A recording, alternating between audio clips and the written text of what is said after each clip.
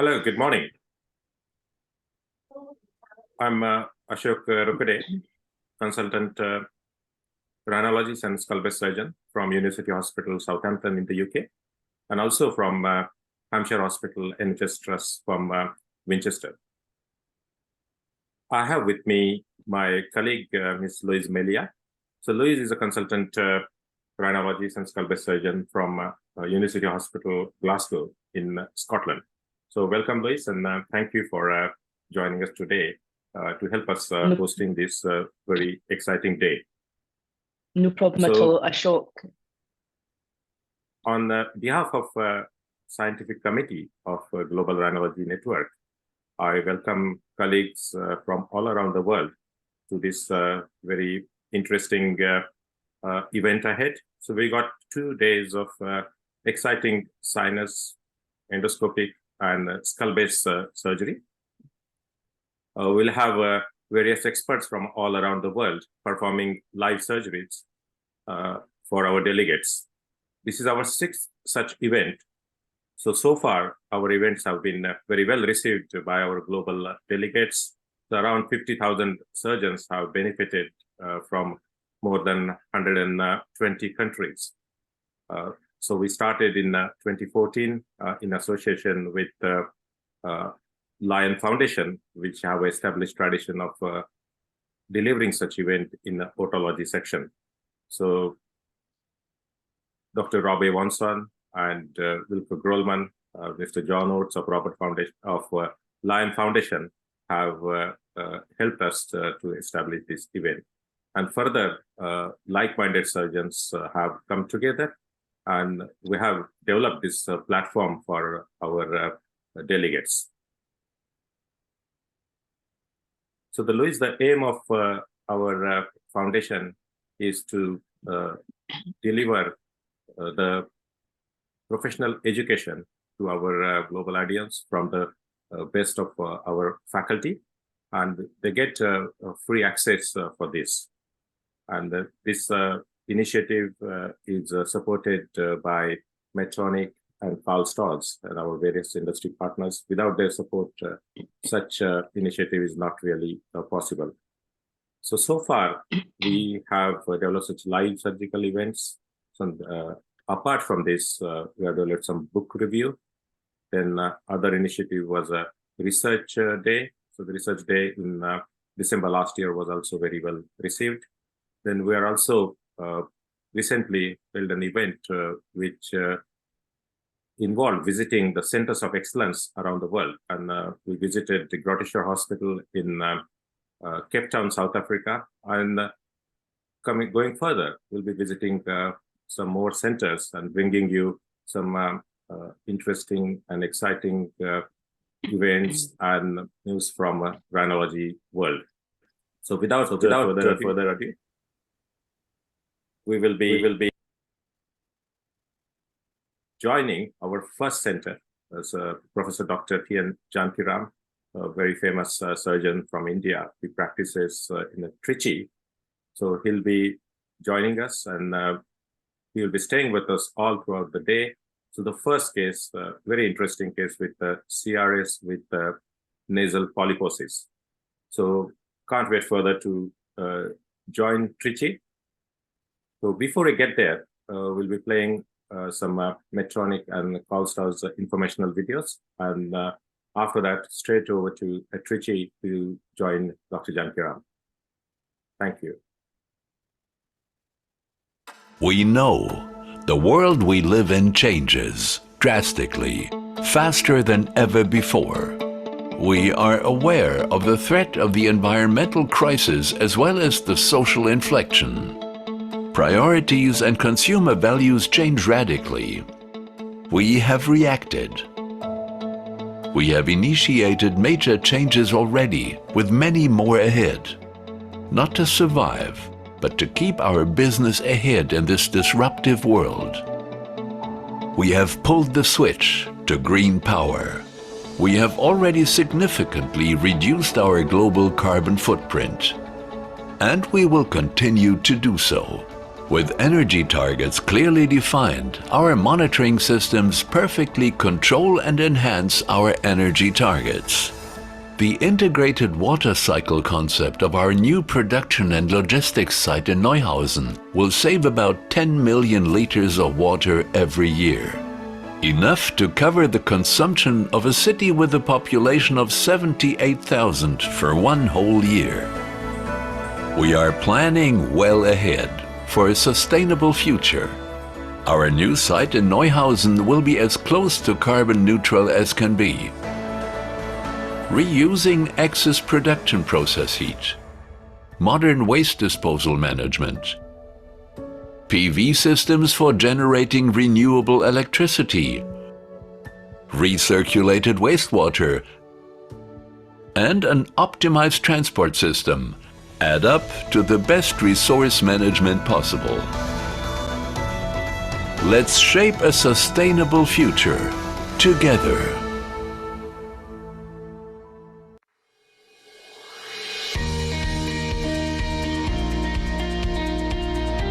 The head and neck surgeries you perform are vital.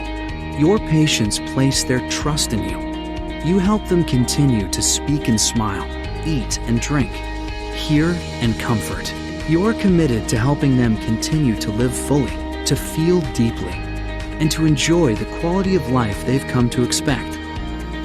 That means being confident that you're protecting and preserving your patient's head and neck nerve function during procedures. Introducing NIM Vital, the next generation of nerve monitoring technology. NIM Vital provides advanced nerve monitoring that helps you reduce the risk of nerve damage during head and neck procedures. Detailed intraoperative nerve condition information helps inspire your surgical strategy. An intuitive user interface with a wire-free patient interface allows for easy setup and enhanced visualization from the surgical field. Real-time notifications of nerve conditions, visually and audibly. Green, yellow, and red status bars provide visual information, and their associated tones provide audible cues, making monitoring function easier than ever. NIM Nerve Trend EMG reporting enables nerve condition tracking throughout a procedure, even when using intermittent nerve monitoring. And when paired with a NIM continuous monitoring electrode, you have continuous nerve monitoring informing your surgical strategy. NIM Vital pushes the boundaries of monitoring nerve function in various procedures in head and neck surgery, with real-time information available during surgery, giving you confidence in nerve function. Because protecting patients' nerves and senses is more than vital. NIM Vital.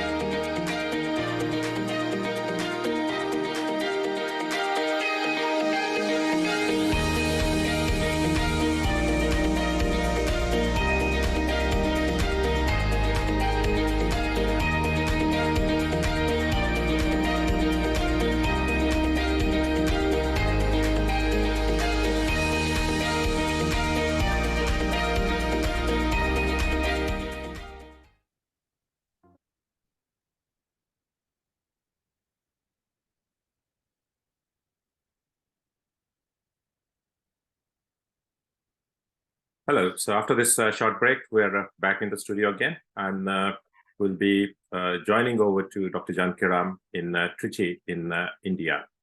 So over to Trichy. Okay, so a very good morning to all of you. I'm Dr. Jankiram from the Royal Pearl Group of Hospitals, India.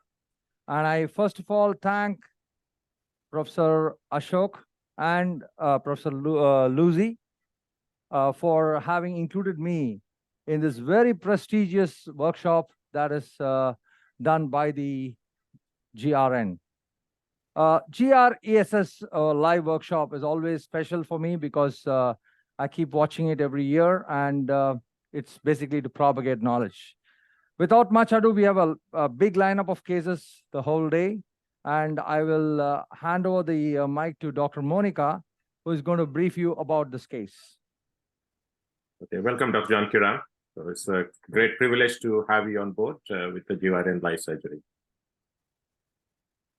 Thank you, sir.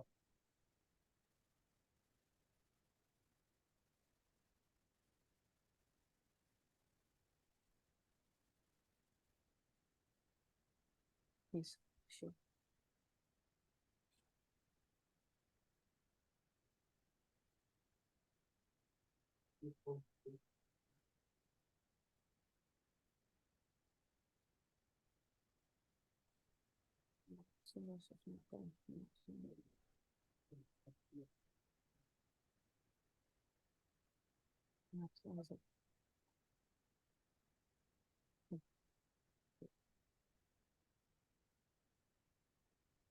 Good morning, everyone. I'm Dr. Maunika, fellow at Royal Pearl Hospitals.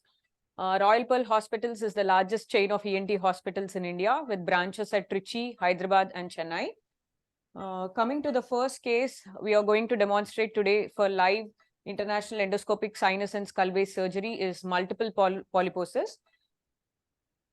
25-year-old female presented to our OPD outpatient department with a history of bilateral nasal obstruction since 5 years. History of headache and history of smell disturbances was present, and history of recurrent sneezing is also present. No history of nasal bleeding, no history of visual disturbances, and no history of difficulty in swallowing. Coming to the past history, she is a known case of bronchial asthma and no comorbidities. Coming to the examination findings, deviated nasal septum to the left and bilateral polypoidal tissues are present. Oral cavity, no abnormality, and in oropharynx, bilateral grade 2 tonsillar hypertrophy was present. Ear, bilateral tympanic membrane intact on video laryngoscopy within normal limits.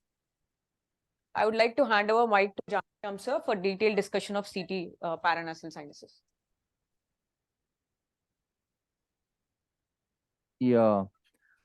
History from Dr. Monica. Now I'm going to read the scans and I'm going to tell, this is basically for the juniors, how to read a scan of the paranasal sinuses. Well, let us understand that there are two ways. Number one is a soft copy, second is a hard copy. I use both, but in this case, I want to show it with a hard copy. And it's better to have all the three cuts, the coronal, the sagittal, and the axial cuts.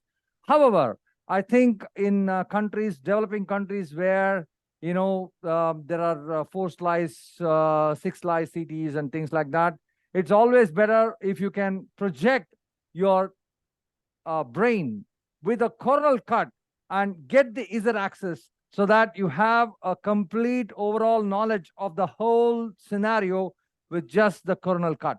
So I'm going to show you how we hardly use the navigation in our center for sinus surgery. In fact, even for skull base, we very hardly use navigation, though we have it, but we generally don't use it. Let's now go on to reading the scans. I always teach my residents how to read a scan. And I always tell them that you have to read the scan 2 times. Never read the scan for the pathology. The scan is for the anatomy. That is very important. The scan is for the anatomy and not for the pathology.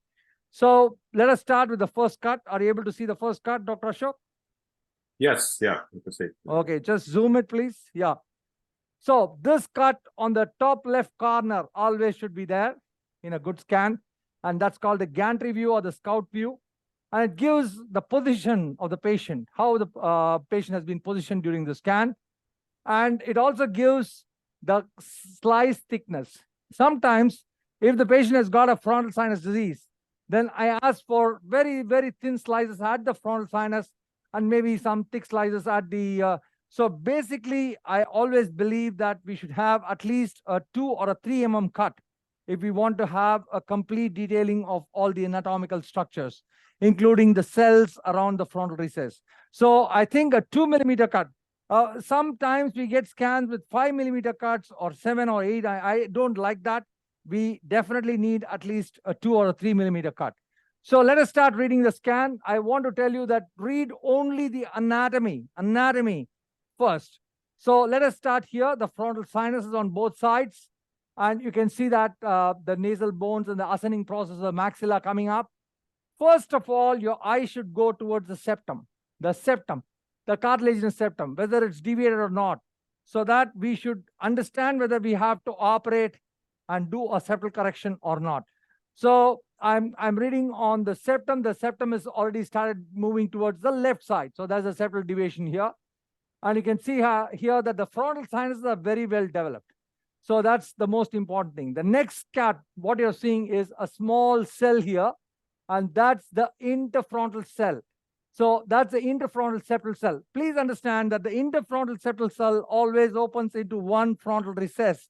So always trace that cell and see where it is opening into. So if you see this cell, so once you see this cell, trace the cell and it's opening here, maybe into the right frontal sinus. So that's very clear. So the interfrontal cell, if it opens into that frontal sinus, the frontal drainage pathway of that particular, the side of the frontal will be pushed laterally. This is basic mathematics. So this is always to be understood that if the interfrontal cell is big and it opens into one frontal recess, then that drainage pathway will be shifted laterally. So this is very important. So that's the interfrontal sinus septal cell, and it's opening into the right frontal sinus. Okay, fine. Now, how do you say it's the frontal sinus? How do you say it's the frontal recess? Let's understand that as frontal sinus surgeons, we don't operate on the sinus. We operate on the recess. So how do you know it's the recess? So that's what I call as the M sign or the T sign. What is the M sign or the T sign? Let us look at it. See here. If that's the passing process of maxilla, that's a perpendicular plate of ethmoid. So you have a connection between both. You can see that that's connected. So it looks like a M. You can see here that M.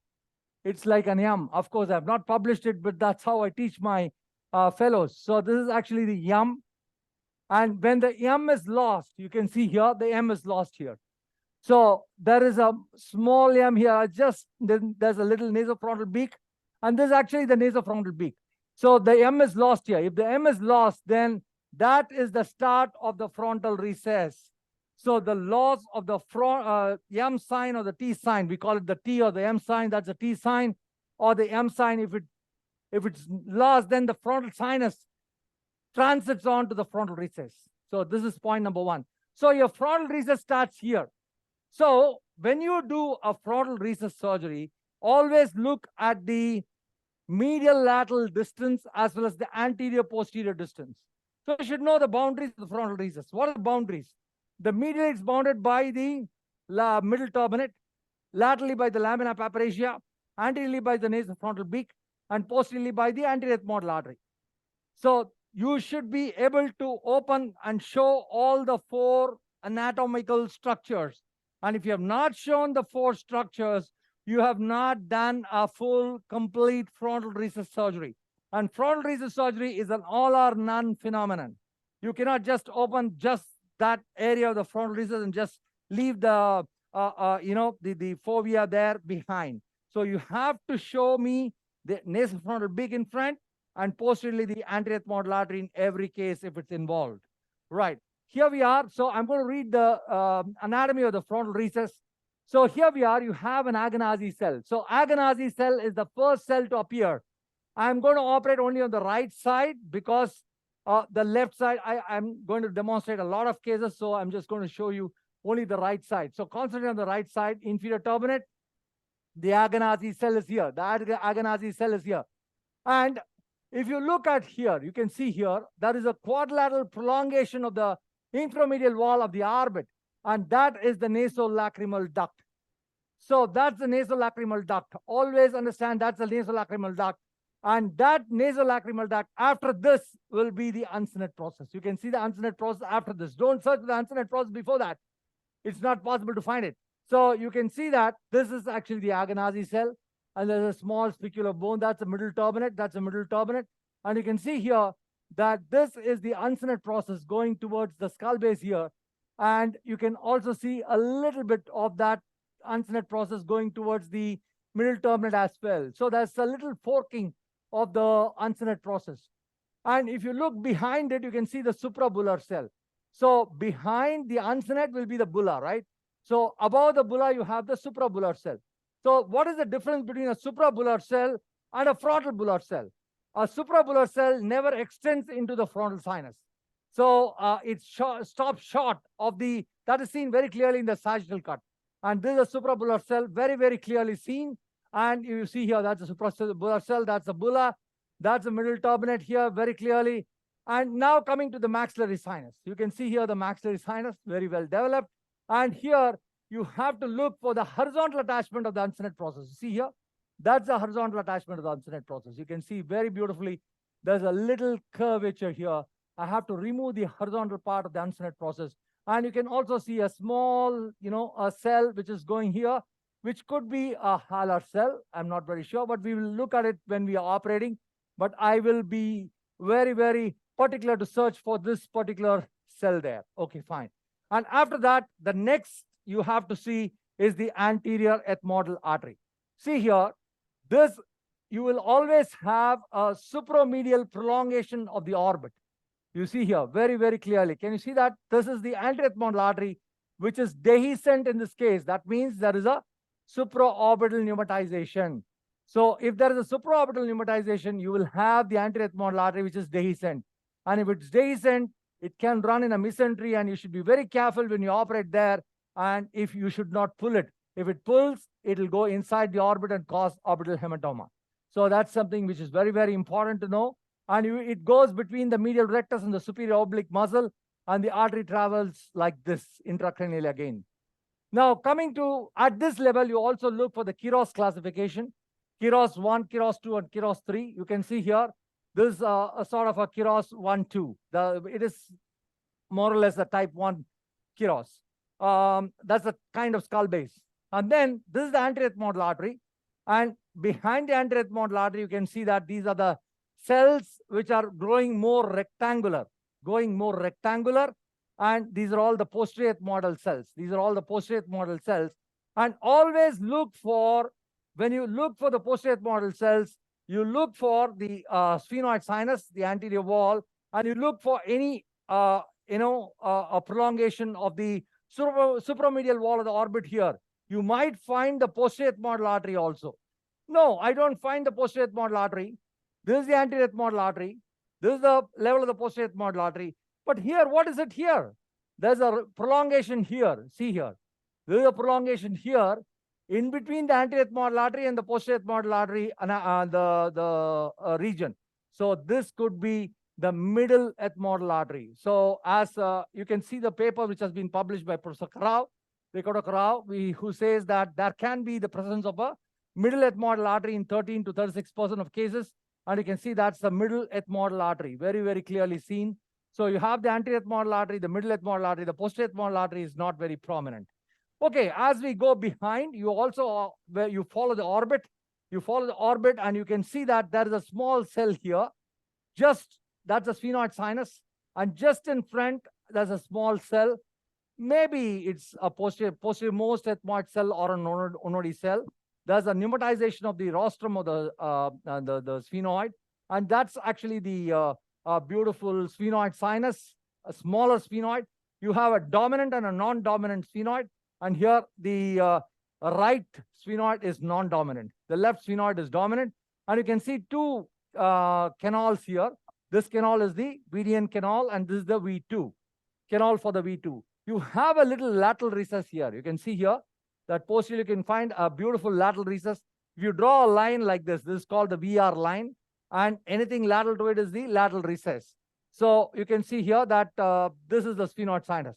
Now, having read that, after that, you can go behind if you want. If you're a skull-based surgeon, you can go behind. Look at the foramen ovale. This is the foramen ovale.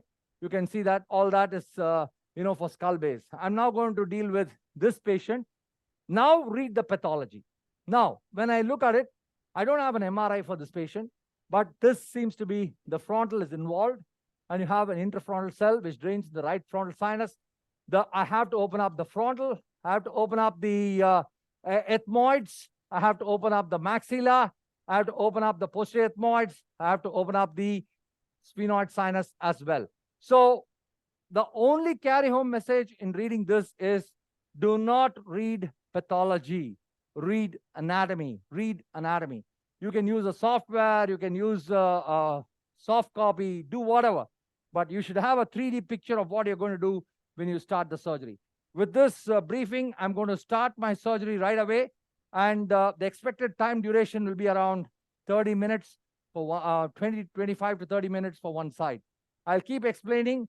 Professor Ashok can ask questions, and we'll make it like a discussion. Okay, thank you, Dr. Jankiran. That's an excellent overview of the scan and wonderful way of reviewing the scans and marrying it to the pathology. So what's your surgical strategy depending on the findings? Okay, so can you hear me? Yes, we can. Yeah, Okay, are you getting the endoscopic picture? yeah, we will be getting there. Yeah. Are you getting Perfect, the yeah. endoscopic picture? Okay, Yes, so yeah, we can see. basically for polyposis, I have designed my own strategy. And Yes. what is that strategy? The first step would be to luminize the airway. That is, I try to luminize the airway. The second step will be delineation of anatomical landmarks. So that will be my second strategy. The third will be dissection of the middle meatus. So broadly, I categorize into three. Number one, luminize the airway. Number two is I'm going to get the landmarks. And number three is I dissect the middle meatus. So here we are. So basically what I do is I pack the nose. There are three kinds of packing I do for the nose. The first packing is called the preoperative packing. I pack it with 1 in 5,000 adrenaline, 1 in 5,000, and that is done in the pre-op room. And after that, I pack the nose with 1 in 1,000 adrenaline, unquantified, undiluted adrenaline. So that is called selective packing, where I bring the patient to the theater. This patient is an asthmatic, and my anesthetist has told I can't give too much of hypotensive. You might expect a little bleeding, but it's okay. I can show some case with a little bleeding too. So here we are. So what I'm going to do is I use the debrider during the entire. Can I ask you what is the what extent of surgery have you planned today? I'm going to do a complete full house fest. Full house fest. So you can see here, I'm going to start. See, what is the methods of hemostasis which I follow? Warm saline. So you see that I have assistants near me, and they are actually irrigating. So you can see that they'll continuously irrigate with warm saline. That's exactly how I believe in securing hemostasis. So my first step is getting a lumen of this airway. So that is the first thing I want to achieve in this case. And you can see here,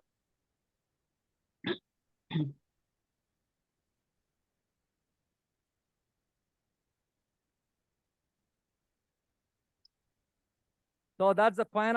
I can hear the sound, the sound change in the debrider. So your visual cues, your oral cues, all are very important. And see that, that's the choana. You can see the choana, all of you. Can you see that, please?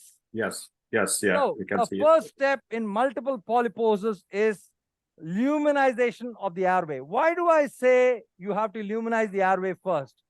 The reason is, if you have a polyp which is obstructing the choana, what will happen is there is blood, that blood will regurgitate behind.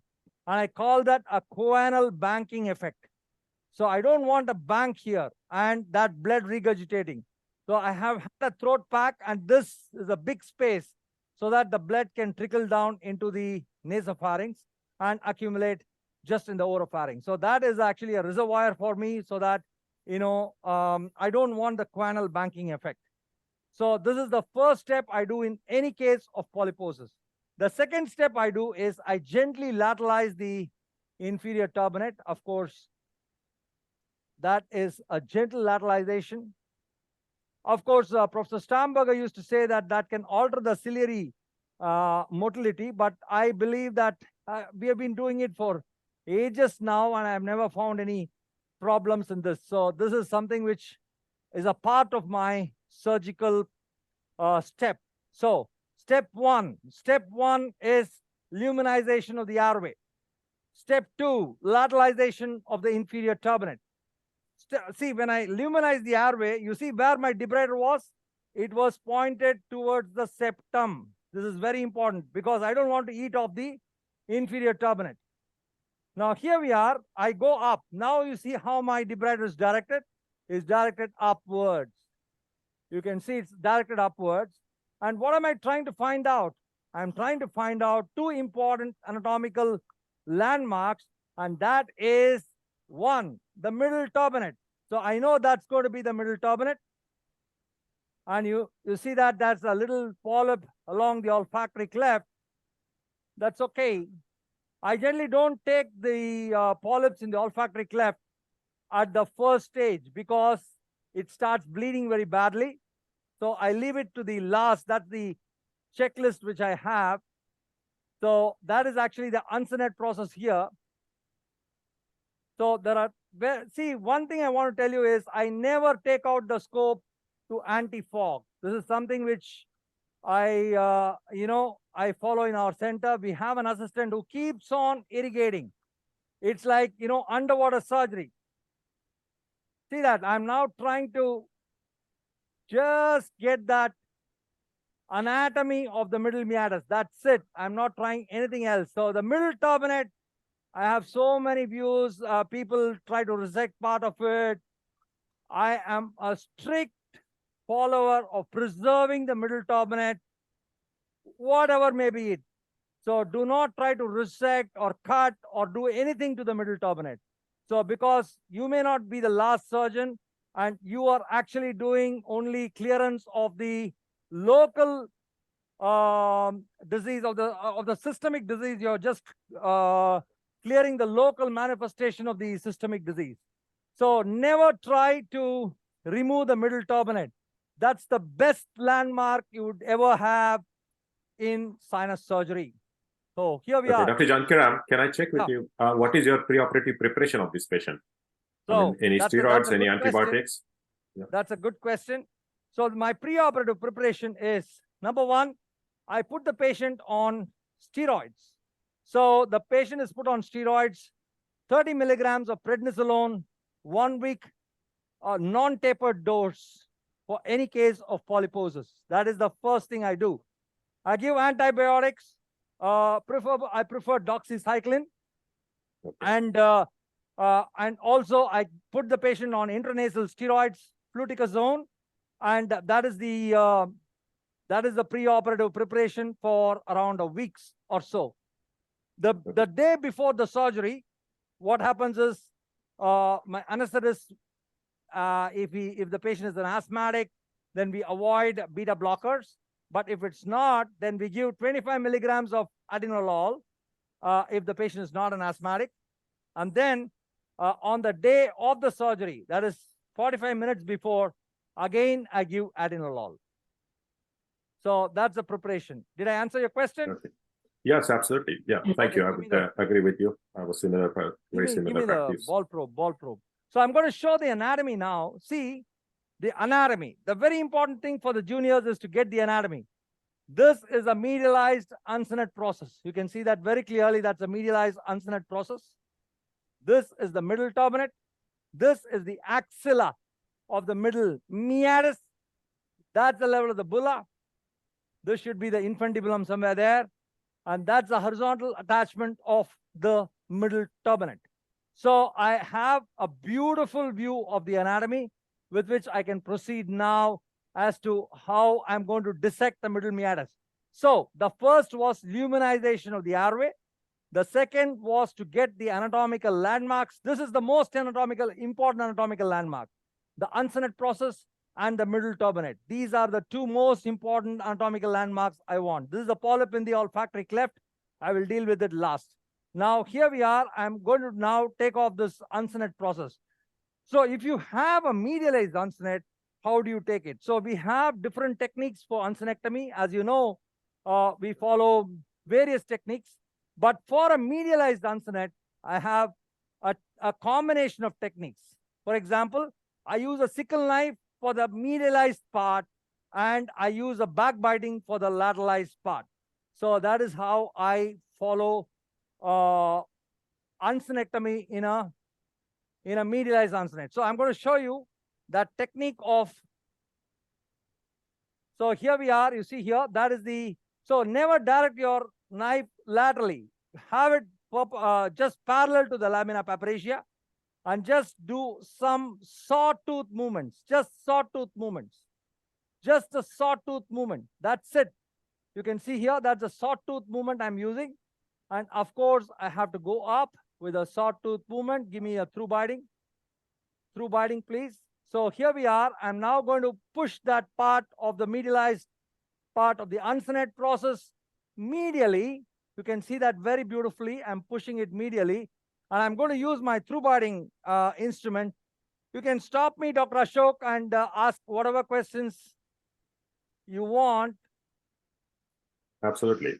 I mean, as our viewers can see, Dr. Narayan has various techniques about uncinectomy. I think the swing door technique, which probably is billed as one of the safest technique, is a retrograde uncinectomy. But Dr. Janakiram here is sort of adapting to the anatomy and the placement of the uncinate. So this is a medialized uncinate. So use the sickle knife initially from the front, and also in parts is going to use the back biters. Is that right, Dr. Janakiram? Absolutely. Now you can see that the uncinate, actually how you have two parts to the uncinate. Give me a ball probe. Let me show for the audience why did I do that. The two techniques for the uncinate. You can see that uncinate went like this and came out like this. So that part which came out like this has been resected by the sickle knife, and the part which is lateral here, you can see here very clearly, is going to be bitten with a backbiter. Okay, so that is the key. If I had used the backbiter or the swing door, I could not have done it, because there were two components for the uncinate process. There were two components. One was a turn component towards you, and a turn component and a component away from you. So that is the key. So we should plan our uncinectomy depending upon the anatomy of the uncinate. So I always believe that the pathology dictates the technique. The technique should not dictate the pathology. So here we go. I'm using my Nagashima backbiter. I go right at the base of the Nix triangle, and see that. Now gently pull it up, and then I'm using my backbiter here. You should always believe, you should always do that. Whenever you have a thick bone, don't bite. That's very, very, very, very important. Don't bite thick bone, because you're going to damage the nasolacrimal duct. So here we are. What I'm going to do now is I'm going to see the horizontal portion. See, that's the horizontal portion of the uncinate process. I showed that to you in the CD scan. See that? That's the horizontal portion of the uncinate. See that? Beautifully seen. Beautifully seen. That's the horizontal part of the uncinate process. Now, I use the RAD12 debrider blade. The RAD12 debrider blade. The RAD12 debrider blade, please. Yeah. And what I will do is I eat off the horizontal part of the uncinate process. See how beautiful and easy it's coming out. The maxillary sinus is seen. Dr. Satya and Dr. Shiva are assisting me. I'm going to show you the horizontal part of the uncinate process. So nicely, you can actually dissect that beautifully. So here we are. You can see that. Now, give me the Blexley. I'm going to take that out. So you have what is called the water paradox. When you have a lot of water, you have the water paradox. You will not. So you will have a little refraction, and the structure will come a little medial. So see that. See how nicely you can get the horizontal part of the uncinate process. See, wait. I want to show that anatomy. You have 2 feet here. Give me a ball probe. So this is very important. Many people don't see this. They take it with a Stamberger sponge. I don't like that basically, but of course, everybody has got his own technique. You see, that is one lip here, anterior lip, and that's the posterior lip. You have a U-shaped attachment of the horizontal part of the uncinate process, and this part, the uncinate, is going behind. You can see how beautifully the uncinate process has been taken off. And now I'm going to use my RAD 40 debrider blade to clear the maxillary sinus. RAD 40 debrider blade, please. So the first would be a RAD 0. The second would be a RAD 12. And third would be a RAD 40. Here we are. I'm going to use a RAD 40 debrider blade. See how I introduce it. You should not fog your scope. And here I would like to do a wide middle meatal antrostomy. There's no question of making it small.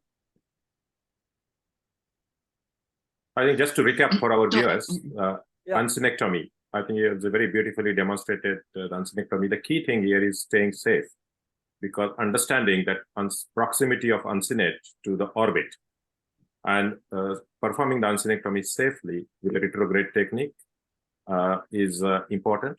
And also being a thorough about uncinectomy, how Dr. Jankiram has removed the vertical segment and the horizontal segment very thoroughly. Because in the revision surgeries, what we often find that things like the uncinectomy not performed properly can lead to further issues. So if you're dealing with one segment of anatomy, deal with it thoroughly. And that's what Dr. Jankiram has demonstrated up till now. Okay, so I think yeah, madam, please carry on. Yeah. so. No, I was just saying there that with that antegrade approach as well, just the position of the sickle knife parallel to the lamina gives the viewers an excellent view of how to do it safely if you're approaching it from the front. I also wanted to ask, so if you have a patient for the first time that you're operating on with polyposis, do you send samples off for histology? Absolutely, we do.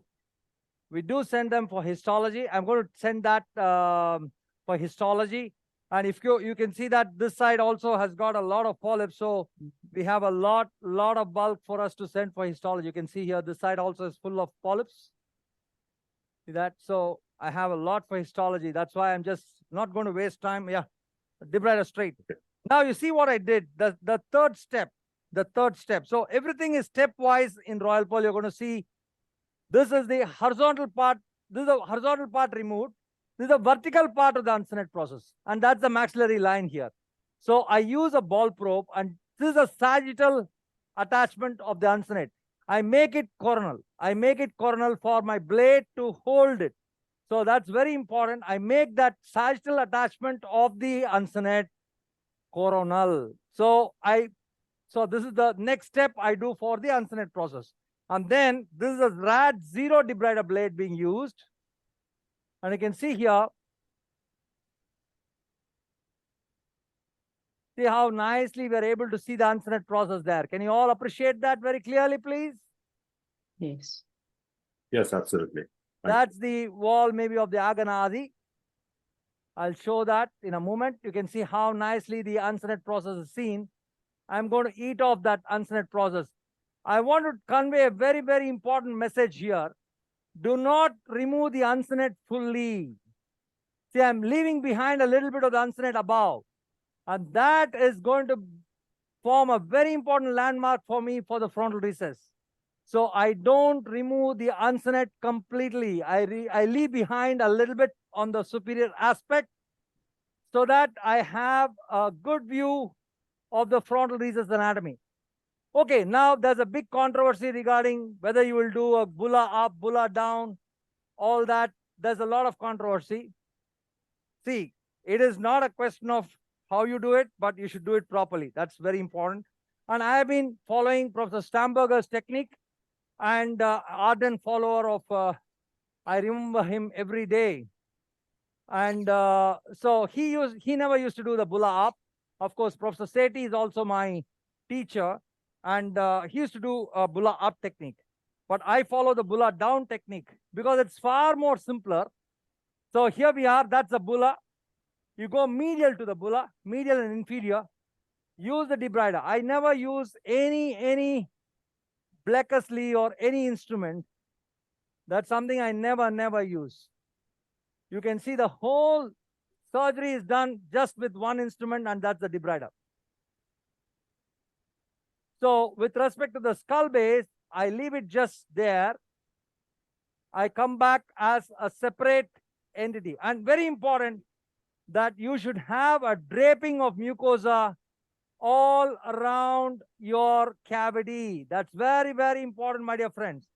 If you don't have mucosa, you've made the bone raw, then there's every chance that the healing can be delayed. There will be osteitis, and that's a big problem for you. So always have mucosal preservation technique, and the best instrument to preserve mucosa is the debrider. So you see, I call the Blakeslee forceps as a scavenger forceps, just to take all that, the scavenging work. Now, having done the bulla, I'm going to keep my black pack. I want to keep a big pack there. So I have done now the bulla, of course, not the suprabullar cell. I know that will be done as a separate delineation of skull base. I will tell you the reason why I do that later. So suction, please. Never suck. I have seen many juniors sucking the cavity. Never suck the cavity directly. This is very, very important. Keep something and then suck over it. So don't want to, damage the mucosa. So better you keep a lint or merocil or whatever, and then suck. See the lamina draped with a beautiful layer of mucosa. Now, having done that, now I'm going for the basal lamella. This is the basal lamella, which is the the uncinate, and then you have the bulla, and then you have the basal lamella block. Now, this is the basal lamella, and I'm now opening it inferiorly. Just see that I'm opening it inferiorly. My debrider is directed downwards. My debrider is directed downwards, not upwards. It's directed downwards. I'm sorry I sucked it, but actually you're not supposed to suck the cavity directly. Okay, because my debrider got blocked. Okay. But I also note that, Dr. Jankiram, that the suction you're using, it's an olive tip suction. So that's probably less traumatic to the mucosa. So every possible care for hemostasis and being delicate with the mucosa, that's the key. Absolutely. And as you're doing the ethmoid dissection, do you use the microdebrider to palpate and feel the anatomy as well as using it as a microdebrider? Yeah, it's only the tactile feedback you get. So you palpate and you see the movements of the debrider. It is always horizontal to a vital structure. Never press it up. It's like this along the skull base. Great. I think there are some delegates joining us, and they are asking some interesting questions. So we will take these questions at the right stage of the surgery. Some of the questions relate to other cases. So just to remind the viewers that Dr. Jankiram is going to be with us throughout the day. He will be performing various surgeries. I can see there are some questions about JNA. He will be performing a JNA. That's his signature surgery. So we will take your question at the right time, at the right surgery. So thank you for asking the question.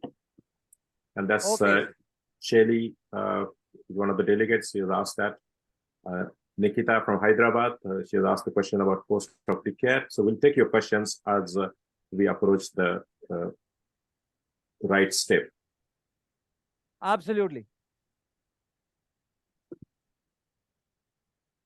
So here you can see that always remember that the skull base, when it goes backwards, goes downwards.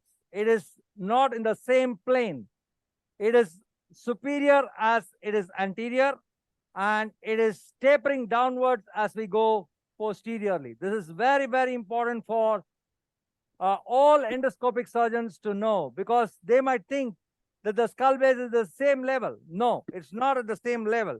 It is actually tapering downwards. And so if you take your Blakeslee and go like this, then there's every chance that you can perforate the skull base.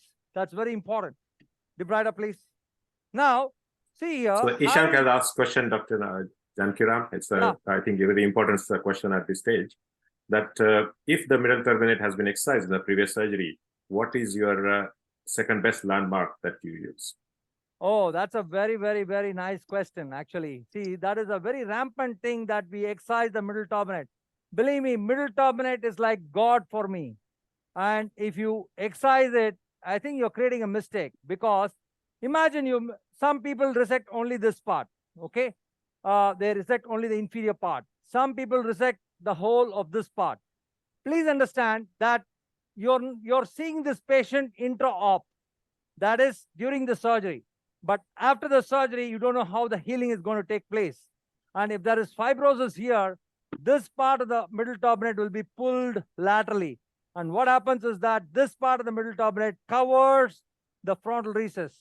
And so most of the frontal recess procedures, that is the frontal sinusitis, are in fact due to the covering of this middle turbinate, partial middle turbinate over the frontal recess. So I prefer that you don't touch it. Okay, well, answering your question, if the middle turbinate is not there, the best next landmark will be the inferior turbinate and the maxillary sinus.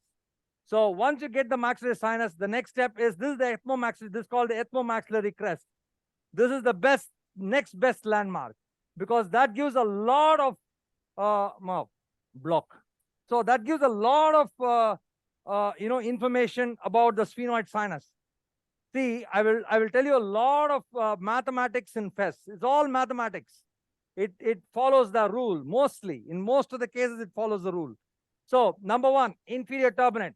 Above the inferior turbinate, you have the maxillary sinus. And that's the maxillary line. That's a beautiful landmark. You can't come anterior to it because the nasolacrimal duct is there. Now, above the maxilla, you have the ethmomaxillary crest, and this is the lamina papyracia. And you follow the lamina papyracia, it'll take you on to the posterior ethmoid and the orbital apex. So you see how beautifully you can actually navigate yourself very, very, very nicely. Now, there are various approaches to approach the sphenoid sinus. I'm going to show you some of the approaches. There are three different approaches. One is called the lateral approach to the sphenoid sinus, where we go, like Professor Stamberger has described in his book, posterior, inferior, medial, and then go inside the sphenoid sinus. I think I generally don't follow that approach. I will tell you what approach I follow. Now, give me a Blexley. See, that's a scavenger forceps being used. Whenever you use it, be very careful. Don't pull. You should take only the bone out. I'm super gentle in this. If I pull that, that mucosa will come out. So that is how it's like, a tiger catching its cub, not injuring it. That's the simile I give. And that mucosa should never, never, ever be resected. Now I'm going to demonstrate how I open the sphenoid sinus to for the beginners. For the beginners, how do I open the sphenoid sinus? Now give me a ball probe. This is what I call as the baby walk. Baby walk. What is the baby walk?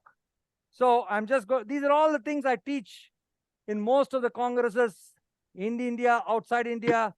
This is how it easily goes into your brain. So it's very easy to remember this. So how do I open the sphenoid sinus? So sometimes what happens is some people are a little scared to open it from the posterior ethmoid going posterior inferior medial. So I use a ball probe. See here. See here. Now that's the base of the bulla with the junction of the basal lamella. So I slide like this is a baby. One, tuck, tuck. The baby is walking. The baby is walking. And the baby fell down. This is a baby walk, fell down. So where did it fall down? It fell down into the superior meatus. Now what I do is I move it like this. See, I move it like this. So that's the baby walk, tuck, it fell down. And then I move it like this. If I move it like this, what do I get? I get the superior turbinate. So that's it. So you have an access onto the superior turbinate.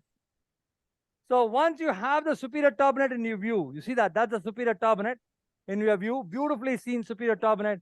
You can actually go through the natural ostium of the superior of the sphenoid sinus. You see here how I do that? See here. That's the superior turbinate, a polypoidal superior turbinate. You can resect the small part of it. Don't go and resect the upper part of the superior turbinate because it has olfactory fibers. So don't do that. So I'm just resecting a small bit of that superior turbinate, leaving behind most of it. And at what level do you find the sphenoid sinus? This is where your ethmomaxillary crest comes into view. Draw a line from the ethmomaxillary crest, and below that line will be the sphenoid sinus. You can see very beautifully. I'm going to draw a line here, and you can see that. So I have a small technique. Again, I will show you the technique. All for juniors. Give me the pack. See here. In fact, we have published one paper, I think Professor Sinia from Russia has published my paper on how to dissect the ethmoid with a small lint. So that's a non-traumatic way. I think that publication, I think, is out, or I'm not sure. She's writing a paper. I'm not sure about that. I trained her in Russia. So here we are. I've kept that gauze piece in the superior meatal window. It's called the superior meatal window. And I have a small probe. This is the made in India probe. You can see that's called the sphenoid probe. It's a malleable probe. And I'm going to use that probe. See here. This is a malleable probe. And you see here, I use it and then I palpate. It'll go inside the sphenoid sinus. So that is the ethmomaxillary crest. And you can actually go there and it'll go inside. See the bubble coming out. That is the bubble sign of Stamberger. Can you see the bubbles coming out, please? Hello? Yes. Yeah, yes, we can. Yes. If you have a bubble, that's a bubble sign of Stamberger, as described beautifully by our sweet professor. Suction. So I'm going to see that. I've kept that probe in the sphenoid sinus. And that's the superior turbinate. Between the superior turbinate and the septum, I placed that probe. So this is a atraumatic probe. It's a malleable probe. Now what I will do, I will use my Blakeslee forceps. See here, I do what is called the reverse technique. See, I go inside and I open it like this. I open it like this. And then like this. So both ways you can open it. So that's a reverse technique. So I don't pluck anything. It's like something like a balloon, maybe. You can compare it with a balloon. So that is actually the reverse technique. I open up the sphenoid sinus. And now I'm going to widen that sphenoid sinus. Give me the debrider. So you can use the debrider safely in the anterior wall of the sphenoid sinus. Don't use Dr. it. Jankiram, as you mentioned debrider, there is an interesting question from Dr. Vijay. Yeah. He's asking if you are operating in a resource-compromised sector and you do not have debriders, what are the alternatives? My dear, who is the name? What is the name of the? Dr. Vijay. I just want to tell you that, will you operate on a mastoid without a drill? I mean, it's like that. It's the same. Nowadays, debrider, if you don't have and you do FES, in fact, I will not do a FES without a debrider. Okay. I will just say, thank you very much. I will not operate in the case. Because you're going to take off the mucosa. And the whole idea of FES is functional. Functional means mucosal preservation. And no instrument in the world has been designed to preserve the mucosa like the debrider. So I believe that you should not operate. I'm sorry to answer this in a very rude way, but then the only alternative is to use through biting instruments. See here, I'm just going to show you some example. If I pull this, you know what will happen? The mucosa will come out. Am I right, Professor Ashok? Mm-hmm. Yes, I mean, that's a very clear answer that if you're operating and it is important to make sure that you got all the appropriate right technology available for the best outcomes. Okay, if you want to compromise on outcomes, of course, you don't need a good camera. You don't need a good debrider. You can just do it. But if you want good outcomes, if you're a good surgeon, you have to invest on certain equipments which give you good results for your patients. Okay, correct. So that's now, what we have witnessed in rhinology, that all our advances that happen over the last 20, 25 years are quite related to technology. And because of this technology, we have been able to explore further frontiers. So technology is the key. Yeah. Dr. Ashok, we always say medicine grows by physics. Mm-hmm. Absolutely, yeah, that's very well said. So that's the sphenoid. You see here, that's very important. What I did was, see here, what I did, I got the planum here. So I got the planum here. And now what I will do, see what I did? That's the maxilla. There's the lamina papyracea. That's the sphenoid sinus. The middle turbinate nicely stable, preserved. And the little bit of the superior turbinate perfectly preserved. And from here, I come reverse. I come reverse. I get the skull base, and you see why I do it, what is called the beggar's movement. The beggar, how does the beggar come with your hand like this, like this, like this? See that? Exactly like that I come. That's called the beggar. All these are terms which, you know, I teach my residents. Never go very harsh on the skull base. Very, very, very, very important point. And very important is many people, they leave behind stalactites and stalagmites during fest. I want a smooth looking cavity. I want a smooth looking cavity. Or else I think you have not done a fest properly. This is my contention of the surgery. See that? That's the skull base. That's the skull base. And now what I will do is I will start with my, see, I know the anterior ethmoidal artery is here and it's dehiscent. So, and there might be the middle ethmoidal artery as I read in the scan. So now I will change to 70-degree telescope. Some people operate with a 70-degree telescope throughout their procedure, 30-degree or whatever. I believe that don't use angle telescopes unless you're an expert, or you know, you want to do something very funny. To me, I think the best would be a normal vision with a 0-degree telescope. If the situation demands, then use the angle telescope. For example, I'm sorry. Yeah, please. I was just going to say you can lose orientation very quickly with the angled telescopes if you're not used to using them. Absolutely. I fully agree with you.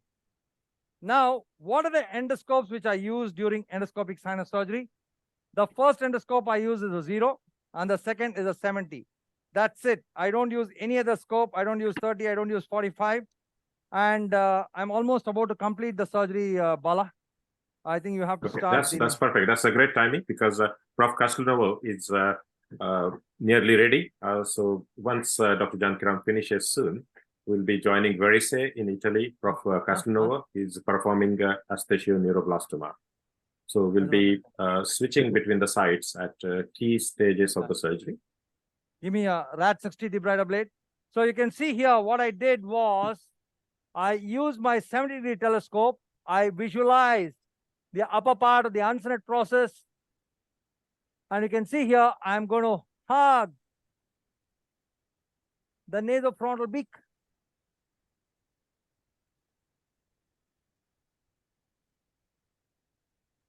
Okay, you can see here, that is, give me a good wash. I'm already almost there. I'm going to just wash it here. So again, please understand, don't get misled by the interfrontal cell. So you might have 2 openings. Right. One is the interfrontal, and you can have the frontal sinus as well. See the polyp coming out of the... Can you see that, please? Yes. Yeah. You can see give me a RAD60, please. Now, there are 2 things which I want to mention here. This is called instrument above. So I teach my residents, there are 2 techniques of frontal. One is instrument above and second is instrument below. And here what I'm doing is instrument above. You can see here that's the cell, maybe the interfrontal cell, not the frontal sinus. Give me a small lint. So now I'm going to open up. This is the most important part of the surgery. I think, can the audience stay with me, or you want to shift to Castelnuovo, Professor? Okay, you can complete this probably. Because this is the last 5 minutes, 5 or 10 minutes of the surgery. Perfect. Yeah, we'll stay. Give me a J we'll let you finish in 5 minutes. Yeah, perfect. So to our delegates who are asking questions, yes, we will take your questions, and thank you for your interest in the surgeries. You can see here that this is something which I love to do. Keep adrenaline-soaked gauze piece, but not very, very, don't press it very hard because that's going to damage again the mucosa. Now give me a maxillary sinus suction tip. So I think I'm gone into the, see that? That's beautiful. Wonderful now. Now, what I will do now is take that giraffe, please.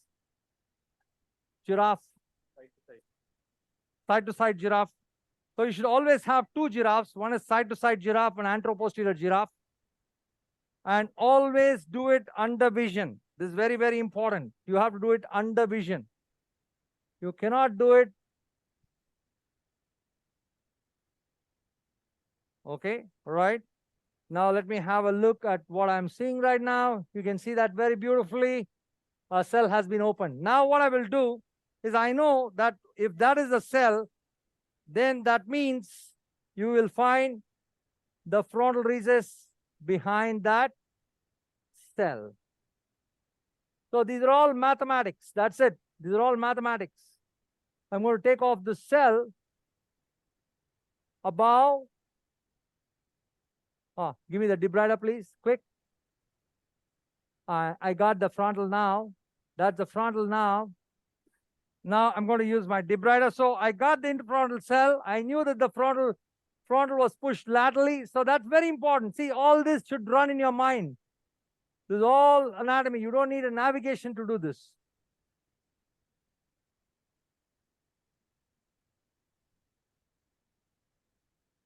Again, instrument. So you can see that the frontal, can you see that or not? Give me a wash. Yes, yes. I will open it. You can use a frontal mushroom as well.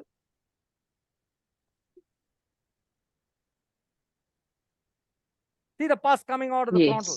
Yes, yeah, that's brilliant. So this is like, you know, when you keep it there, it should be there. That is reading anatomy. You cannot just, you know, group around. That is not the way you read a scan. I tell my residents, you should be pretty sure about what you're doing. See that? That's the frontal, very beautifully seen there. And that's not enough. That's not enough, because I've not seen all the four boundaries of the frontal recess. So what I'm going to do is now to widen this frontal recess.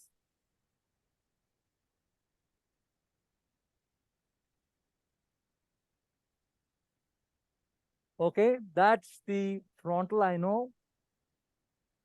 The interfrontal cell has been opened, I know. So move your debrider gently posteriorly to open up the suprabular cell. Go closer now. You will be seeing the anterior ethmoidal artery now. A little.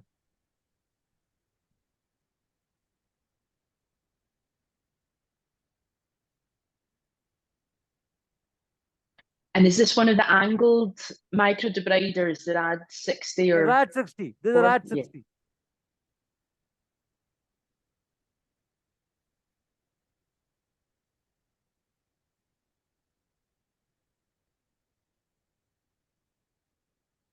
Can you recognize the structure? That's an excellent view. And I think back to the question earlier about instruments, if you have the correct microdebrider, you can then add so many disposable ends to it and really make it very multifunctional. Drills and the angled micro, you know, RAD 90, RAD 60, etc. Yep. Give me a, yeah, that's right. So that's a RAD 60 debrider blade. And you have the RAD 122 if you want to. So the most important thing here is to irrigate inside the frontal sinus. Because, you know, the crevices of the frontal sinus might be hosting a lot of pus bacteria. You don't want that to happen. So and more important is the post-operative, you know, steroid wash. And that has to reach the frontal. So you can see here how, see the wide frontal recess. Can you all see that there's a small polyp out there? Yes. Yeah. So Yes, what do you do? yeah. You have to irrigate. You have to irrigate. The most important thing is irrigate. That's the single most important carry-home message I want to give. When you do frontal recess surgery, don't hesitate to irrigate a lot. Once you irrigate, most of that will just come out. And do you have steroid impregnated in the rinse that you're using currently? Or is that just saline at the moment? Yeah. You're right. I sometimes use the steroids also. So I'm going to now show you how I'm going to, give me the debrider. I'm going to take off that polyp. It's still there. Not happy about that polyp hiding there. So I'm going to use my debrider here and instrument above.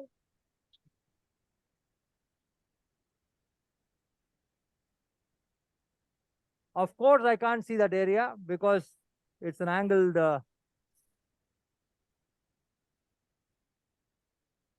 Okay, not bad. Give me irrigation again. So if you have a polyp like that, what do you do? So what I do is I keep one Merocil or a lint soaked in steroid inside the frontal. Give me a small lint soaked in steroid. Decadron.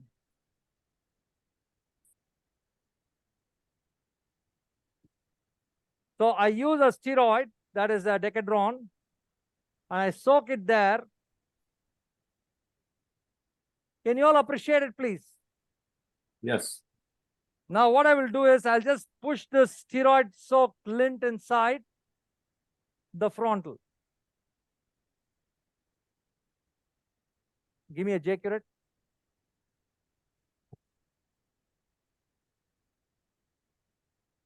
And I hope that that polyp will regress. That's it. I can't go and operate inside the frontal sinus. That is not the idea. How long do you keep this, or it just I keep it for a minute.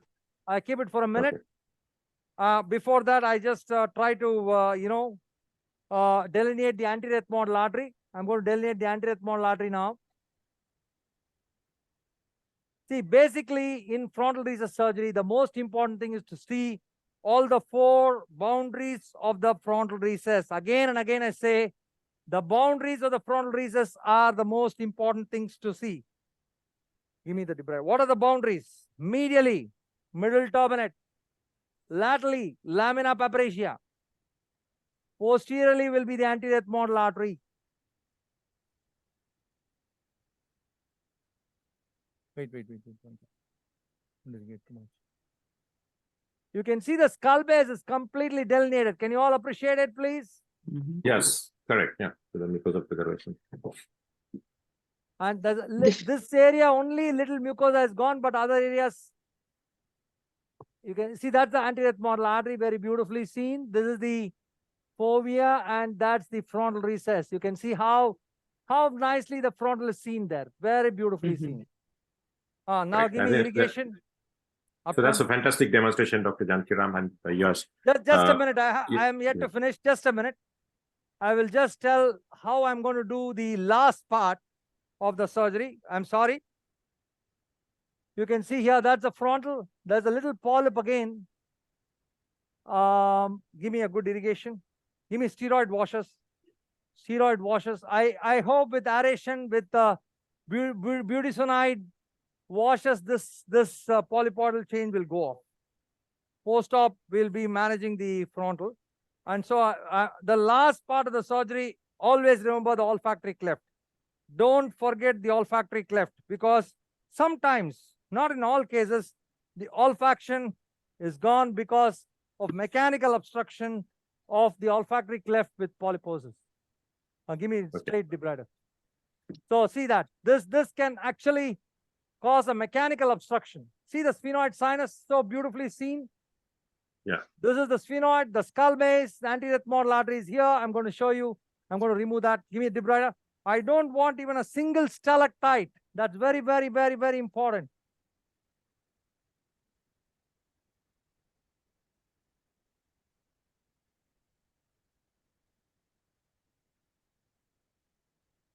Now I'm going for the olfactory cleft. And when you do the olfactory cleft, don't debride on both sides, because again, you will lead to fibrosis. So I debride only on one side.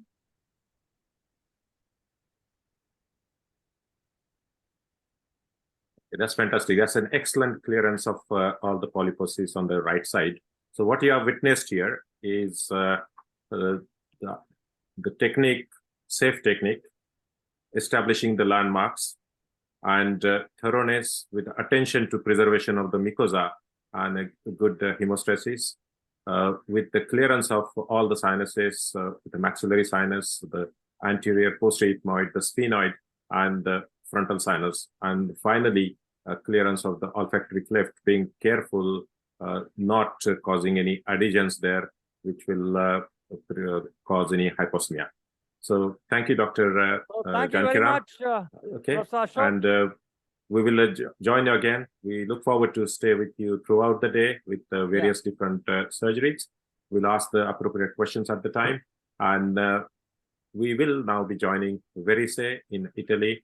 Prof. Paolo Castanova is nearly ready to start the surgery, and he's got a very interesting case of Esthesioneuroblastoma, which is involving the skull base. So over to Verise in Italy, and we'll join Prof. Castanova. So thank you, Professor. It's an absolute privilege to have you demonstrating this surgery to our global delegates. You have been a part of GRN right at its insight on every live surgical event. He has demonstrated wonderful surgeries. So without further ado, over to you, Prof. Paolo. Hi, thank you for invitation. And now Dr. Pistocchini will present to you the clinical case of this lady with olfactory neuroblastoma, and then we start immediately the surgery. Thank you. Please, Andrea. Okay, hi Ashok, can you hear? Yes, Mario, hi. Yes, I can hear you.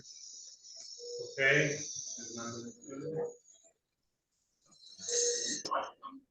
So as Professor Castanova said, she's a woman, she's 48 years old.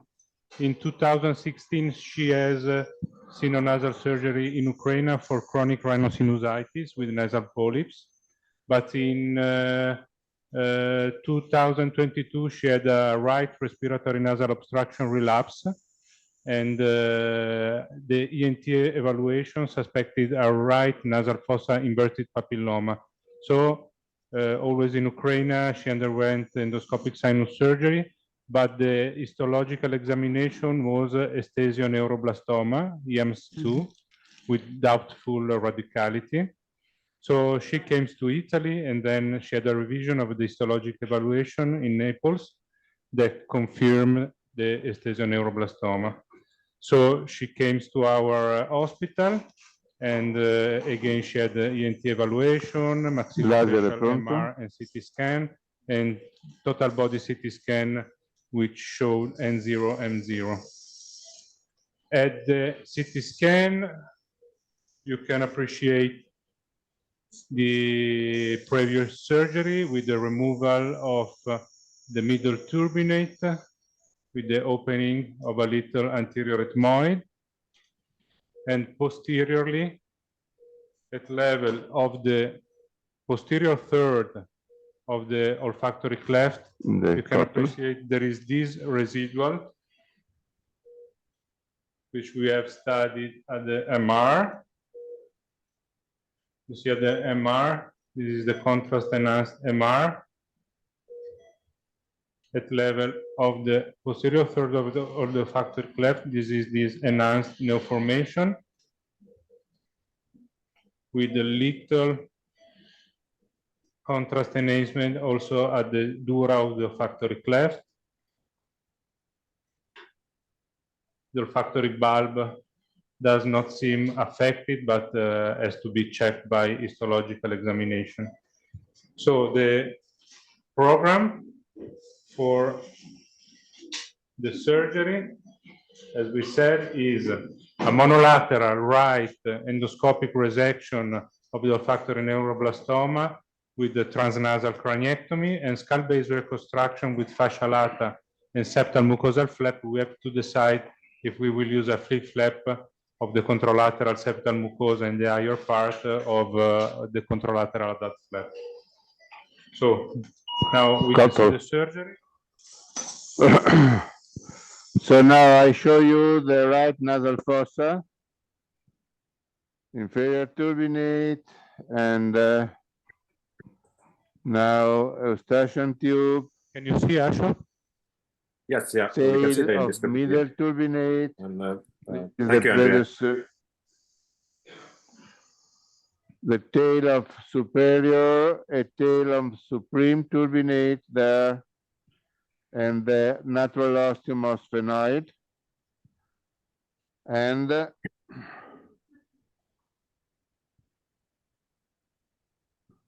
again, this is the uncinate process, the bulla, and this is the residual tumor in the olfactory groove, in the olfactory fossa. This is uncinate process and bulla. So the program is the resection of the tumor with a centripetal resection. We start to mark the border of the resection with the diode laser.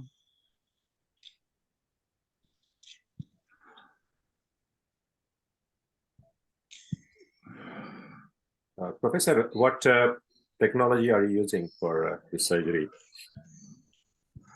So I'm using now a 0-degree scope and, the incision of the mucoperiosteum I will perform with a diode laser. It's a contact laser. That's interesting. Because that help with giving a bloodless film.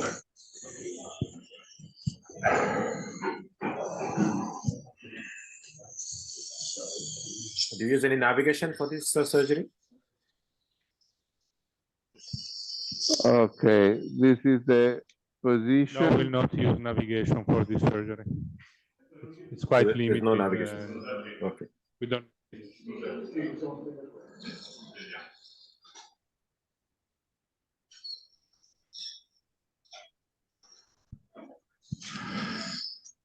Dammi il 45 gradi.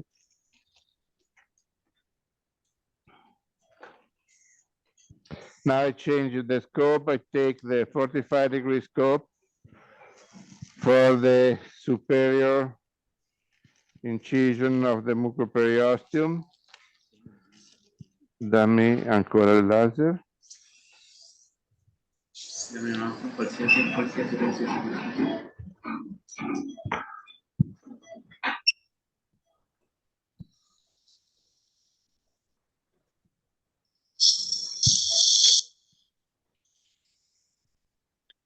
So the 45-degree scope, and this is the anterior incision with the laser.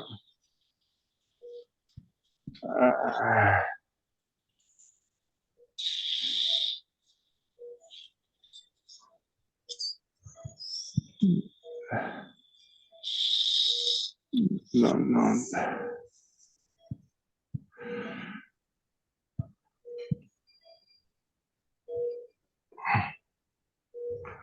Non riesco a... No, questo, quello da frontale mi devi dare.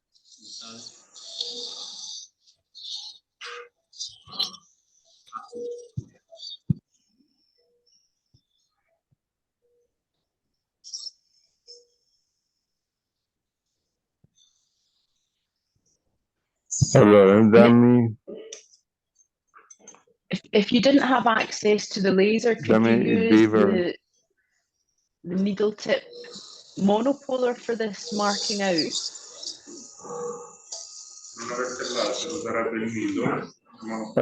Yes, we can use the cold instrument like the Weaver. Yes, we can use also the monopolar like the Colorado.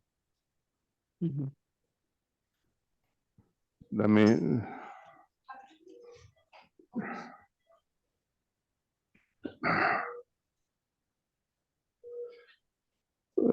Here I am taking the superior plane. It's quite difficult to reach.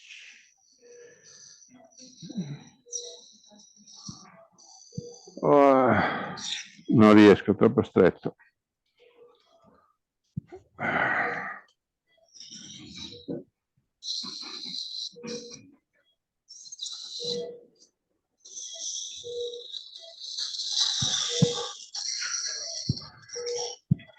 Dammi un sistema di lavaggio perché non riesco a fare niente qui.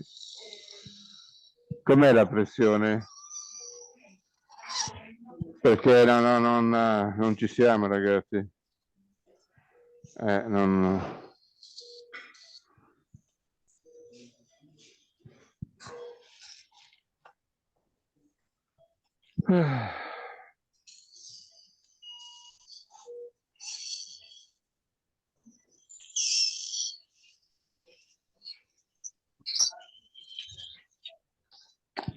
Dammi lo 0.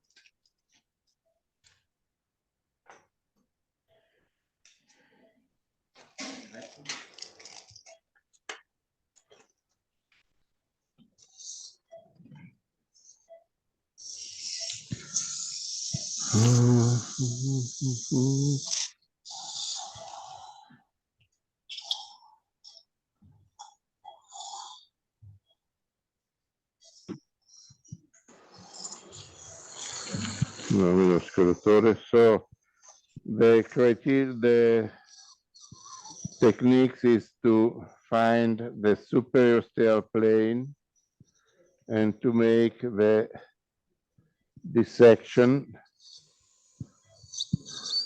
No.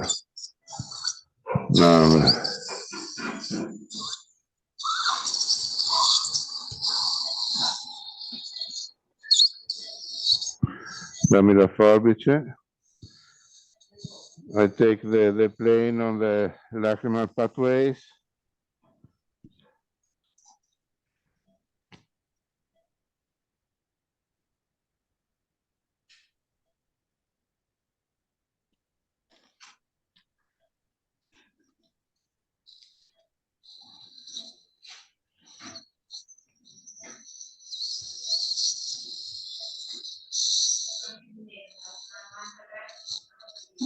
Sì, se no non riesco a fare niente. Adesso è un po' presto. Dammi il J-Curette.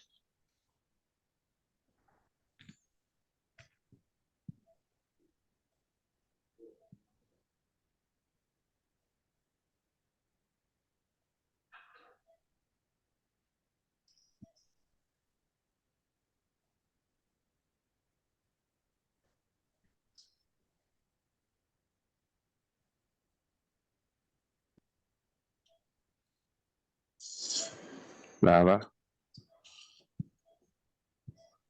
I'm taking the plane on the uncinate, and then I look for the elevation of the mucoperiosteum at the level of papyracia. Dammi la 1 piccola, tagliente.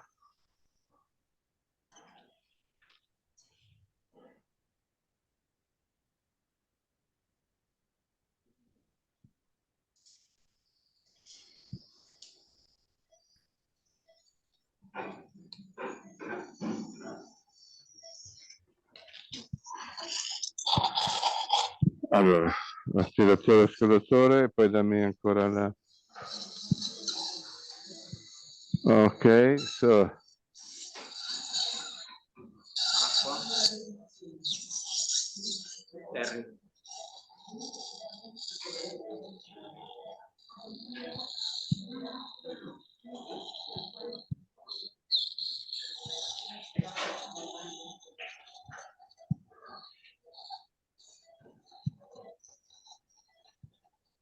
Dammi il basket.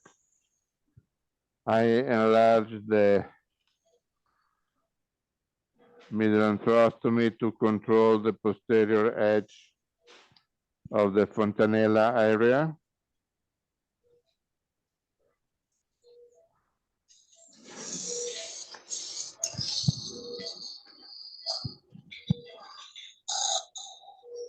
Brava.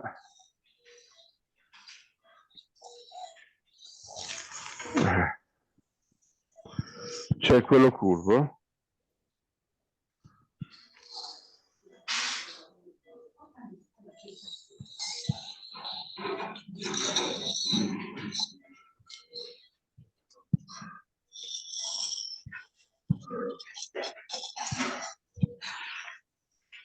laser.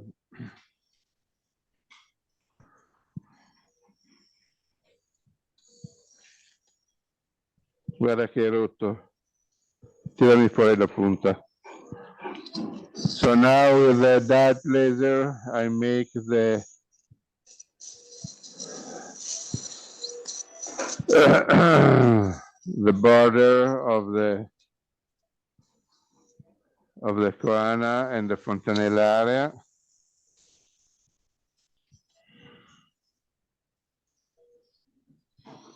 Okay.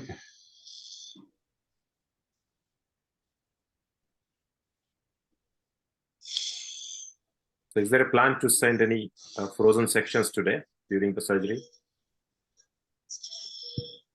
Non ho capito. Yes, of course. We have the pathologist with us in the OR. Okay. And we send generally 10, 15 frozen sections during the surgery. Okay. To be sure that the resection will be in free margin resection.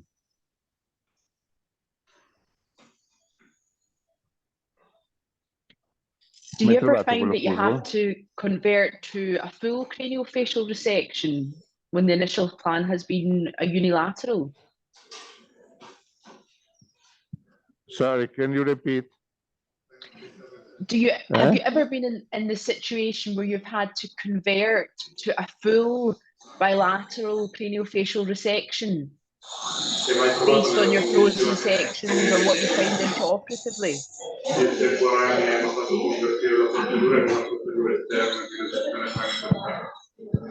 No, we never have this situation.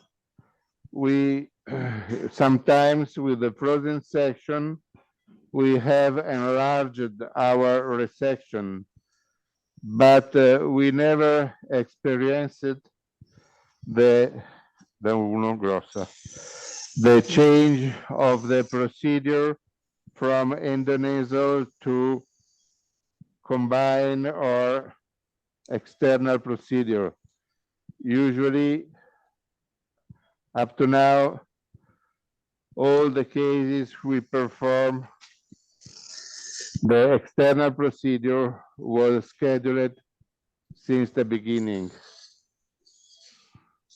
But of course, never say never.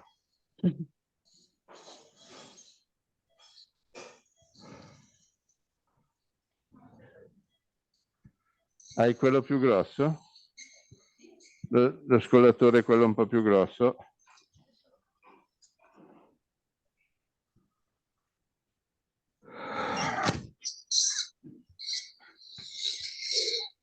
So, Professor, there is a question that what is the definitive treatment plan? Is it just the surgery, or is there going to be further therapy like a radiotherapy or a chemotherapy for this patient? Well, of course, it depends on the extension of the disease.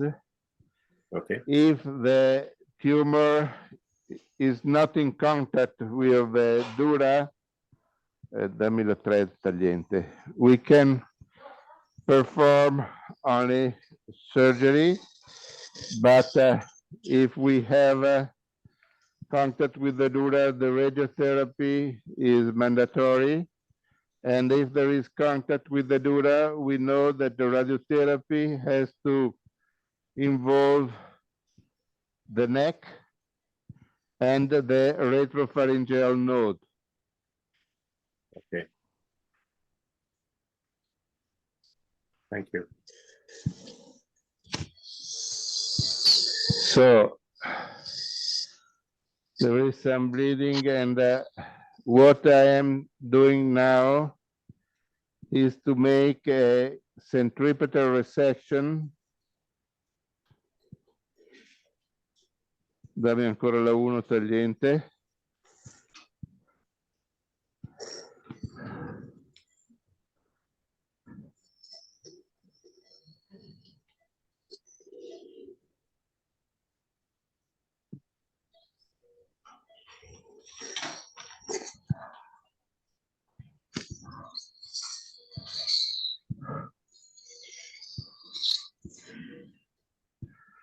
This is the papyresia.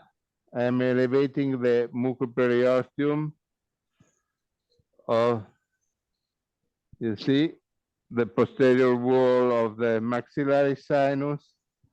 Yes. And now ethmoid.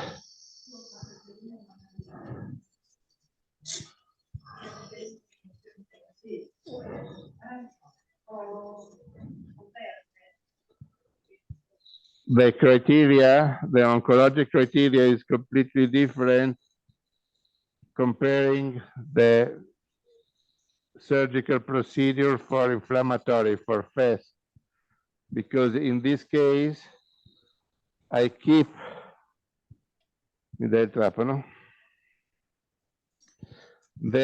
ethmoid, I don't enter in the ethmoid, I don't violate the ethmoid, but I make the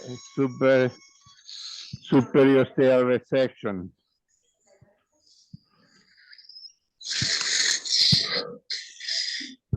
Lava, lava, lava, lava, lava, lava.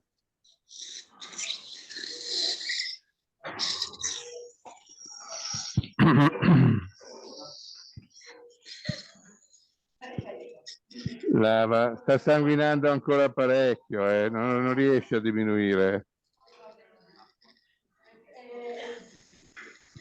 Tieni qua, sono a bagno di sangue io.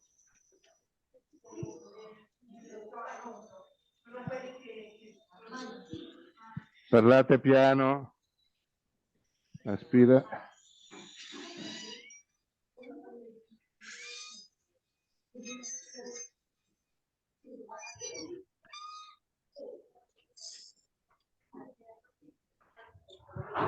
Giusy, io ho il microfono, parlate piano. I think I just seen Dr. Janakiram operating on a nasal polyps and how conservative he was on the nasal and the sinus mucosa. However, this is a different pathology, and this pathology dictates that the mucosa is cleared of the disease. So it's a very different approach to the sinus mucosa, where the mucosa is actually stripped of the sinus cavities. So now with the bipolar forceps, I coagulate the sphenopalatine turbinate branches, right? This is sphenopalatine turbinate branches, and behind the septal branches.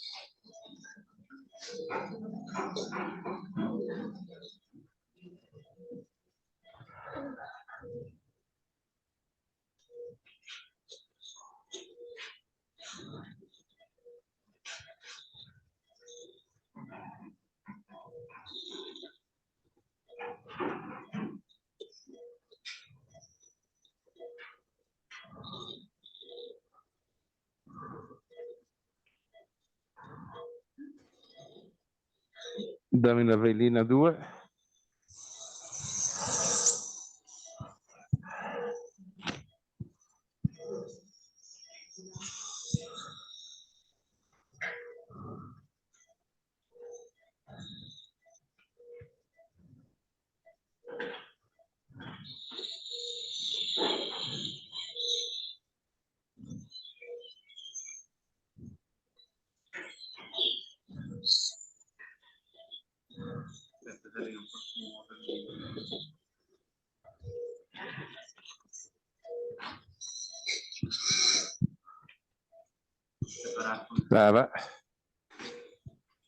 So this is the roof.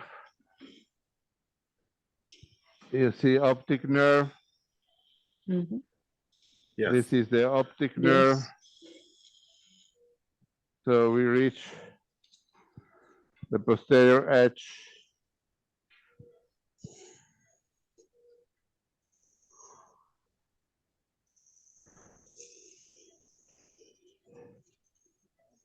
Okay, and this is a sphenoid. So this is the optic nerve in onodi cell. You see, this is the floor of the onodi, the lateral OCR, the floor of the onodi, and the sphenoid. Now we have to cut the artery, the sphenopalatine septal branch, this one, ancora bipolare. See. Okay, so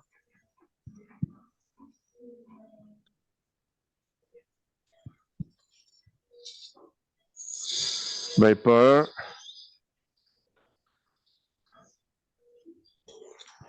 Dammi la 1 tagliente.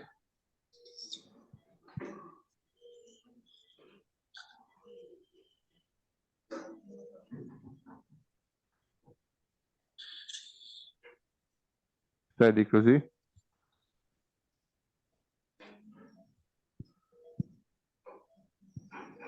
Now we cut the septal branches of sphenopalatine, and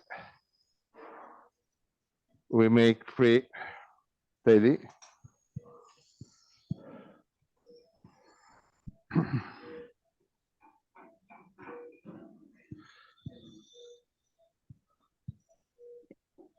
Is this Lava. a 4 millimeter diamond burr that Lava. you're using?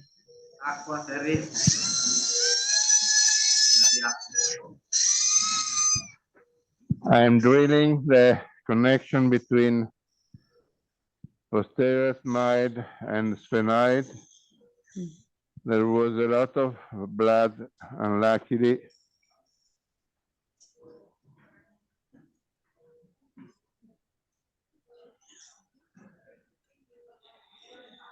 Ok, tieni qua.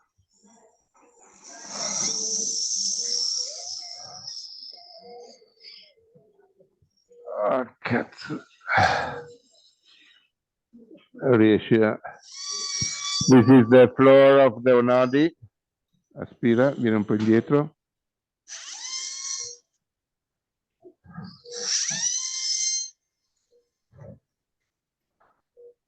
Vieni via.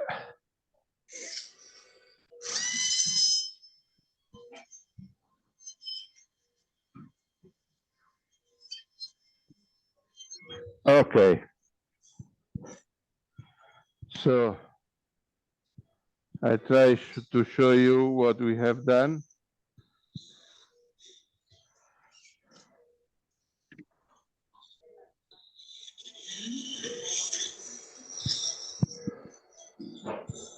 Maxillary sinus, papyresia,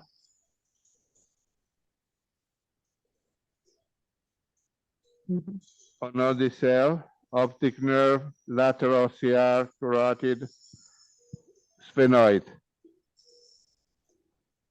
That's excellent. Now we take a part of the mucosa of the sphenoid to have the frozen section in the sphenoid.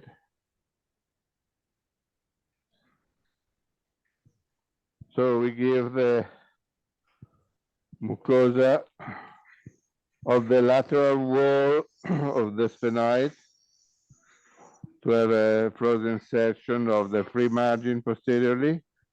You see the clivus there, lava, the vertical carotid.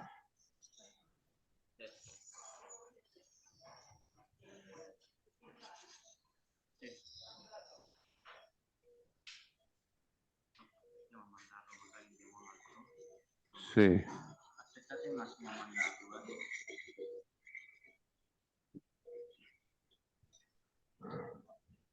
So, Professor, if you just give a detailed sphenoid view to our delegates, and then we'll take a very brief break, join to DCR Professor Jankiram for 10 minutes, and then come back to you further. Okay.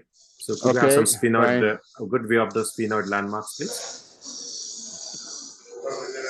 So, yes, this is clivus. This is the vertical carotid artery. This is the floor of the onodi. This is the optic nerve, lateral OCR. Optic nerve, lateral OCR, floor of onodi, clivus, sella floor, vertical carotid. Thank you. I think that's excellent. And I think see the difference between the surgical techniques, how we strip the whole mucosa. So we saw two wonderful techniques of mucosal preservation in polyp surgery, while in tumor surgery, how we excise the mucosa along with the periosteum over the bony landmarks. So thank you. So over to Trichy, where Professor Jankiram is Prova a darmi la demonstrating 45. So the studio, shall we get over to Il Trichy, problema please? è riuscire adesso a fare la parte sopra, perché non ho spazio.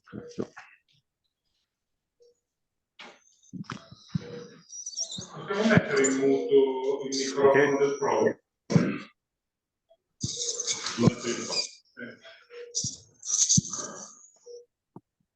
Hello, can you join to Trichy, please? Dr. Jankiram? Hello, can you hear me, sir? Yes, we can hear you. Yes. Okay, so Okay. this is a case of a DCR, which is going to be done on the left side in a lady.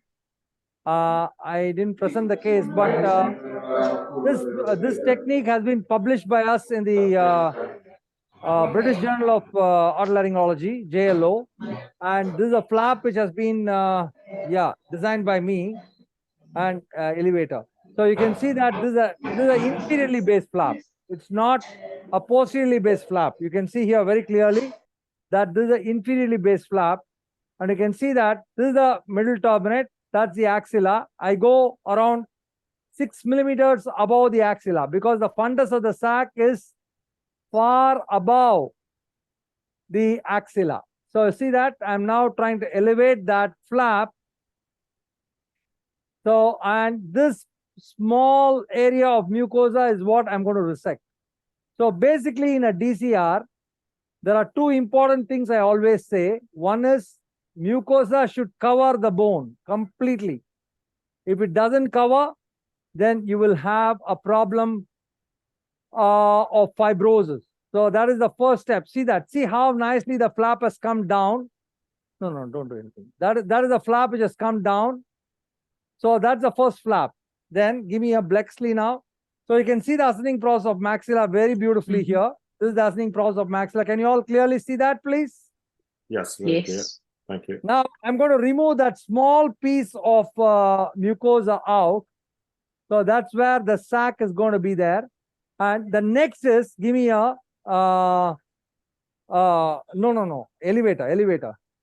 So I'm going to elevate a flap posteriorly. See, inferiorly, I have raised this flap. Then I'm going to raise a flap here. See that? This is a medialized uncinate process.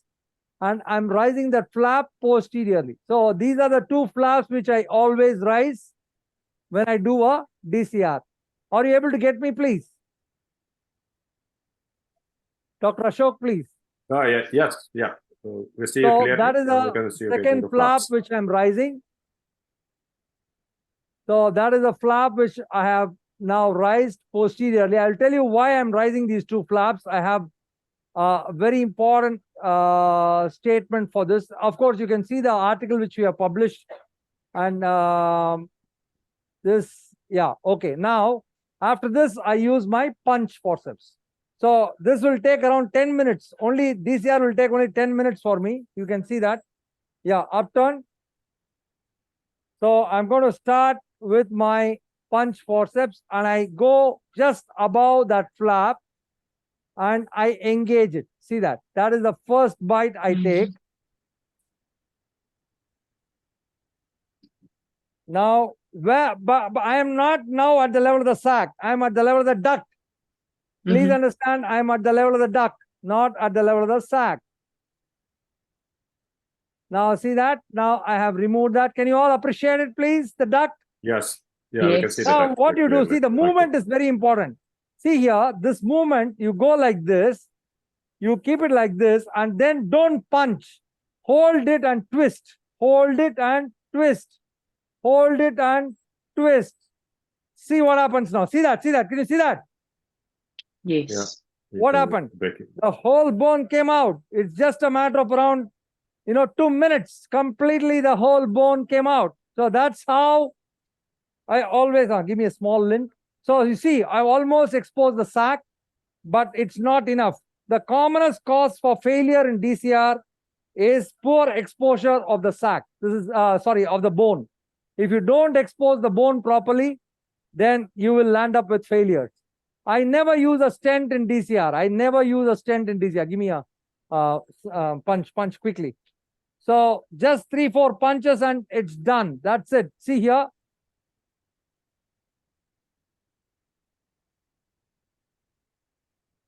Okay.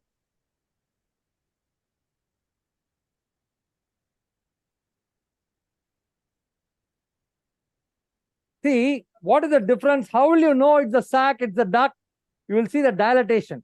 Give me a small lint, adrenaline soaked lint, please. Yeah. See, it is done under local anesthesia. This is done under local anesthesia. It's a very small procedure, very, very small procedure. You can see now how nicely the, press the sac, my dear friend. See that, that's the sac. Can you see? Satya is pressing the sac. Yes. Now Yes, I have to go up. I have to go up. Don't stop short here. That is the commonest mistake many people do. Because we have to expose the common canaliculus. See again, see that, see that movement. Can you see the movement? Very, very important movement. See, many people, they actually punch, or some people use the drill. Drill produces a lot of heat, and that can, again, don't use lasers, don't use a lot of heat producing instruments, coblation. I use only the cold steel instrument, and that's it. And we have finished the bone exposure in a couple of minutes. I have finished it. That's it. And now what I will do is I'm now going to pack it properly, and you can see the sac. All of you, can you see that sac, please? All of you. Yes, Is you it can beautifully see the sac on enlargement. Yeah, correct. Yeah. Do you use Now, what degree endoscope do you use, Dr. Jankiram? everything is zero. Everything 0 zero, degree. zero, zero, zero, zero. Okay. Now the last step, AC. It's like the brain stem. I call the sac like the brain stem. Brain stem, if you look at it from the ventral aspect, you have, give me a ball probe. You have a convexity, right? You have a convexity. The same way you have to see the sac. You see here, you have a convexity here. You see the anterior end of the convexity. This is the posterior end of the convexity. Can you see that? So your exposure should be both the anterior and the posterior end of the convexity. And this is periosteum. It's not the sac, it's the periosteum. The periorbita continues like this as the periosteum. Give me another punch. I want one more punch. So this is where we made a lot of studies, and I published it. So many people, what they do is at this moment, they make a incision of the sac. I don't make an incision because if you incise along with the periosteum, give me a pack, then there's a chance of recurrence again. So give me a sickle knife. I'm going to take a few minutes, and then you can go back to your original, professor's video. Just 2 minutes. This is a very important part, very, very important part, which we did a lot of study on. See here, press, my dear friend. Press, my dear friend. See here. Now, give me a sickle knife. Now, this sickle knife I use, see here. What I do now is, see here. See here, that is the endosteal layer. Yes. So we have two layers covering the sac. One is the endosteal layer, and second is the endothelial layer. And between that, you will have a venous plexus. Ma kasam se kya? Do you use any lacrimal probing at this stage? Can you see the venous plexus, please? Yeah, we can. Yeah. Do you So do this that with the probing? What? Do you do any lacrimal No, probing at this stage? no. Why probing? Probing is done only when you're not sure about whether this is a sac or not. This is actually a clear-cut sac. There's no doubt. You can see beautifully the venous plexus. Can you see the venous plexus very clearly there? And Yes, and give me the probing. I never do the probing unless, you know, I'm maybe revisions. Wait. Give me this one. No, sickle knife. I'm just going to remove that endosteal layer completely, because I don't see, if you leave behind the endosteal layer, we found 2 or 3% patients come with recurrence. And sometimes it's actually very thick. This layer is very thick in some patients, and it actually leads to problems. Now see here, now I'm removing that layer completely. I'm going up, I'm removing that layer again. See how this is like a corneal dissection. I always call this a corneal dissection. Now comes the opening of the sac. Now I will be opening it. How do I open it? I don't just like that cut open. You have a lumen, you have a medial wall, you have a lateral wall. Okay, give me a small lint again. Give me a lint again. Small lint. Just stay with me for 2 minutes. I am through. Would you like to have the CSF leak after this? Shall I ask my anesthetist to intubate? You can start preparing for that. If you want to take a fluorescent. mini break, We are planning for fluorescent for that case. Fluorescent. Yeah. It's a case of BIH. It's a case of BIH. Okay, that'll be interesting. And if you're injecting fluorescein, so you'll need some time for it to work. So So we will not intubate now. You tell me when to intubate, and then we will do it. Okay, this case was intubated 45 minutes before. Okay, give me the knife. Now, you see what I do? This is the most important part of the surgery. Now, I'm going to use my knife. No, you don't have a 11 blade. See here, I use my knife now, 11 blade.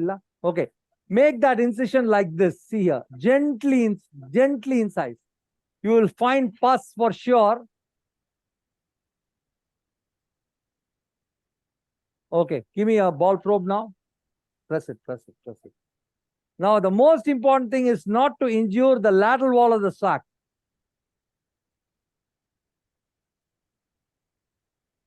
So still I have not opened up the sac. See how thick this is because of inflammation. So I'm trying to enter into the lumen. Give me a 11 blade knife, please. So very important that this is because of inflammation that the endothelial layer is very thick. So that is a very, very important point you should remember. Give me 11 blade knife, please. I'm going to open up the sac. Quick, ma. Yeah, thank you. Now this patient is going to, yeah.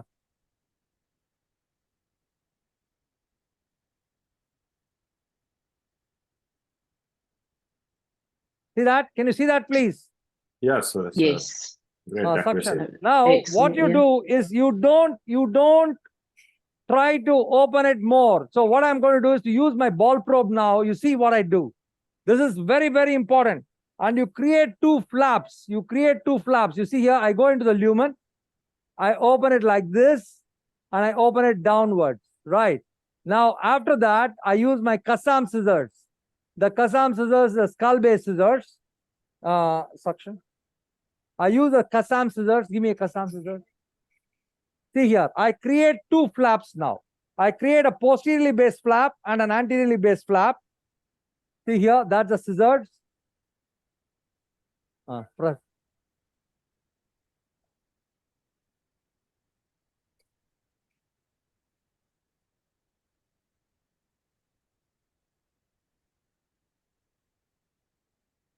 Okay, that's the first cut.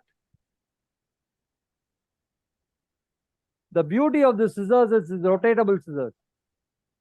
I can cut both ways. Suction. So what I do, you have 2 flaps now. One is a posteriorly based flap here. Can you see that? That's a posteriorly based flap. Can you all appreciate it? Yes. Yeah. Give me an acoustic knife. Acoustic knife, please. Acoustic knife. Quick. Acoustic knife. This is an acoustic knife which I use to make the anterior flap. You can see that. Now what happens is that you have two flaps, one anterior and one posterior. Now that posterior flap is where that uncinate is going to sit over that flap, and the anterior flap. Wow, can you syringe it now? Now I'm going to show you the common canaliculus. That's very important. Wait, suction. I'll show them the common canaliculus. So the common canaliculus, you should see the common canaliculus. Or else, wait, Satya. No, come on. Now I'm going to ask Satya to.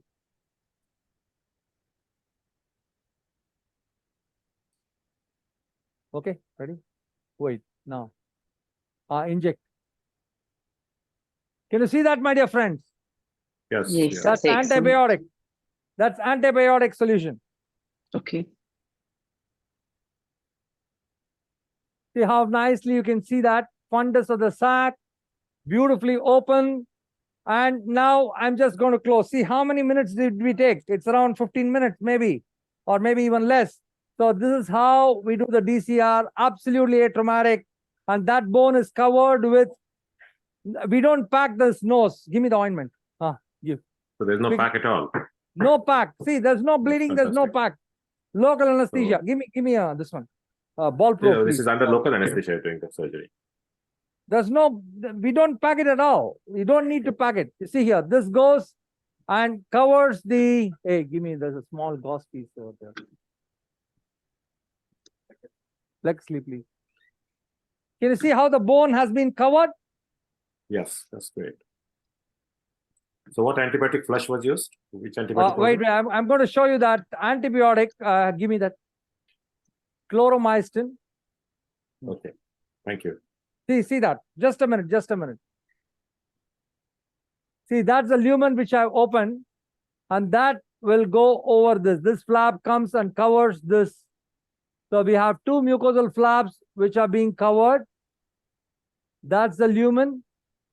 There is no raw bone exposed. Now see what I do now. See what I do. No Surgicel, no gel foam, just this ointment.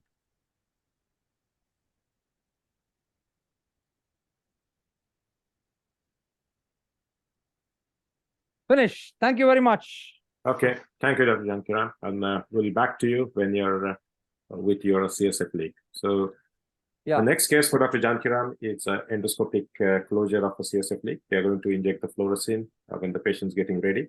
So in the meantime, we'll join back to Professor Esthesioneuroblastoma in Varese, Italy, where he's dealing with the Esthesioneuroblastoma, which is involving the skull base. So join back to Professor Esthesioneuroblastoma. Thank you.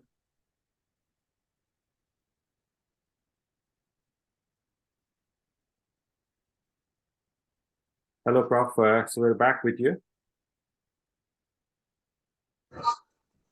Let me bipolare. Okay. So can you please update us Bipolar. on the steps that were done in between?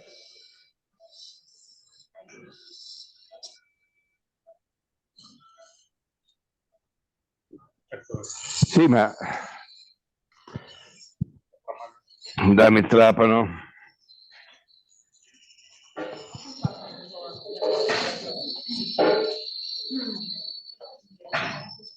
Hi, Ashok, can you see?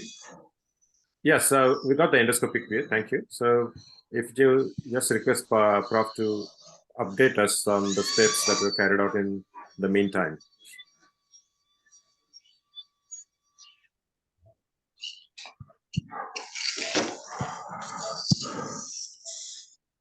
We are making the posterior inferior border of the resection at the level of the basis sphenoid.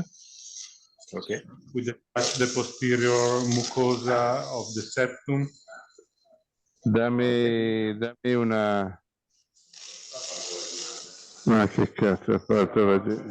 Sì, dammi la bipolare. This is a bleeding from the palatovaginal artery.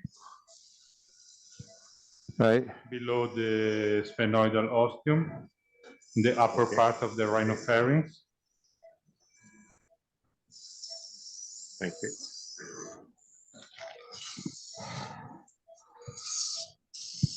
So it was in the bone, so to make bipolar coagulation, it was necessary to drill the bone first.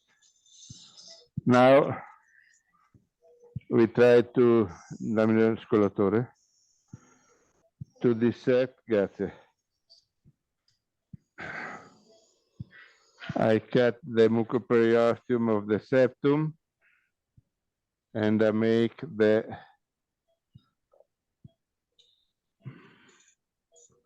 superiosteal dissection, sphenoid. We can enlarge the sphenoidal. We cut the tail of the turbinate. Aspira, sei tu che blocchi. Dammi acitelli.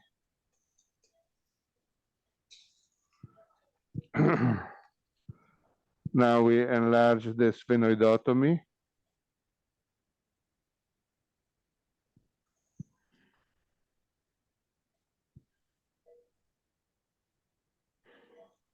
Pulisci, ridammi.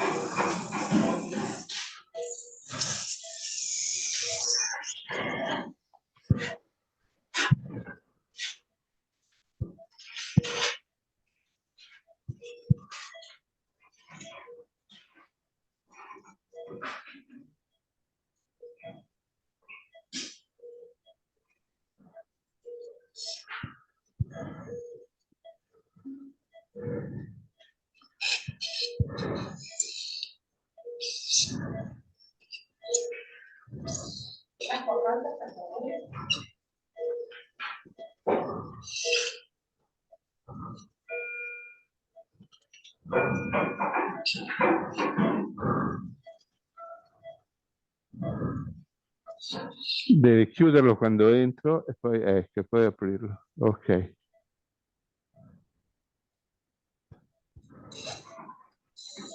So the prof is now elevating the mucoperiosteum over the septum.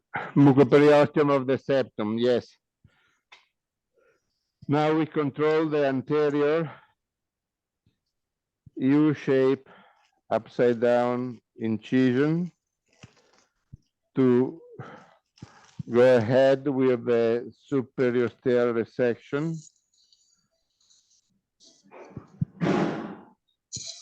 So here the septum.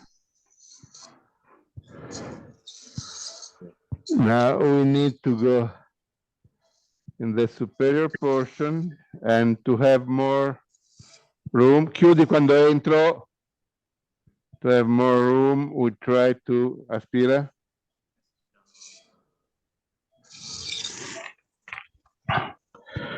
Mi dai quella grossa, doppia curva. We try to detach the mucoperiosteum above the axilla of middle turbinate.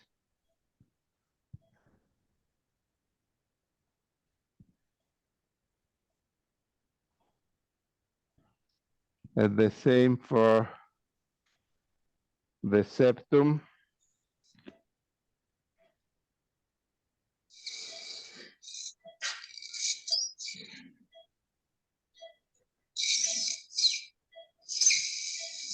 Beaver curvo. We have to reach the top,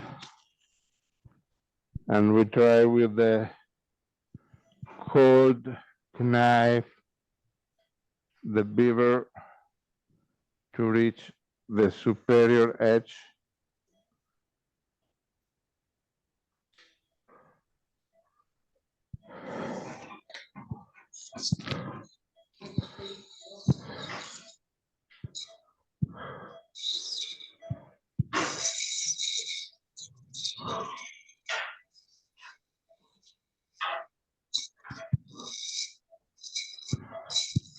we try to take Fraser.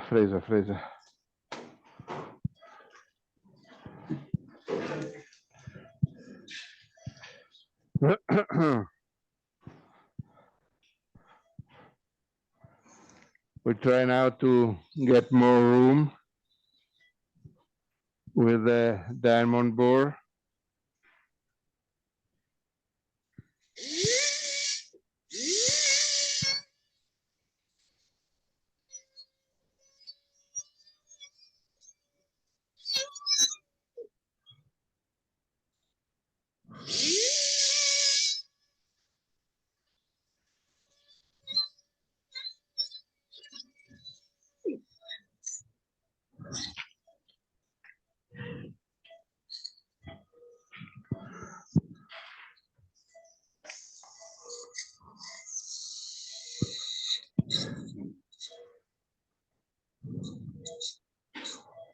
Dammi ancora. Tappa l'occhio. The papyracia is already exposed. This is the sac. So following the sac, we can reach the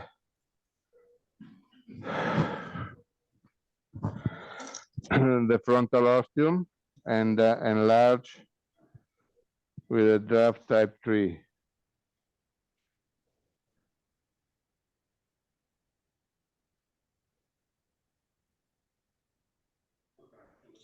So using a lacrimal sac as a landmark to get to the frontal. Is that right, Prof? Yes.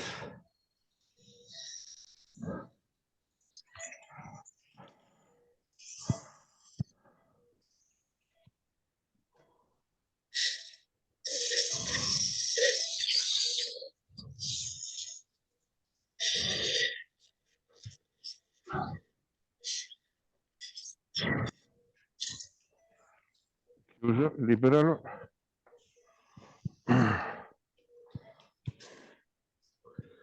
So we'll be looking for, what landmarks we'll be looking for along the skull base now? So for a frontal, this is the sac. This is one landmark for the frontal sinus. The other landmark are the first olfactory fiber or the first septal branch of the anterior ethmoidal artery.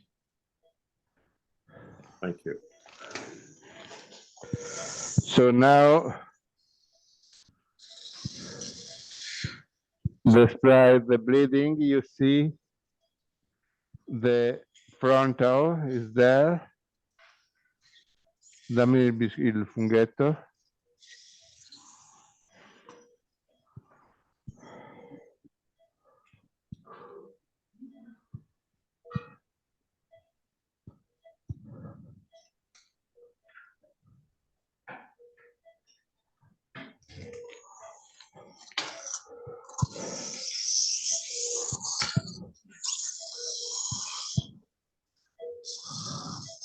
Okay, the frontal is there.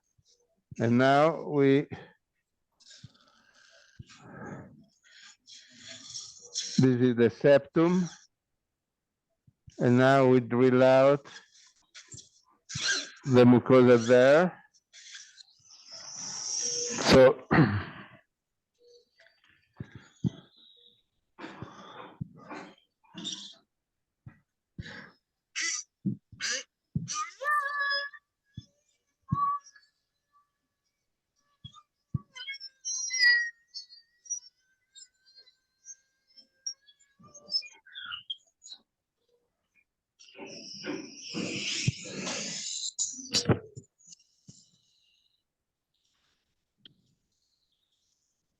and now we have to enlarge and to make, dammi la numero, scusa, la 4 piccola.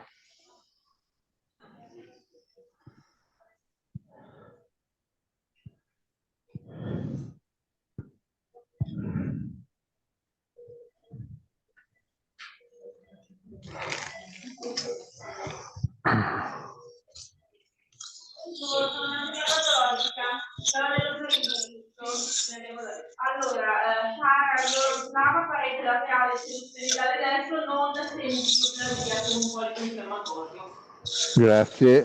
Dammi il laser.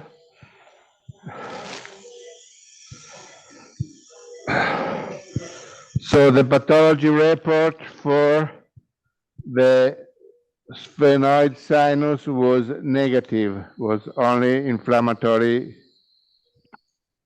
disease.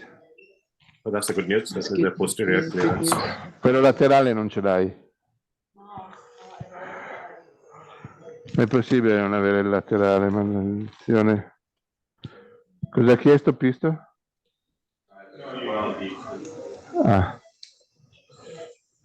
Non ci arrivo. Fanculo.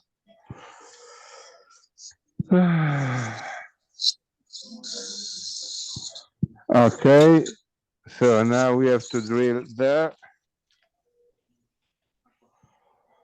Now we have to make a draft to be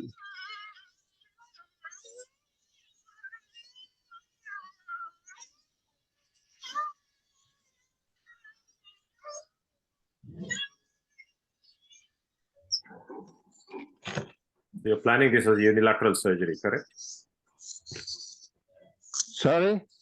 Are you planning this as a unilateral surgery, or are you opening it on the other side as well into the septum? Yes, so now I enlarge with the draft to B. Now I have to cut here the mucoperiosteum. Dammi la numero 3 tagliente piccola. Now, no, da frontale, scusa. So the program is to perform a monolateral resection of the skull base and to use for the reconstruction the flip flap. So the contralateral mucoperiosteum.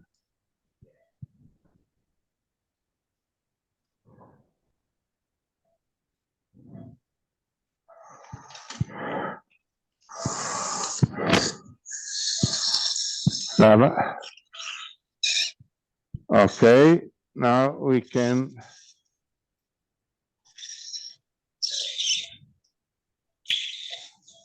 So you've exposed that from lamina to septum.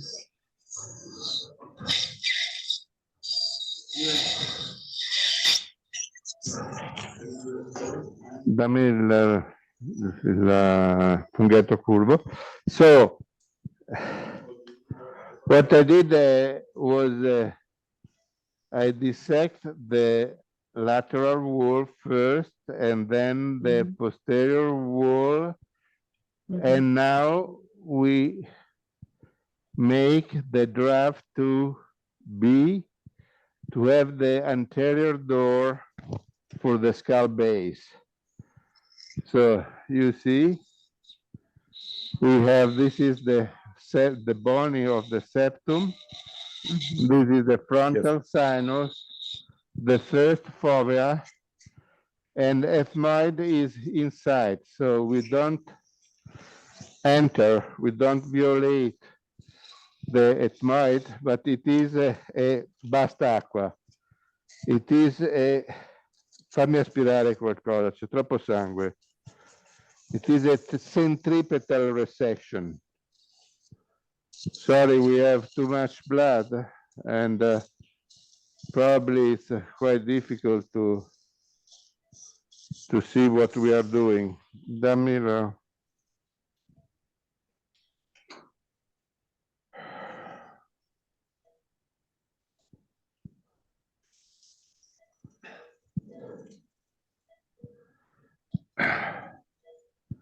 Now we start to push posteriorly the mucoperiosteum, and we start to cut the olfactory fiber. Dammi la 3 o la 2.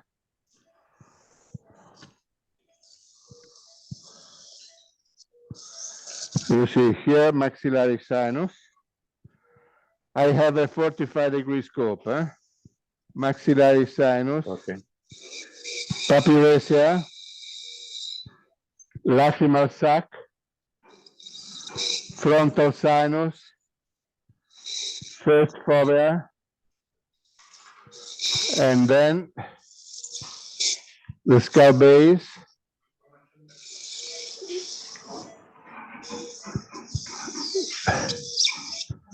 And there is one cell.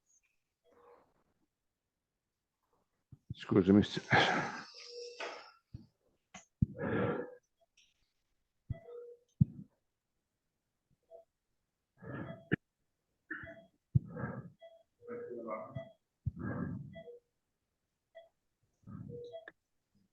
If you had a very large tumor, would you debulk it in the first instance to then allow you to be able to do this dissection around it? Yes, if we have a very bulky tumor, we make the debulking of the tumor very gently with internal debulking. So we want to see the pedicle of the tumor, the attachment of the tumor. So of course, this is very small tumor and it's much more easy.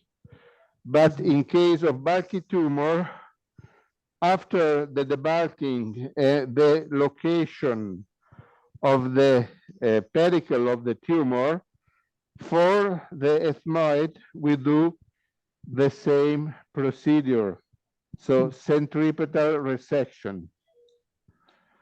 We don't enter in the ethmoid. Okay.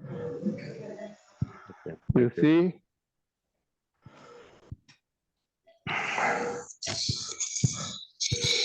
There was a cell. We open, and this is skull base. Still, there is some mucoperiosteum there. And we now collect. Dammi ancora la 2, la 4 piccola, sì.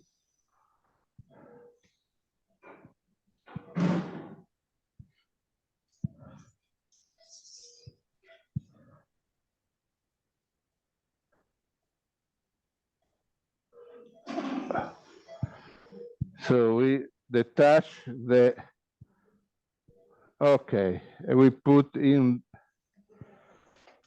the center. Okay, now we have done all the dissection of the mucoperiosteum on the lateral wall and on the medial wall, and we start to cut the superior portion with the, dammi la 3 da frontale.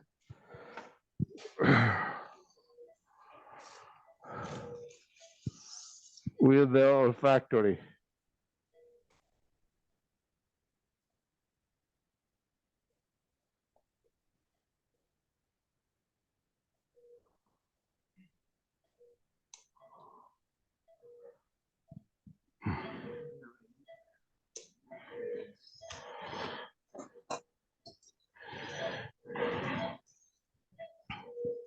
So just to recap for our viewers who have joined a bit late, this is the case of Esthesioneuroblastoma. It is involving the skull base, and Prof. Castanovo is now excising it with frozen section control.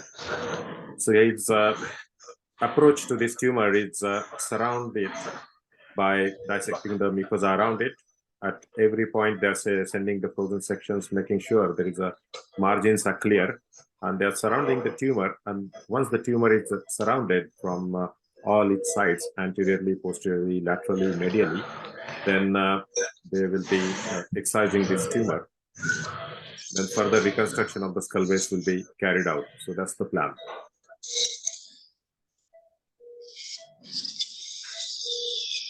So this is the interesting part, being a live surgery. You can see the unedited surgeries. with its own challenges. The challenge here is really bleeding, and how Prof is carefully taking all the precautions to deal with the bleeding and finding all the landmarks.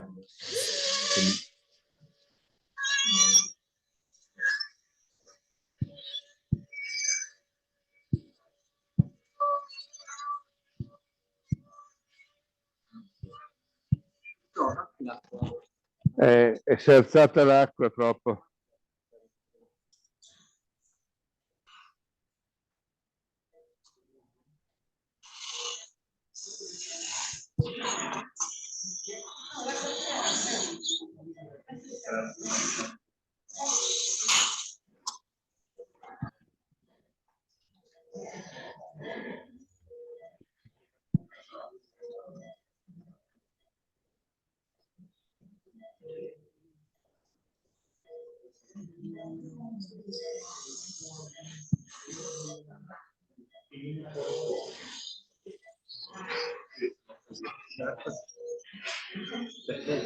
Questa è quella che da vicino.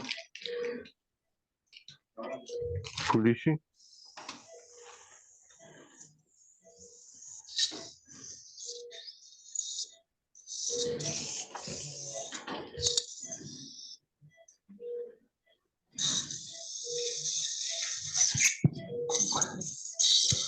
So frontal sinus, first fovea. Here is the attachment of the miliar turbinate. This is the vessel, and this is the olfactory fiber. Vessel, this is the septal branch of anterior ethmoidal artery. You see the anterior ethmoidal artery is right there. This is the anterior ethmoidal artery. And this is the septal branch, and behind the septal branch start the olfactory fiber. Ok, vai, coagula. Aspira. This is the anterior ethmoidal artery. Coagula.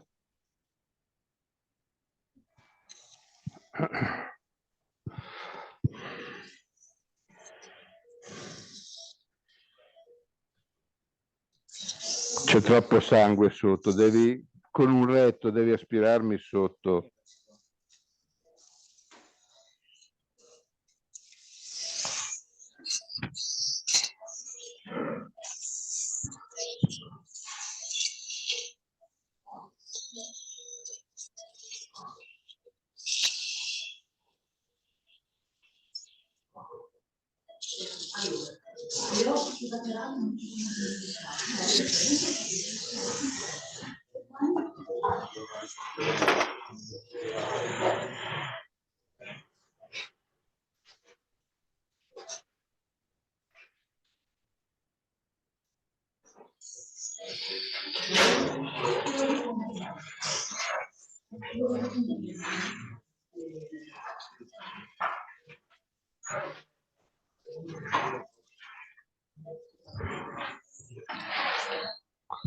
Rimettimi lo scollatore. Grazie, rimettimi lo scollatore.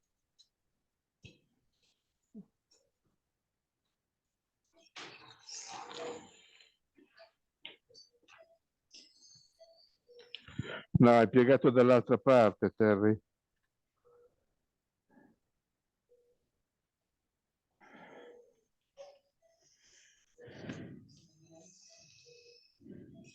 Lava. So the olfactory fiber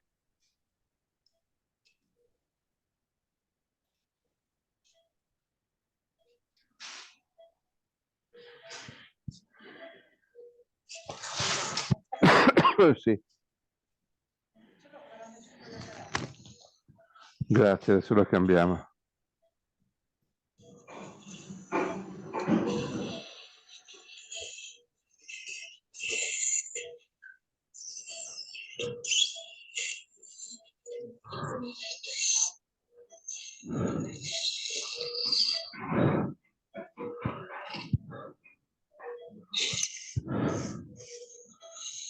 Mucoperiostum of the septum.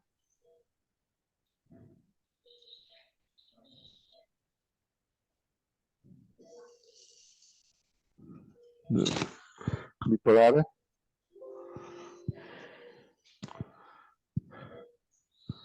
Olfactory fiber.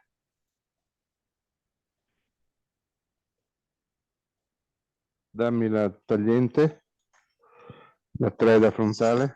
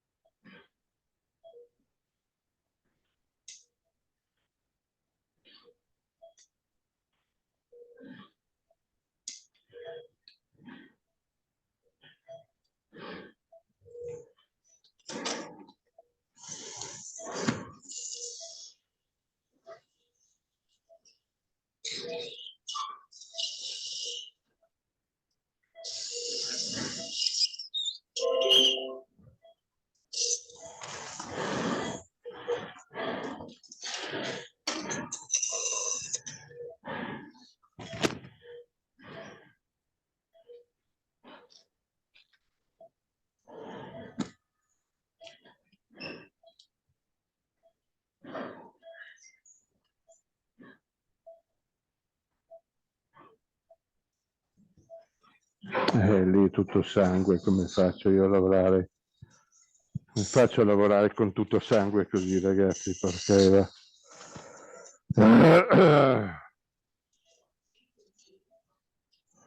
dai, lava.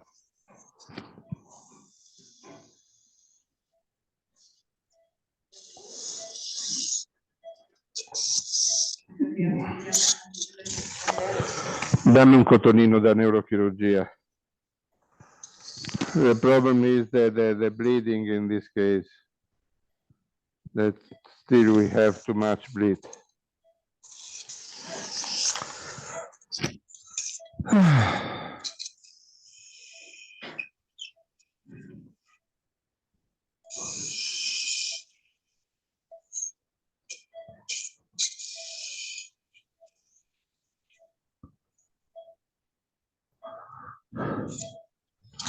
Bipolare.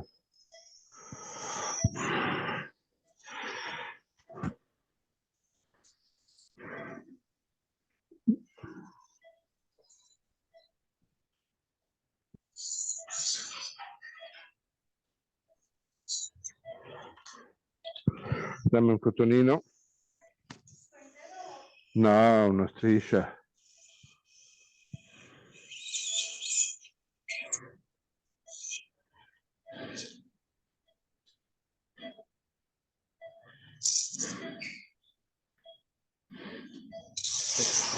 Dammi lo 0. I change with the 0-degree scope now. Okay. And I try to push down the tumor. C'è quella più grossa? La 1 più grossa.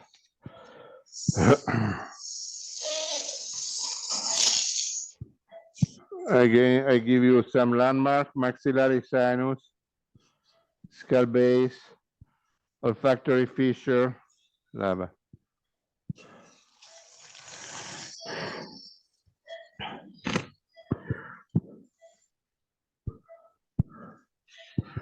The tumor I push in the sphenoid.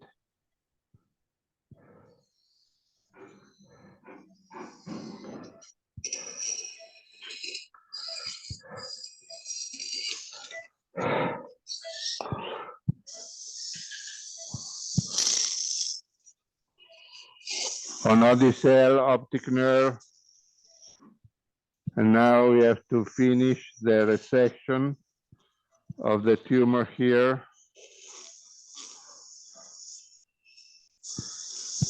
Dammi la 1 tagliente piccola. This is the posterior portion.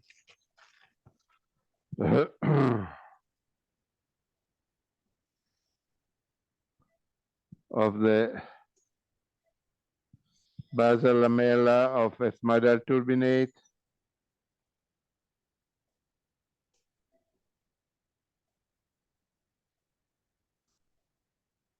Will you be sending all this as a separate frozen sections?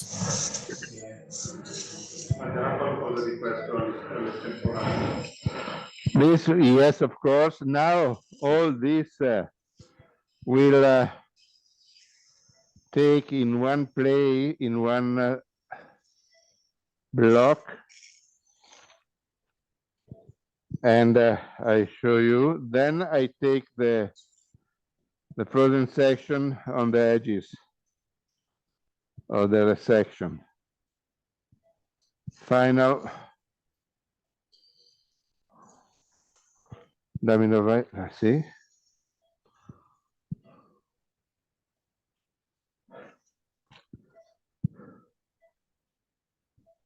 Devi respirarmi, devi stare dentro a aspirare. Dove cazzo sei in vacanza?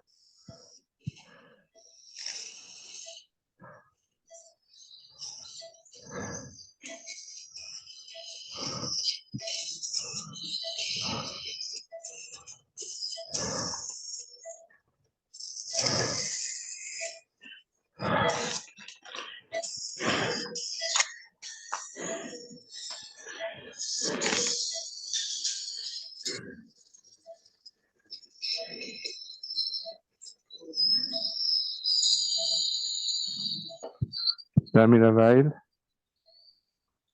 Velina vetta, sì.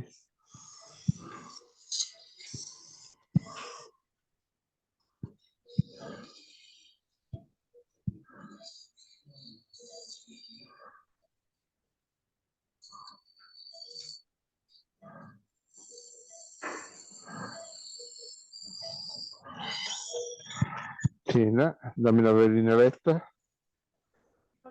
Sì. Ah, sì, quello lì da mandare come estemporaneo per surolfattoria. Now I take dammi la velina curva.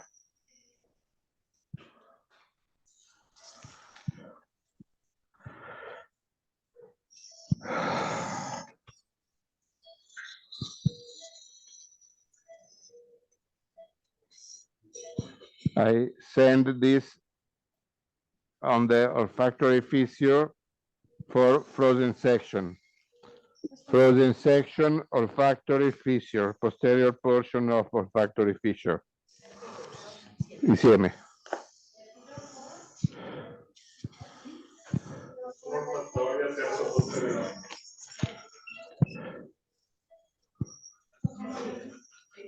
Lava.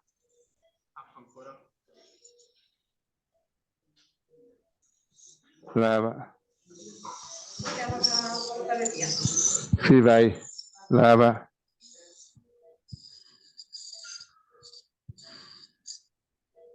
Dammi ancora la 1.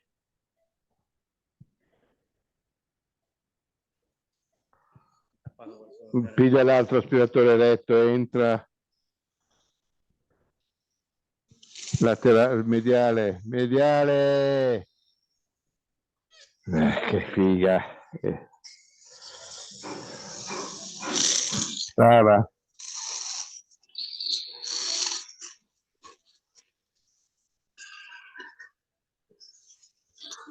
Ok, adesso dammi la vai grossa.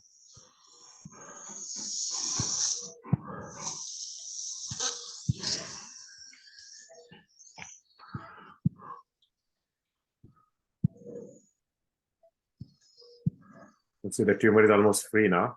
So his prop is trying to deliver the tumor. That gives an idea how big This is tumor. all the, you see, all the centripetal resection. It means that there is inside ethmoid and everything. And now the assistant surgeon try to orientate and to give the pathologist. Okay. Yeah. Thank you. So what's the further plan now? Some hemostasis and now, yes, now you can see.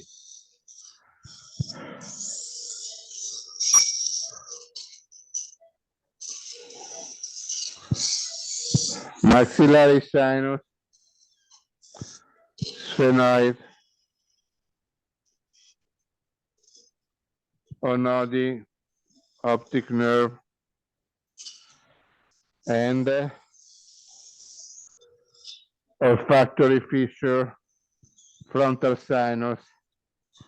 Now the program is to drill out the olfactory and make the opening of the skull base and resect the dura and the olfactory bulb. So the free margin resection, when the tumor is attached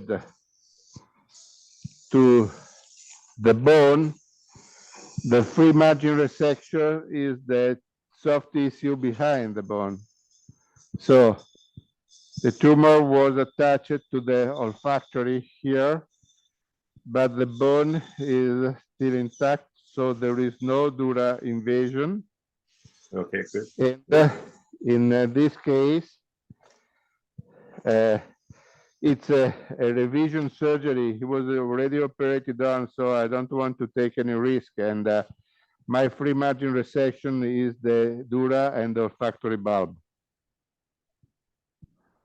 Okay, thank you, Prof. So while you are preparing for the anatomy, we'll briefly visit now to Dr. Janakiram. Again, he's getting ready for CSF leak, and also keep us posted. We'll keep an eye at sometimes we'll join you back for drilling of the skull base and further excision. So thank you. So that was a wonderful demonstration so far by Professor Paolo Casanova. Look, it's beautiful. Sorry for interrupting you, but there is a very beautiful anatomical. You see the anterior smoidal artery, and yes. Look the division. Before entering, there is the division with the septal branches. Look, I never saw so clearly. Yeah, we hardly see this, isn't it?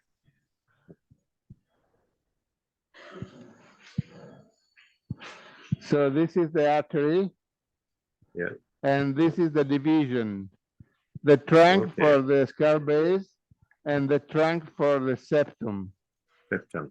Okay. Thanks. Septum. Yes. This is the artery we look for as a landmark when we dissect the first olfactory neuron. So when you're looking for first olfactory neuron, you see the nasal artery as in the groove, and once you go beyond it, you find your first olfactory neuron. So thank you. That's beautiful, Prof. So we'll over to Dr. Janakiram again in switching. So far, he has wonderfully demonstrated chronic rhinosinusitis with nasal polyposis, and then left-sided DCR, the patient had a dacryocyl. So we saw that dacryocyl was nicely open, and all the bone was covered with the flaps. And he's ready with this further case with the CSF leak. So over to Dr. Janakiram. Hello? Hello? Better. Can you hear me? Yes, I can hear you, Dr. Janakiram. Yes, please. Okay. So thank you and welcome back. And so you have now seen polyposis, DCR. Now we are slowly moving on to the skull base. Already you have seen one skull base surgery by Professor Castellnovo, a fantastic professor from Varese. Very nice friend of mine too. And now we are going on to skull base. And this is a very, very interesting case. The reason why we posted this case was the nature of the case. This lady presented to me with CSF rhinorrhea around 2 years back. And at that time, she had CSF rhinorrhea from the right nostril, for which we did an MRI. And MRI showed signs of benign intracranial hypertension. And I got a neurosurgical opinion, and they also confirmed it. The ophthalmologist also said that there is a problem with the fundus. And so what we did was we repaired the leak and put in a thecoperitoneal shunt. This was done around 2 years back. Now the patient is all right 2 years, and now she's come back with a leak from the left side, and over to Dr. Monica to present the case, and then I will take over from there. Thank you. Good afternoon, everyone. I'm Dr. Monica, fellow at Royal Pearl Hospitals. Coming to the third case.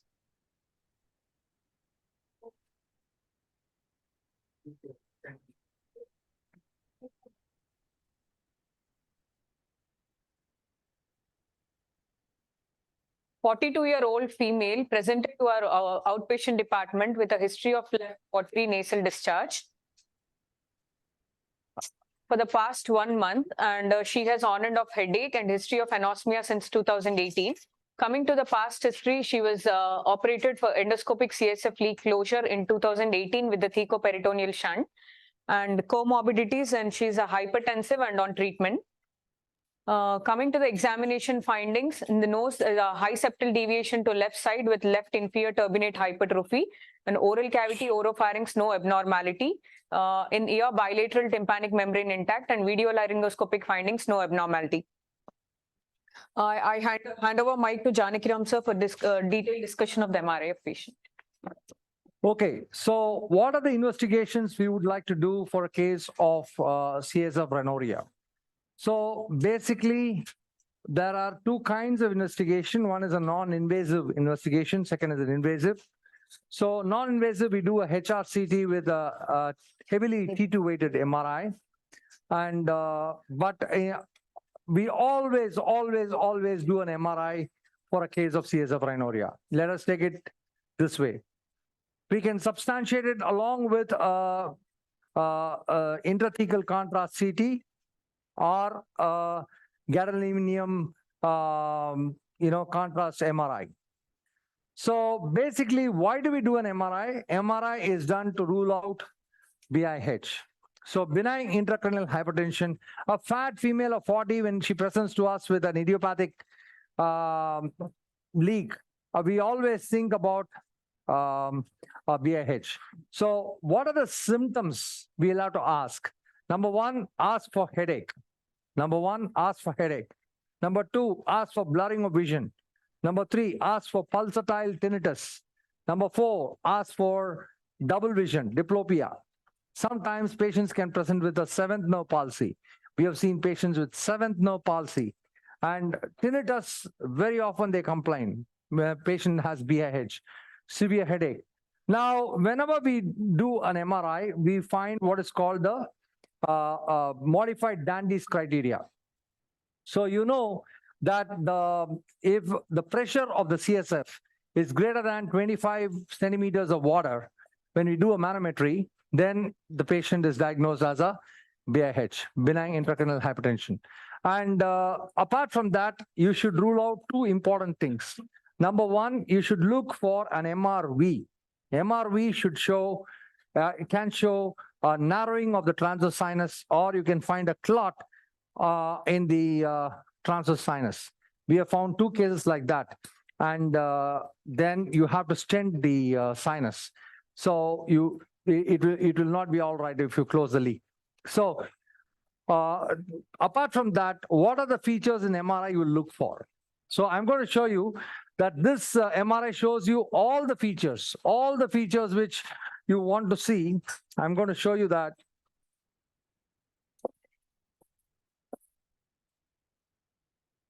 I'll show you what are the features which are seen in this MRI. Always take a T2 weighted MRI and also axial and coronal. Let us look at the axial. So what are the features you look for in BIH? Number one, you see the tortuosity of the optic nerve. You can see the tortuosity of the optic nerve. There's a perioptic cupping, very, very important perioptic cupping, tortuosity of the optic nerve. And here, the moment you see it's an empty sella. Empty sella doesn't necessarily mean that it's a BIH, but definitely one of the features. And then you see the Meckel's cave. The Meckel's cave is dilated. You can see the Meckel's cave is dilated.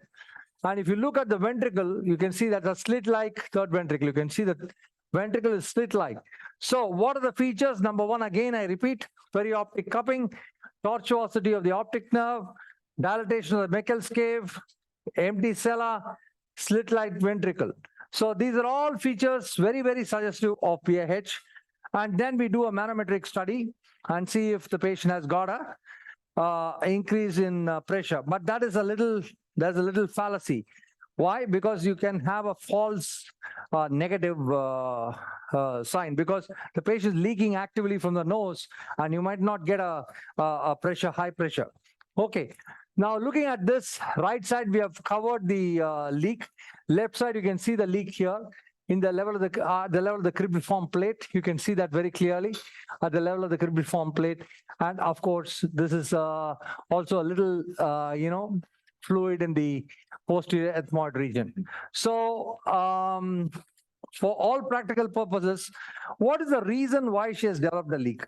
Number one, I'm sorry, this patient was operated in 2018 by me, not 2 years back, 2018, which is around 5 years now. So that means there can be a block in the shunt. So we are going to revise the shunt in this case, as well as close the leak. So this is what we have planned for this case. So always think about blockage of the shunt if you have a recurrent leak. So in a BIH. So this is the important point I wanted to convey through this. Of course, closing this leak doesn't take much time. It's going to be very, very short period of time I'm going to close the leak. But I just want to tell you that these are all very, very sinister cases which you have to deal with in your practice. So I hope I was audible, Professor Ashok. Yes, yes, that was great. I mean, we got the history now. We've seen the scan. We see the sign of location. If you can hold on for 5 minutes, Dr. Janakiram, because Prof is now dealing with the anterior artery. So we'll just join you for that important step, and then we'll come back to you for the CSF leak closure. So can we go back to Verisa, please? Light screen. So, yes, Prof, we are with you back again. Resection of anterior ethmoidal artery, this one, and on posterior ethmoidal artery, this one. So the landmark: onodi, sphenoid, lateral CR, optic nerve, posterior ethmoidal artery, cauterize and cut it, and anterior ethmoidal artery, cauterize and cut it. Because this is mandatory for the skull base reconstruction, Kotal. Because when we put the second layer of the skull base reconstruction, we need to make the dissection. You see the skull base, metafocal. And I cannot dissect the dura like in this moment if I have the artery. So cut the artery is mandatory to make the dissection of the dura. And this is very important for the reconstruction. We use a multi-layer reconstruction. The first layer is 30% bigger than the dura, and it is inserted in the epidural space. And the first one is inserted intradural. The second one, that is the key important, is inserted in the epidural space. But the epidural space has to be dissected largely over the roof of the orbit, and for doing that, we need to cut the anterior and the posterior ethmoidal artery.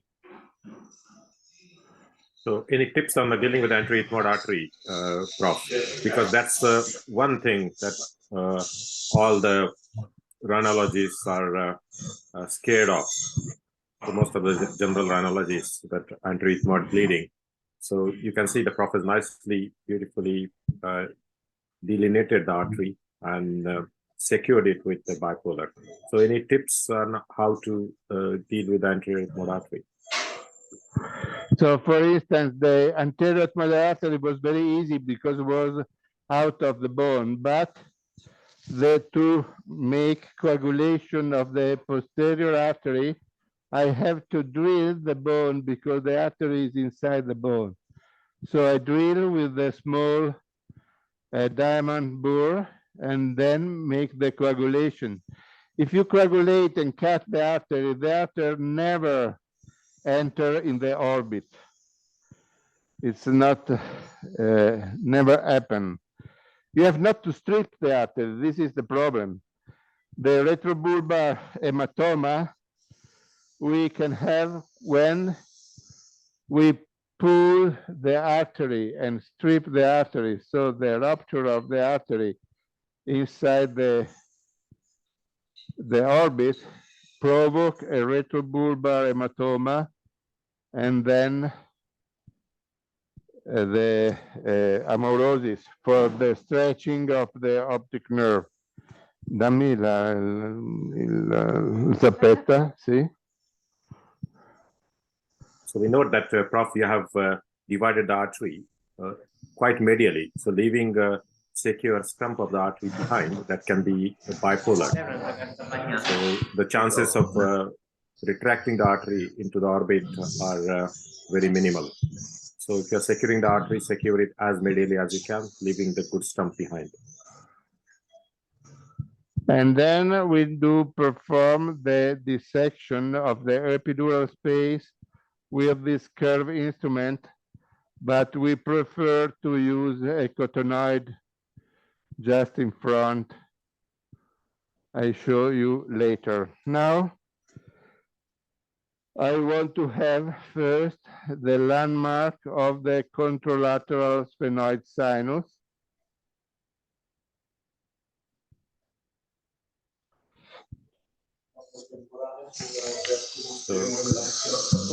So thank you, Prof. So once Prof gets the landmark and comes along the other side, in the meantime, we'll join Dr. Janakiram again for a CSF closure, and we'll come back to very soon. Okay. So thank you. Over to Dr. Janakiram again. Are you with me, Professor Ashok? Yes, we are with you now. Okay, so I will try to complete it as fast as possible. It's not a big case at all. Give me an elevator. So what is the step one? Step one, lateralization of the inferior turbinate. So this is a routine in our surgery. The reason is if there is collection of blood, it easily seeps down into the choana. Now, whenever you're suspecting a cribriform leak, don't touch the middle turbinate very aggressively. Give me a coblation. So if you have a little bleeding there, you can use the cobblator here like this, and you can just touch the blue so the bleeding stops.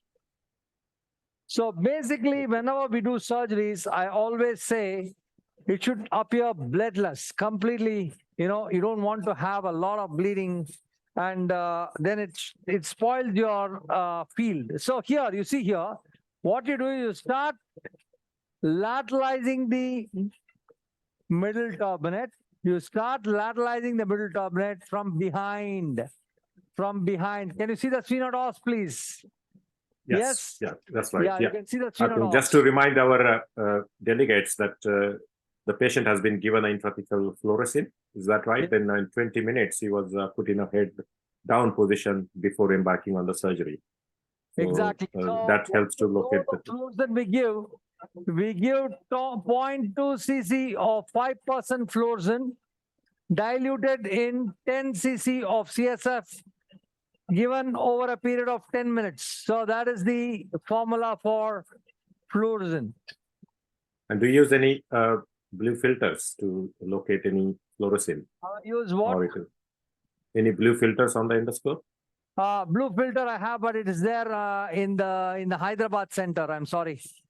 Okay, that's all right. It's in Hyderabad. So we have 3 centers. So tomorrow I'm in Hyderabad operating. So I'm sorry.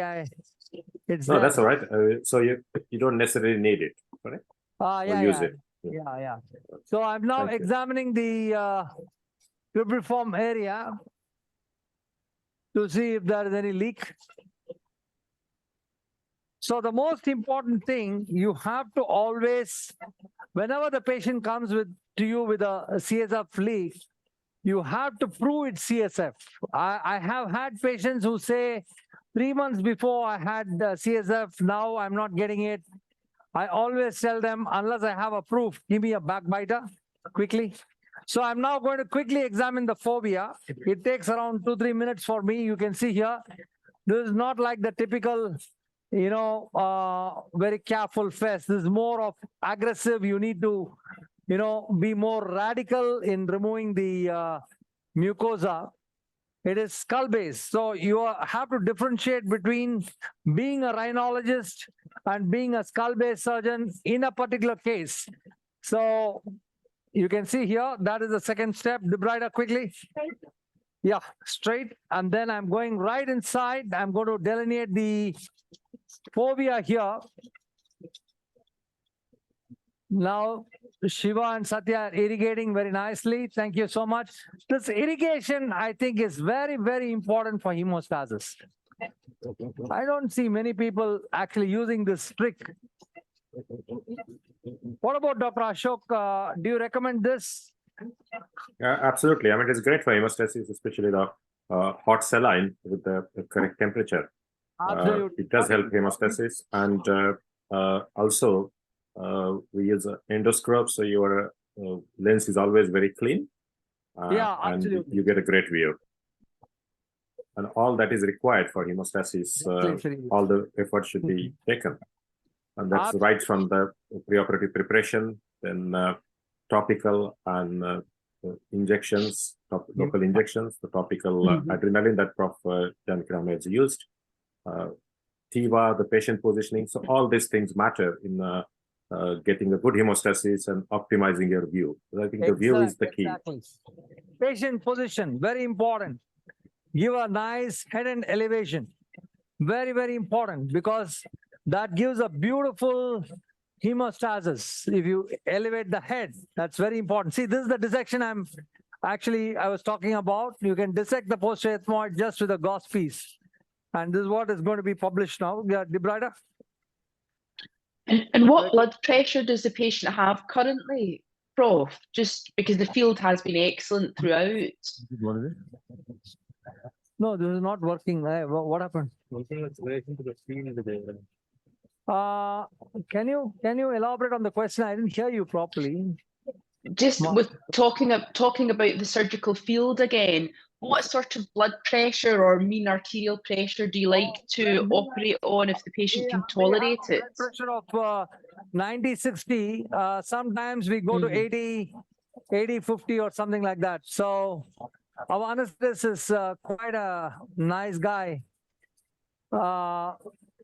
So I just have to see him and stare at him, and he will give that's it. Good hypotensive technique. But more important is the pulse rate, It's not the blood pressure. It is the pulse rate. The pulse rate has to be maintained at 60. Now I'm just trying to delineate the skull base. So here it is all about removing mucosa. It's not preserving mucosa. It's about removing mucosa. I don't want to preserve the mucosa. It's exactly opposite to the first case. Debrider சரியா work பண்ணல நினைக்கிறேன்மா. Suction வேற போடு. So what is your rationale behind it about removing the mucosa around because I need, see, basically, I want to enhance fibrosis. So if I keep a flap which covers the mucosa, then I might land up in a mucocele. So whatever I'm going to cover, it has to be, with a raw bone, just raw bone. Okay. In a CSF leak, The frontal should be widely open. The sphenoid should be widely open. If it's going to be foveal, I mean. And No, I'm just trying with to- regards to lumbar drains and fluorescein, do you use a lumbar drain and intrathecal fluorescein as standard? Or would there be cases where you wouldn't use a lumbar drain or intrathecal fluorescein? Yeah, that's a nice question. Actually, when I find a CSF leak, the first thing I see, it depends on what kind of leak, right? Whether it's produced by me due to skull base defect, or is it BIH. In a BIH, we always use a lumbar drain or a shunt. But if it is going to be a leak produced by us, like for example, pituitary surgery or a cranio, so the formula to use the lumbar drain is when you open two cisterns, then we have to use a lumbar drain. So two cisterns is the, so suppose I open up the suprasellar cistern along with the interpeduncular fossa, then I use a drain. So two cisterns, I use a drain. Or high pressure leaks, like for example, I open the ventricle, then I use a drain. So this is the indication for a drain. Of course, if it's going to be BIH, we shunt the CSF by doing a thecoperitoneal shunt. Now give me a RAT 60 now.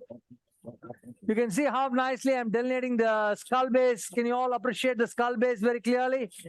Yes, we can see that because of Yeah, the give me a RAT 60 on a 70-degree telescope. Now I have to examine the fovea. Since I didn't find a leak in the cribriform area, the MRI showed a leak in the cribriform area. I saw her leaking also. So I'm very sure that she has a leak. And we have proved that it is CSF also.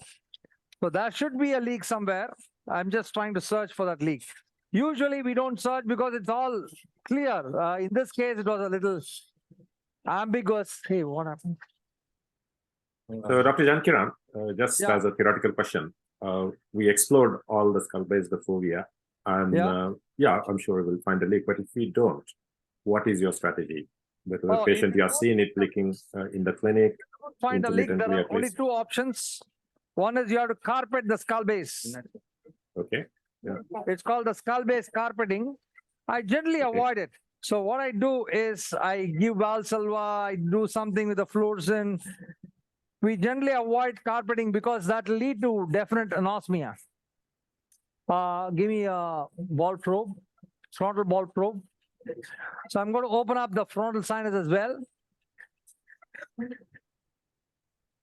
So that's the frontal sinus being opened very, very beautifully. Can you see that clearly, please? Yes. So most of the leaks are at or just at the level of the anterior model. That's anterior model artery here. So Yes, that is yeah, the area nicely which seen. is actually very thin. The skull base there is 0.05 millimeters in thickness. So let's see now.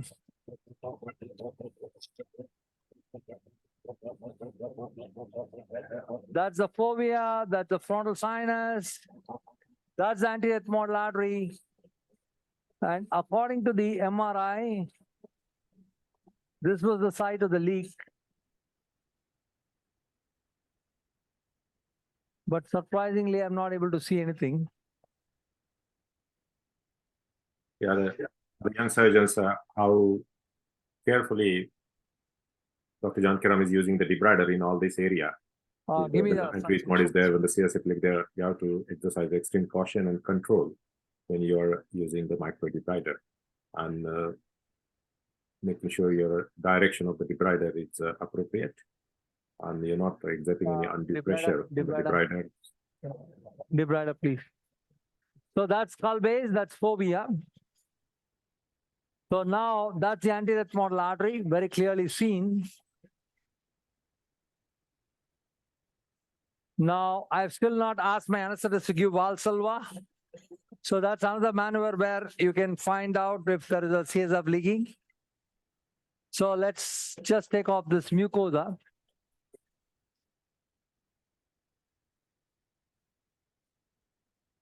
So there's a very famous saying, in an effort to find out a leak, don't create a leak.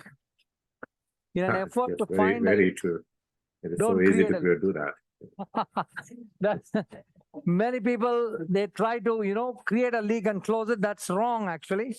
So very important that we should be very, very, very gentle in areas which are very thin. Okay, now let me go on to my 0-degree telescope. Now I'm already getting the anatomy of the skull base. I think I'm already getting the leak site. I already suspected the leak site. Let's see. Okay, here we are. Give me the pack, small pack. Small pack, please. Yeah, that's what I did. Small pack. So whenever you are on the dura, there's something which you should remember. Whenever the dura is exposed, don't keep adrenaline. So that is something which we follow by rule.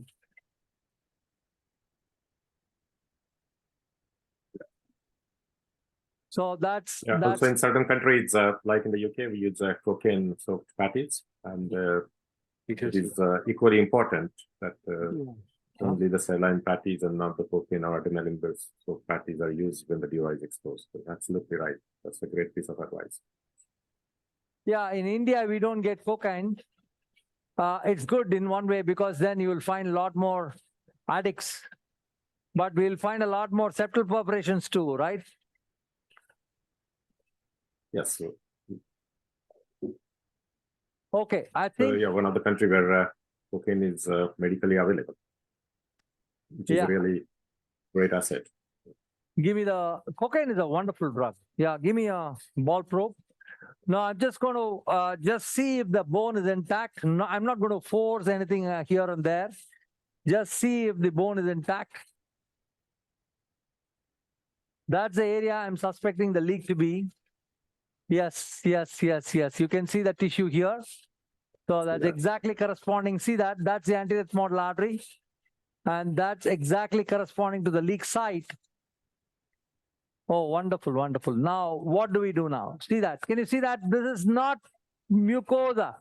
Please understand, this is not mucosa. This looks like brain tissue. Can you see that or not? Please. Yes, we can see that. Yes, yes. So try some Valsalva there. Huh? No, wait. I will do that. Just a minute. Let me get that proper now.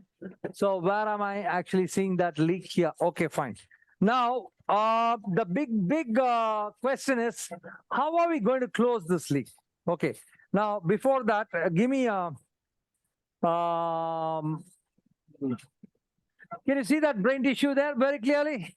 Yes. All of you? I'm now going to take a little biopsy from the brain tissue. Give me a through biting. So many people think that, oh, the brain, no. See, basically, you can remove 1/3 of the frontal lobe. Don't worry. I mean, there's nothing. Only thing is you should not have an artery there. Take this for biopsy, just for proof. Now, give me a Valsalva now. Give me a Valsalva. Valsalva, please.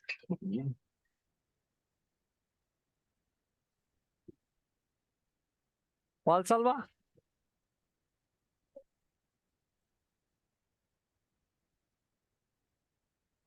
Action.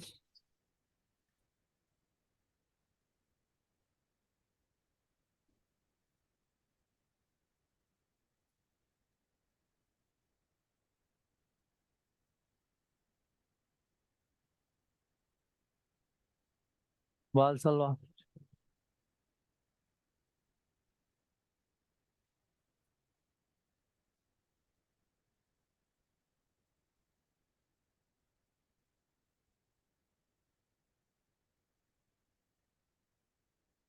You have what is called a washout sign. You can see that now. Valsalva. Oh, yeah, clearly. Yes, you can see that coming down. Yeah. Do you see any fluorescent? Because from the distant view, it looks like a clear fluid. See, Any sign of fluorescent here? Now, the basic idea of CSF leak repair, let me tell you, is the most important. What is the single most important factor which will decide your success rate? This is what I always tell my fellows. The single most important factor is not the material you use, but it is the delineation of the defect. So you should be able to delineate the defect very clearly. For this, I'm going to resect the middle turbinate.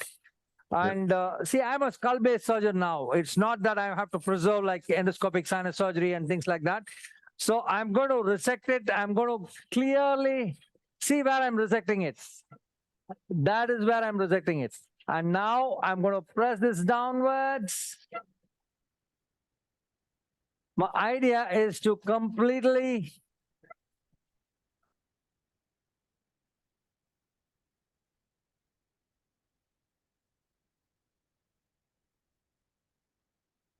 that is the middle turbinate coming out. I can use the middle turbinate mucosa, but in this case, since it's going to be a high, it's a BIH, I'll be using a nasal septal flap. So yeah, now give me the again. No, punch forceps, punch forceps. See, that's the area of the leak. 1 second. Give punch forceps. Punch. No. Through biting. Through biting quick. Now I'm going to now through bite this.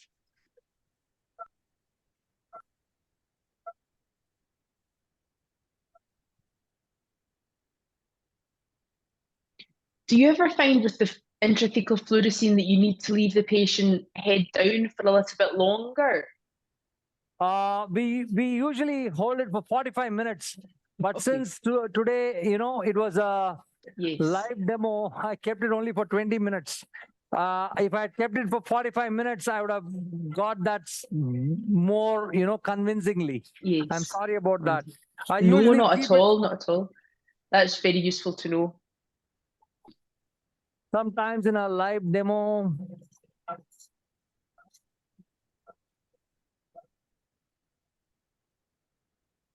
okay, see that is the raw bone. See, one thing I want to tell you is that you have to expose raw bone because if you don't have raw bone and you're going to keep some nasal septal flap, you are into trouble. Give me a corblator now. I know the leak very clearly, the leak site. Corblator, please. See, that's the leak site here. That's wonderful. Yeah. So Dr. Jankiram, so thank you. I mean, we've seen the leak site and you're dealing very nicely with all the raw bone around, ready for its really reconstruction. So while you're planning for the reconstruction, we'll briefly visit Prof again and see how he's with the excision and craniotomy. Okay. So back to Varese in Italy. For those who are joined late, Prof Castano is performing excision of Esthesioneuroblastoma. He has surrounded the tumor from a peripheral dissection. The tumor has been taken out. The frozen controls are being used to confirm the excision. And now the Prof, after securing the anterior ethmoid artery, was continuing with the internal craniotomy to deal with the skull base. So over to Varese, please. Thank you. Thank you.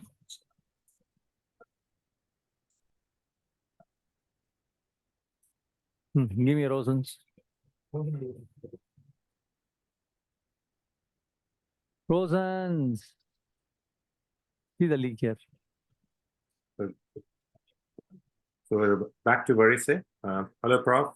So please update us on what was done in the meantime.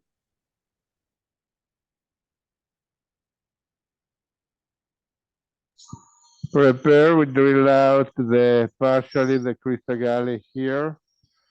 And now we go ahead with the drilling of the skull base here.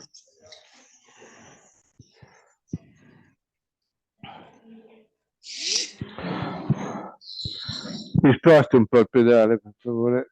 Lava.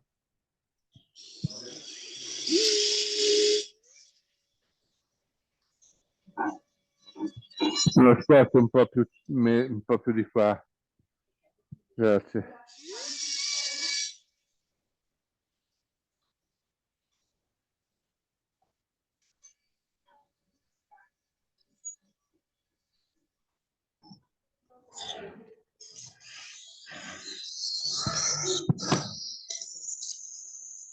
Brava.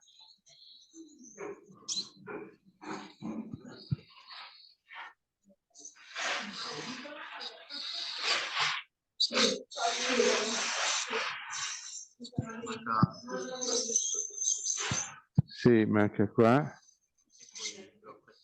So we have to, here the cristagalli, we have to drill out a little bit there, and then this portion.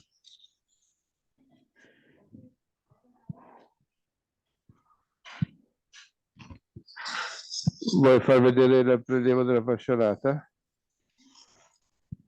So what size drill do you use, Rob? Is it 2 millimeter? So this is a 70-degree bent diamond bore with the drill of start, drill catix. You see, drill catix, 70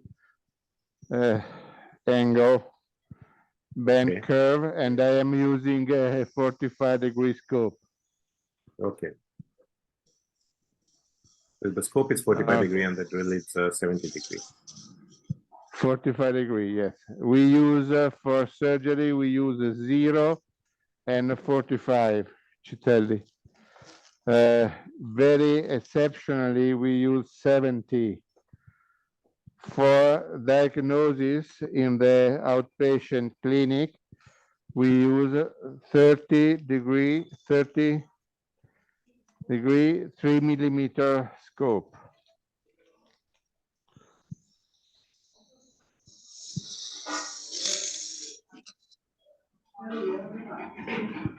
È chiuso, non va.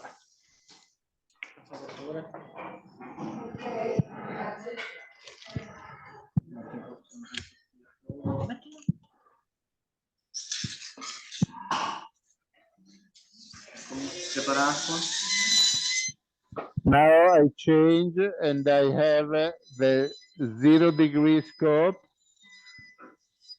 and a straight drill.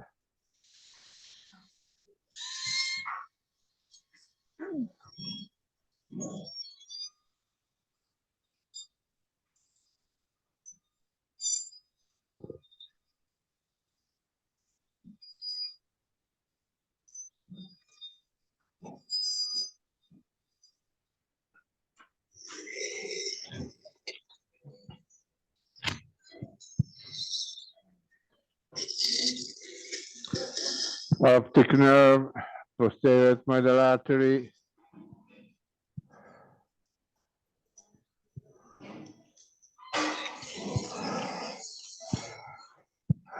Stai sotto con la fresa. Andrea.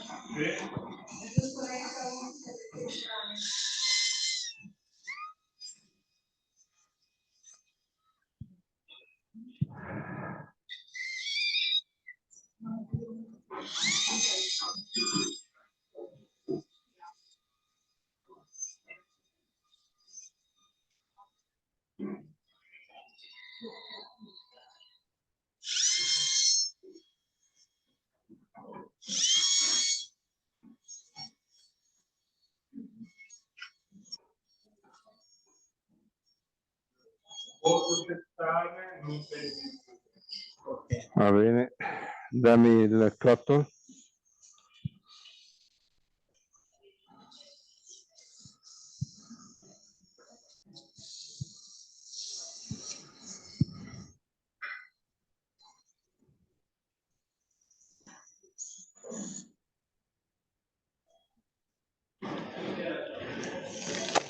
Vai linea, curva.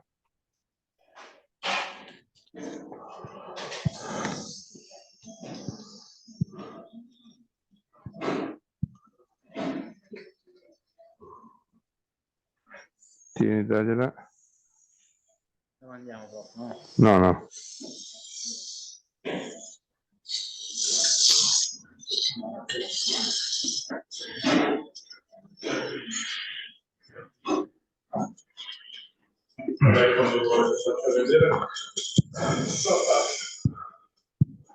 Puoi far vedere Puoi cominciare a far vedere la fascia. A second surgical equipe has already started to take the fascia lata for the reconstruction.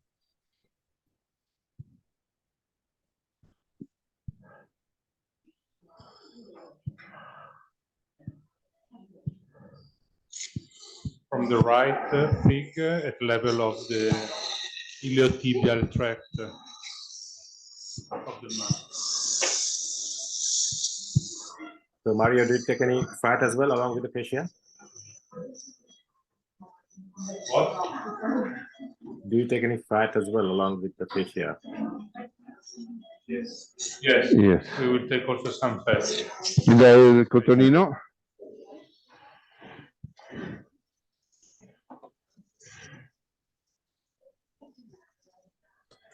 It's a great opportunity to see two types of skull base reconstructions simultaneously. One for the idiopathic CSF leak due to BIH, and one due to the tumor excision, the skull base reconstruction. So you can see the subtle changes in the approach. If you had a different pathology, so a squamous cell carcinoma, for example, and you were unable to use a vascularized flap from the nose, what would you use for your skull base reconstruction after this? So in the majority of our data of our patient where we perform the endonasal craniectomy, the majority of this patient, the tumor is intestinal type adenocarcinoma. And the septum is very often involved. So we cannot use a DAD flap, and we cannot use in the bilateral procedure the flip flap I try to use today.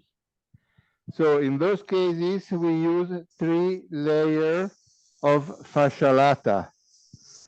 And we have a long-lasting experience with this reconstruction, and the rate of recurrence of CSF leak is less than 3%.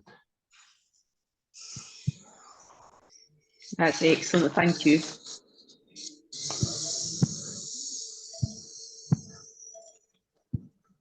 I think, Ashok, I think that's a very good point, because often there's pressure to maybe do a pericranial flap if the patient's going for radiotherapy, but you know, the 3 layers of fascia lata significantly reduce the morbidity and have a very high success rate.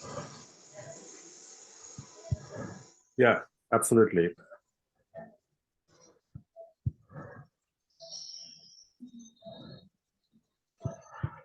To make dissection of the epidural space with this petty is much more safer, and you can make a large dissection without interrupt the dura.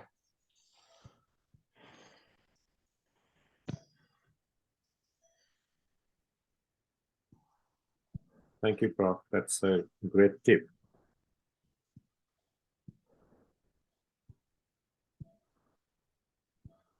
Mi dai ancora?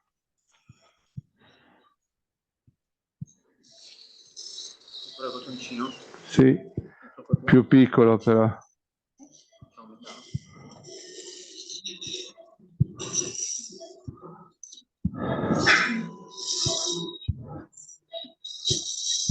No, aspetta, lì non si stacca, ho bisogno del trapano.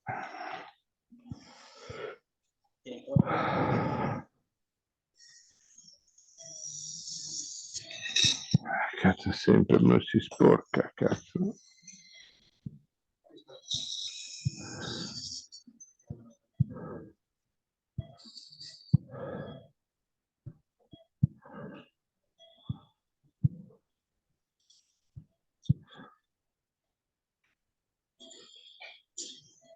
No, puttana.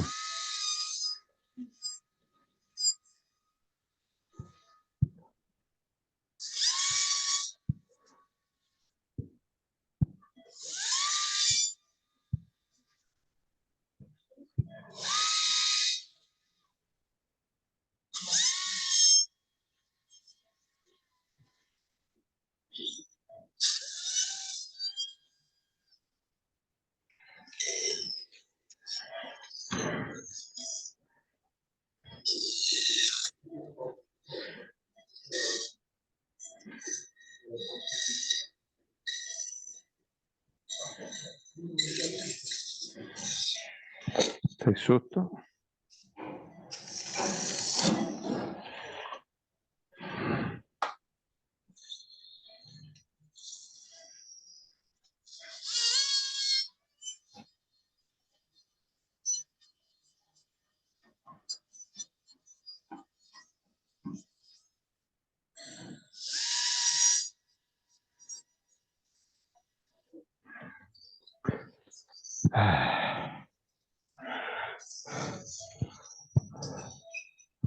Lo so che non è colpa tua.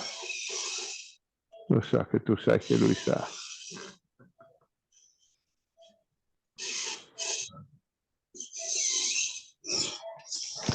Dammi il cotton.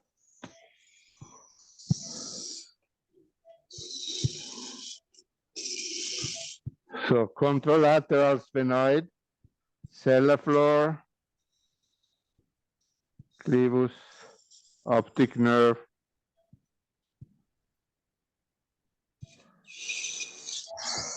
Okay.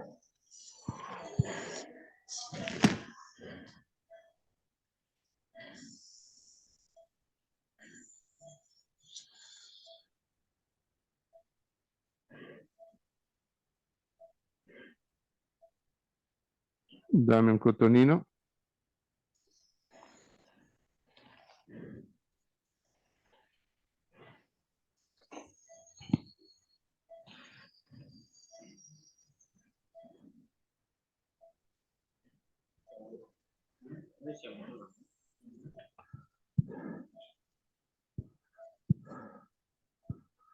Dammi la cotton.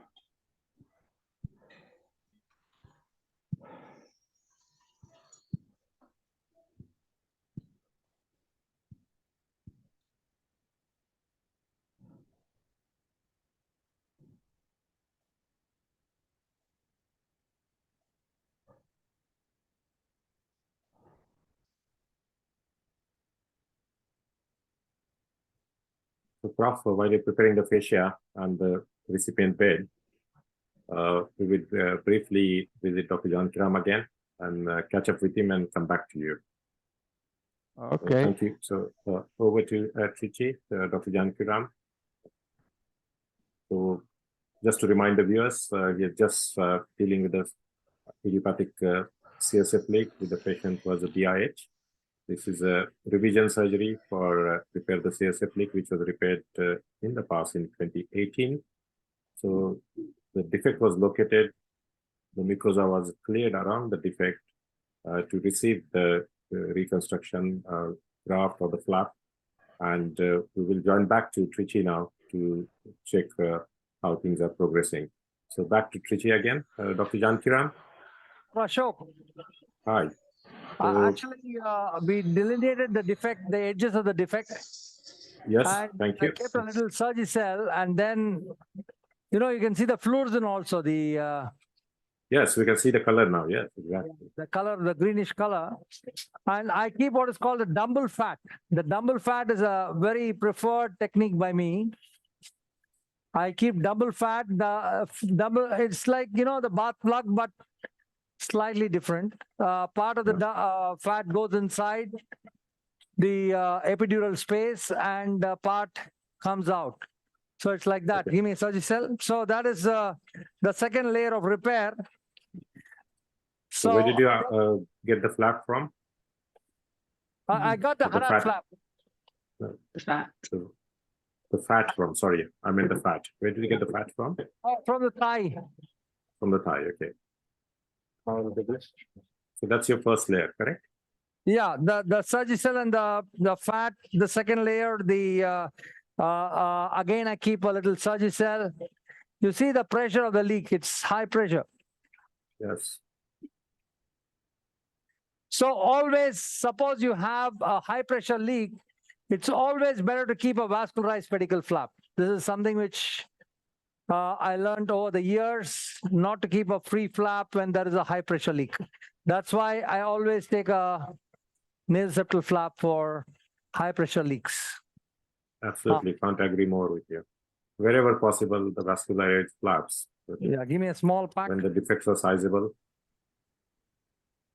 There's not a big defect, but then the high pressure defect demands that you keep something really vascular. So that's a nice way to faster. It jump starts to vascularization in 48 hours. You can see how nicely it's covered now, the defect. Now I'm going to keep facial ADA. So scissors, the facial ADA has been harvested from the thigh again. So that'll be my third layer. Sometimes I use Duragen also. Okay. But Duragen should be kept as an interlay type. Interlay means you should keep from dura to dura, inside the dura. You should not keep it as an onlay. So that's facial ADA being placed inside.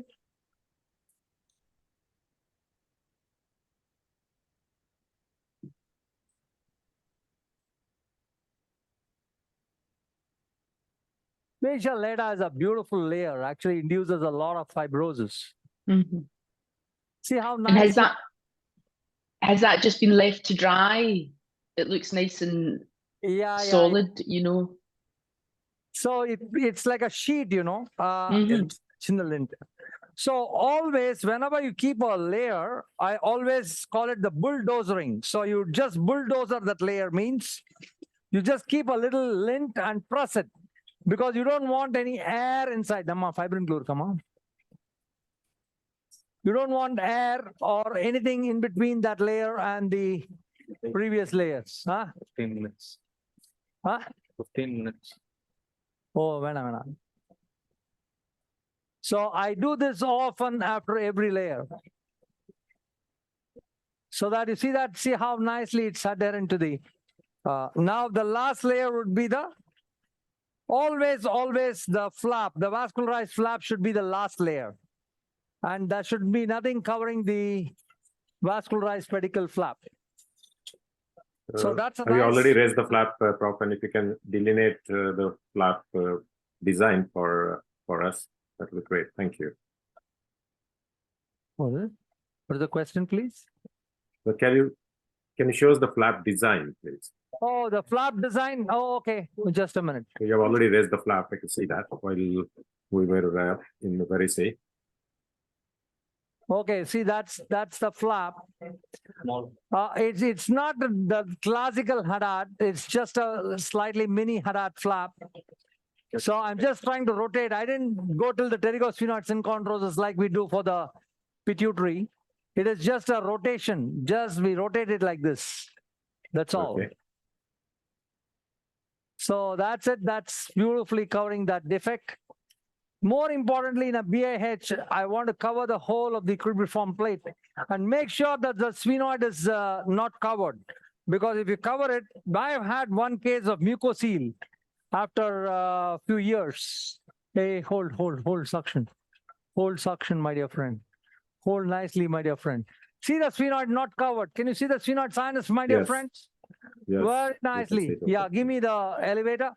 See, the frontal sinus also not covered. The frontal not covered. The sphenoid not covered. Very, very important that you have to maintain these two openings wide and clear. And no wrinkles. I don't like to have wrinkles around the flap. Give me Surgicel. So that's it. Almost done. I'm just going to keep Surgicel. I just want to ask you that we have the next case as an inverted papilloma. When do you want me to ship that case? I think once the Prof will visit Veracity again, once they had a reconstruction, then I'll give you some heads up with that. Shall I ask Okay. them to intubate the patient?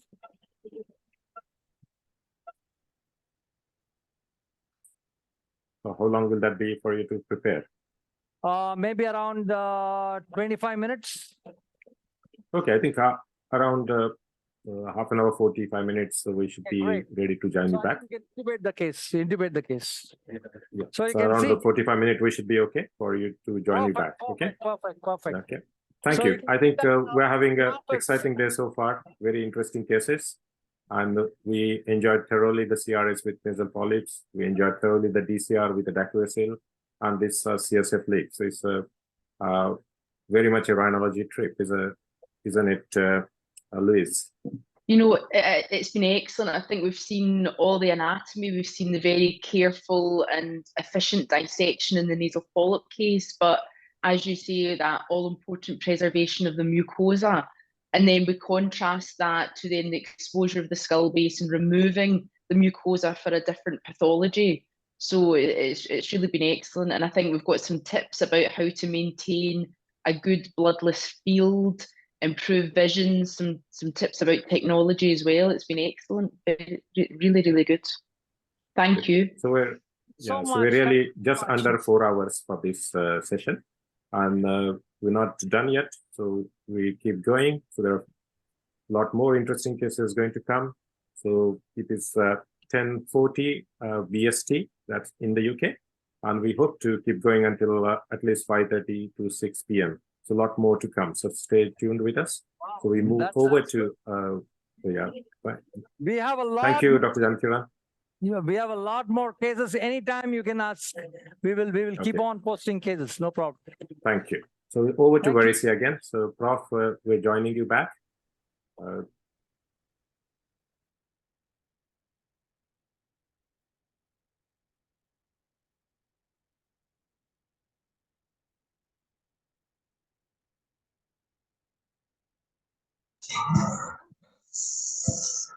So, okay. Now we are dissecting. We enlarge anteriorly, and now we dissect the dura. Dammi ancora il cotonino.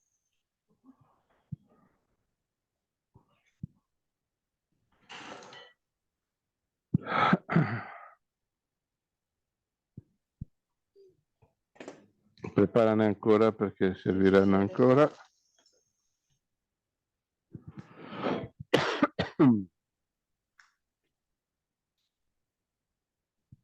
Any news from the pathologists about the margin clearance yet? The margins since now are all negative. We take Great. also Fantastic. a margin in the mucoperiosteum of the septum of the right side, and the septum in the inferior edge here, and superior and anteriorly was negative. So all the margin around the tumor since now are all negative. Lava. Thank you.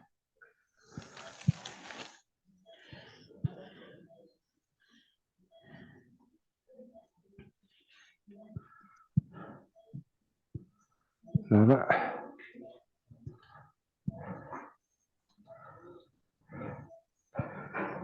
When you do perform the monolateral reconstruction, the difficult time edge is the medial one, because on the medial edge you don't have a very horizontal board, a horizontal edge. So you have to dissect more superiorly.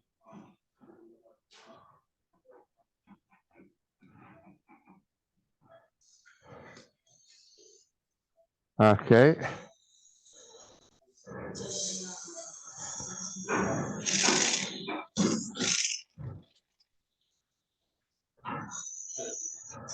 Okay, now we can start to cut the dura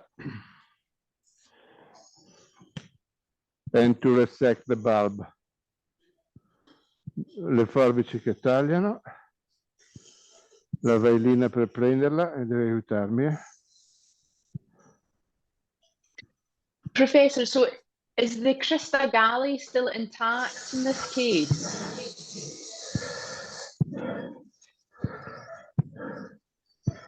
Sorry?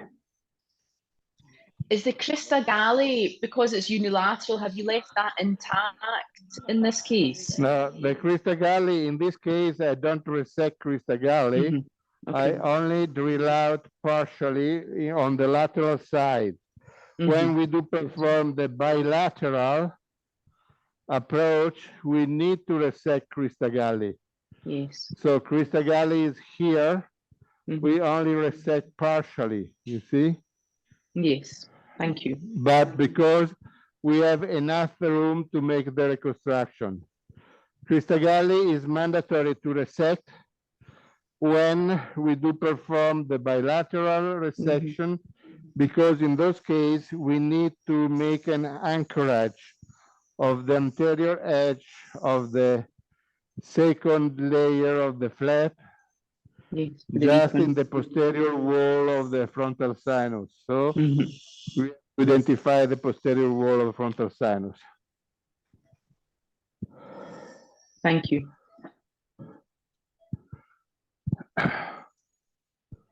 Ok, tieni così.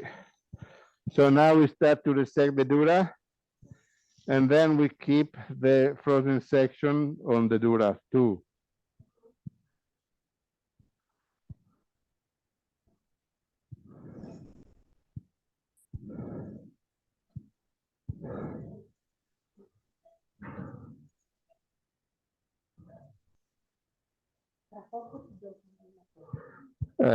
Non va questa. Non taglia. Proviamo dritta. We have some trouble with the scissor, as usual, are not too sharp.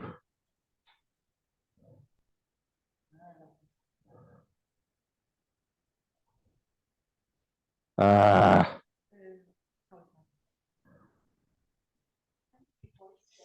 Non tagliano, non posso fare questo lavoro qui.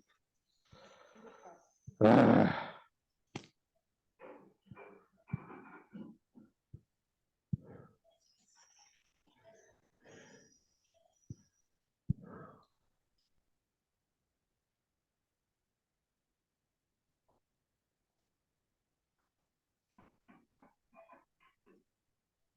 No.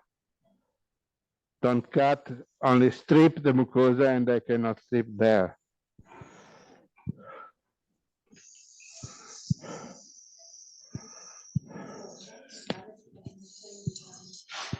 Sì, ma quelle forbici lì dalle via, non possiamo tenerle se non vanno. Ok, I asked the scrub nurse to throw away this scissor.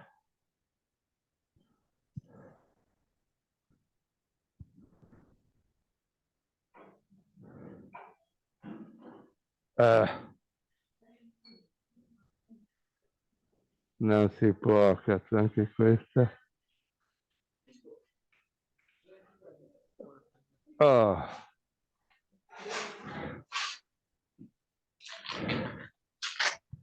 No, vieni di qua. No, dall'altra parte.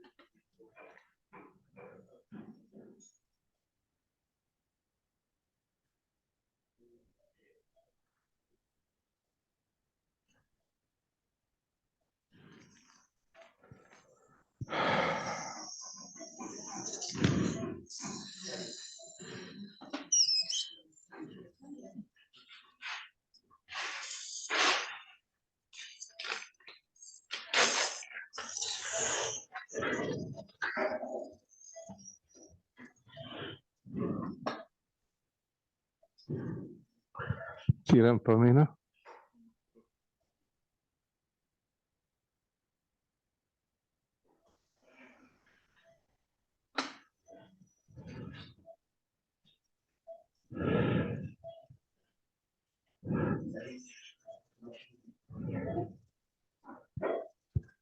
Non riesco a lavorare sempre i coglioni.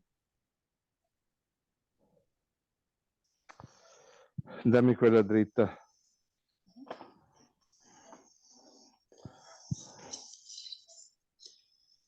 Madonna, madonna. La pressione è giù? Grazie. Ok.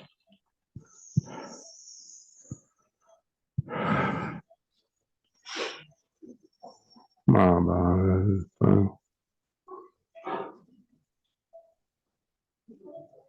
Tieni.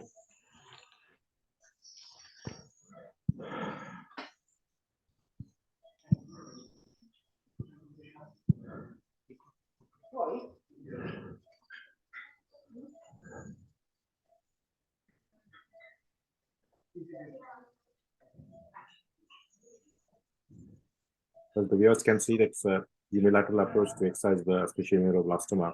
With the frozen section control, the margins are confirmed to be negative. The skull base has been drilled after ethmoid artery ligation, cauterization, and then after that, drilling the lateral part of the crista and opening the skull base, and dura has been excised. So the prof is currently dealing with the dura, and you can see the CSF leak. And the plan is for reconstruction using 3 layers of fascia. The fascia lata has been harvested from the thigh along with some fat. Allora, dammi la zappetta.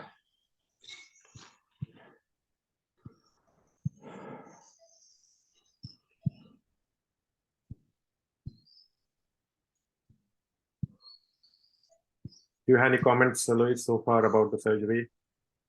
Any salient things that you noticed?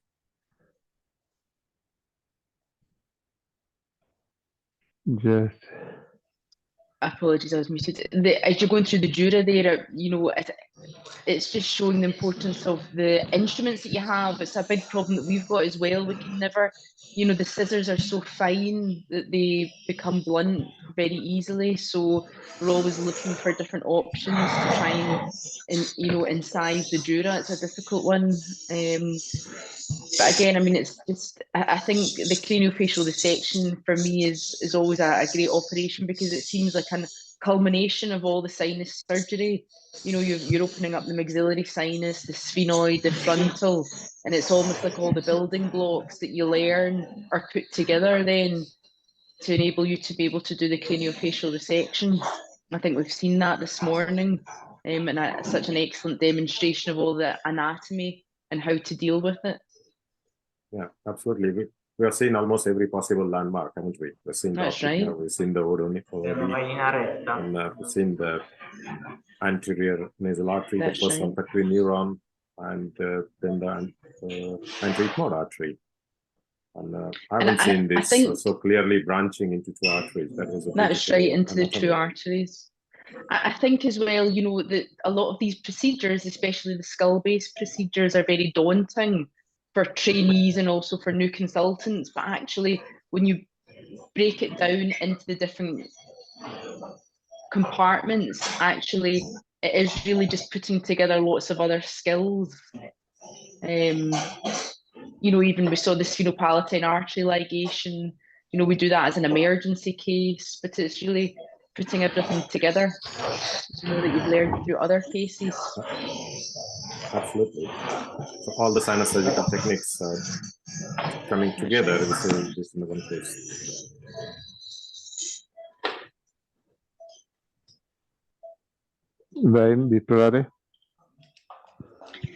The other thing is, well, you hear a lot of people talking about is the surgical navigation. But I think what we've seen this morning actually is that you don't need the surgical navigation. It's really all about anatomical landmarks. And this is surgery that can be done safely as long as you know what your anatomical landmarks are. Absolutely. I mean, having a navigation is no replacement for thorough knowledge of anatomy. So knowing where things are yourself.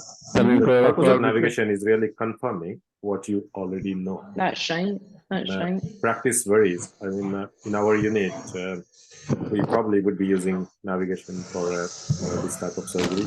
But that is again, it's, just to confirm that what we already know. Abbassa un po', se no non entro. What I'm What is your finding more practice and in more Glasgow? is, so we set it up and then we're finding that we just don't use it because with experience, the knowledge of the anatomy Okay, is Lava. such that it's really, you're using your Vai un po' in là. anatomical landmarks and you find less and less you're reaching from the navigation probe. But you know, that's something that comes with experience as well. You know, that's not something that you can start out doing, I think. And I think a lot of new consultants are anxious. And so they as you say, the navigation is good to confirm where you are if you just want to double check. Absolutely, that's a key message, Yes. Louise, that a lot of young surgeons are watching this, the trainees are watching this. So we are watching the very high volume, highly trained master surgeons. They are world leaders operating. So they've done this for many, many years, up to decades in the case of Prof. Paolo. And they are in a tertiary center with very high volume of these cases, great experience. But if you are starting, you need to get everything right and make sure you have all the support available.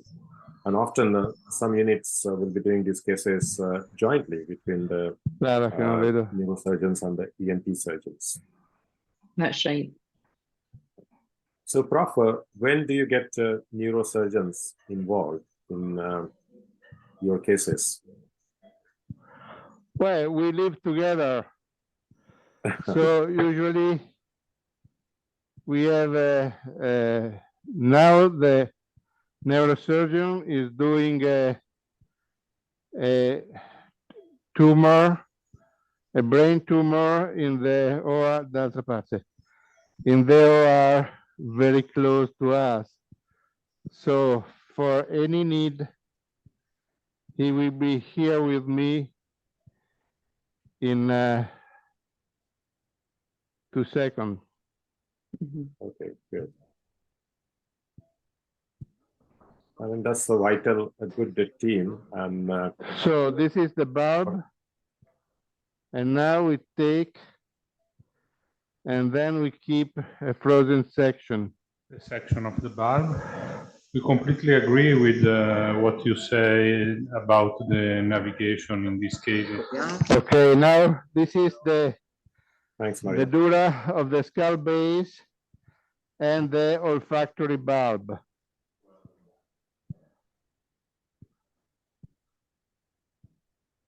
The dura of the skull base and the olfactory bulb. And now we take frozen section.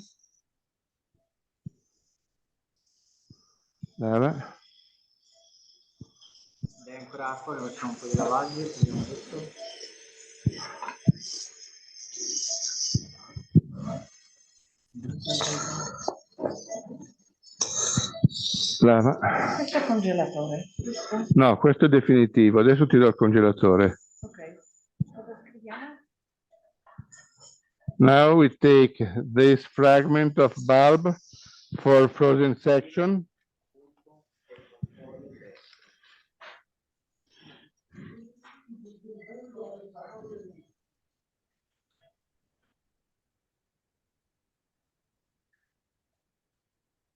Tieni. Fermo così, non strappare. That was the remnant of first olfactory bulb.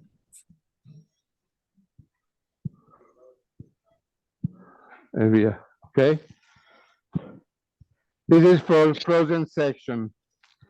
The bulb, the posterior portion of the bulb for frozen section.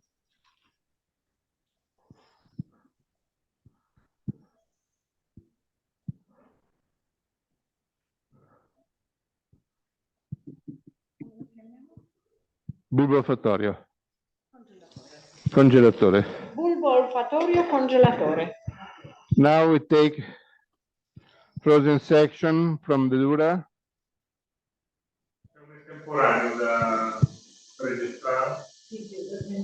Tieni.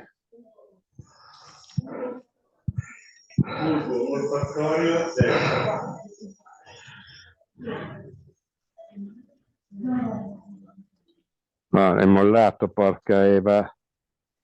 Pulisci bene.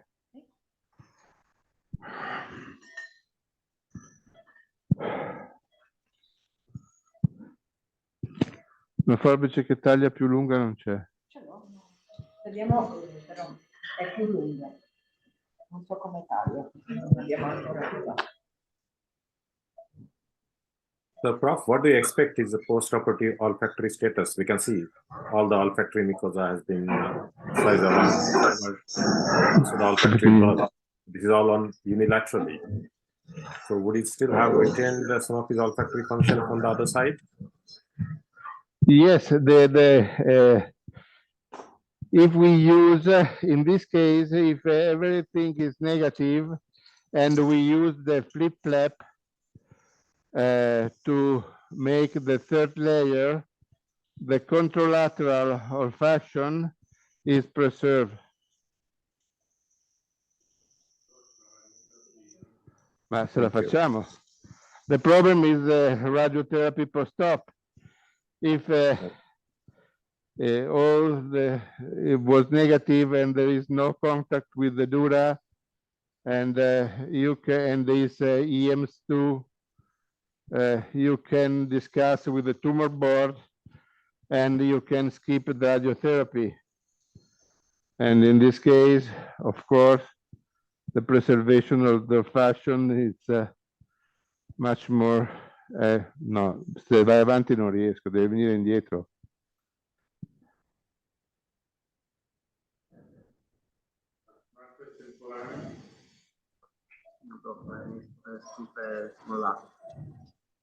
Via, levati. Porca puttana.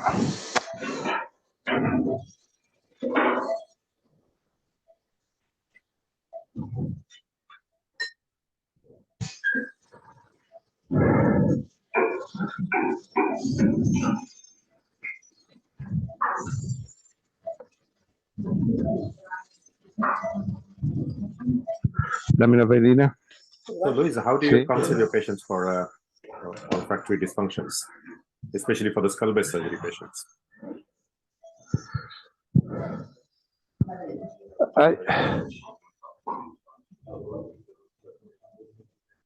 Okay, this is the frozen section for the anterior edge. Allora, questo qui è temporaneo. E anche questo? Bordo anteriore. E questo? Questo qui è il bordo posteriore e questo è il bordo anteriore. Bordo posteriore. Durale. Dura. So Ashok, just about olfaction. So I think really important to document preoperative olfaction because a lot of the pathologies will already have had a significant impact on olfaction. So preoperative documentation, and then I think you must consent them for a complete loss of olfaction because, as Professor Paolo says, it may be that you preserve olfaction if you do a unilateral procedure, but the problem is the vast majority of these patients will then go on to have radiotherapy.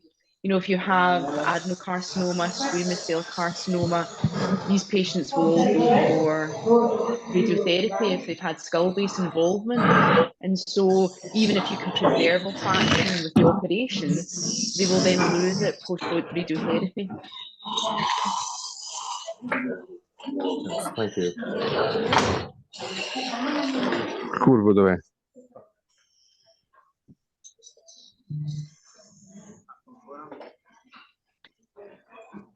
I think for other skull-based procedures as well, so pituitary surgery, for example, you just need to be very cautious that you're preserving olfactory mucosa. And you see that as a priority during your case, you know, correct, because I think the loss of olfaction is significant for the patient. Quella retina mi serve per. There's a key is about being respectful Dammi un pezzo di questo. all these functional outcomes. And try to be preservative when you need Pezzetti, to. no, ma no, Radical porca where you need Madonna. to. And that's the key. So depending on how you approach your surgical strategies. That's right. And I think, again, with experience that comes, I think to begin with, you're very much focused on the tumour. You're then focused on the reconstruction. You're worried about CSF leaks. And so that perhaps when you're embarking on this type of surgery to begin with, olfactions Dai, maybe not acqua calda, right su. at the top of your list of priorities. But then when you see the patient's back and you realise the impact it has on them, you then realise how important it is. Yes, correct. Thank you. So is that a flow seal, Prof? No, this is only oxycell and warm water. Okay. Dai.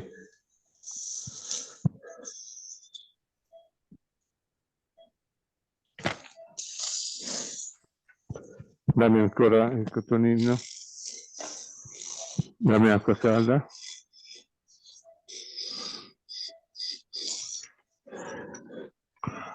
Oxycell.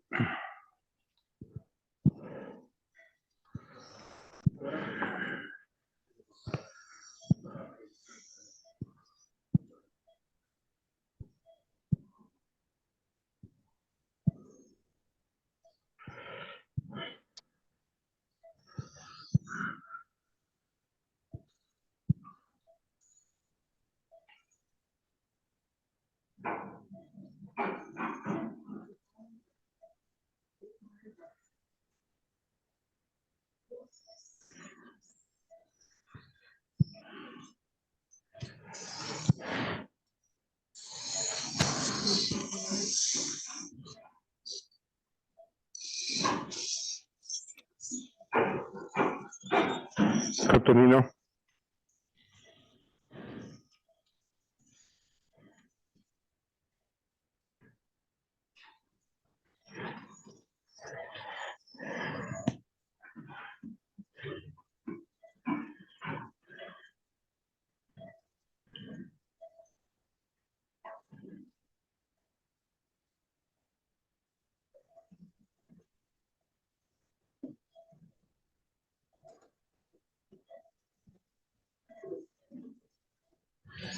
Ok.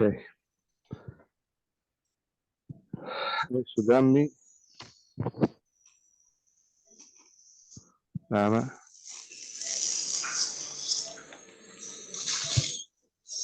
Voglio pigliare un bordo qui laterale che non abbiamo preso.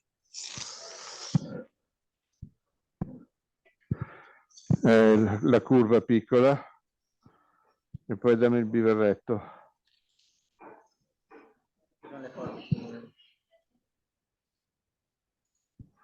La curva piccola.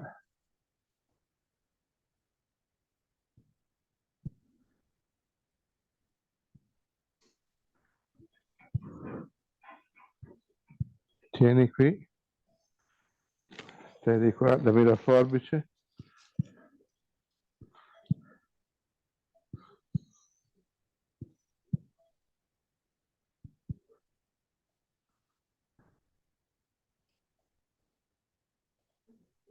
E c'è... No, distanziati. Okay. So this is the last frozen section. It's the margin of the dura closer to the tumor. Okay.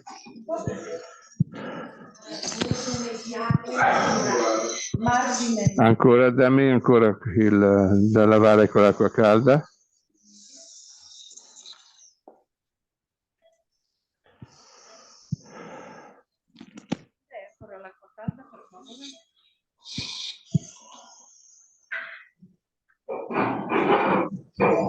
Okay.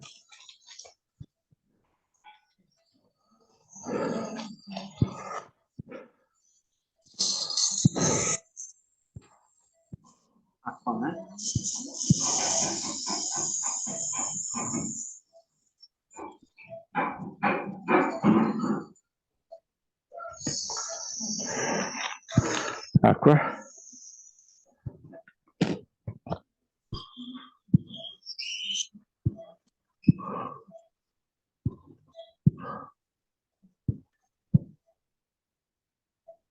Ok. Good.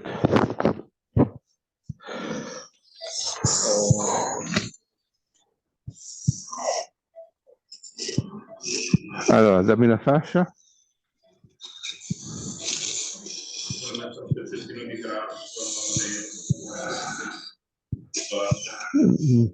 No, questo è perfetto. Ha solo preso una spirata, per cui niente. La fascia dov'è? Fascia. Dammi un cotonino che prendo la misura. Sì. So we have taken the fascia, che è molto di più di quello che avete, non prendere tappa. Forbice.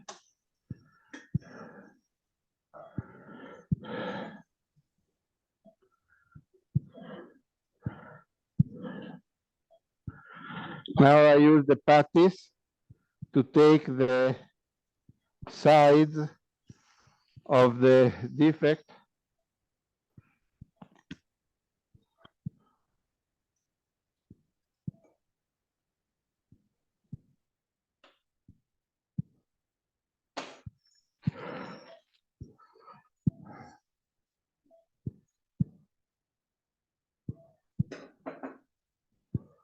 So from there,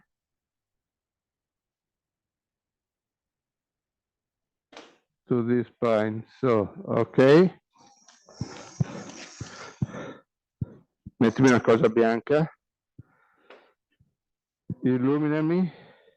So, the dimension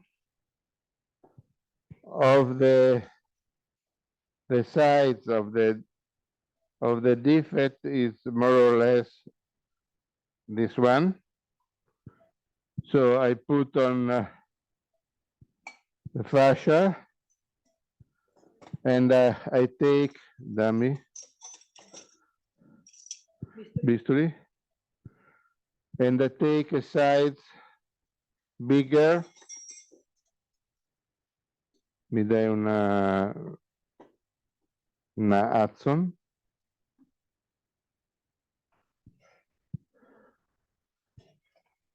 O è una fascia bionica o non si taglia.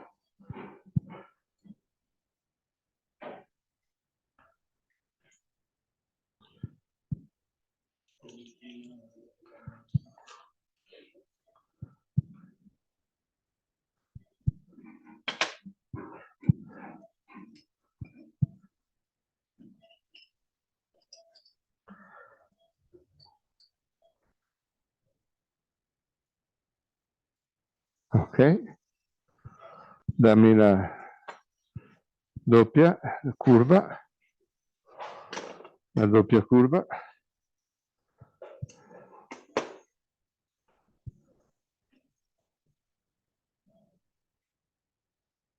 Dammi poi i posizionatori.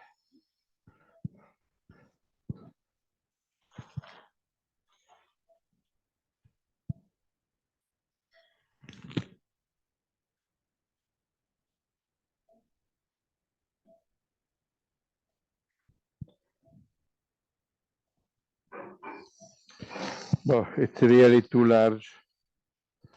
We try, but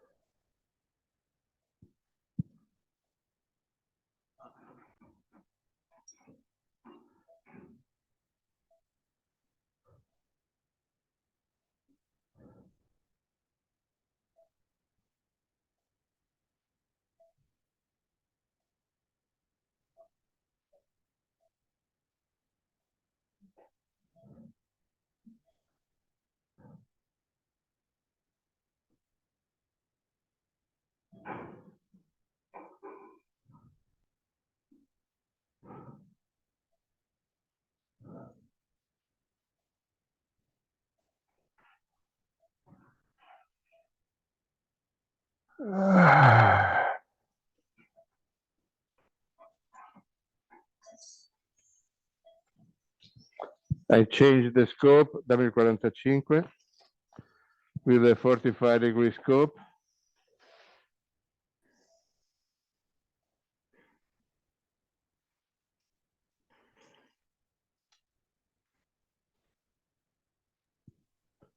And this first layer of fascia lata, are you putting that between the bone and the dura?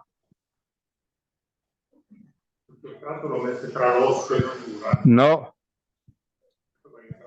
The first layer is completely intradural. Within the dura, underneath the dura. Great. Yes, it's too big. I have to reduce. No, dammi vai. Is definitively too big.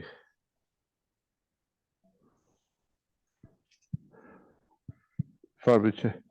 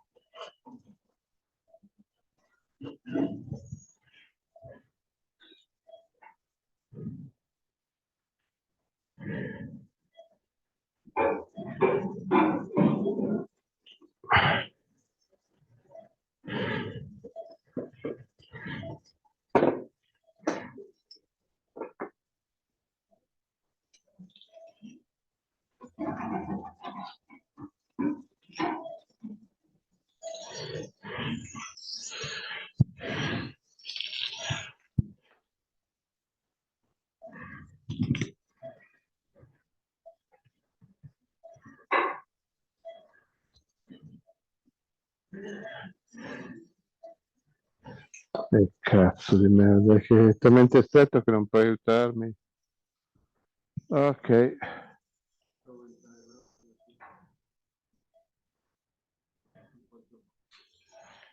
Dammi questa zappetta.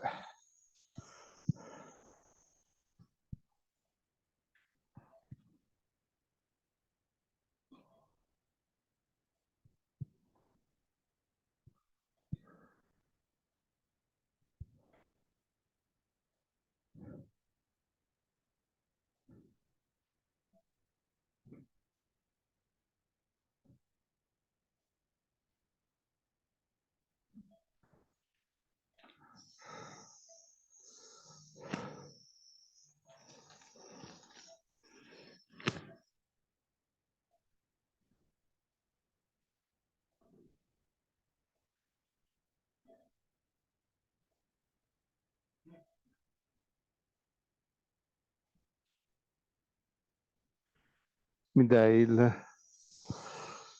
mi serve il posizionatore.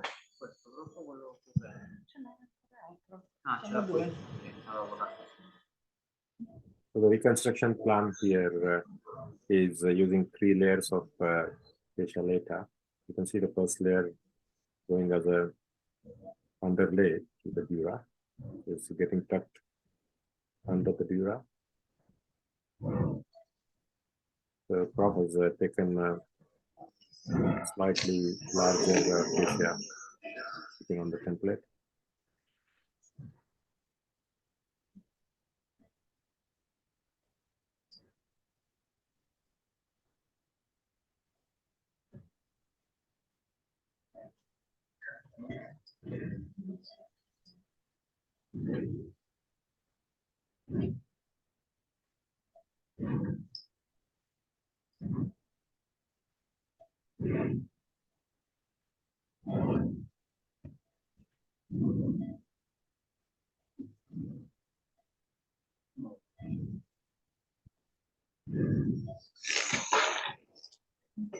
Sì, che il posizionatore. So the instruments are different. You see the tip? The tip is flat, but with this spike. And this allows you to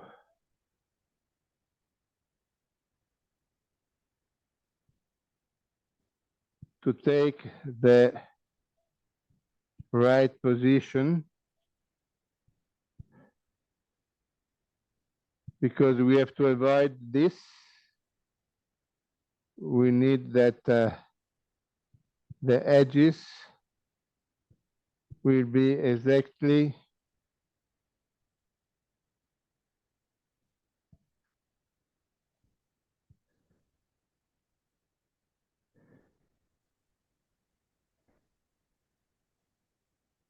Is that an instrument that you've designed? come? What? Is that an instrument that you have designed? Yes. Yes, excellent. Yeah. We call positioner, Uh-huh. because you can push also the cartilage with this instrument. Yes. Without make a hole in the cartilage, and you can move.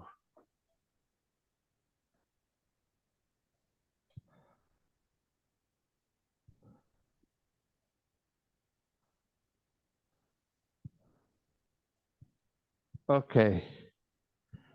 So the key point in this reconstruction is the dissection of the dura, you see?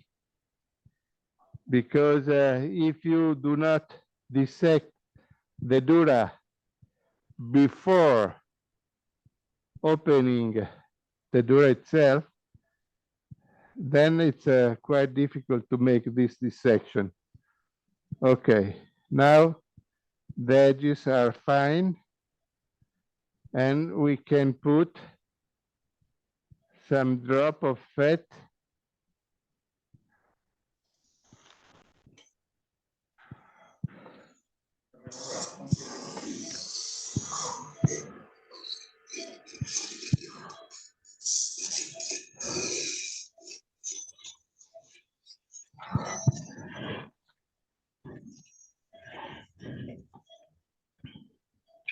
Often we find that you need these special instruments you're doing reconstructions for introduction of fat and all that.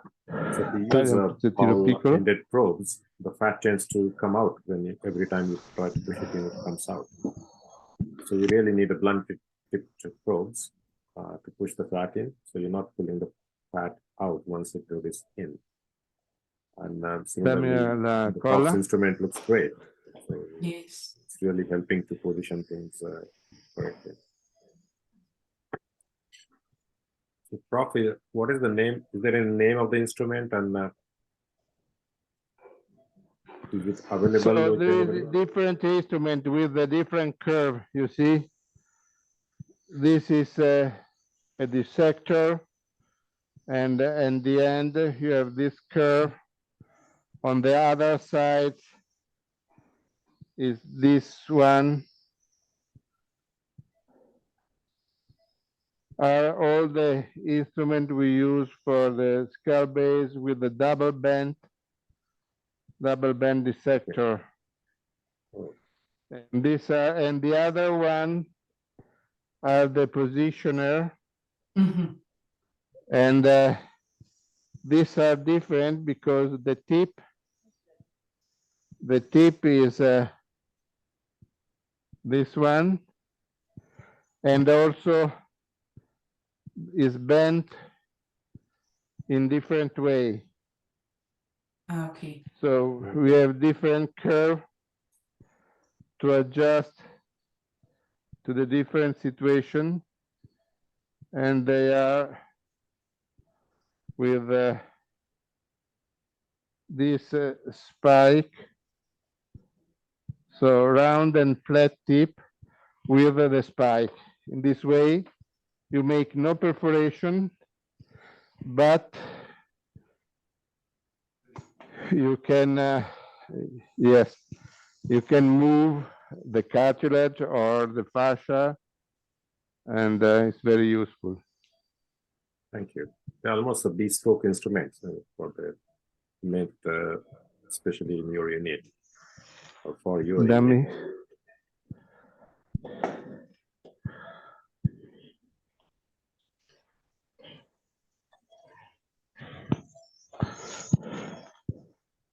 So I put drop of fat where I saw empty space.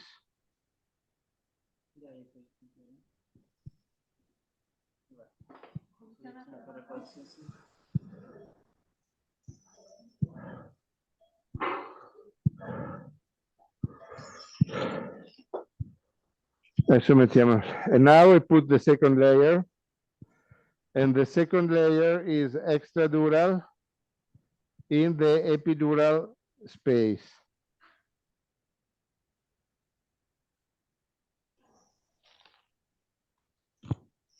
And does this patient have a lumbar drain inside to at the moment?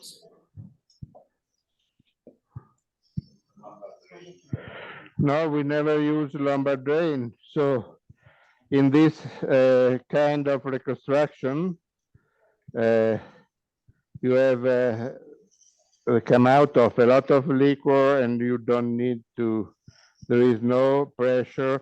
And then in this with this reconstruction, it's the water tie effect is done by the sandwich between the first and the second layer.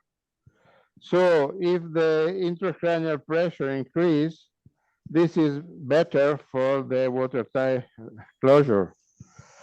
So in this reconstruction, we never use lumbar drainage. We can have lumbar drainage. We need lumbar drainage after surgery in the post-op in very rare cases when we have the doubt of the CSF leakage.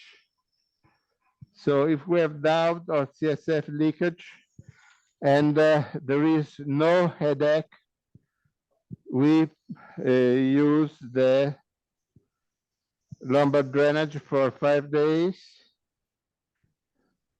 If the patient has headache, we do perform CT scan to understand the level of the pneumoencephalus, because this patient for the first 5 days has always the standard of pneumoencephalus.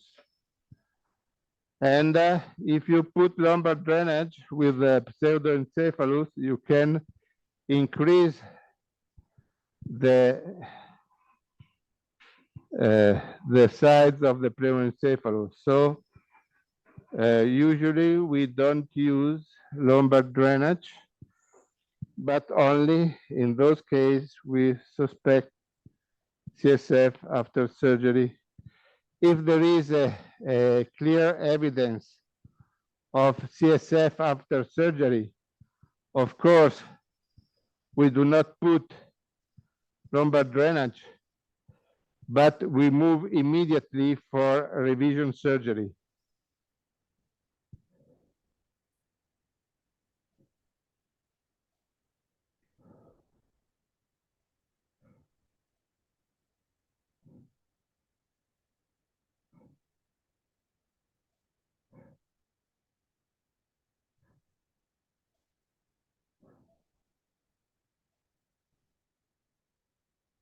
And in your unit, Prof, what is the experience of requiring such immediate revision surgeries? I mean, what percentage of patients might require it? So when we go back to, well, if there is a clear evidence of CSF after surgery, and if there is a headache and the CT control show pneumoencephalus, and we can wait one day. Non riesce a metterle? Dove sei? Dai. But what percentage of patients No. require this? No. Sorry. Porca era.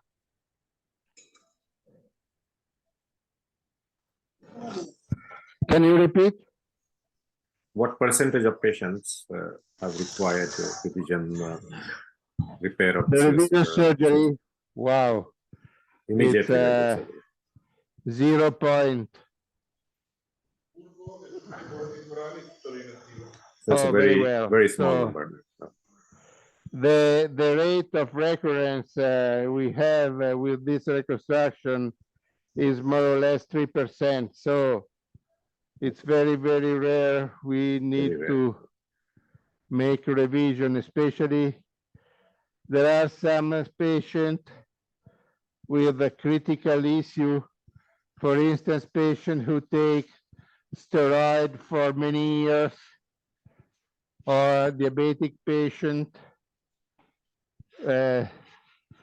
some patient with different comorbidities, some patient with radiotherapy. In those cases, we need the revision surgery. But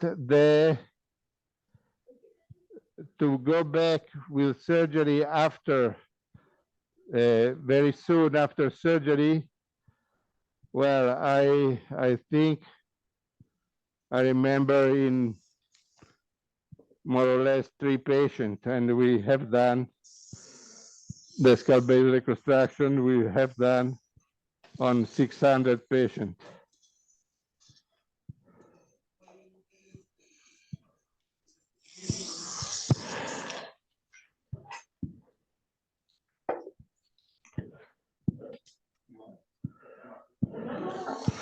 Now we have to realize the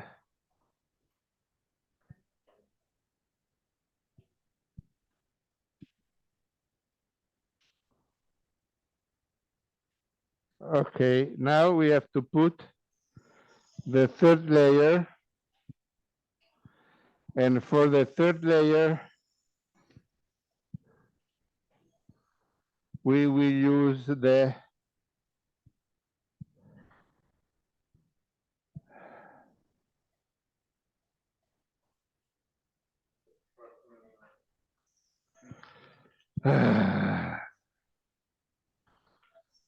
che non riesce a aiutarmi.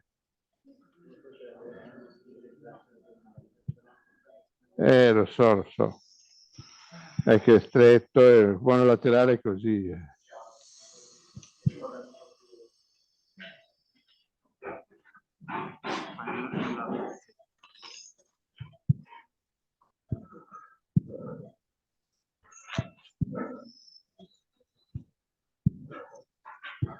Okay, you see with the 2 closure, we have already the water tie. And the 3rd closure, aspiratore retto, is to protect. And when we perform the monolateral resection, we can use the contralateral mucoperiosteum of the septum. So, Cottle. Now we take the contralateral septum.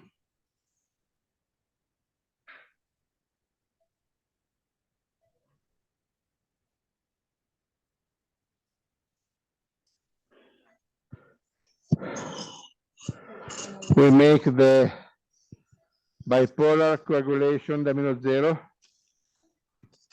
0-degree scope. Now we do the bipolar coagulation of the septal branches of sphenopalatine.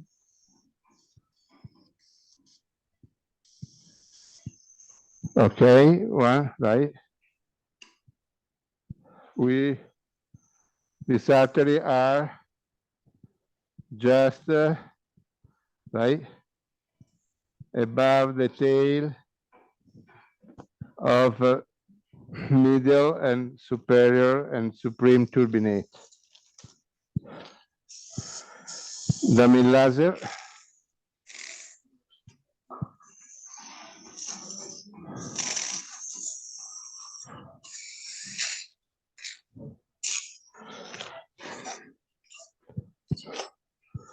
Ok. Fatemi sedere, mi date il pedale del laser per favore? Ma vaffanculo sta sedia di merda. Ok.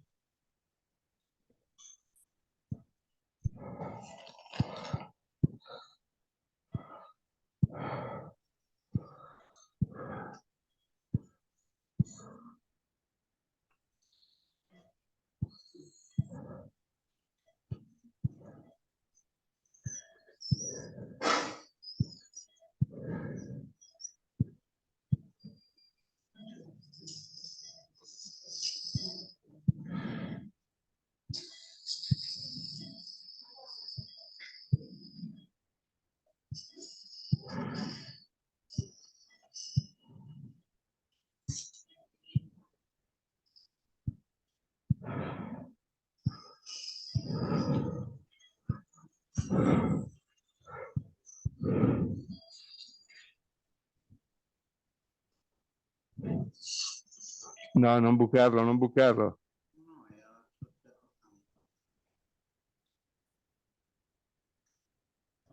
Which is a contralateral mucoperiaceal flap being developed as a third layer of reconstruction.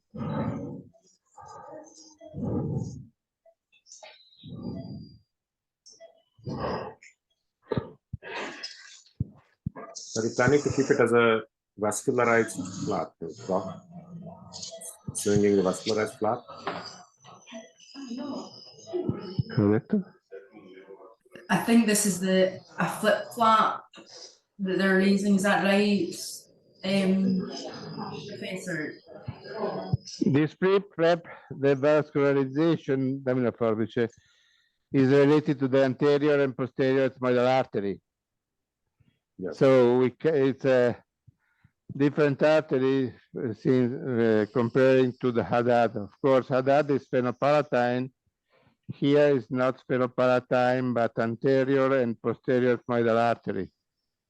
Okay. Yeah.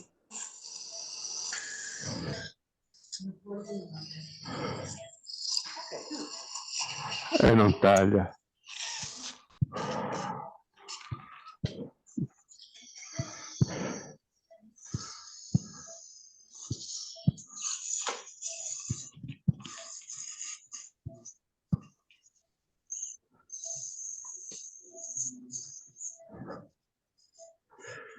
Dammi il laser.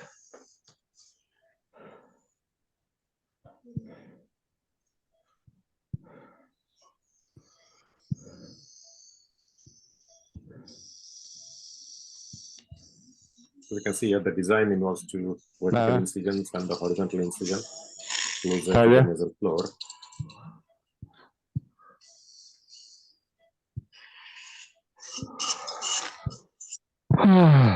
Via.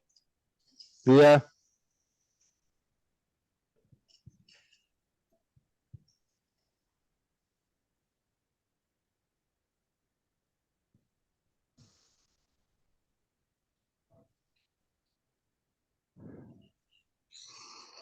Laser.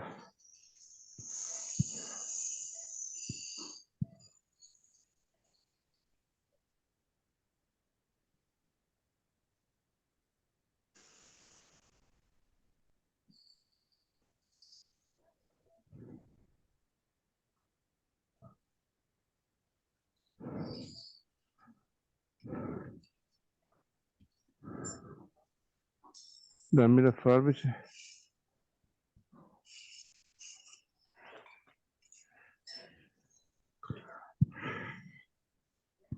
Dammi quella più corta che taglia meglio. When the flap is being raised, we'll just quickly visit Dr. Jankiram. He's preparing for the next case. So we'll have a case history from him, and then we'll come back and join the flap elevation again. So over to Trichy. Dr. Jankiram, are you ready with some case history and images before we go back to Varese? It would be great to catch up with that. So Dr. Jankiram is performing his fourth case. Che sta fuori, minchia. Yeah, you present the case. Hello. Hello, Dr. Jankiram. So Can you hear me, please? yeah, we can hear you. And Okay, back to so you can for I your start the fourth next case. case because we have intubated the case long time back. Okay, yeah. So if you just start with the case. Okay, history, so bit of this patient is a case of Dr. Vishal Nair is going to present this case, and it's a very interesting case, and we will see what he says. Yeah, Vishal. Yes, sir. Thanks, Vishal. Yeah. Welcome to GRN. Good afternoon, everybody. Just give me a second.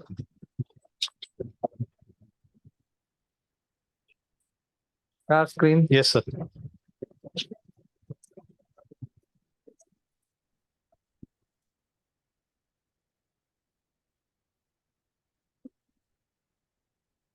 Yeah.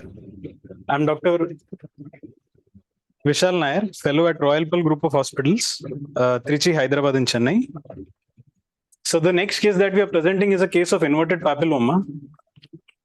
The patient, a 30-year-old male, came to us with the chief complaints of left-sided nasal obstruction since 6 months. He had he gives a history of headache on and off. He gives a history of altered voice. There is no history of bleeding or discharge from the nose, as well as there is no history of smell or visual disturbances. A biopsy was taken since it was a unilateral mass 15 days back, and the HP was suggestive of inverted papilloma. There are no comorbidities. Now, coming on to the examination, a papillomatous mass is present in the left nasal cavity, filling right up till the anterior end of the inferior turbinate. The mass is also protruding into the nasopharynx and blocking the right choana, causing the change in the voice. The oral cavity and the oropharynx are within normal limits. Bilateral tympanic membrane are intact, and on VL scopy, bilateral vocal cords are mobile. Now, I would like to call upon sir to read the MRI scans. Hello, can you hear me? Yes, we can. Okay, can you focus the scan, please? So I'm directly going on to the MRI. I'm not showing you the CT, straight away the MRI. So as you know, the characteristic appearance of inverted papilloma is a convoluted cerebriform appearance, CCP. And in the CT scan, you will find hyperostosis. So these are the two cardinal features of inverted papilloma. Here you can see that this is a coronal cut. Let us see the contrast. The contrast is very important in inverted papilloma. It takes up contrast. And you can see that the mass is already seen. I'm not going through the anatomy again. I'm just going straight away. You can see here that the frontal, this is the posterior wall of the frontal sinus. So the MRI is very important because a CT scan might show just a soft tissue, but you cannot differentiate between a mass and a fluid.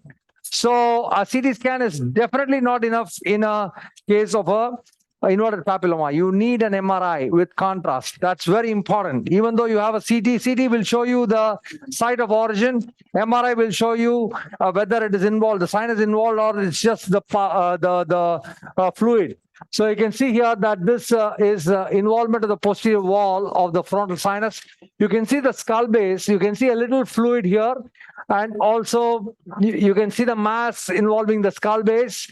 Mass involving the skull base completely. I don't know if it's attached there, but anyway, you can see that it's going here and also inside the nasopharynx.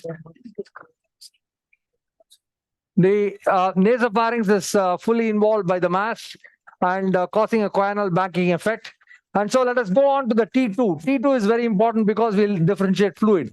Here you can see this was showing maxillary involvement, but if you can see here, it's fluid. So I don't need to do a pre-lacrimal approach. If I had taken a CD scan, I would have done a pre-lacrimal approach. So this does not need a pre-lacrimal approach. So, but it might need a draft 3 with drilling of the complete skull base. So what type of, what is the classification for this tumor?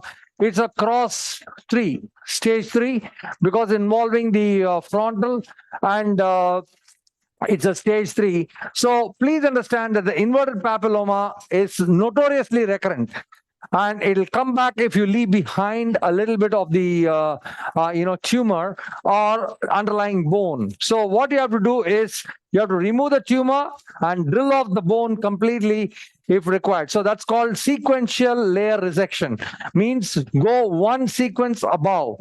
Suppose the bone is involved, drill off the bone. If the dura is involved, remove the dura. So this is how we treat inverted papillomas so that you don't have recurrence at all, or else you will definitely land up with recurrence in inverted papilloma. Any questions, any doubts so far? Or shall I proceed to the surgery? Oh, that's perfect. So thank you. So what's your surgical plan now? The surgical plan. See, there are two basic kinds of surgery in the nose. If it's going to be a vascular tumor, then I go centripetal. For example, angiofibromas, I go centripetal. Whereas in tumors like inverted papillomas or rhinosporidiosis, we go centrifugal. So I go through the tumor and then I will see where you will have the attachment. And I'm sure this inverted papilloma is going to have attachment in the lamina papyracea. It's going to have attachment in the skull base. So I'm going to do a draft 3 if it is going to involve the frontal recess, and I will use the opposite side and I will go cross-coat. It's a draft 3 and I will drill off the posterior wall of the frontal sinus. I will drill off the whole skull base and I will reconstruct the skull base with a vascularized pedicle graft like a nasoptal flap. So that is my plan in this case. Okay, that's great. So it sounds like a very interesting case. And, shall we start? It's a perfect demonstration. And so to say, we almost having 2 more cases of inverted papilloma later on. Prof. Paolo will be demonstrating IP involving the maxilla, and that will probably lead on to the pre-lacrimal approach or medial maxillectomy endoscopically. And then Zara Patel, she'll be joining from Stanford at around 4 p.m. BST. She will be having an inverted papilloma again involving the skull base. So great 3 cases of the similar pathology with different locations. It will be interesting to see how the approach varies between the surgeons. Yeah, we can see that it's classical, isn't it? Classical appearance of classical, very classical. Very remember classical. The polyps, they look very different in the morning, and this is a classical appearance. Perfect. Yeah, Would so you have any differential in mind? I mean, we know we got this histology already. So would you always get the histological confirmation before embarking on any definitive procedure in such cases?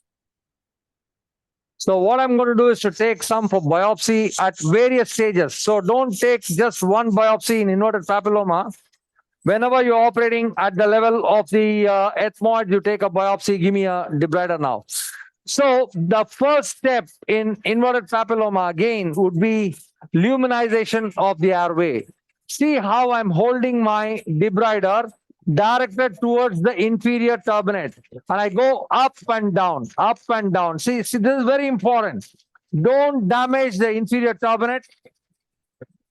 So go up and down. At the same time, don't damage the septum, because I might need a nasoseptal flap if it is not attached to the septum. Can you see the choanal banking effect there? This is all pus.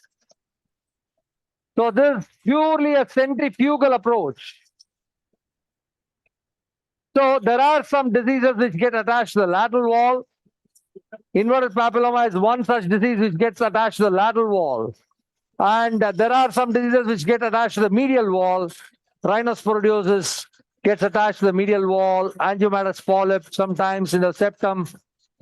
So basically, I want to clear the nasopharynx of the tumor. Why? Because I don't want any regurgitation of blood. That's very, very, very, very important. So as quickly as possible, try to luminize the airway. Can you see the nasopharynx coming into view, please? Yes, we can. Yeah. Good. I think it's The most important thing is your scope should not fog. The more it fogs, the slower will be the surgery. Number one. Number two is that means you're not following the principles of the. I had present a paper on how many times a surgeon fogs the scope. So that's a very nice one. Actually, I had written a book on this 15 commandments. I don't know if you had seen that. Actually, that gives a beautiful sign called the semilunar sign. We use that sign and we try not to fog the scope at all. You see that? Till now, I in fact, when my residents do a surgery, I count how many times they fog. So it depends on the distance of the tip of the instrument with the endoscope. So sometimes you keep it slightly farther away, sometimes you keep it slightly nearer, but ultimately you don't want to fog the scope. Now I'm going to take a biopsy of that nasopharyngeal part of the nasopharyngeal part. I'm going to take a big biopsy there. Okay. Yeah, that's a great tip, Dr. Jankiram. I think very briefly again, we'll shift to where Prof is ready with the flap. Once he lays the flap in, we will come and join you while you're doing your initial Sure. Carry on. clearance. Okay. Thank you. So over to Varese again. I think the flap is nearly ready. Lexley. Sorry, Debradov.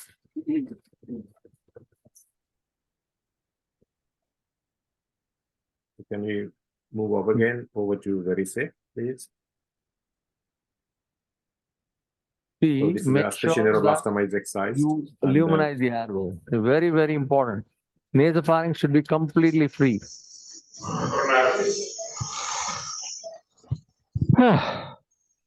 So from the studio, can we move to Varese, please?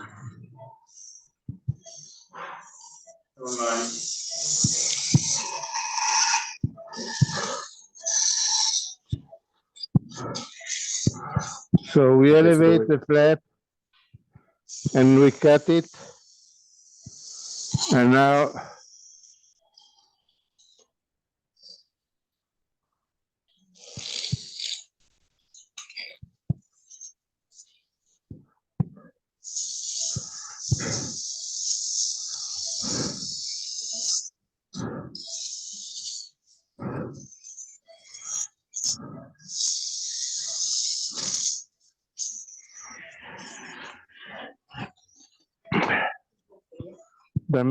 sì, grazie. Dammi la, vai, ok, curva.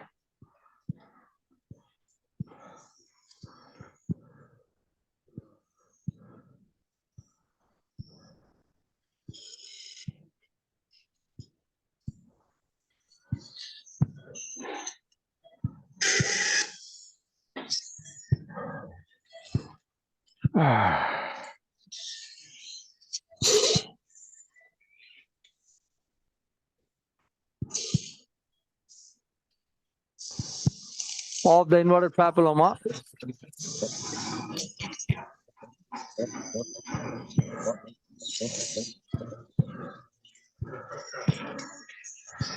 Forbice.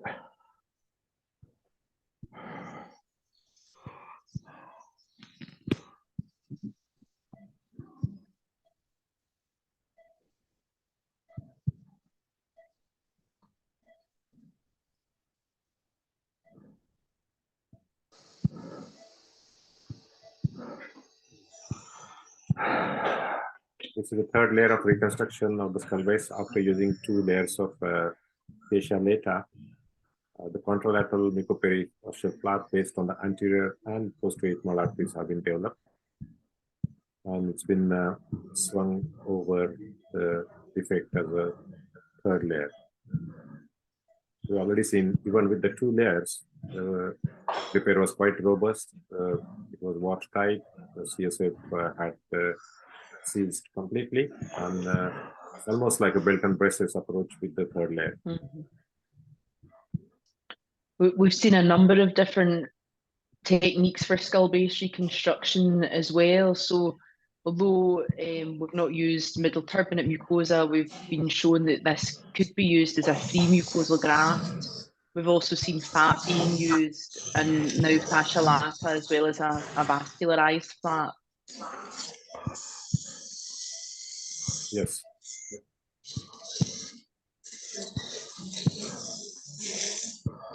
Okay, frontal sphenoid sinus.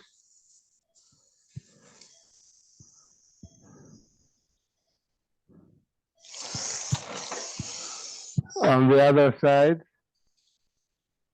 we take the flap, septum, sphenopalatine, sphenoid, middle turbinate, and the olfactory is there. Yes. And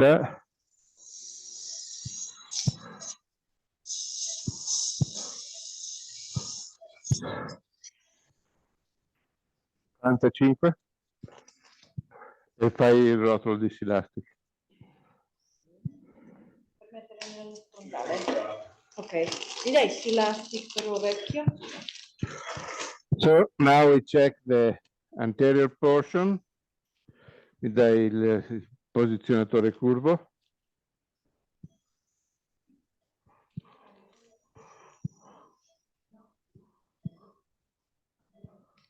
The anterior portion of the flap with the frontal sinus.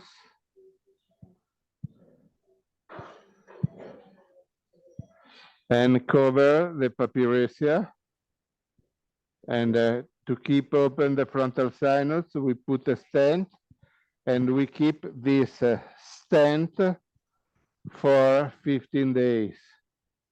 Okay. And you see, this is a very strong flap, vascularized on the anterior and posterior ethmoidal artery.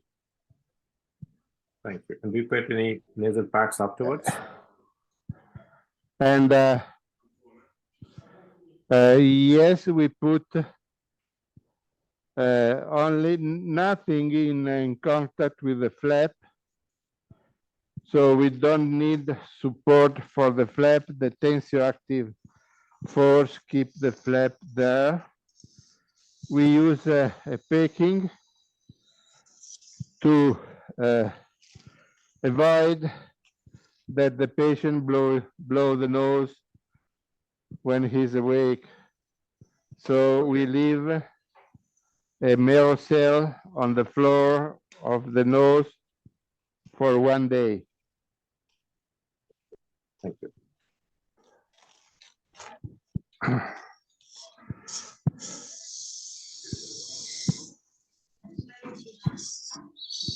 What Maxillary sinus. Sorry? No, sorry, I'll let you finish. And then the question was about the stent, but you can finish the landmarks and then we will come to that. Thank you. Okay. So sphenoid, left, cellar floor right, vertical carotid, clivus, onodi, with the lateral OCR and optic nerve just behind. So we put some the absorbable sponges there in this position. Population are covered by the flap. Okay, that's all. Thank you. And Thank you, Prof. on this side, the flap, the septum is with a mucoperiosteum. On this side, there is the naked bone of the septum, And we put a silastic sheet and we leave the silastic sheet paraseptal for 20 days. When we remove the septum, it's already reepithelialized. Yes, this is the cone we use, and we make the position. You can look at this and then move to the other room. Thank you. Is it a silastic tube? This is elastic roll.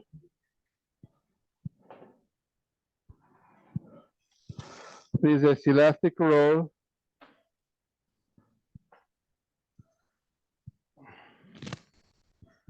And we put it in the frontal.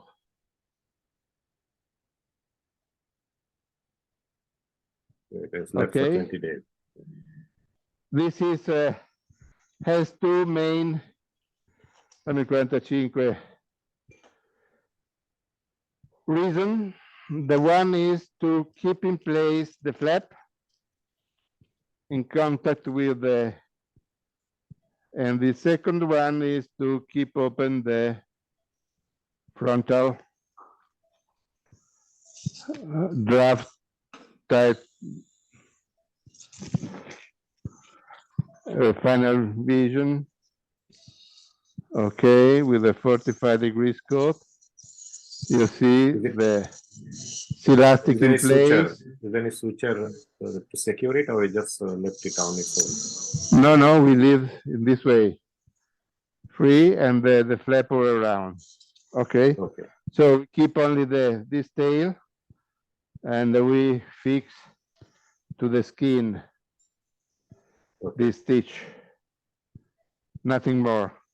And the frontal one we remove after 1 week. The septal one we remove on the contralateral side, we remove after 3 weeks.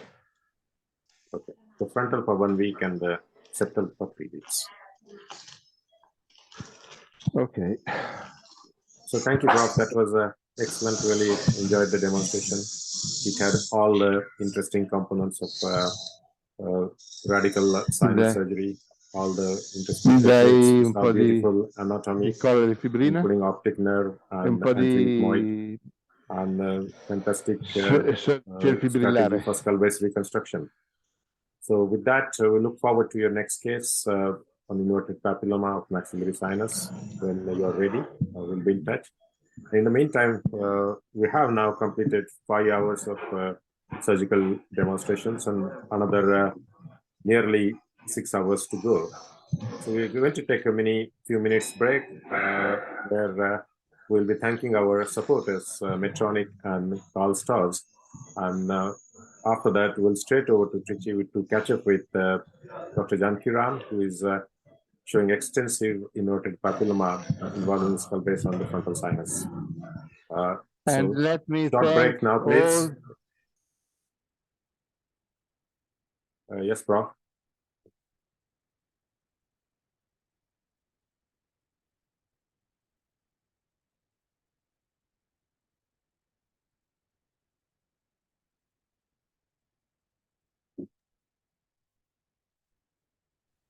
Are you with me, sir? We'll be having a very short break with Medtronic and Carl Stars, and we'll be with you in a few minutes. Okay? Sure. Carry on, please. Deep right up.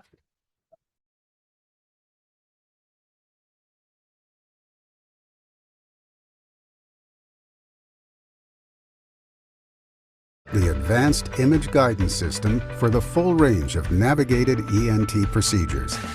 Engineered with you in mind, based on decades of scientific, clinical, and engineering expertise.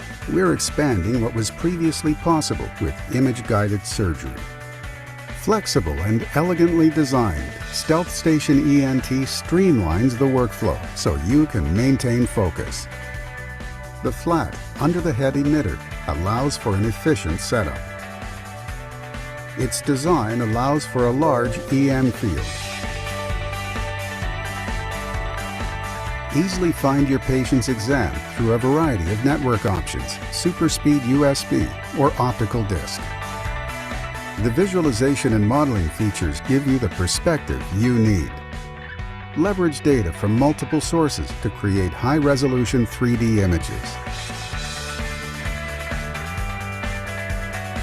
View structures and pathology with high fidelity. Registration expertly matches the three-dimensional positioning of the patient with the preoperative images used for navigation.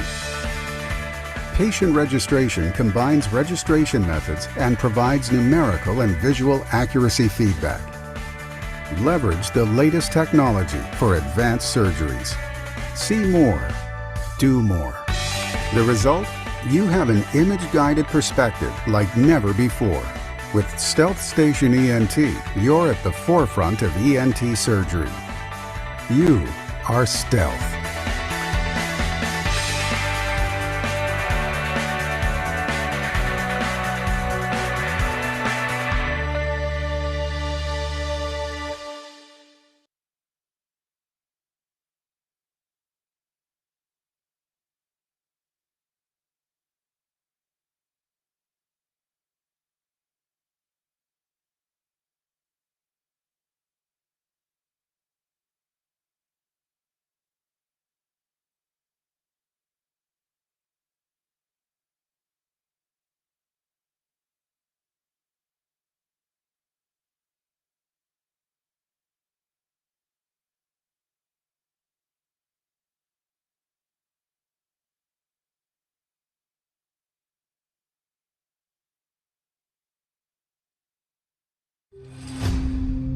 Imagine, what if you could do even more to bring relief to your chronic rhinosinusitis patients with technology customized to your unique clinical and facility needs? Introducing Stealth Station Flex ENT Navigation System, a customizable system from Medtronic ENT, a market leader in image-guided surgery technology. Featuring 6 hardware configurations, an optional portable card, 2 different electromagnetic emitter options. With flexibility in hardware design and optional software functionality, get everything you need and nothing you don't with Stealth Station Flex ENT. Let's flex forward. Contact your Medtronic representative to customize a navigation solution that's right for you.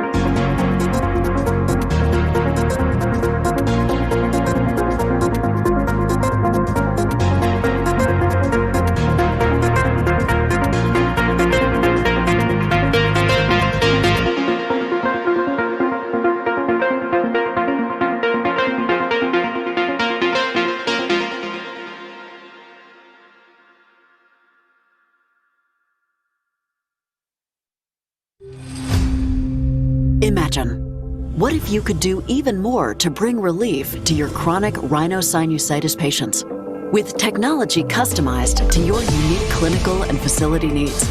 Introducing Stealth Station Flex ENT Navigation System, a customizable system from Medtronic ENT, a market leader in image-guided surgery technology. Featuring 6 hardware configurations, an optional portable card, 2 different electromagnetic emitter options, with flexibility in hardware design and optional software functionality. Get everything you need and nothing you don't with Stealth Station Flex ENT. Let's flex forward. Contact your Medtronic representative to customize a navigation solution that's right for you.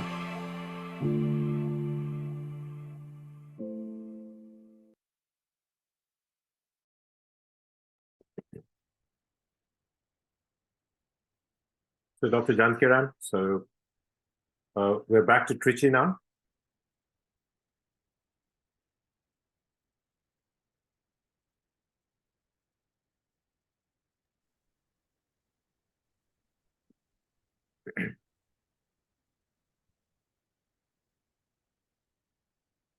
Hello, Dr. Jankiran, can you hear us?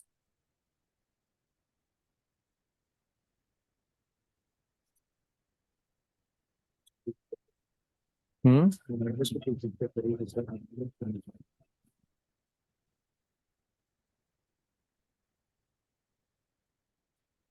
we can see the initial bits of excision of inverted papilloma.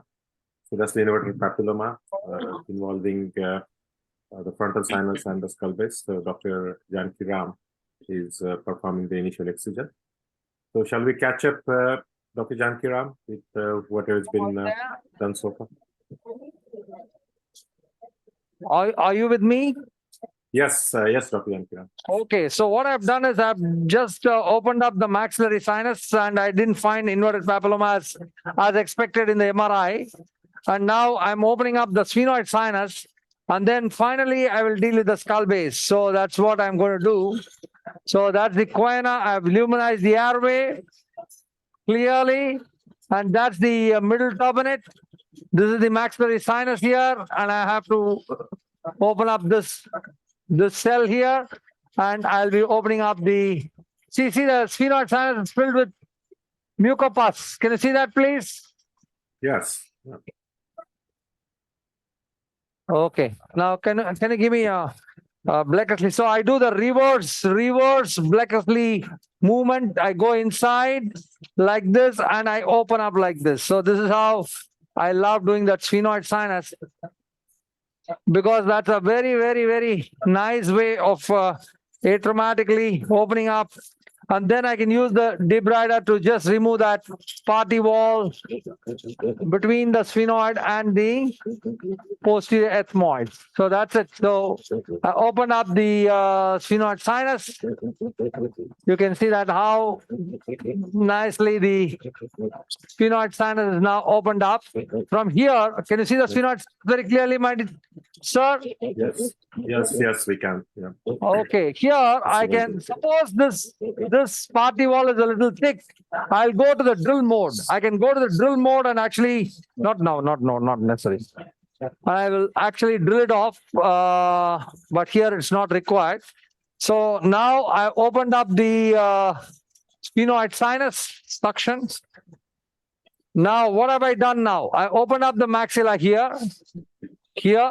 I opened up the sphenoid sinus here. I have to remove this. And then finally, I'll go to the skull base. Debrider. Yeah, I'm happy with what we have done so far. And only thing is I have to see the frontal recess. Frontal recess is going to be the key area in this case, as I already discussed with you in the MRI.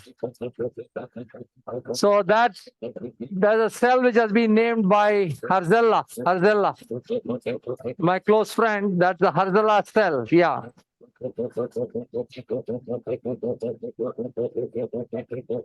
Okay, now that's it. I have removed the cells from the ethmoid. That's maxilla. Here, you see, I'm a skull-based surgeon. I'm not like a surgeon where I preserve the mucosa. No, no, no, no. I am a little radical when it comes to tumors. Now, can you give me a pack? Now, I have done my job of opening up the maxilla. I've gone to the sphenoid sinus. That's it. Leave it, my dear friend. Yeah. Can you? So the maxilla, the lamina papyracea is here for you. And that's the tumor going towards the frontal recess. Let's see what I have to do in the frontal recess. So I told you we have to be very, very, very radical in inverted papillomas. I cannot leave even a small bit of it. And if I do that, it's going to recur. So what is the strategy which I'm going to follow to remove the tumor completely from the frontal recess? That is going to be my key strategy now. Okay. Now let us just go and let us see. Yeah, okay, that is going to be the suction, please, suction. Now that's the sphenoid sinus. 1 second.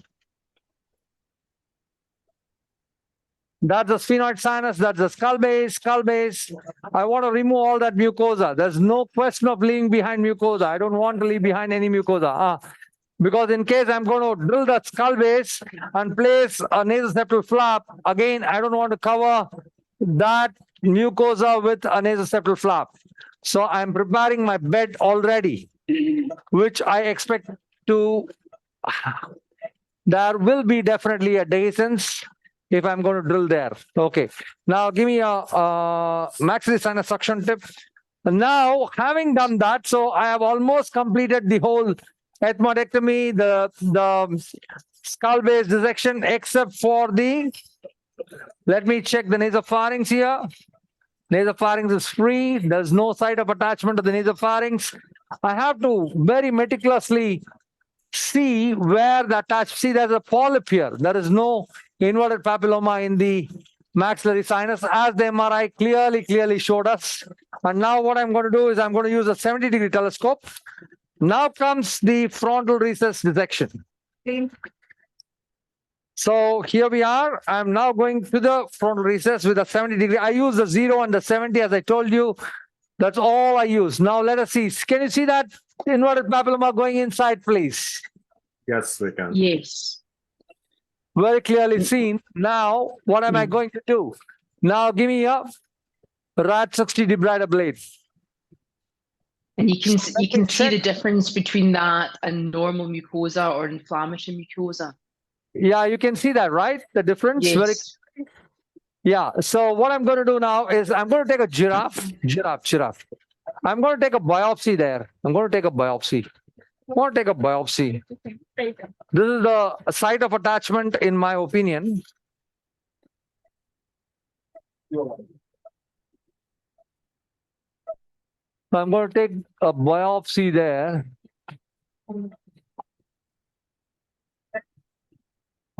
Take that for biopsy. Yeah, give me a RAD60 debrider blade. Now I'm going to use my RAD60 debrider blade.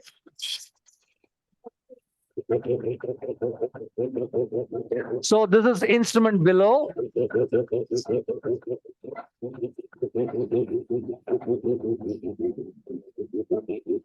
You can see the anterior ethmoidal artery very clearly there. Can you all appreciate it, please? Yes, yeah. Very nicely. So just that's behind the frontal recess. Now I'm going instrument above.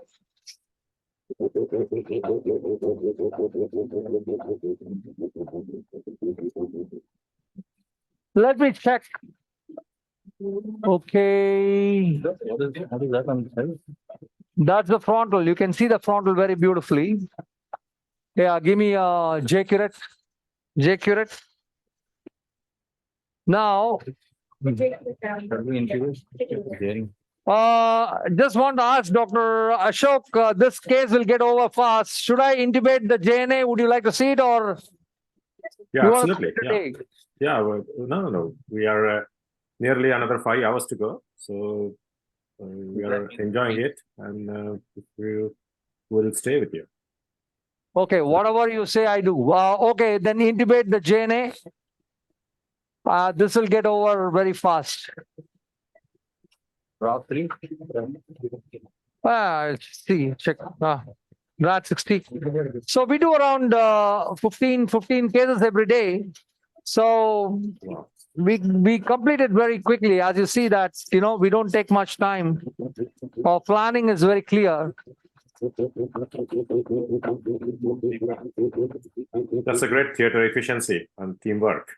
Yeah, most of the cases are skull-based cases.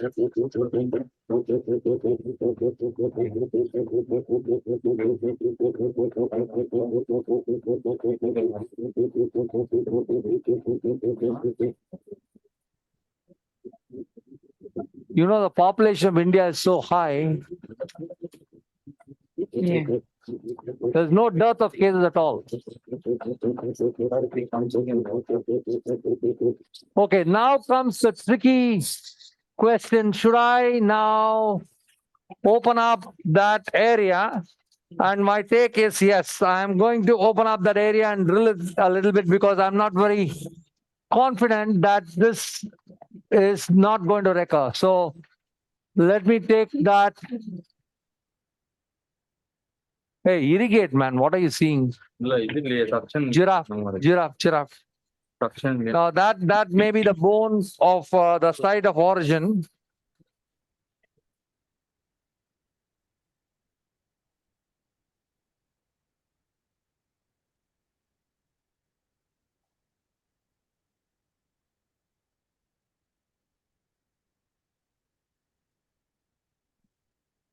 Okay, now give me a good wash. Huh? They're going to be on live and continue with us. We'll get it ready fast now. No, I don't know. Irrigate.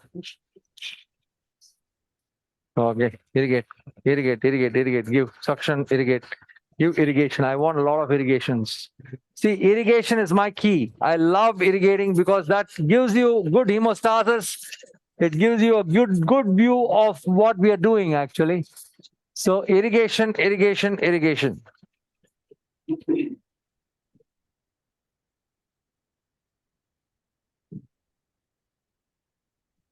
Okay, now give me the suction, please. Yeah. Give me a maxillary sinus suction tip. Now the question is,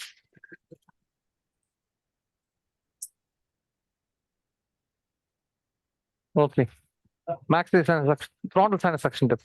Frontal sinus suction tip, please, quick. I'm now going to open up the frontal sinus and see what I can do about the frontal recess. So that's the frontal sinus. I can see that very clearly. Okay. I'm going instrument above to check the frontal.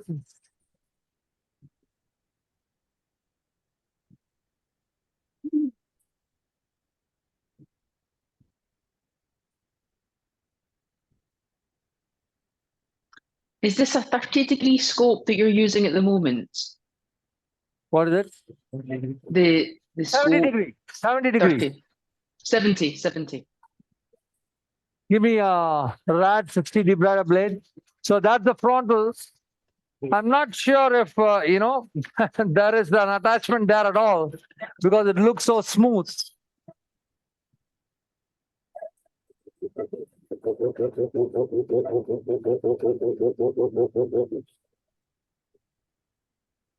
Can you see the frontal very clearly, please? Yes. Yes, we can. Yeah. And it Now, looks clear. the question now, the billion-dollar question is, should I do a draft 3? Should I drill? These are the questions which are coming in my mind now. What are your factors in decision making? The factors are, see, if I see the mucosa is separating easily and there is no tumor attached to the mucosa, then I might not take the call. Here, what happened was the tumor just came away with the debrider. It was not, I can't see the mucosa involved by the tumor at all. So what is the site of attachment that you can? yeah, I can't see any hyperostosis. There's nothing suspicious at all there. And that is making me a little back-footed on doing I should not do an overkill. I mean, yes, I should treat the patient, but I cannot subject him to a draft 3 just because I have to do it, because I plan to do it. No, I have to take the call intraoperatively sometimes, of course.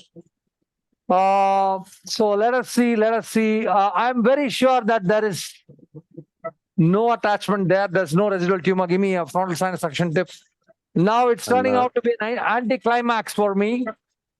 Anticlimax. But post-operative surveillance of the cavity and the tumor recurrence, will that be a factor in deciding? Absolutely. Absolutely. So I'll be asking him to come for follow-up regularly, and I'll be visualizing the frontal recess every 15 days. And that will be actually a very important part of my follow-up protocol. So that will decide.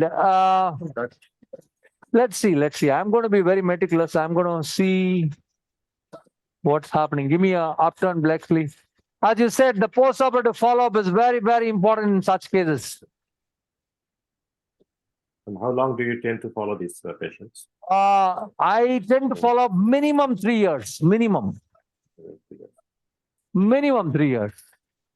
I've seen one case where the patient was normal and he came back with a recurrence after 2 years. I don't know. I mean, very sinister, but then. Do you do any imaging for the part of your follow-up sometime? See, basically, nasal endoscopy is such a beautiful thing. If inaccessible areas are, like, for example, infratemporal fossa, such areas are involved, then imaging makes sense. If, you know, the frontal and the ethmoids are going to be involved, there's no sense in imaging because you're seeing it directly. Every time you're going to follow up that patient, you're going to see that area. So I think imaging is reserved for areas. See, when you've done a meticulous resection and you're happy that you found the point of origin, what is the recurrence rate in your hands? In my hands, recurrence rate. Basically, honestly, I'm telling you, I'm a very radical surgeon. Yes. Even though I'm radical, I have a recurrence rate of around 8% or so, 8 to 10%. I may not be able to be exact in that, but I have had recurrences because of the aggressive nature of the disease. So sometimes it goes to infratemporal fossa, it goes into, parapharyngeal space. I've seen extensive cases, and that extensive, sometimes it goes beyond the dura. We have operated on inverted papillomas, many which actually breach the dura. I resect the dura, go into the brain, but even then, you cannot be very sure that, see, that's the anterethmoidal artery. Very beautifully seen anterethmoidal artery. Now, my only thing is that, is there tumor left behind or not? Will be transecting the anterethmoid, or are you trying to? Come again, please. Are you going to transect the anterethmoid, or are you just trying to see beyond it? I don't think so. I don't think it's needed, right? Okay. Do you think so? I don't think so. Okay. That's all the olfactory. See the olfactory filaments here. They all, see that, very beautifully seen. See that? Yes. Very nicely seen. Give me an upturn. I think I'm very happy with the. See, if you drill, let us assume that I'm going to drill. Anything less than draft 3 is going to stenose. So that's going to actually, I can't examine the frontal after that. That's actually going to be a bigger problem. So I'm trying to avoid drilling. If I drill, then you expose raw bone nicely, you have heat, that leads to neosteogenesis, and I can't examine this frontal again. So basically, the question of draft 2A is out of my mind in most of my cases. Either it's going to be a wider opening or it's going to be a draft 3. So this is my dictum. You can see here that this is almost clear. The skull base is also very beautifully clear. Give me a upturn Blexley. I'm going to take this out. No, there's nothing like that. Yeah, there was a little bleeding here. That could be one of the sites. Maybe it was attached to the lamina. I'm not very sure.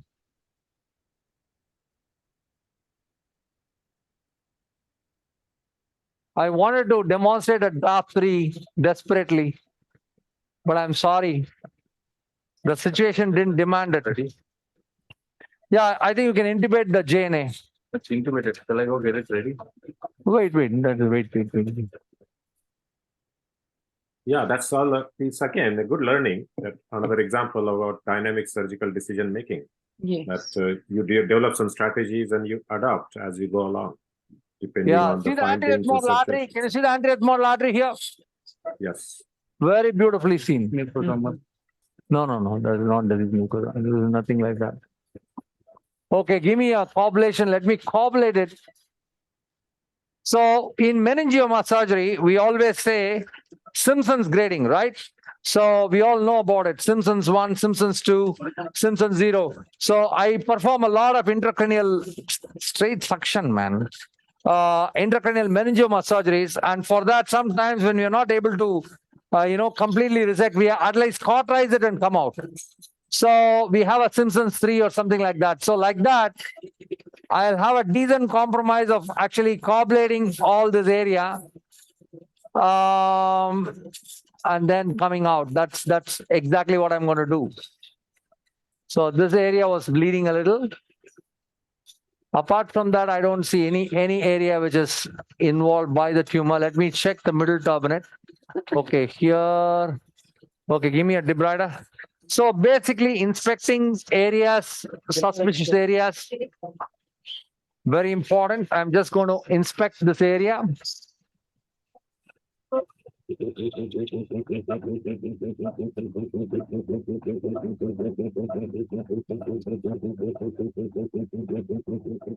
There's nothing over there. That's the superior turbinate. There's nothing over there. So here, I'm quite happy. Do you have any opinions, Dr. Louise?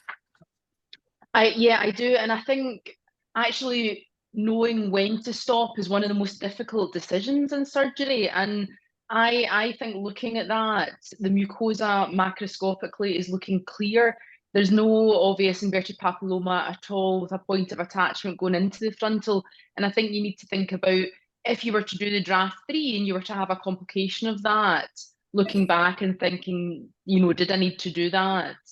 And so exactly. I would agree. I think if intraoperatively, if you discover that actually things are not as extensive as you had planned, then you do what is required, not what you've originally planned. I think it's important to change your plan intraoperatively and do what's best for the patient. Absolutely. I fully agree with you. Very, very nice comment. And I think Dr. Ashok, any comments? I'm going to close the case now. Yeah, I think it very nicely demonstrated that how to approach this type of tumors with the thorough review of the imaging, making sure you got the CT, you got the MRI, you have assessed beforehand that what sinuses are likely to be involved. So you got some structure in your mind, made some strategies, some plan. And you also have shown how one needs to be flexible and adapt to the findings during the surgery. So you need to have all the techniques under your armamentarium and use those techniques. And of course, clearance of the papilloma, dealing with the mucosa. We've seen from yourself and also from Paulo how different approaches are required depending on the pathology. So the last pathology was a nasal polyps. So you have been very diligent about mucosal preservation, and equally, in this case, we are very particular about all the mucosa is removed and the disease is cleared.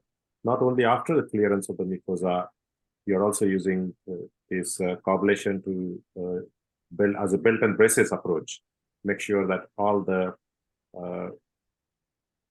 mucosa and any remnants, any tags are dealt with adequately. So thank you. That was a wonderful demonstration. I think the carry-home message to the youngsters is that I think a surgeon should know when to stop, even though you are having a decision pre-operatively.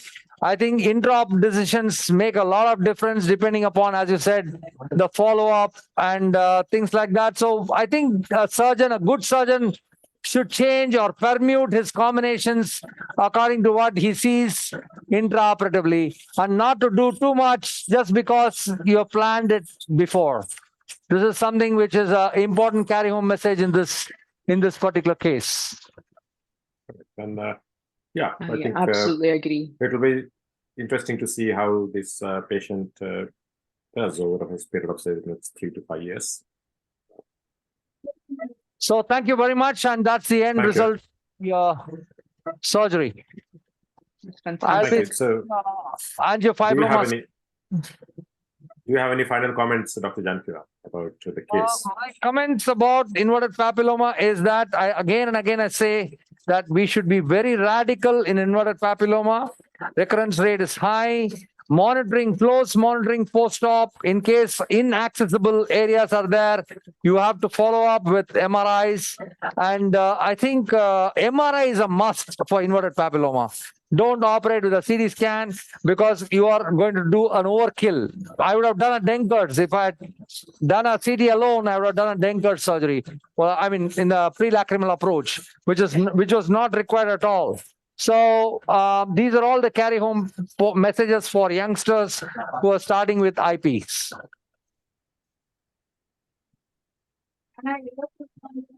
Great, thank you.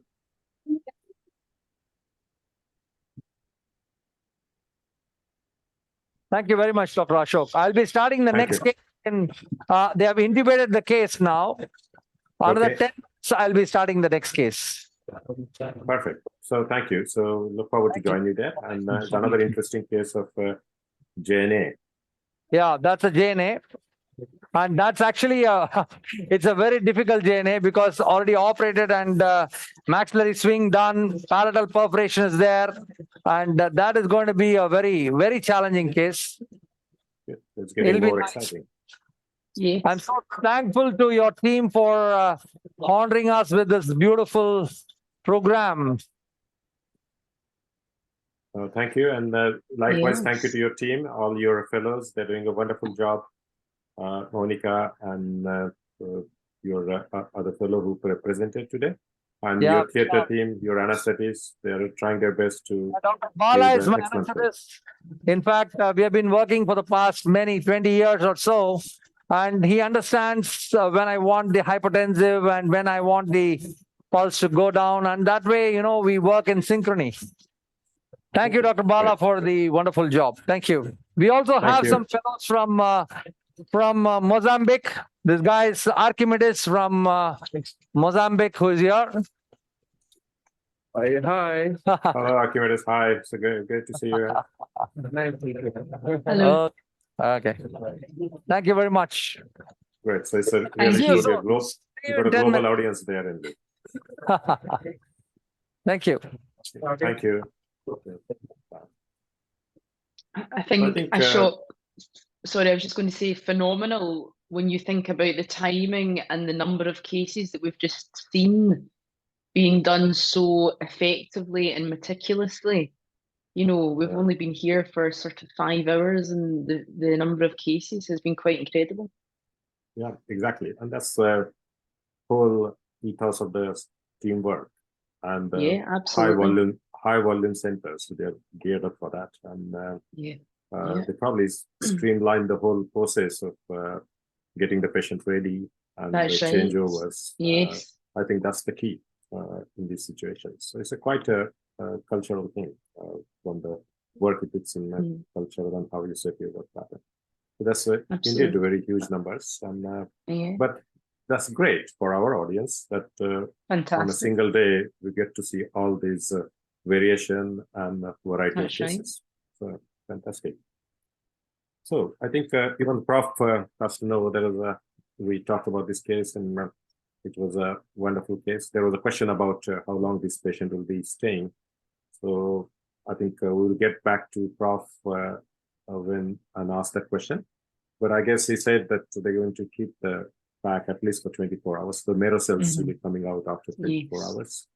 And then they also have put a frontal stent to support the flaps and also to maintain the patency of frontal ostium that they created. And I think that is going to stay for a week. And the sinus stick sheet on the other side is going to stay for 3 weeks. So that's kind of their post-operative management. I Any think reflections what on is the case? I was just going to say it's highlighting as well. I think the change, if you look back sort of in the UK 10, 15 years ago, maybe even in some departments, not even as long as that, these patients were having lumbar drains, they were having tracheostomies done as part of their pre-op preparation, all of which carry significant risk and significant morbidity. And so, you see a real progression now where craniofacial resection is being done without lumbar drain, without any incisions, bar, the incision on the leg. And it's a real progression, I think, for anybody that's embarking in skull-based surgery. It's a really good idea to audit your own results, because certainly when we started in Glasgow, even doing the pituitary surgery, every patient had a lumbar drain. But we quite quickly realised that it was unnecessary.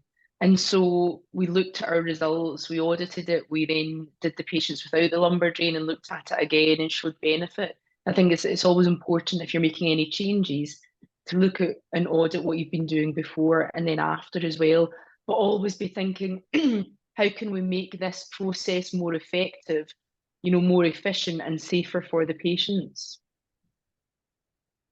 Yeah, absolutely. And again, coming back to Prof. Skull Base reconstruction, I mean, previously we have kept the balloons, the various type of nasal packs much longer, 5 days, 7 days, after keeping the patient in. But what Prof makes it very clear that if you got your multi-layer reconstruction right in the first place, so get it right in the first place, with good support, these are almost watertight seal, right, intraoperative, then you don't need all those things. You don't need those long-term packing, the balloon support. So there was hardly any support that was required to the flap. So that is quite fascinating. And the recurrence rates seem quite low. So around 2-3% the immediate reconstruction. So that is quite fascinating, and it's a great learning. So that gives more confidence of people who are doing this type of surgery. Yes. And again, the importance of working as a team, multidisciplinary team with neurosurgeons, and also having a partnership with your anesthetic. The Prof's comment that we live together, that says it all.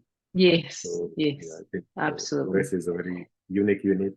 It's a tertiary, rather quaternary center, catering almost whole of the country. And they have developed right from the scratch this service together.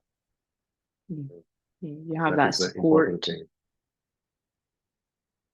I think it's having that good team relationship as well that allows you to push the boundaries of what you're doing as well, because you trust each other and you know that you have the support if you do have any complications, and that's required if you want to push forward, what it is that you're doing. Yeah, that's correct. And other important thing is we've seen all the variations of anterior artery, how to deal with it. And I hope our junior delegates have helped them to tackle a bit of a fear that you develop about this practice. You don't want to go anywhere closer. Right. But yeah, how close can you go if you know the anatomy, if you have the right ways of dealing with it? So, and even dividing the anterior artery, how you divide it by using the bipolar and staying medial, Yes, so avoiding all those complications. that's right. That was Absolutely. a great learning. So I think it's probably a good time to catch up with our supporters, Carl Stowers and Medtronic, so we can view some of their technology, the gadgets. I think the gadgets are key, and the technology has really helped to propel our specialty forward. Absolutely. So let's catch up with what we have there with a mini break, and then we will get back to Trichy for recurrent JNA, and also if the prof is ready, inverted papilloma involving the maxillary sinus. So see you shortly.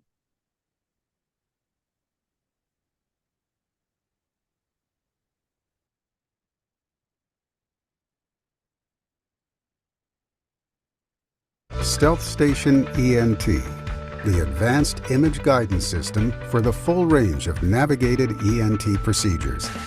Engineered with you in mind, based on decades of scientific, clinical, and engineering expertise, we're expanding what was previously possible with image-guided surgery. Flexible and elegantly designed, Stealth Station ENT streamlines the workflow so you can maintain focus. The flat, under-the-head emitter allows for an efficient setup. Its design allows for a large EM field. Easily find your patient's exam through a variety of network options, super-speed USB, or optical disc. The visualization and modeling features give you the perspective you need. Leverage data from multiple sources to create high-resolution 3D images. View structures and pathology with high fidelity. Registration expertly matches the three-dimensional positioning of the patient with the preoperative images used for navigation. Patient registration combines registration methods and provides numerical and visual accuracy feedback. Leverage the latest technology for advanced surgeries. See more, do more. The result? You have an image-guided perspective like never before.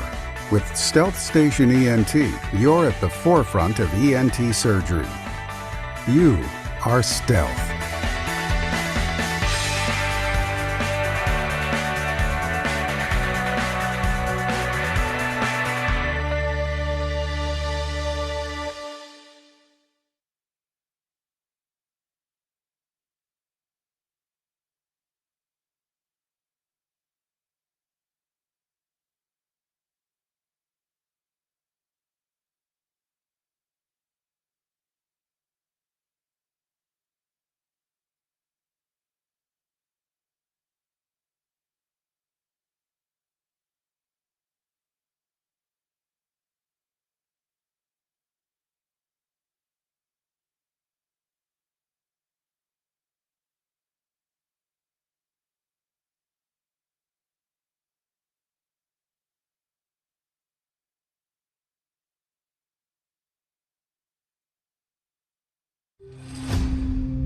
Imagine, what if you could do even more to bring relief to your chronic rhinosinusitis patients with technology customized to your unique clinical and facility needs?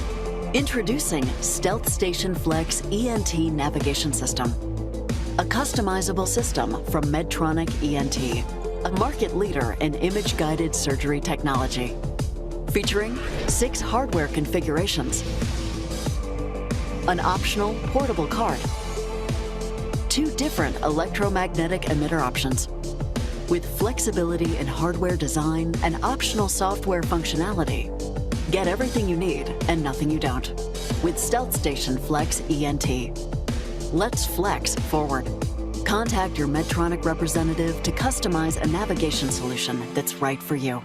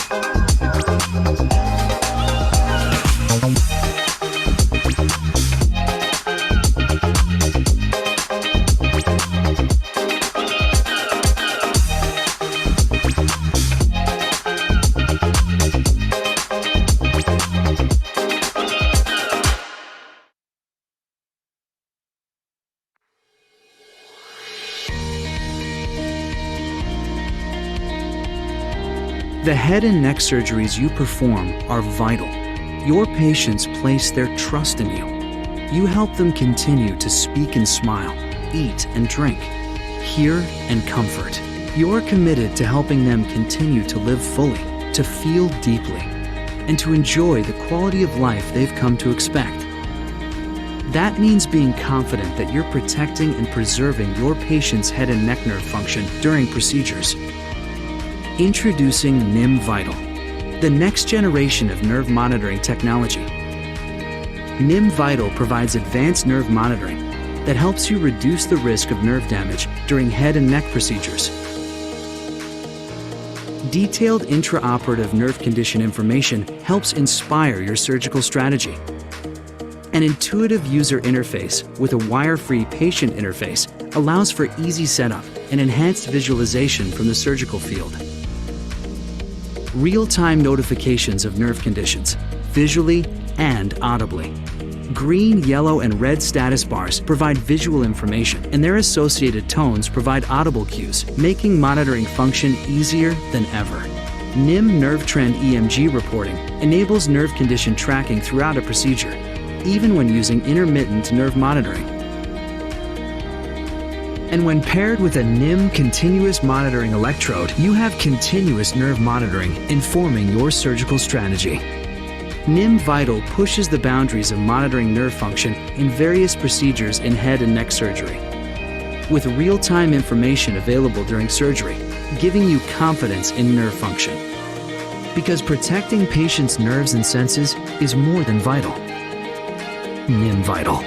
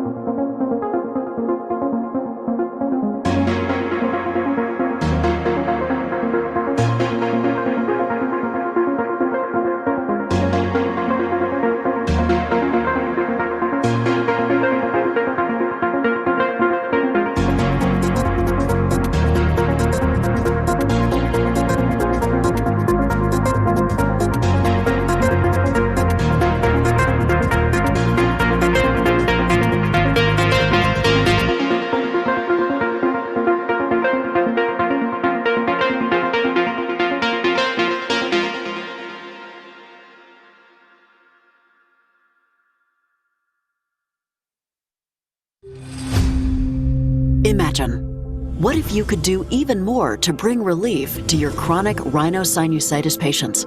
With technology customized to your unique clinical and facility needs. Introducing Stealth Station Flex ENT Navigation System. A customizable system from Medtronic ENT, a market leader in image-guided surgery technology. Featuring 6 hardware configurations, an optional portable card, 2 different electromagnetic emitter options, with flexibility in hardware design and optional software functionality. Get everything you need and nothing you don't with Stealth Station Flex ENT. Let's flex forward. Contact your Medtronic representative to customize a navigation solution that's right for you.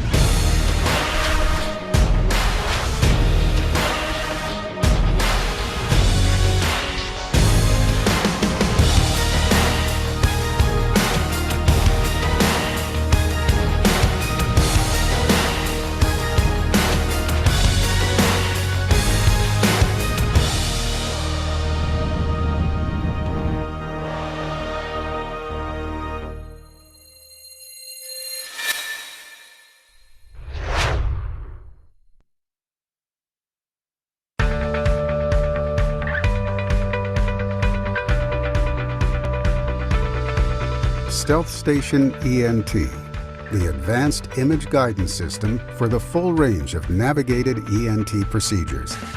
Engineered with you in mind, based on decades of scientific, clinical, and engineering expertise, we're expanding what was previously possible with image-guided surgery. Flexible and elegantly designed, Stealth Station ENT streamlines the workflow so you can maintain focus. The flat, under-the-head emitter allows for an efficient setup. Its design allows for a large EM field. Easily find your patient's exam through a variety of network options, super speed USB, or optical disc. The visualization and modeling features give you the perspective you need. Leverage data from multiple sources to create high-resolution 3D images. View structures and pathology with high fidelity. Registration expertly matches the three-dimensional positioning of the patient with the preoperative images used for navigation. Patient registration combines registration methods and provides numerical and visual accuracy feedback. Leverage the latest technology for advanced surgeries. See more, do more. The result? You have an image-guided perspective like never before. With Stealth Station ENT, you're at the forefront of ENT surgery. You are Stealth.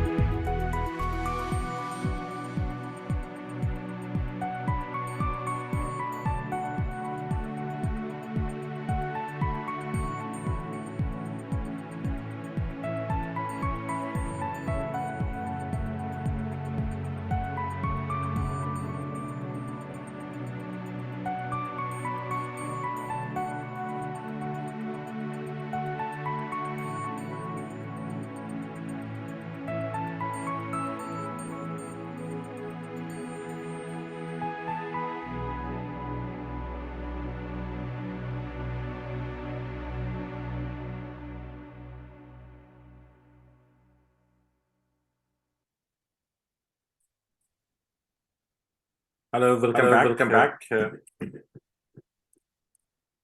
So we will be joining again to Trichy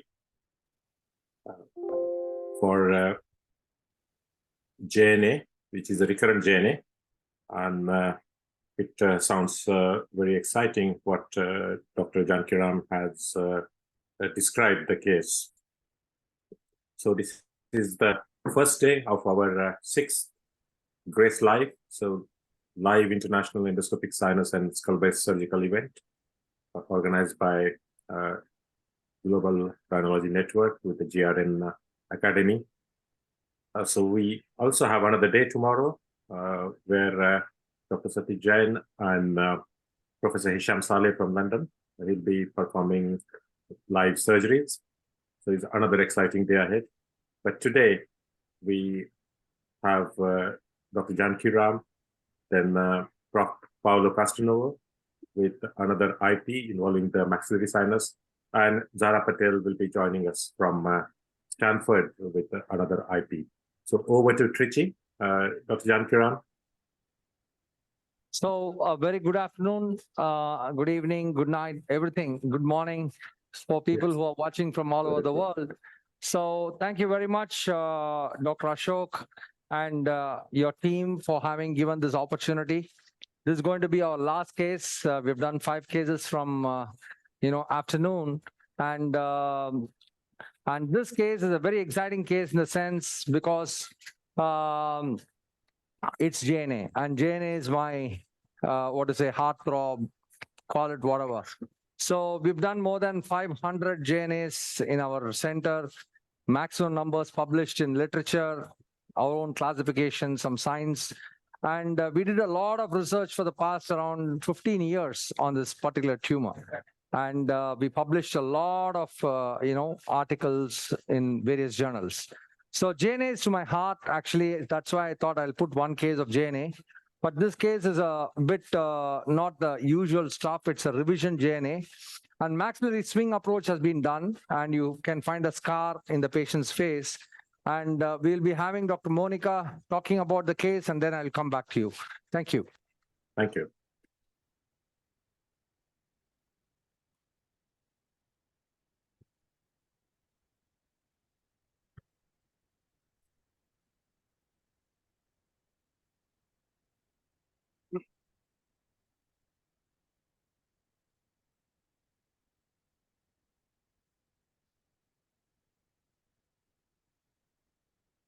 Good evening, everyone. I'm Dr. Monica, fellow at Royal Pearl Hospitals. Today, I'm going to brief about the last case, revision JNA.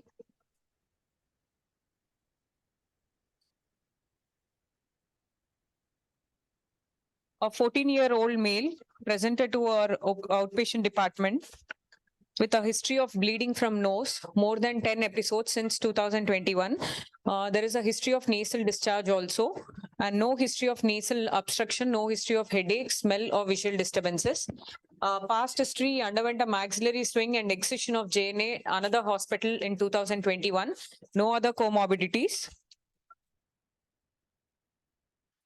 Coming to the examination, in nasal cavity, post-op changes are present. Smooth pinkish mass occupying the sphenopalatine area, filling into sphenoid sinus. This is the DNA picture.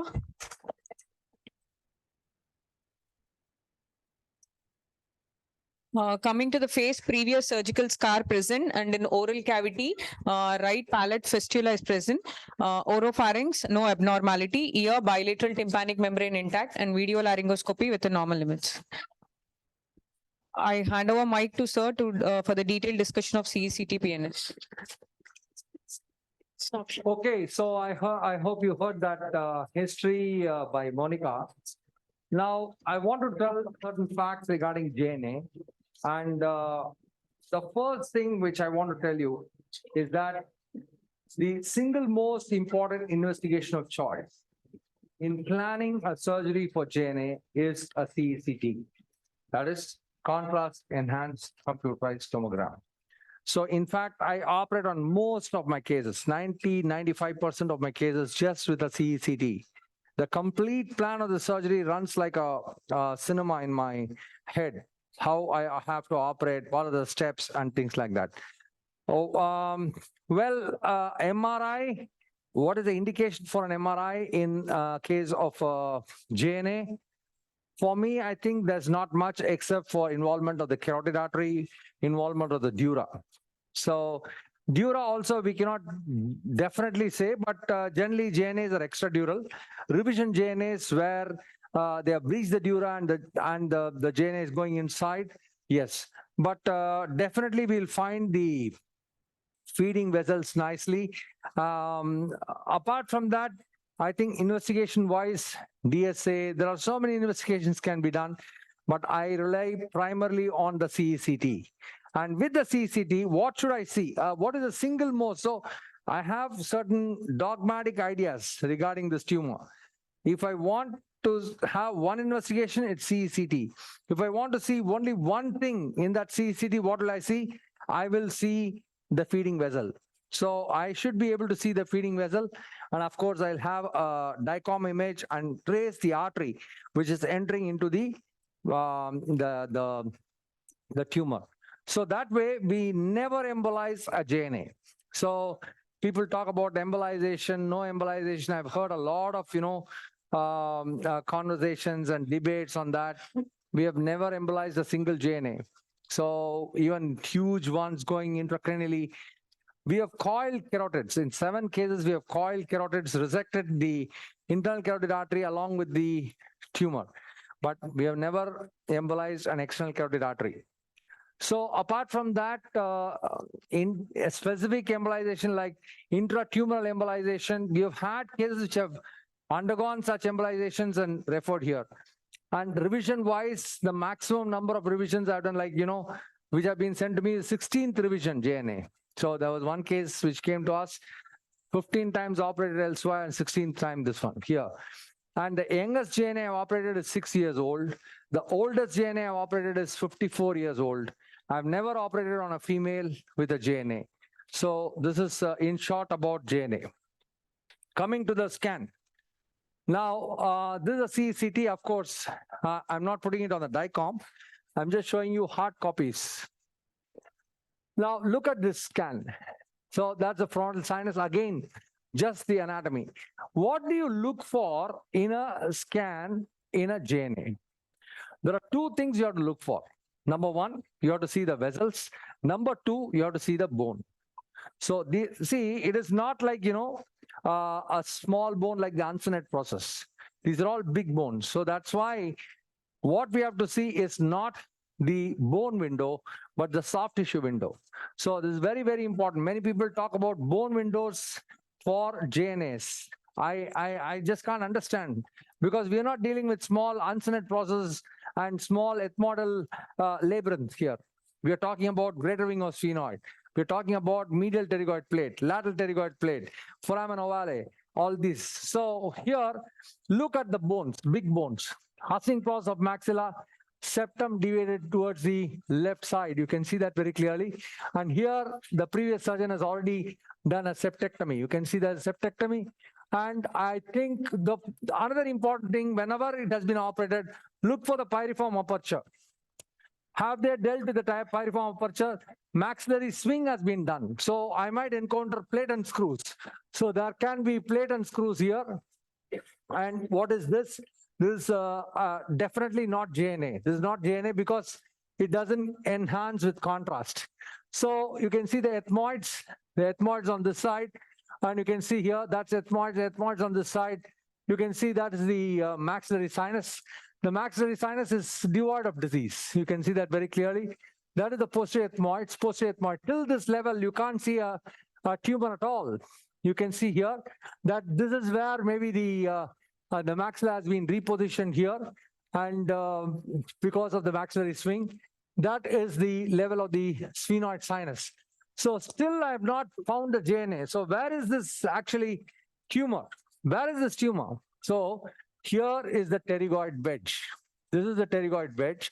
And you can see here that the tumor is abutting the pterygoid wedge. You can see contrast enhancement here in the sphenoid sinus.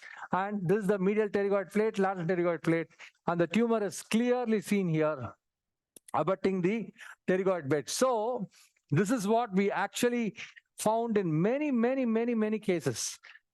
Most of the cases, they come to us for revisions because the pterygoid wedge had not been drilled.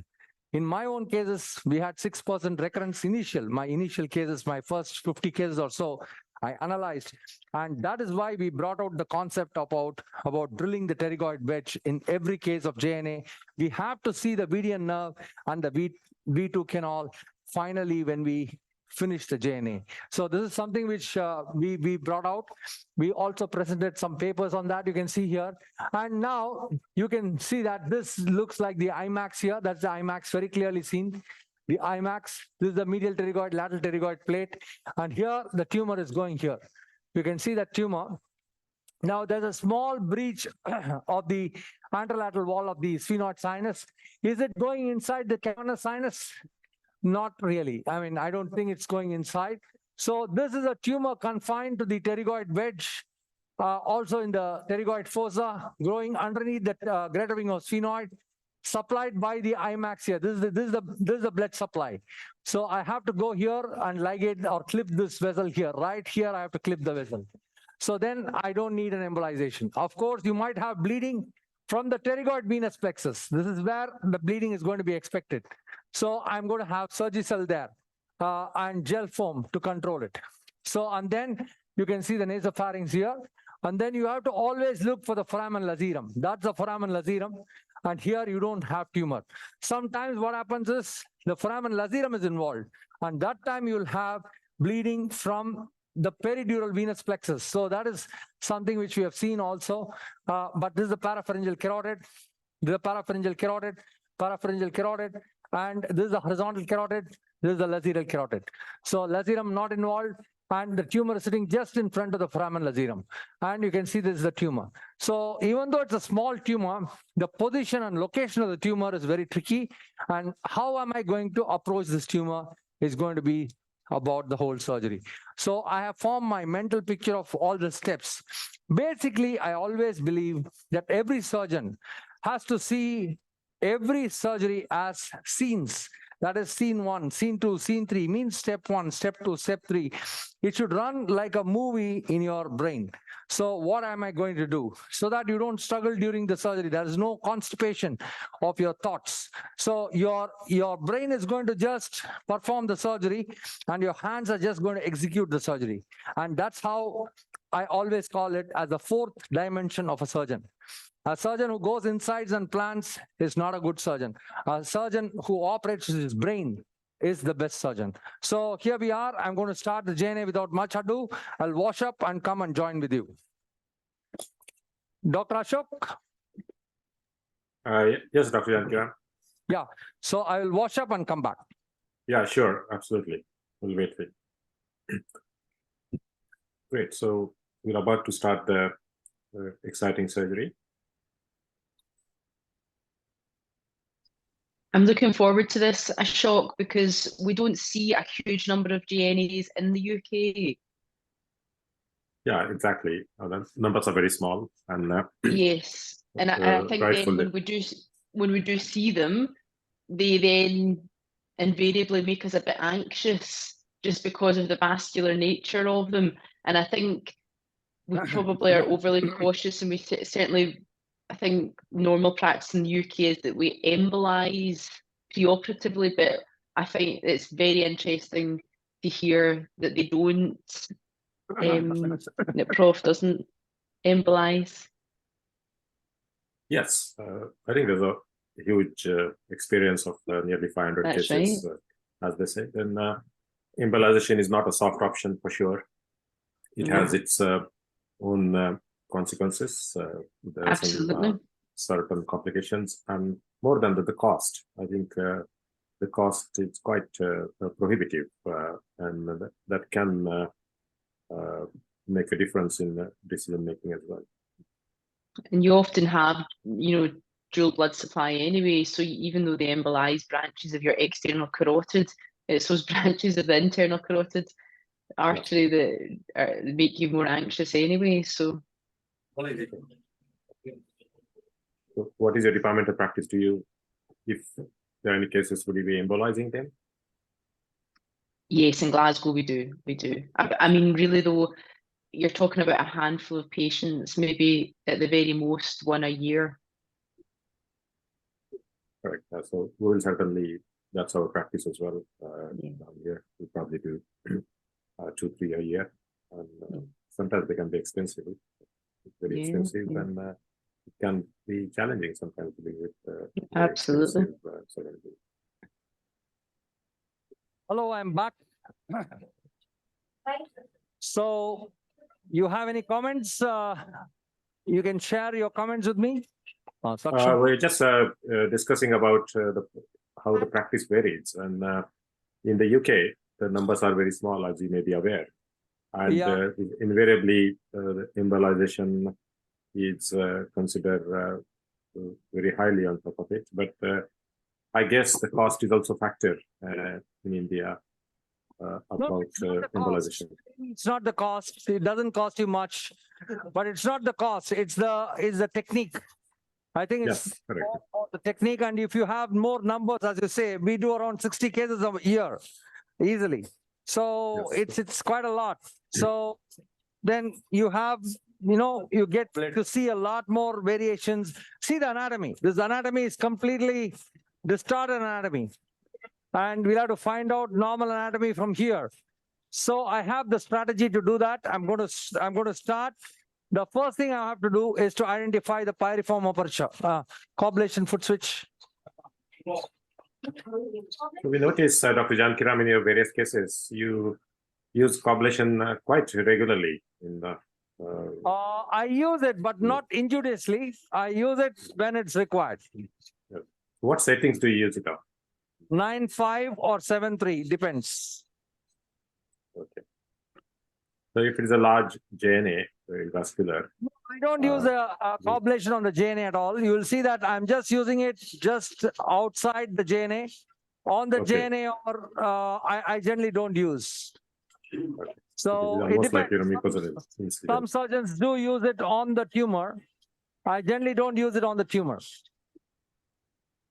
I believe in cold steel dissection.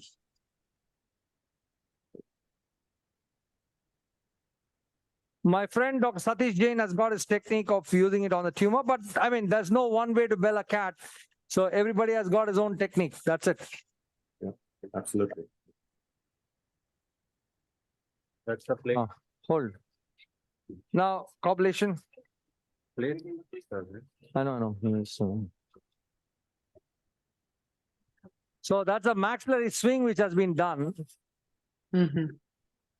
I think there's a plate and screw which has been put. See the plate, you can see the plate there. Can you see that? Yes, we can see that. The titanium plate.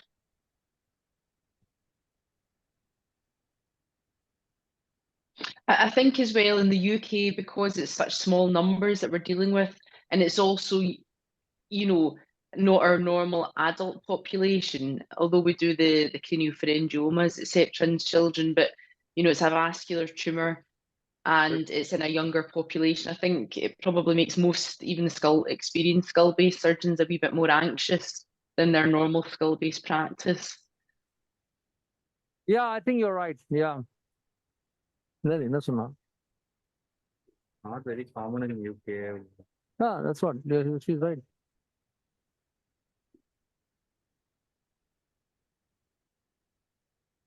It's endemic in India. Yes. And it's quite large numbers if you're operating 60. Huge, huge numbers. Yeah, 60 cases a year, and it's still growing now because of the recurrence rates. So we have a recurrence nowadays, not the primary ones, but our center we see a lot of recurrent cases, and mostly such cases where the screws are there, or maybe all different varieties of presentations.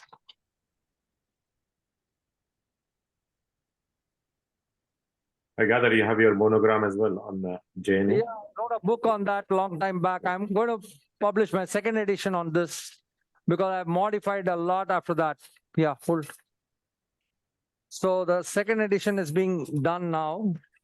So here, I just want to emphasize that we do this surgery by 400 technique. You're going to see how I do that.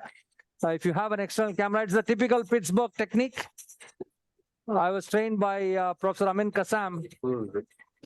You can see there's a screw here, there's a screw there. Yeah, full. Now Satya is going to hold the scope. I had Dr. Shilpi before drill. So I use the Esthesioneuroblastoma drill system of Karl Storz. It's a beautiful system for drill. Drill. Just move. So could we see from externally how the layout is, paper layout and It's not working. Drill. Viewlanga huh? Check panliya. Innama. Coblation kudu advaraikum. Check the drill. ரெண்டு பேர் wash பண்ணுங்க. என்னடா நீ ஒண்ணுமே பண்ண மாட்டீங்கடா. Very poor, inefficient. Sir,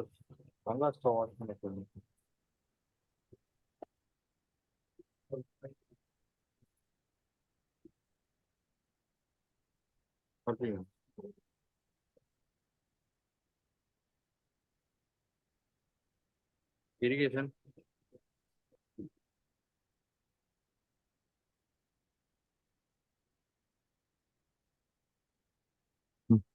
Full. Okay, so I'm changing to 400 technique. You can see that now. So these osteotomies, we have certain criteria for doing osteotomies in the anterolateral wall of the maxilla. So this I call it as the inferior osteotomy. I do it low if there is a parapharyngeal space involvement. So it depends upon where this JNA is going. So I do it low when I find that there is a parapharyngeal space involvement. So that is my first point. That's called the inferior osteotomy. Well, the lateral osteotomy is planned depending upon whether it's going towards the cheek. So if it's going towards the cheek, I go far lateral. In this case, it's not. So I'm not going very far lateral. Now, this is called the superior osteotomy. The superior osteotomy is done depending upon whether it's going into the inferior orbital fissure, superior orbital fissure and the cavernous sinus. If it's the cavernous sinus involved, I go for a high osteotomy. In this case, since the screw is there, I'm going in for a little high osteotomy. I want to take off that screw. Give me a marathon gooch.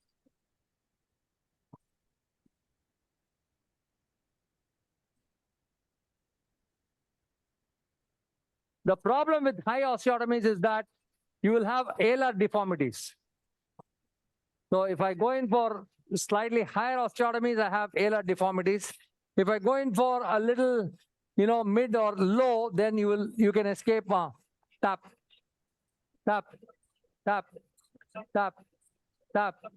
It's going through the screw. Tap. Fast. Quick. Tap.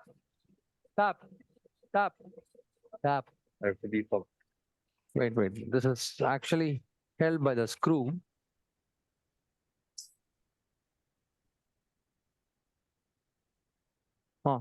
Tap.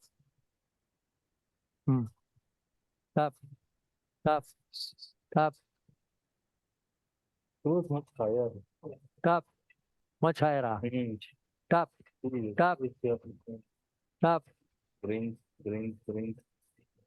Range because of your scope. Yeah.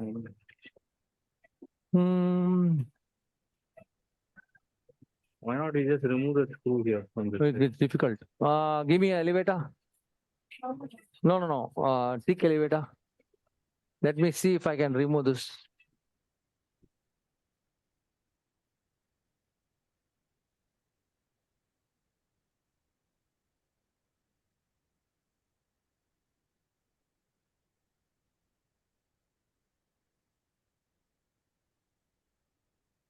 Okay, right. Got it. Still attached above, yeah. I know. I have to remove that, right?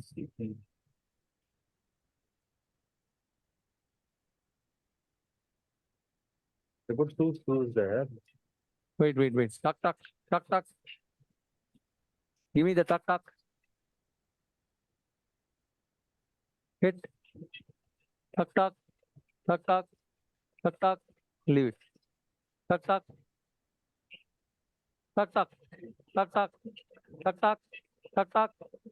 Wait.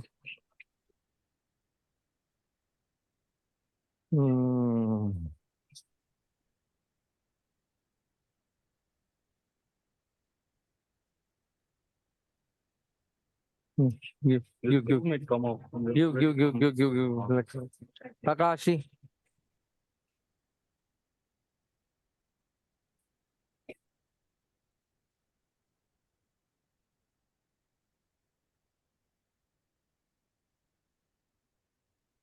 Primary cases are far more easier than, revision cases. You have all these difficulties with screws and whatnot. So that's the screw. Just show it to him. He was very particular to see all the screws. Maybe he was charged for the screw. Okay. Now you see here. Give me a suction debrider. So what have you got to see now? Once you remove the anterior piriform aperture, what have you got to see? You have to see the nasolacrimal duct. Very, very important. See, Satya is pressing it. See, that's the nasolacrimal duct. Can you all see that? Yes. Yeah. So I'm going to transect the duct. We have had some cases, maybe around 3-4 cases of epiphora following it.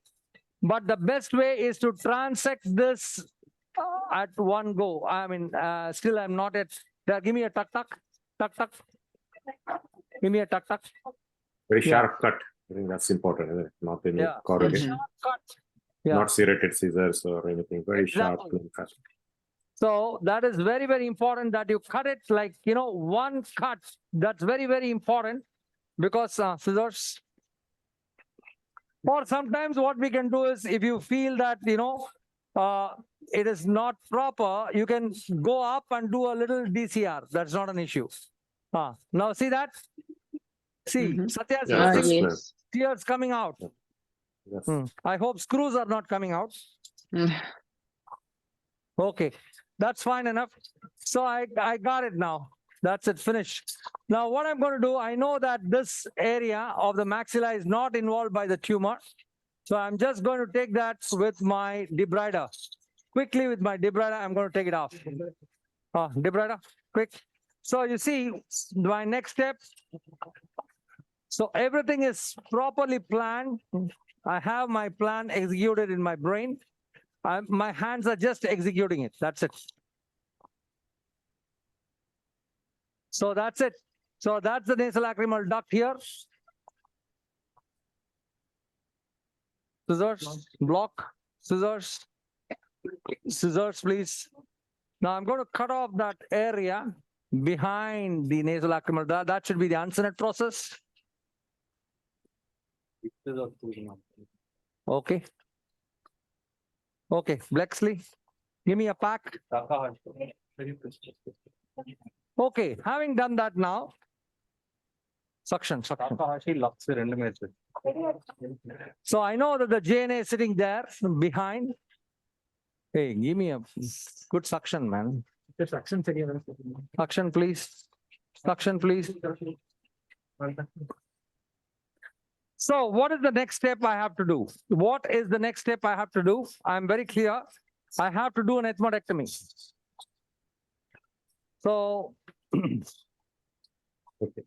Yeah, that sounds good. So I think while you're preparing, if that's all right, we'll we'll get the case history from Prof. They are ready with the case history.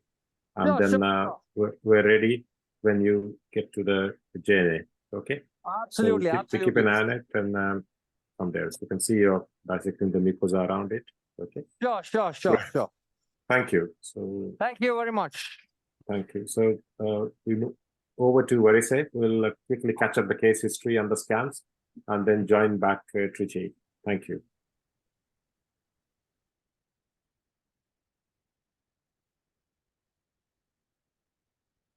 Good afternoon, Prof. Hello, Ashok. Can you hear us? Yes. Yes, we can hear you. Okay, I'm Andrea Pistocchini. Yeah, we are going on with the second case. Okay. The second case is also an inverted papilloma. She's a female, 64 years old. Since 3 years, she has right respiratory nasal obstruction. She underwent ENT evaluation and maxillofacial CT scan with evidence of a right nasal fossa node formation. She had biopsy in April, and it was inverted papilloma. She did also MR. We will see the images. And the surgical plan is an endoscopic removal with the pre-lacrimal approach. Great, thank you. See, this is the CT scan with some measurement for the pre-lacrimal approach. This is the window that we have in front of the nasolacrimal duct, more than ½ centimeter, with a good angle to enter to the anterior wall of the maxillary. These are some extracts from the radiology. I want to come back.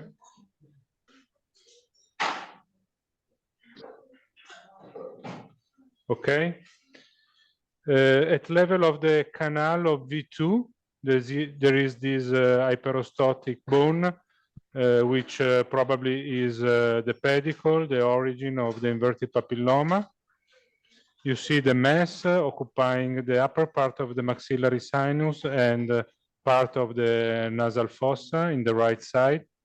At level of the floor and laterally, it seems that the maxillary sinus is involved only by secretion, inflammatory disease, but this is the endoscopy.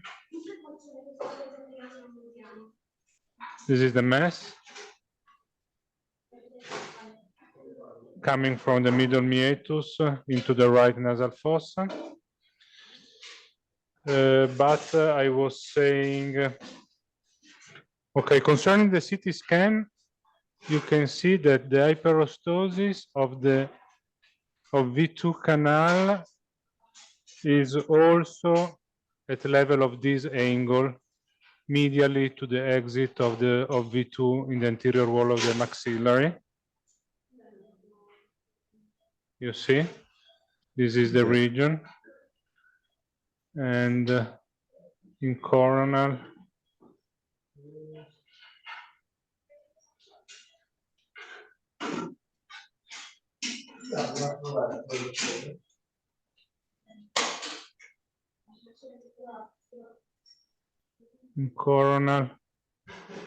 you see here the hyperostosis, then going here, but maybe that also a little portion of the anterior maxillary wall is involved.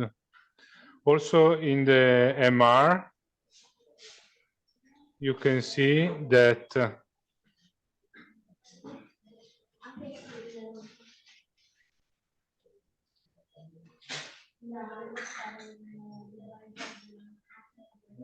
okay, this is the mass coming from the maxillary sinus, that laterally, the lateral wall is not involved, but the anterior wall is involved.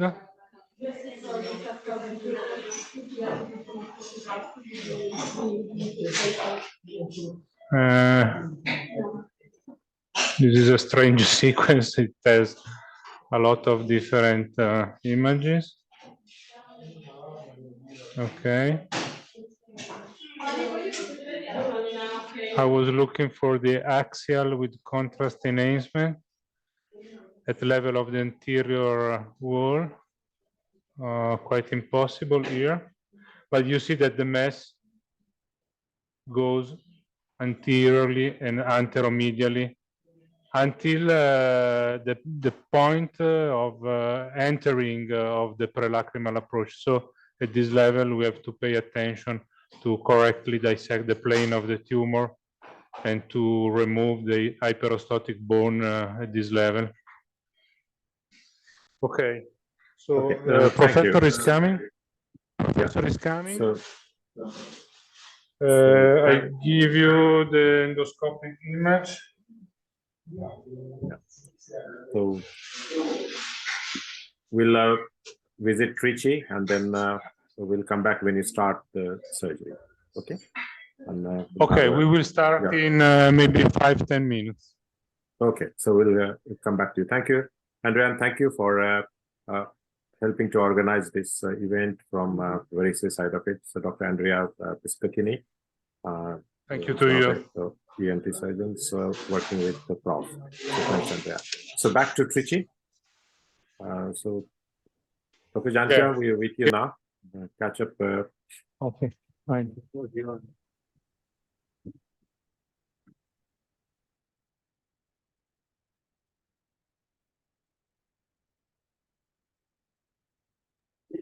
Can you hear me, sir?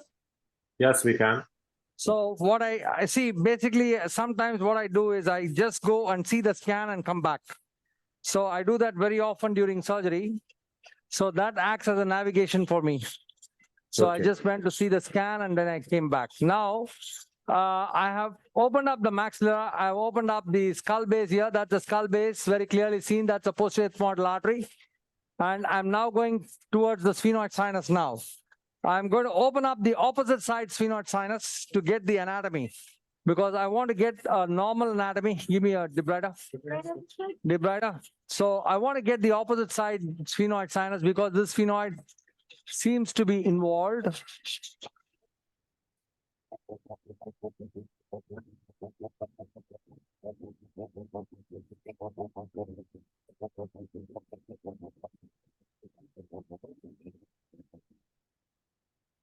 All distorted anatomy, completely distorted.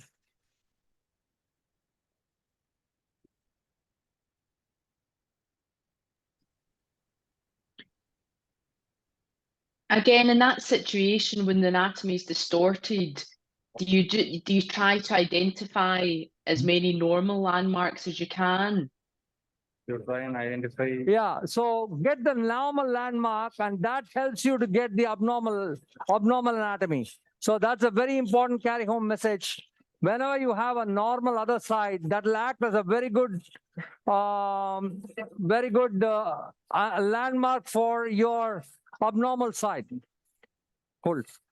Now I'm going for 400. Give me a coblation now. I'm now going, I got my sphenoid. This is a very important landmark here. This is a very important landmark, the maxillary sinus. So these two are my landmarks. Now from here, I'm going to proceed rapidly and get my landmarks clear. So that's the posterior septal branch. Hey, no, don't go close. Don't go close. So that's the nasopharynx there.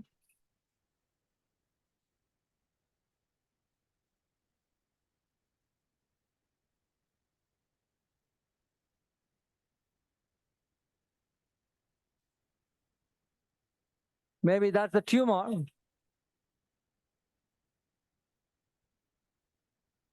Drill quickly. Drill. Sister. Oh, wait. Give me coblation one. Cobblator quick. Let me take this cobblator. No, nothing. Just. So that looks like the rostrum. Go inside. Go inside.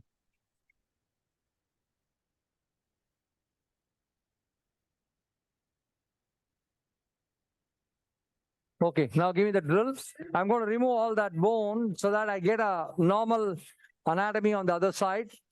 Very important for you to get the anatomy. Unless you get the anatomy, you will get lost.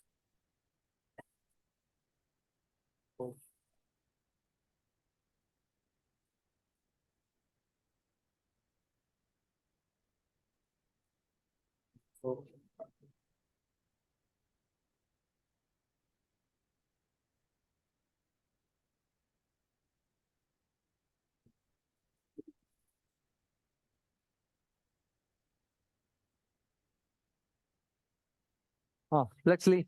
Doing a four-handed is a luxury. So you don't have your scope. There's somebody else holding this heavy instrument, and you're just operating just with a suction tip and a Blexley. So it's so easy. I'm getting that normal anatomy now of the sphenoid sinus. Can you all appreciate that, please? Yes, consider. Remove the mucosa. Very important point I want to convey is that when you're lost, get into normal anatomy. This is very vital for the juniors, especially the juniors. So don't worry. Don't worry that the anatomy is distorted. You will have at least one normal anatomy, and that is enough for you to complete the whole surgery. So that is exactly what I teach my fellows. I tell them, get one normal anatomy and then the surgery is over. You're getting the lamina. That's the lamina. I'm getting the lamina now. I'm getting the lamina.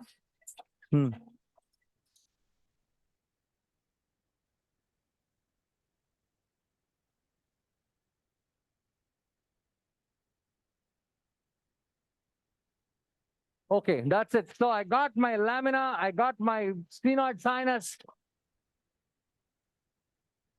You can see the lamina. Can you all appreciate it, please? Yes.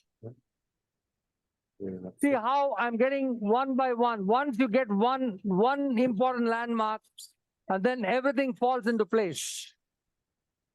Irrigate. Whenever I pull the mucosa of the sphenoid sinus, I expect my resident to irrigate a lot because it bleeds. So automatically my fellow will irrigate nicely. See, that's the sphenoid sinus, so beautifully seen here on the other side. And this sphenoid, of course, might be involved. Give me a coblation. So that's sphenoid sinus, that's the lamina papyracea. I've got beautiful landmarks now. And now I'm going to take off this rostrum. This irrigation is still with the warm saline, right? With the in the syringe and the flush with the syringe. Absolutely. Believe me, that's fantastic hemostat. I see you don't have an endoscrub, but you're still not changing. Your scope is not too much in and out. So. Yeah, exactly. So I think that is one carry-home message through this conference is that don't take your scope out. Ask either use an endoscrub, as Professor Ashok says, or use an assistant who will act as an endoscrub.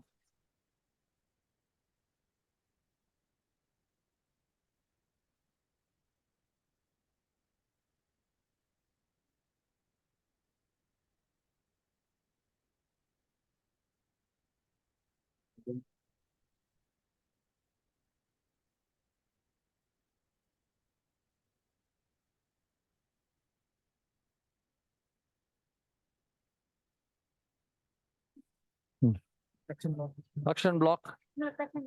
See, one thing I want to tell you is never touch the JNA. Never touch the JNA till the end. If you touch it, it's very angry and it will start bleeding. So try not to touch the JNA till you expose. So exposure is around 80% of your work. Your time is spent more for exposure. And once you're on the JNA, you tell your anesthetist, and within a few minutes, the JNA should be out. So that is also applicable for any skull-based surgery. Your main part of your surgery would be suction block, I think. Your main part of your surgery should be exposure, and tumor removal should form only 15 to 20% of your whole time. If you You're nearly getting to the tumor now, isn't it? Yeah, I think so, but not yet. Not yet. See, that's the tumor. You can see behind is the tumor. So just leave it like that. And now, okay. Suppose you touch the tumor and it starts bleeding. What do you do? So don't use the coagulation. The simplest way to control. Give me a gauze piece. The simplest way to control is just pack. Just pack it with saline adrenaline pack. That's it. So don't waste your time just, trying to cauterize this, that, just fact. People say even the carotid can be stopped with facts. So why not a small JNA bleed? So you have to pack it properly and don't go in the same area, go to a different area. Now that is the whole idea. Now what I'm going to do is I'm going to later. Now I'm going for the IMAX.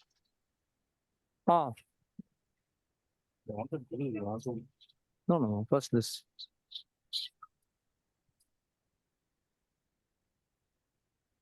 So that's the bone.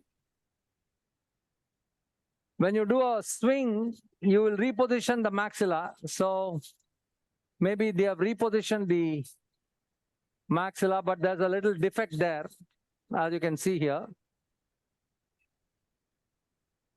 So now what is my idea? My idea is to go and get the IMAX.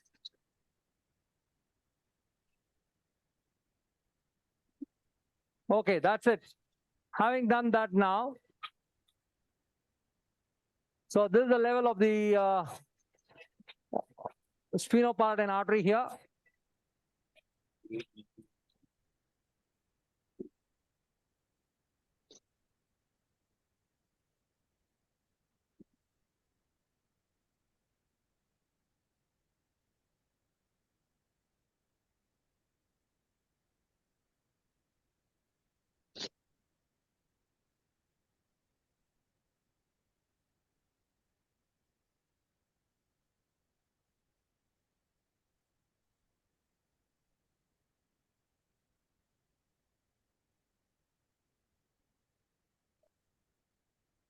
Okay, drill.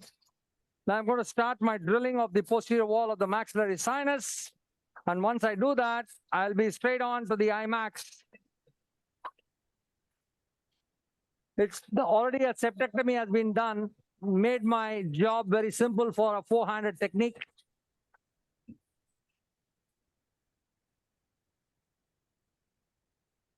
Again, the three osteotomies, we have some criteria for it. This is the lateral osteotomy. This is the superior osteotomy. You will get the V2 here. That's the V2 here. This is the V2. Infraorbital nerve.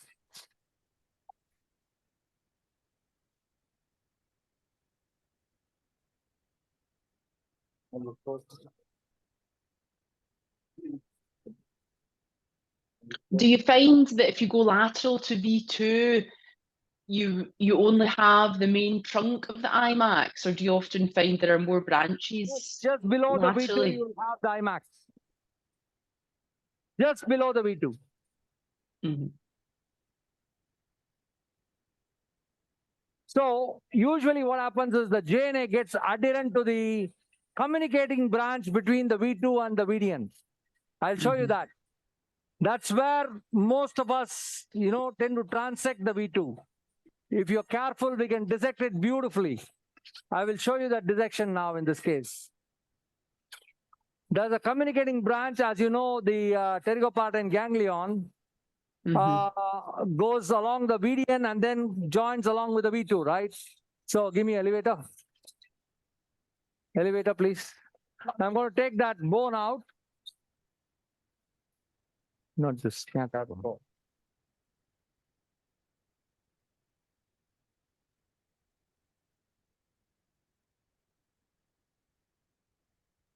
So that's the perpendicular plate of the palatine bone.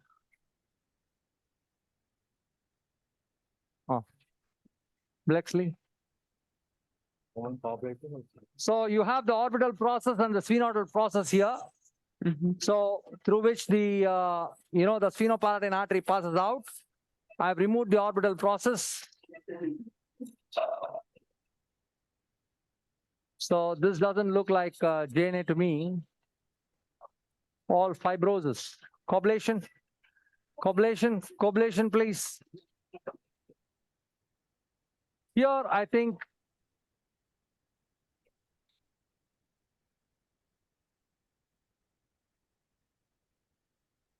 that's the periosteum.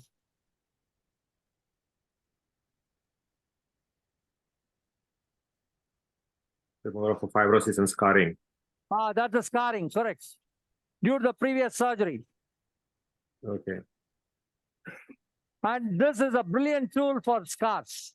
The coblation is just the Superman for scars.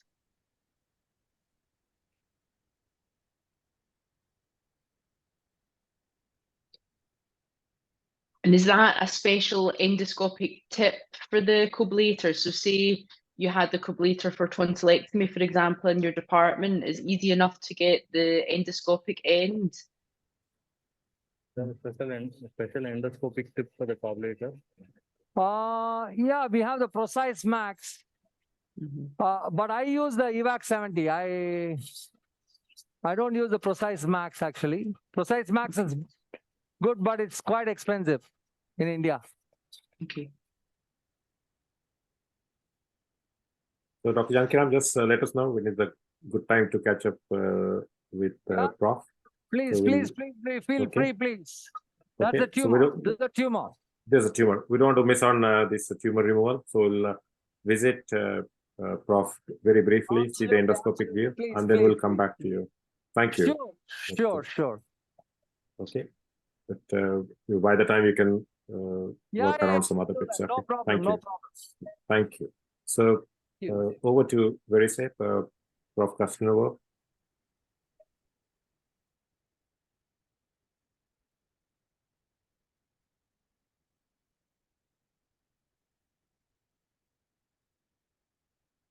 Hello, Varise. Can we have an endoscopic view, please?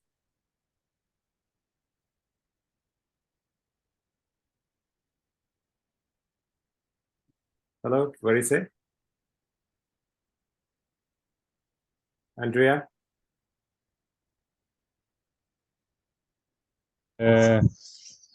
Septa. So we are doing the septoplasty. Septoplasty, okay. So if you got some time, when we'll come back to you. When you will see the endoscopic view, we are starting with the endoscopic time. Fine, thank you. So we'll get back to Dr. Okay, thank you. Barbici. Thank you. Come on. Okay. So over to Trichy back again. Dr. Ashok.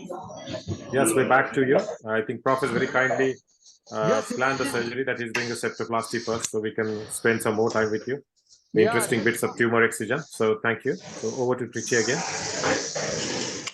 So just imagine technology. You're shifting between Italy and India in a fraction. Dammi la scalpello. So advanced is the technology. I'm so happy. Thank you. We're a studio in Winchester. Dai quello più grosso che non riesco a maneggiarlo sto qui.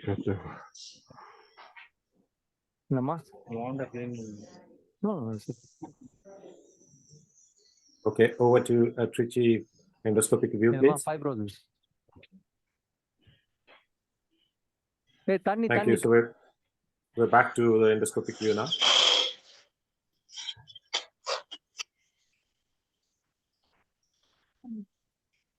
So all fibrosis.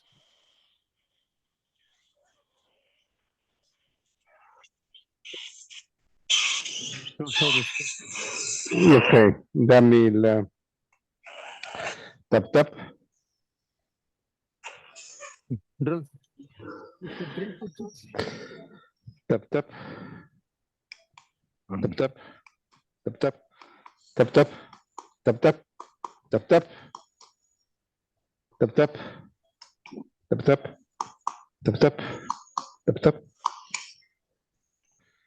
Ok, dammi la val grossa.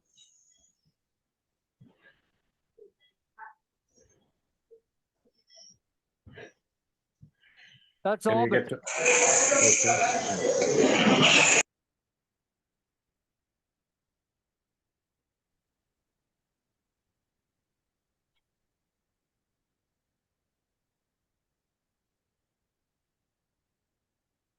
Coblator.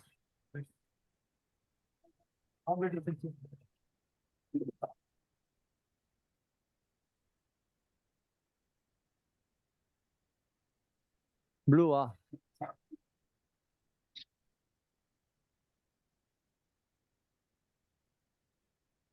மா தண்ணி இல்லம்மா, தண்ணி போட மாட்டீங்க. இப்படி பண்ணா வராதுமா அது. இப்ப கிளீன் பண்ணல சரியா? அனிதா என்னாச்சு? ஓகே, கமான் கமான் கமான் குடு. So at the moment, are you operating just between the Vidian and V2?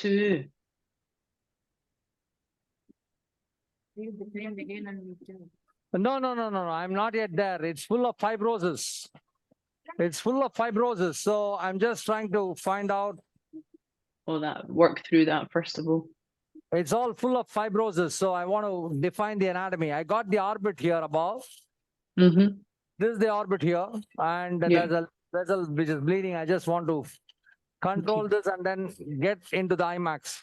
Sikram kuda sikram. This is because of previous surgery. Fibrosis. Goes only when we need it most. மா தண்ணி போடலன்னா வரும்மா பிரச்சனை. தண்ணி குடுமா.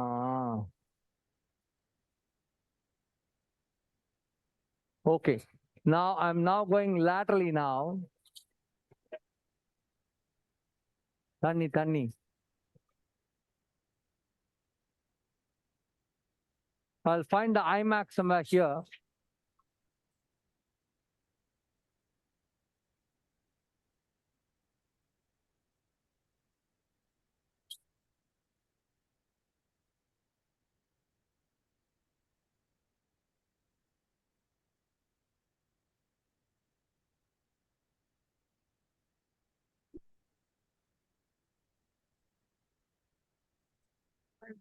What is the landmark to find the IMAX? You will get it, you see now. You get it. It will come out. IMAX will come to you. You don't have to go to the IMAX. It really helps with the coagulation, isn't it? Otherwise, this can be slow, so bloody.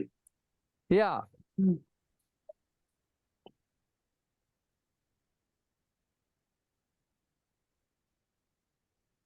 It's all fibrosis. You will find that white tissue changes on to the vascular, muscular, and muscle. You will see that change of colors. And then you know you're very close. Give me a scissors now. Are you ablating the tissue, the scar tissue, or are you just... I'm just ablating the scar tissue. Tanni.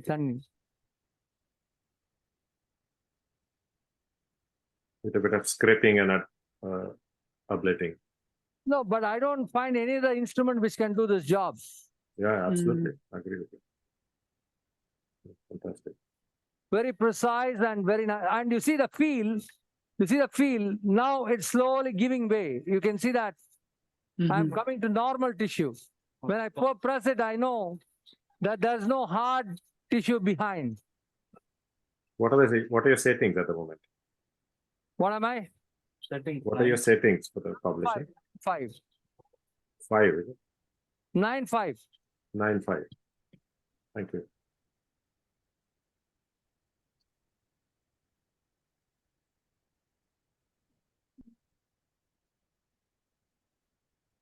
So here, what's happening here is I'm hitching against bone. See that? That's bone. See, it's not only using the coblation, but also having a feel of that. So what is that bone? So that bone is the lateral pterygoid plate. This bone is the lateral pterygoid plate. So exactly we should be able to, so that's how, you get into anatomy. So now I got the lateral pterygoid plate.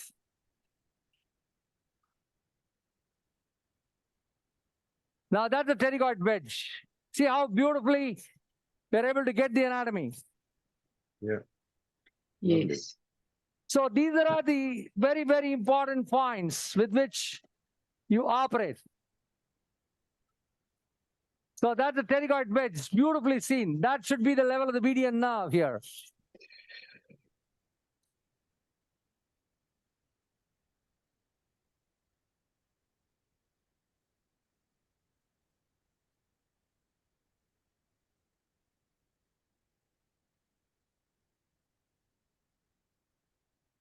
Beautiful.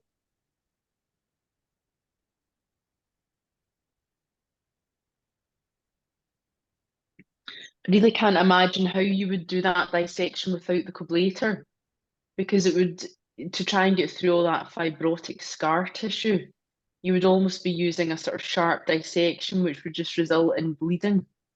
It would be extremely difficult, wouldn't it, Ashok? Absolutely. Yeah. You, Blexley. And Now, the it video also has now. the ability of feeling the bone behind it. That's right, using it to palpate. Now, can you see the median nerve here, median canal, all of you? This is the median canal. Yes. Yes. So the B2 should be somewhere here. And so I have to go now lateral to it. Now let me change to, so that's the JNA. You can see here, go panoramic. So that's the whole JNA now. Can you see here? Yes. Yeah. Yes. Okay. So it's between the lateral pterygoid plates. That's the sphenoid sinus. That's the skull base. This is the anterior margin. So I got it. So I just have to get this IMAX. If I clip this IMAX here, this guy is dead. What was the scan showing superiorly it was going? What? Superiorly. Just for our delegates, when Dr. Jankiram says this guy, he's talking about the tumor. What did you say? Delegates. No. Questions Huh? Question கேட்கலாம்னு சொன்னாங்க.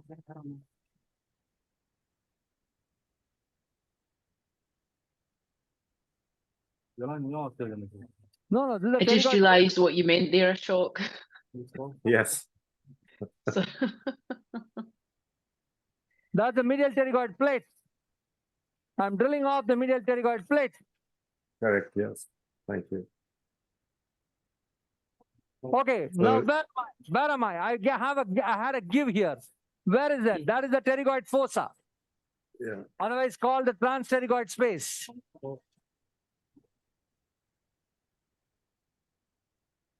On the scope.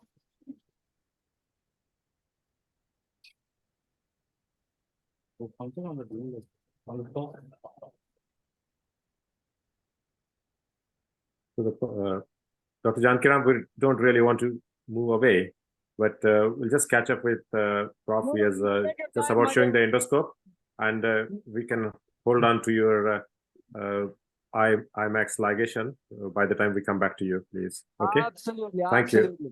Thank you. Thank you. Thank you. So back to Varese quickly to Prof. To see the tumor position, the surgical strategy, and then we'll come back to.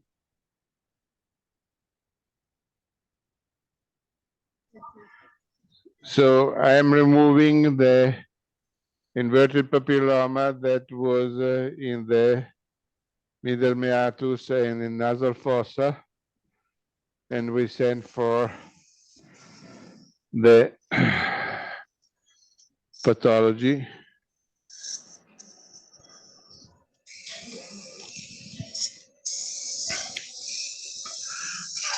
We are now in the middle meatus.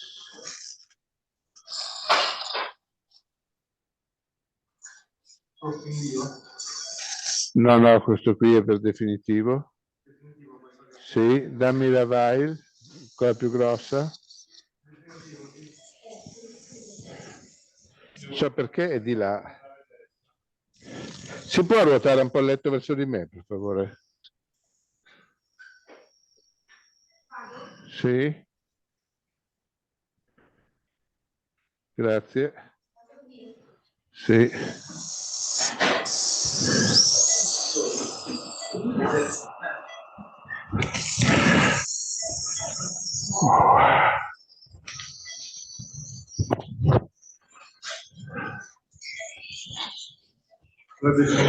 Sì, tutto insieme.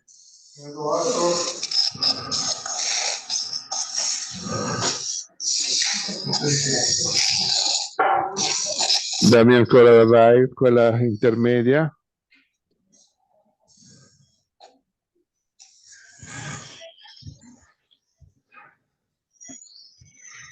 Questa è piccola.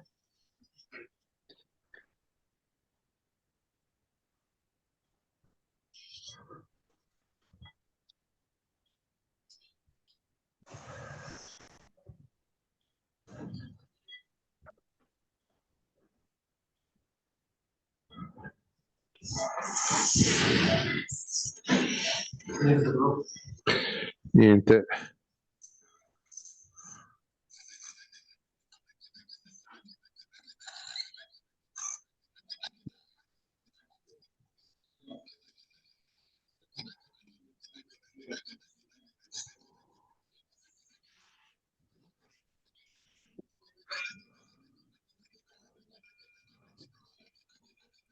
Thanks, Prof. By the time you come to the translacrimal, pre-lacrimal approach, we'll come back here and we'll get ready for IMAX ligation with Dr. Jankiram, and we'll come back in a minute. So back to Non va più Trichy, niente. please. Okay. Now the program is to perform concia bullosa, so when you want, you can come back. Okay, thank you. Allora, dammi quello poco curvo. So Dr. Jankiram, we're back to you. So we're looking to your IMAX. I ligated the IMAX, but it actually I cobbleted it. I didn't ligate it. I cobbleted it. This Did was it the go feeding through it? vessel. I don't know if you saw that step. It actually snapped and we actually cobbleted the whole thing. Okay. You can see that. You can see here. I'll show you. So you encountered it when you're going through the coblation, correct? Yeah. Okay. So that's a simple way. I just finished off. So this tumor practically has got no. See that. I can see that. No, arterial supply is gone now. Only the venous supply is there from the pterygoid venous plexus. This is all So just tumor. coblation was enough to secure it. That was, that was not the main IMAX. It was just the feeder vessel. Feeder vessel. Give drill. So this is the infratemporal surface of greater wing of sphenoids. Okay, that's the lateral pterygoid plate. So if I go here, I'll get the V3. Okay, so that is anatomy. This is the transpterygoid space. So I think the anatomy of the skull base should be like, for the juniors who are watching, it should be like your palm. You should be able to read it like, blindfolded. Only then JNA surgery is easy for you. JNA is all about skull base coronal anatomy.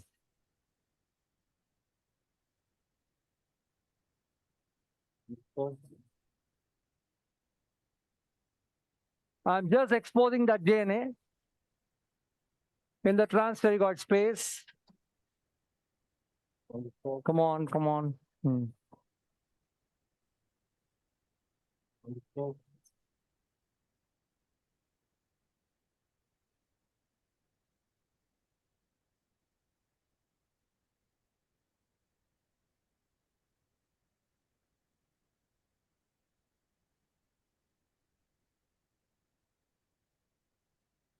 Go closer, my dear friend. Irrigation increase.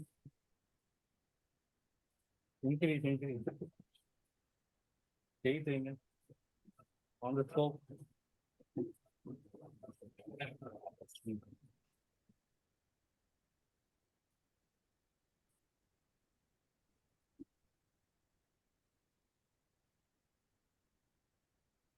Okay, so I've almost exposed the whole lateral part of the JNA now. So it's all about exposure. Again and again, I say it's all about the exposure. It's nothing else but the exposure. That's the medial pterygoid plate.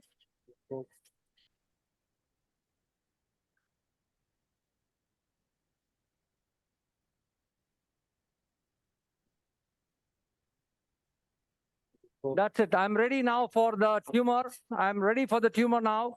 I've gone lateral. Give me the coblation. Now I'm ready. That's the medial aspect of the tumor. That's the lateral aspect of the tumor. I'm now going to take off the endosphenoidal septum. That's the endosphenoidal septum there. Drill. If I take that out, I'm done with the exposure completely. Completely done with the exposure. Hey, what is happening? Why are you guys?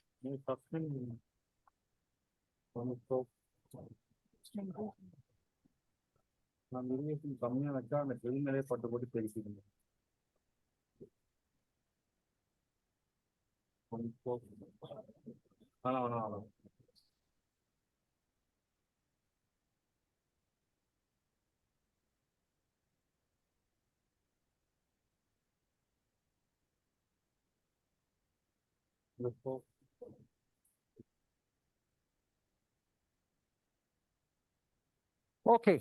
Now, having done that, now I'm going for the tumor excision. Give me a elevator. So we have a few maneuvers, some tricks. So get me Takahashi also. So that is the area where it is attached to the pterygoid wedge. There's the pterygoid wedge part of it. Ma, give me a Blexley, please. Blexley, please. I'll inform the anesthetist now that we are going for the tumor.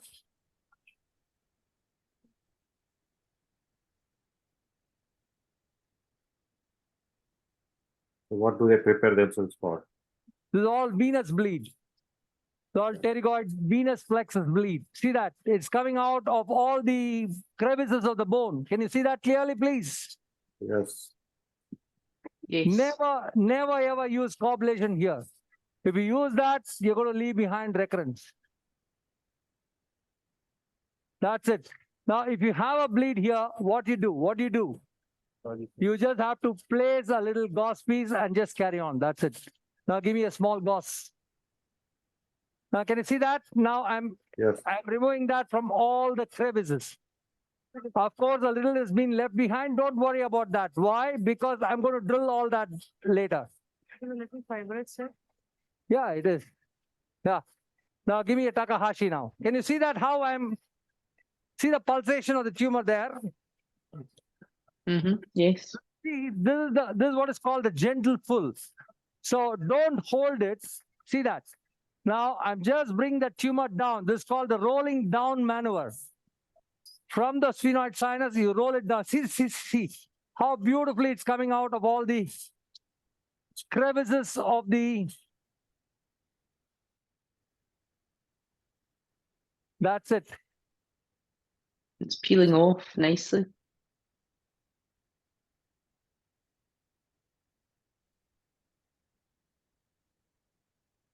Give irrigation, keep irrigating.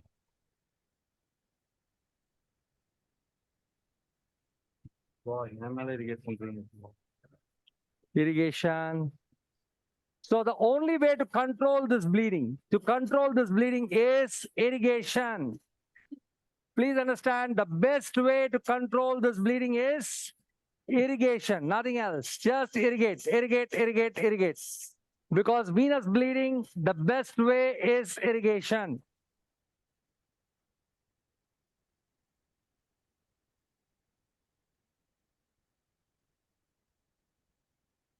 Yay.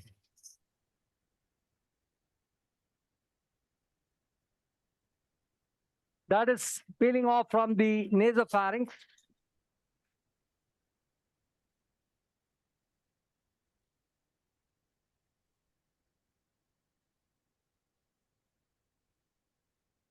So you're gradually advancing your grip on the tumor and just gently pulling it out, correct? Yeah, embolization and all will not work. Embolization doesn't embolize this venous plexus. So you have to live with it. See the black blood. Yes. It is venous blood. Hey, the chin. Quick. Come on.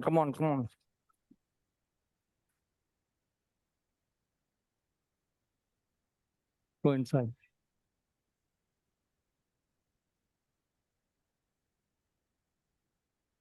So again, the rolling down maneuver.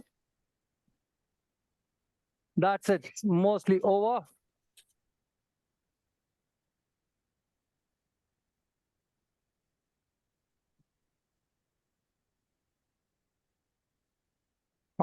Give me a pack. Long pack. So what you have to do is to keep that area fully filled with long packs. That's it. Just pack it for some time. The bleeding will stop. And then you start drilling that area completely. Blexley. Thank you.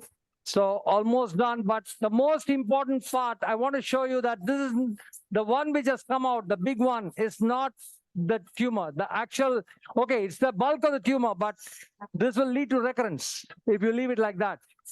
So what I have to do is to remove all those small daughter, granddaughter, everything out. So at the end of the surgery, you should see that's just the tip of the iceberg. So I've removed the tumor here. Okay, that's the tumor. Show the tumor. This is just the tip of the iceberg. No.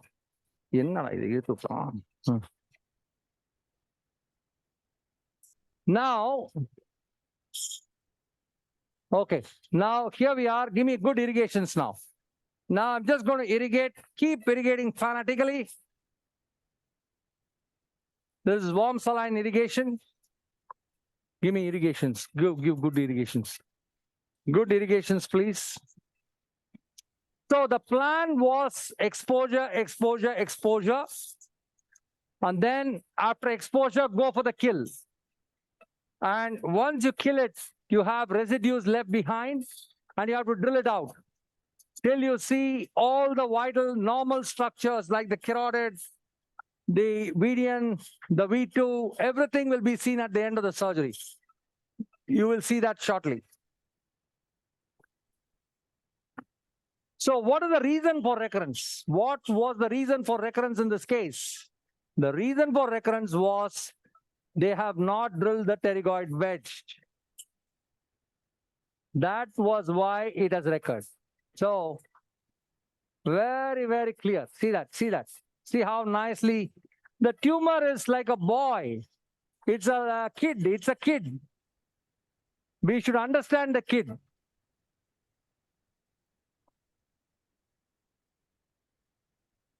This is called rolling up maneuver. There are two important maneuvers you should know in JNA surgery. One is rolling down and second is rolling up maneuver. Oh, okay, if you want to. So I'm just trying to roll up this tumor. I can also partially, amputate it and go for segmental resection later. Ma, nalla holding full. Takahashi. Takahashi is not holding. Come on, come on.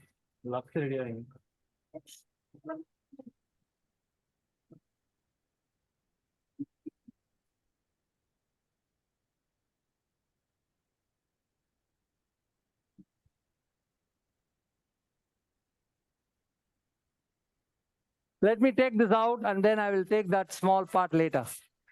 So, Okay. So you can actually segmentally resect it slowly, not a hurry at all. The thing is not holding, ma. It's not holding, it's not holding. It's not holding, ma. This is the advantage of four-handed surgery. See how my suction is working along with my forceps, and my scope is not getting fogged. I can see the tumor coming out beautifully and brilliantly from all the crevices there. Can you all appreciate that, please? Yes. Yes. Yeah, you can see it's peeling off nicely.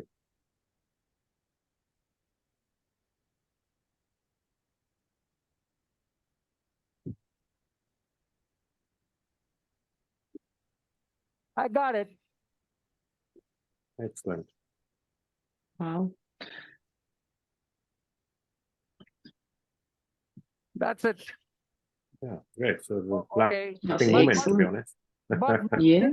this is not the end. This is not the end. Anyway, you can go and come back later if you want. Okay, fine. We'll Yeah, join don't- Prof and then come back. Thank you. I will show you So all the. we'll be, here you yes, we'll be keen to see all the pterygoid triangle that you Yeah, so the drill anatomy. out. Okay. So over to Verise, please. So Prof, we're joining you back. Go closer.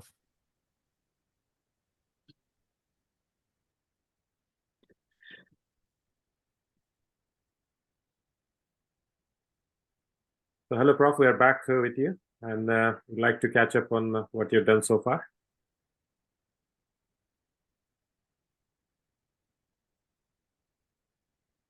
Varisi, can you hear us? Andrea?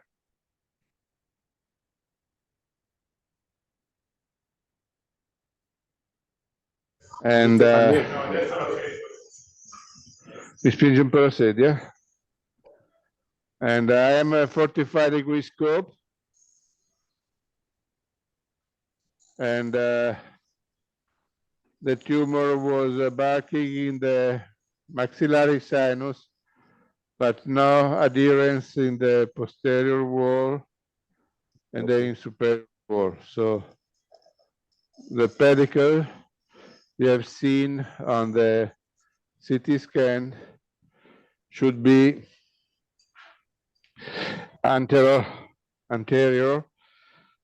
close to the 5-2 nerve.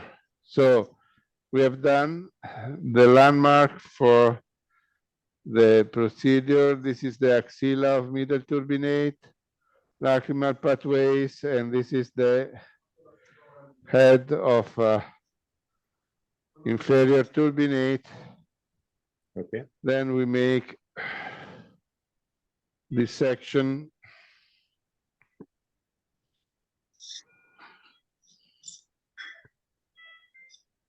Are you still considering the pre-lacrimal approach, Prof? And yes, I do perform a prelateral. And then I want to see the axilla of inferior turbinate. Lascia aspirare. And cotton.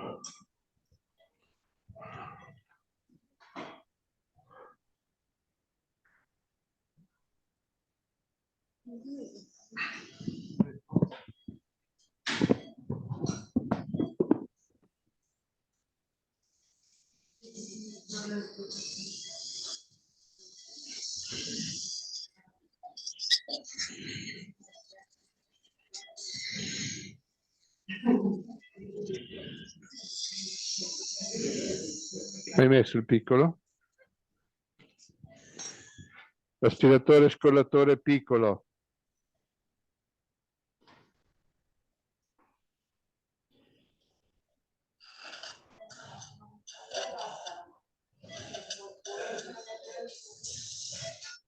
Grazie. So now you can see the landmark is the axilla. This is inferior meatus, the axilla of inferior turbinate. Lamina forbice. Okay. This is the dissection.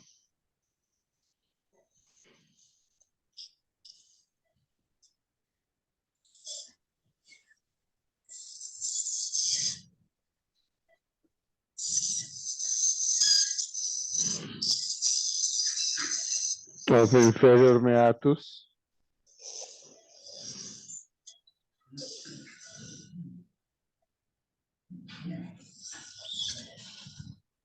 Dammi la fresa più piccola che hai.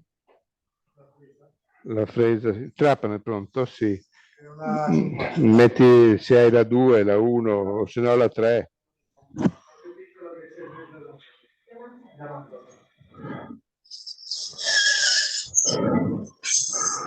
Okay, now we have the landmark and we make the incision with the drill just here is the axilla, just behind the axilla. We make the incision.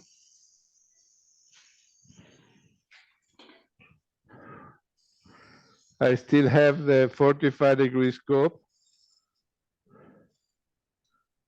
We have performed the concha bullosa, removing the lateral portion of the concha bullosa before. Ok. Pedale dov'è?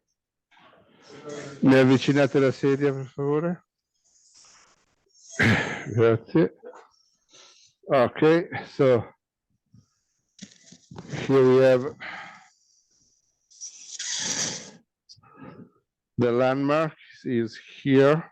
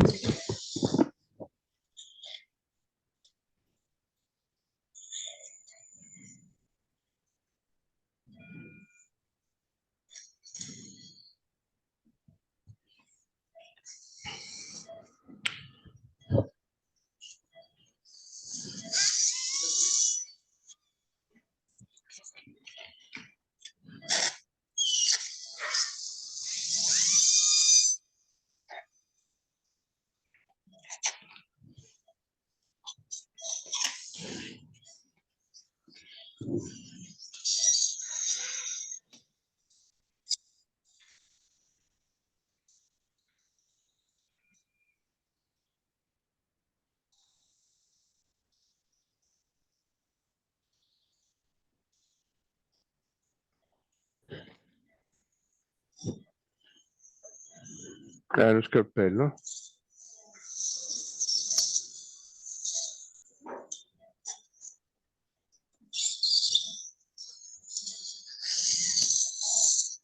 Dammi la forbice un attimo.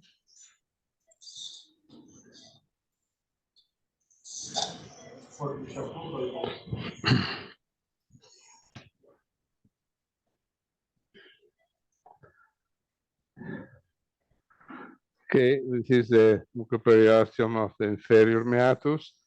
Dammi lo scalpello.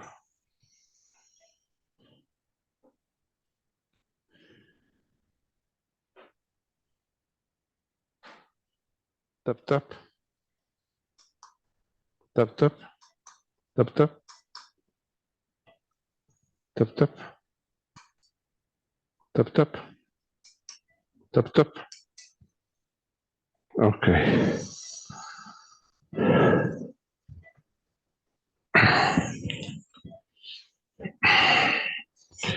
Dammi ancora il trapano.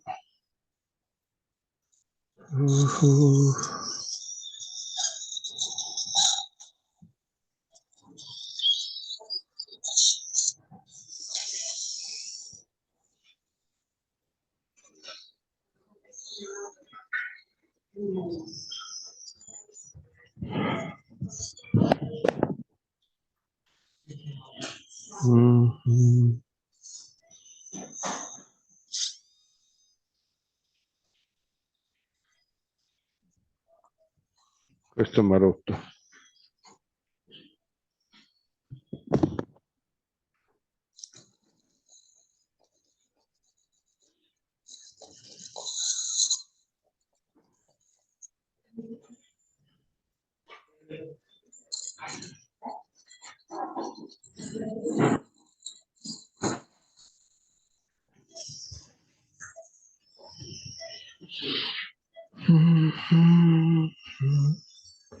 So you see, this is the inferior meatus, this is the axilla. We have already entered in the maxillary sinus.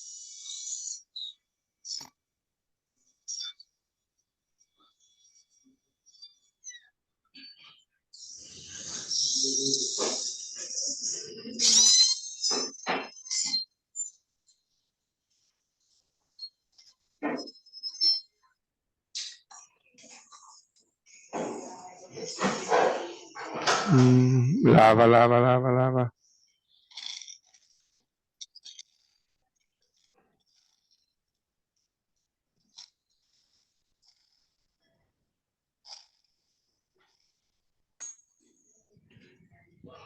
Dammi il cotton.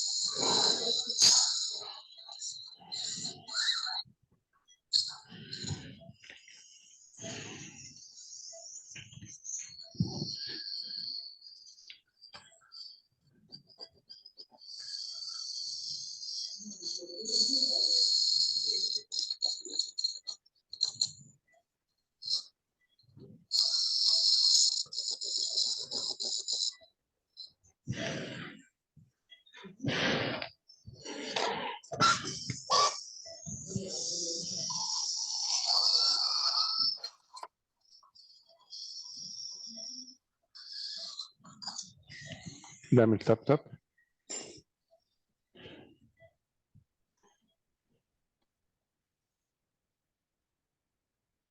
Tap tap.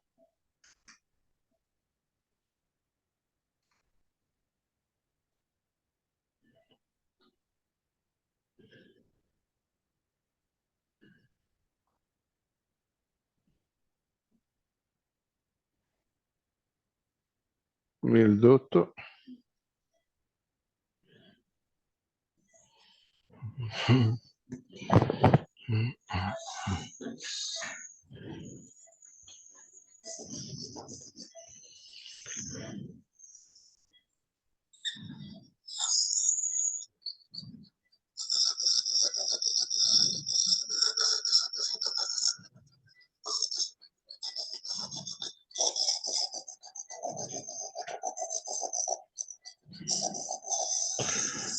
This one was the origin of the inverted papilloma.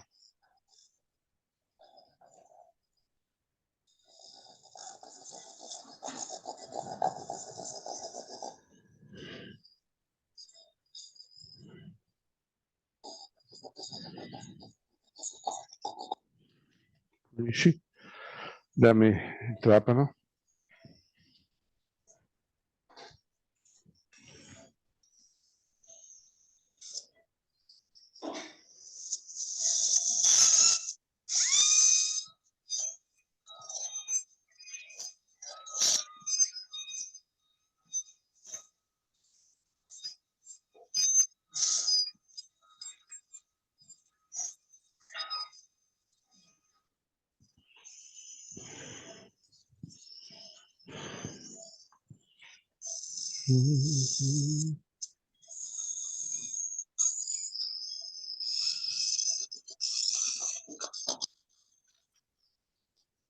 We're coming to the anterior wall.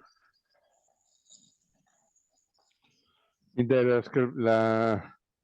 il dissettore curvo, la zappetta. Oh Madonna, non ce le hai. Cazzo. Papilloma del dito non ha il dissettore curvi.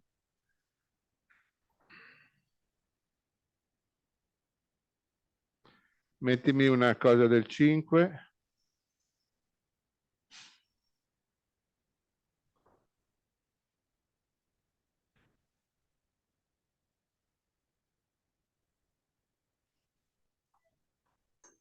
Grazie.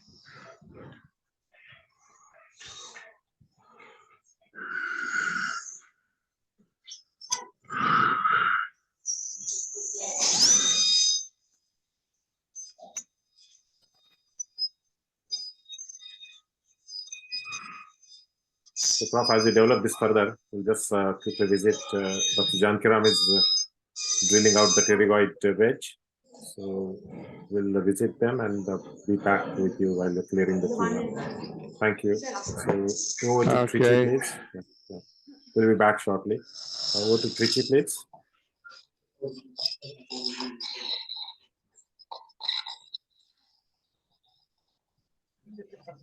So Dr. Jankiram, so Can you hear me, please? yeah, right. We can hear you now. Okay, actually, it's a very, very beautiful case, tough case, actually. I want to show you what I have done. And Okay. it's not easy. Actually, I thought it's like a cakewalk, but no, JNAs can take you for a ride. I'm just going to show you in the scan what is it going to correlate with. Show me. Can you show me this? Scan, please. My dear friend, where are you? Yeah, see here. So, see here, this is a tumor. Give me a pointer.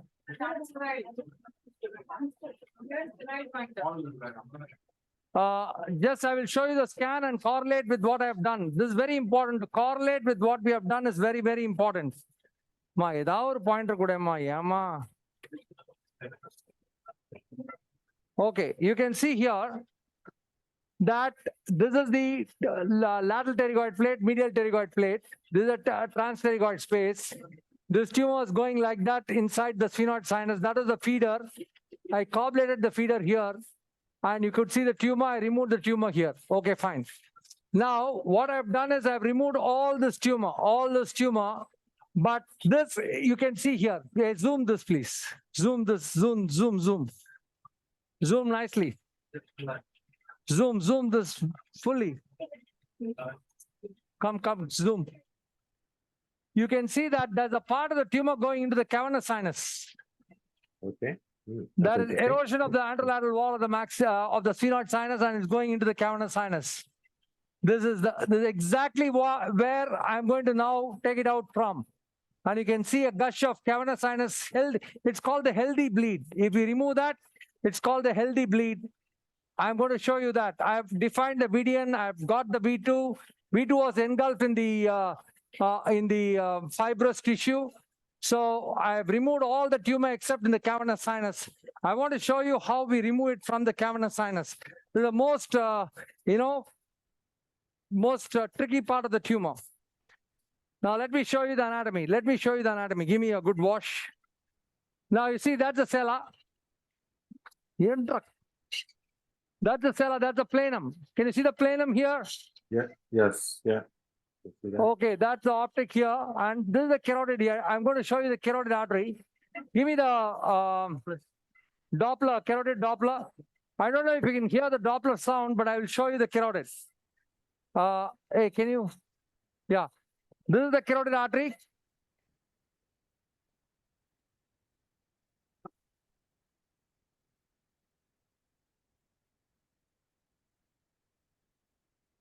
Can you hear it?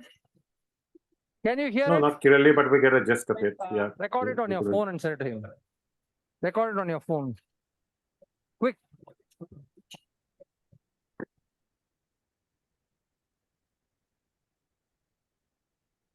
Okay. Send it. Now I'm sending it on your message, the phone message. So Yeah, that's sure. the region of the Gulf. This is called the Gulf, the Gulfar region. And you can see here, that's the tumor going inside the cavernous sinus. You can see here. Can you see here? Yes. Yes. Yeah. Now I'm going to remove that tumor. That's right on the carotid artery here. So you can give me the Blackesley forceps, get ready with Surgicel. And you see if you have got the message of the carotid, this one, Doppler. Yeah, I got the message. Yeah, I can put it to the audience through my microphone if you want to try it again.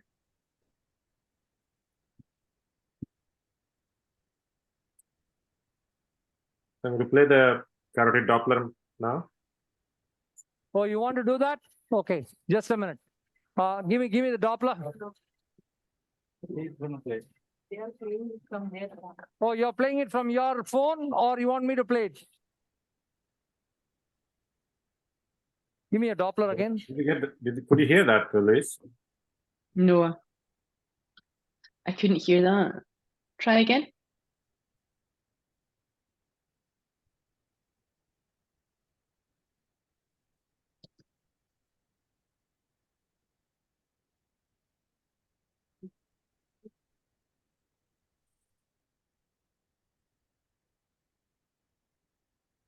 Yes, I think you can hear it. You can just about hear it.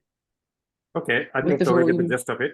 If you have, Yeah, yes, there the is feedback from the carotid Doppler. Mm-hmm.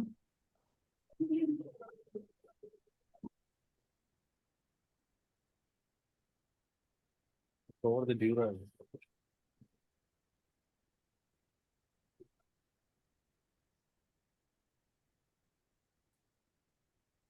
Yeah, see, I'm trying to remove that tumor. Can you see that clearly, please?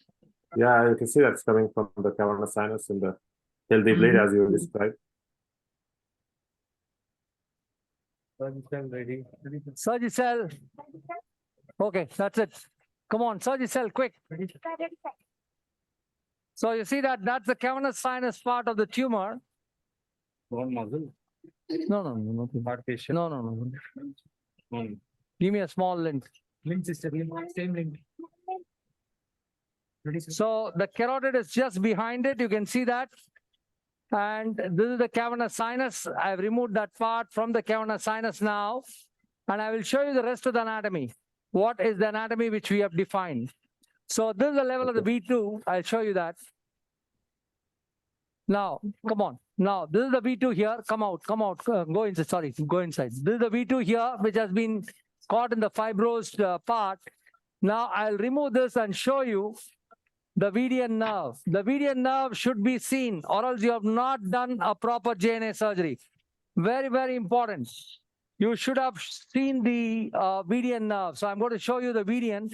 If that is the V2, in fact, there was a VDN artery, very big VDN artery, and I coagulated that artery. You can see here. Now, go inside, go close.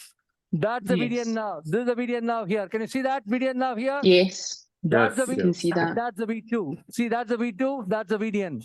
Yes. And that's the lateral recess, and there's a little bit of JNA still there. So I'm going to take that out. See that? This is all Yes. the nuances of JNA surgery. And see that coming Oh, out. wow. Yes. yes. So these are the things we'll have to take care, not the big one. The big one will come on its own. But the small ones, you have to take care of all those small ones. I drilled the whole pterygoid wedge to the medial pterygoid plate. And you can see here that this is the... go inside, my dear friend. See here how the JNA is hiding behind the... See that? Can you see that? These Yes. are Yes. all the small JNAs which will go into the Haversian canals. And if you don't drill it, believe me, this is going to lead to recurrence. This is what we studied. And see again, there's one JNA hidden here.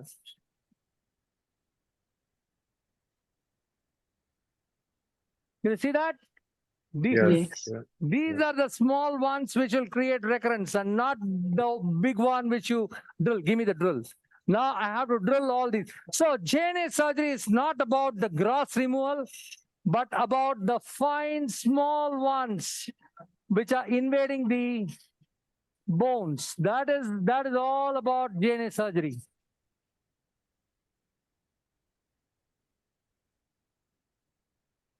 So just want to show you that. If you want, you can shift. I just wanted to show you that cavernous sinus segment, and Did you receive the carotid artery sound, please? Yes, I received it. Yeah, I tried to play to the delegates as well, but I'm not sure it worked with the. Okay, Zoom actually technology. filters the noise, high frequency noise. Zoom filters it, so most of the time it Yes. doesn't come on Zoom. Yeah, that's all right. We got the gist of it. This is the clivus. You can see that's the clivus. Give me a. So you can see the anatomy so nicely now. I will show you. See how beautiful the anatomy looks. Yes. See here, that's the sella. This is the optic. That's the carotid artery. This is the carotid which I showed you. The Doppler. This one here. That's the paraclival carotid here, and that's the mid clivus. This is the lower clivus here, and the JNA was occupying the mid and the lower clivus, and also inside the cavernous sinus. So we have finished the surgery. Oh, there's a small one here. Go closer. Ah, there's a small one here. Okay, give me a drill. So give me a drill. There's a small one sitting there. So these are the things which can actually cause recurrence. They are not recurrence, they are residues. So most of the time we think it's a recurrent tumor. No, these are all residual tumors which we leave behind.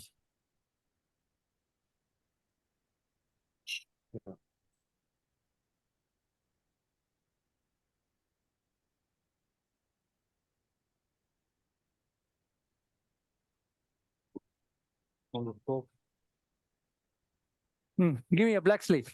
You see how that small bit of tumor was sitting right inside, hiding itself. See that? Yes. Yes, yeah.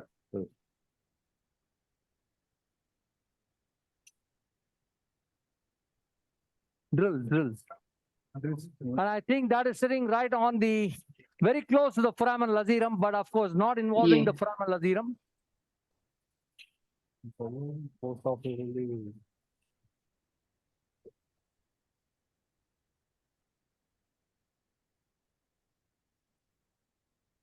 Go closer, please.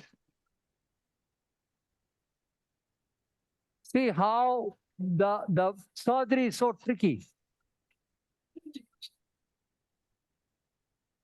Go closer. Can you see that tumor coming out? Yes. Because of the bleeding. Yeah. Great. This is a great granddaughter. There's one sitting here. Drill. So these are the small ones which cause problems post-operatively. I'm drilling off the clival recess now. That's the mid-clivus.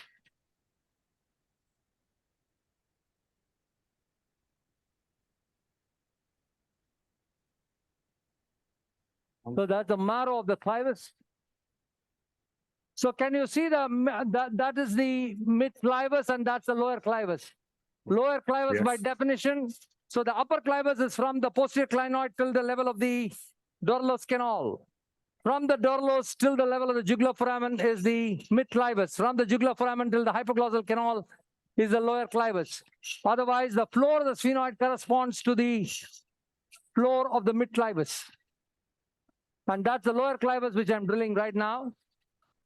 And you can see how nicely the whole thing is now free of tumor. This is an invasive tumor going inside.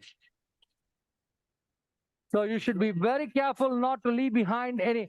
So the big JNAs, you know, the stage 2, all that is so easy to operate. It's just a cakewalk. But these invasive cases, they go into the small crevices and cause recurrence. And that's where you land up. You think that you've done a complete job and finally land up in a recurrence. So you see that there's another one hiding there. Go closer, go closer. Go closer, please.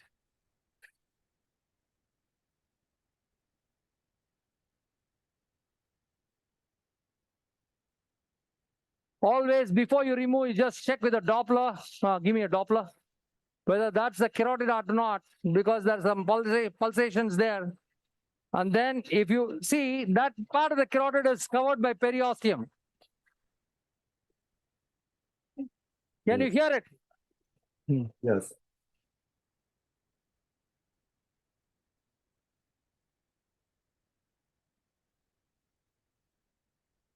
That's carotid, carotid, carotid, carotid. Now, Dr. Monica will send it to you how we have traced the complete carotid. Give me a Surgicel. Okay. That's paraclavial carotid. No, I can't do anything there. That's the last thing I can do. No, it's okay. It's okay. That's fine. Wait, I'll take it off. Wait. So once you're completed, we'll come back to you, Dr. Jankiram, and it will be great to sum up as well towards the end of the case and end of the day about the whole session and some pearls of your tips for our delegates. Have you got the WhatsApp message of the carotid, the complete carotid? Yes. Yeah. Surgicel.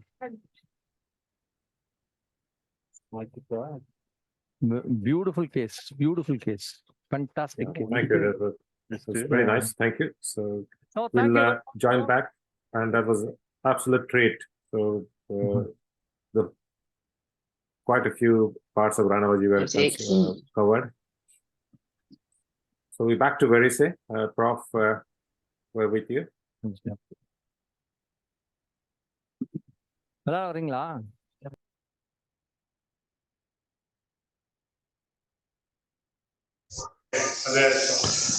I'm working with a 45-degree scope, and I drill out the spine where the inverted papilloma was attached, and still there is inverted papilloma behind the spine, and the spine, and this is a 5-2, so the spine is very attached to 5-2 and was very long.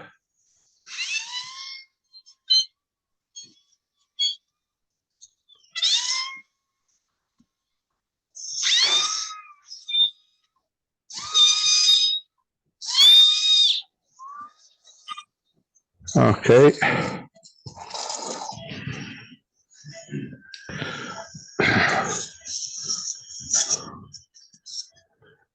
So inferior meatus, the spine of middle concha, and this is the inferior concha, inferior turbinate, the axilla, and the starting point of inferior meatus.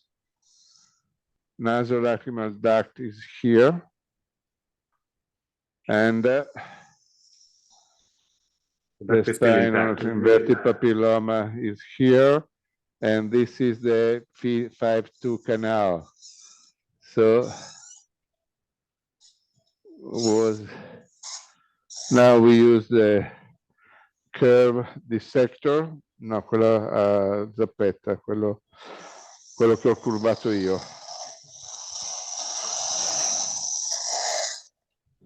So with the curve nasolacrimal duct is still intact, correct? Yes, the nasolacrimal duct is here and is intact, is there. Okay. And now with the curve instrument, we make a superiosteal dissection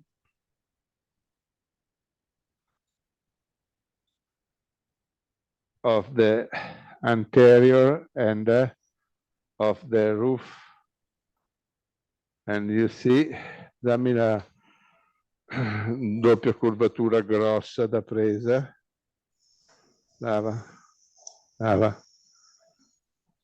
So this was the spine, and this is the canal of 5-2 canal, and this was the spine where the tumor was burned.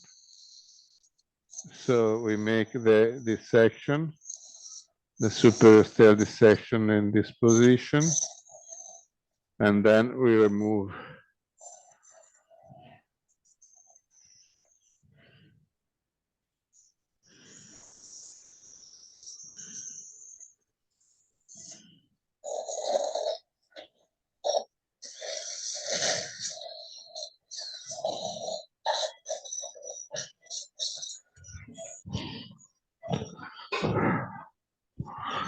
double curve instrument to enter and to make the resection.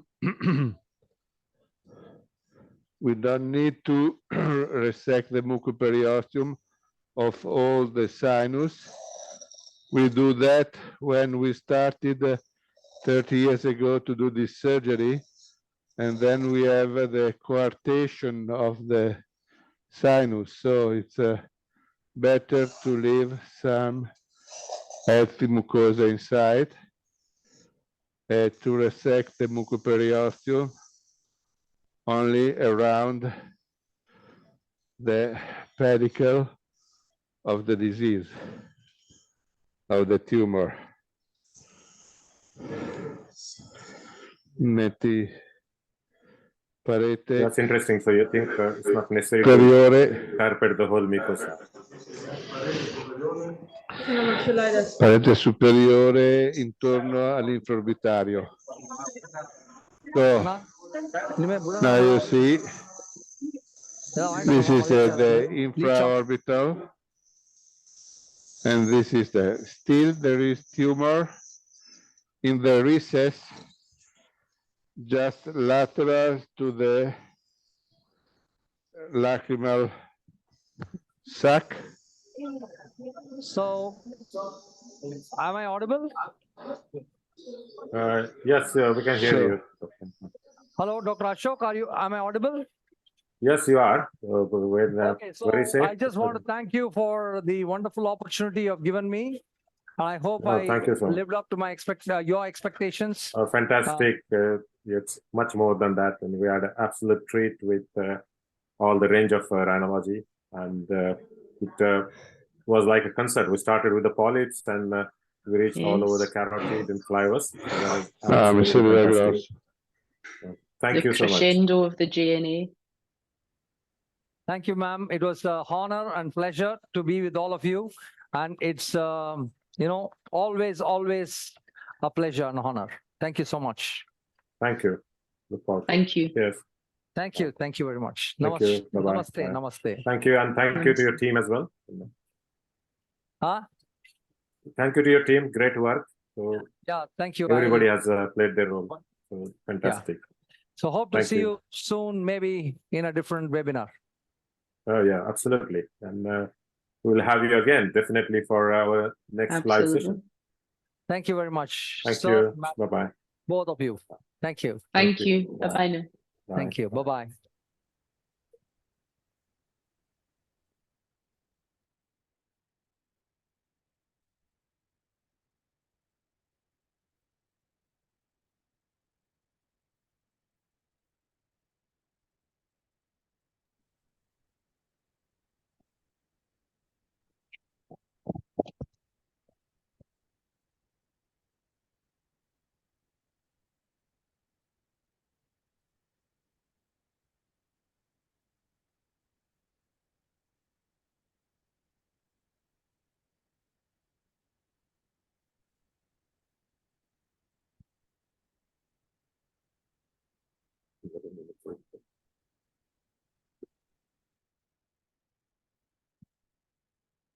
In the lacrimal recess, and the lacrimal recess was full of tumor, so we need to clear that position.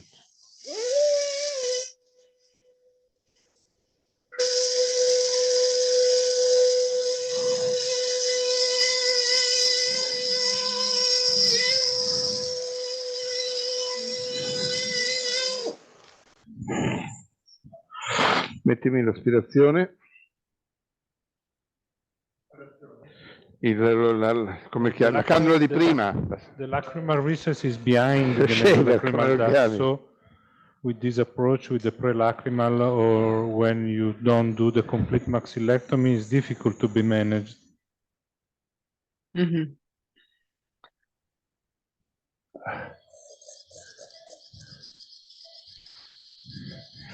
Now I am in with the 45-degree scope. I control the medial wall.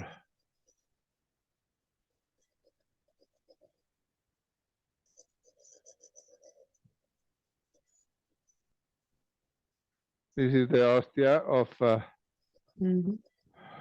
the maxillary sinus, but still there is some tumor in the medial portion, so I want to check.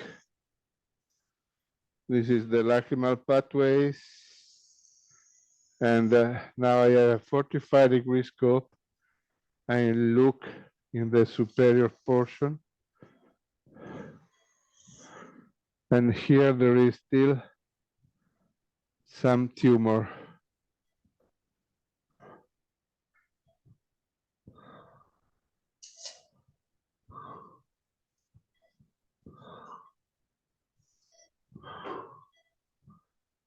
Dammi la doppia curva grossa.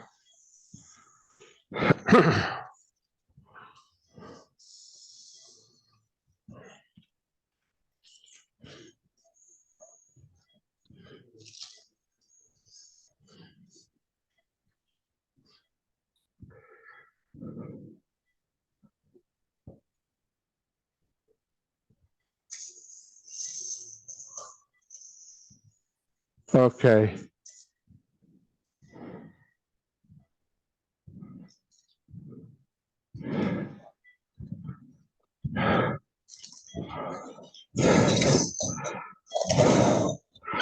Mettilo con le vie lacrimali.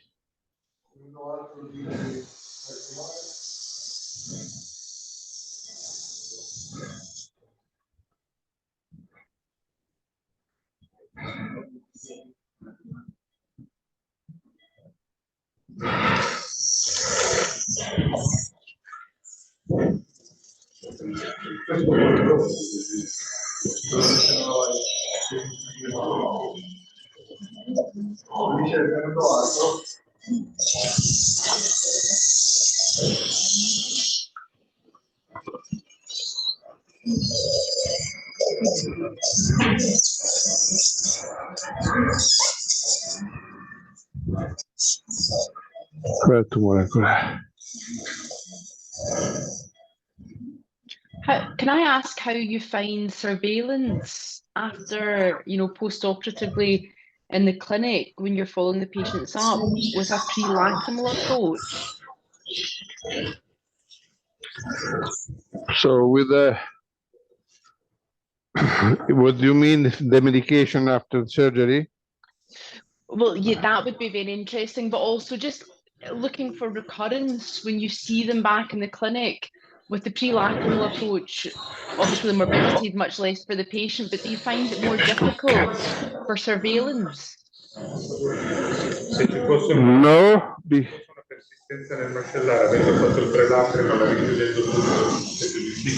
No, because you can see that the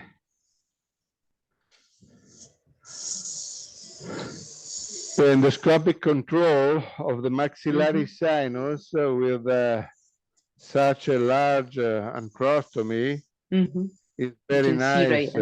You in the clinic you can use the flexible scope, and there is no problem to check all the different angle of the maxillary sinus. That's no, there is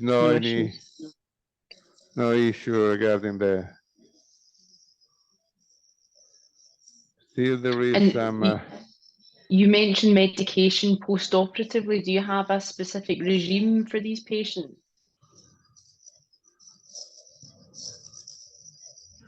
Chi ha capito? So,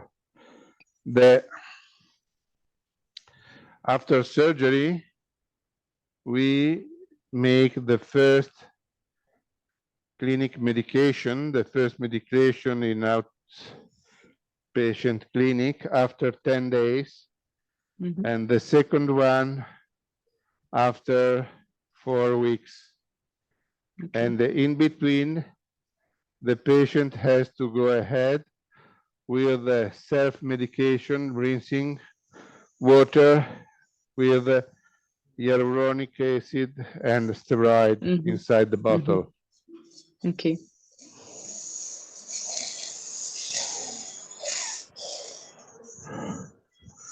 This is the concabulosa we did. Mm-hmm.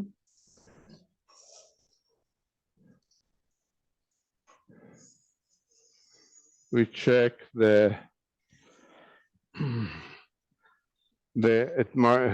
frontal sinus, the frontal recess now.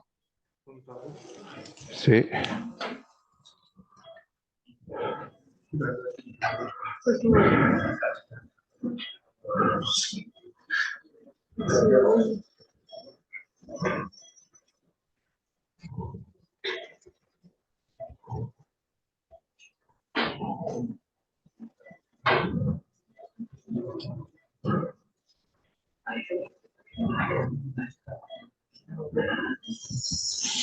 Dammi il seeker, no, il funghetto curvo.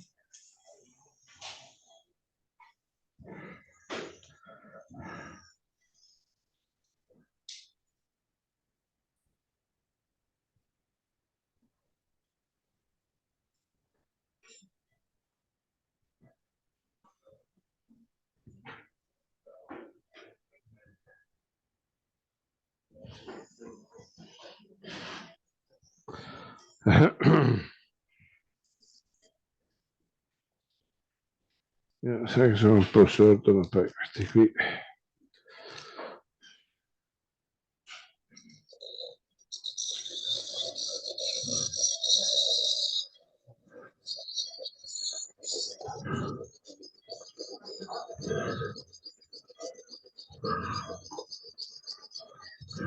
Mi dai il numero 3 da frontale?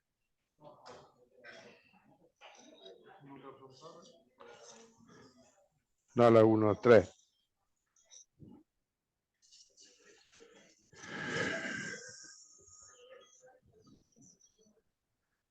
This is the remnants of the conchabulosa,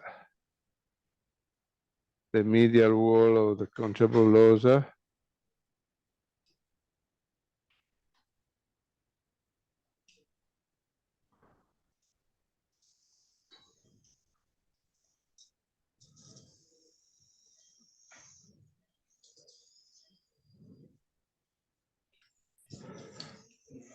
Lava.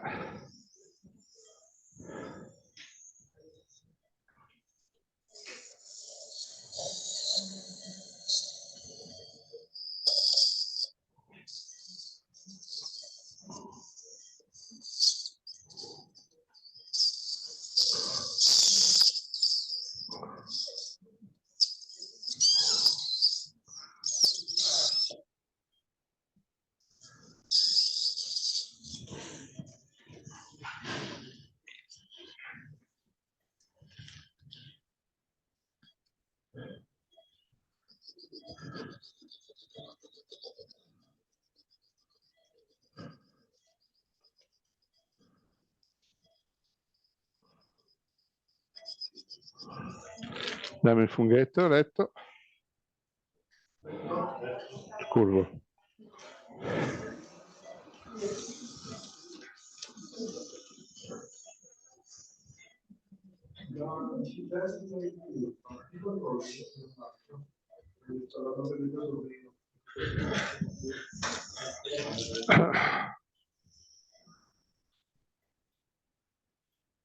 Okay, the frontal sinus now is clear. The mucosa is there, so we don't enlarge anymore.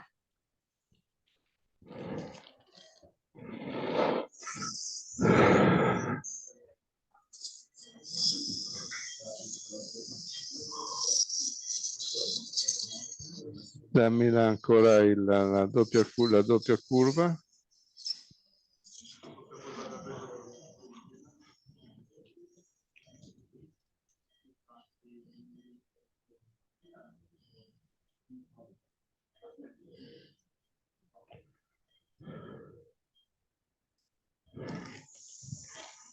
Niente.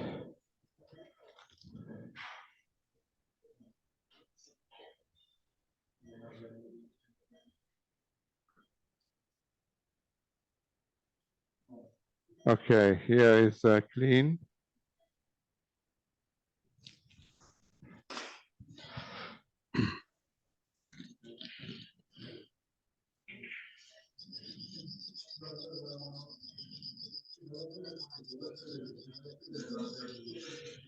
Non va, cambialo.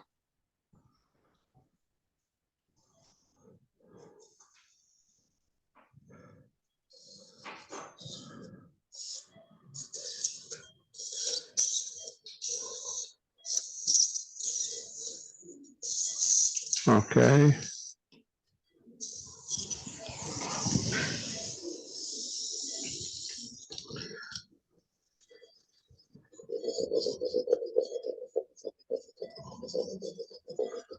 Okay.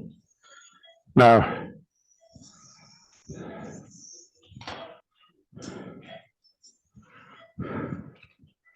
we want to check again inside the maxillary sinus.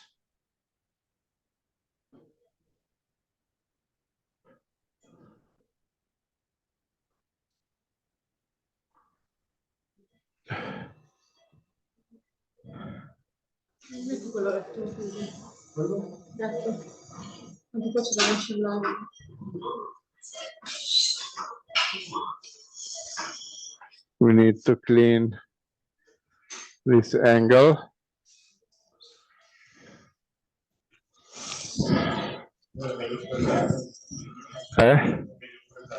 Sì.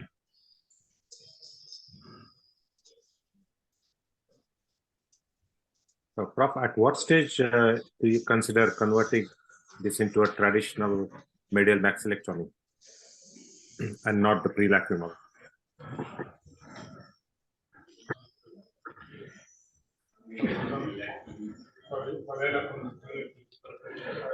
So, in this case, the pre-lacrimal is a little bit too much. We can perform a standard medial maxillectomy enlarged to the piriform. So, okay. In this case, the pre-lacrimal is really at the limit. Okay.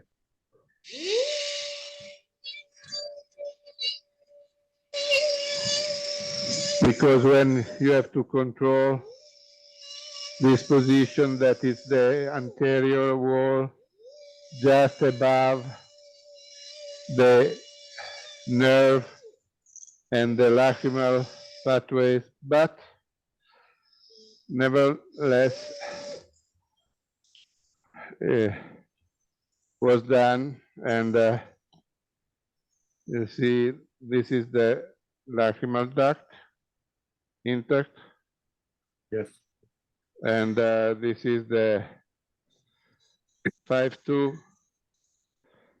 The spine of the tumor was here, very long, half centimeter, and we have drilled out completely. This is all the anterior wall of maxillary sinus.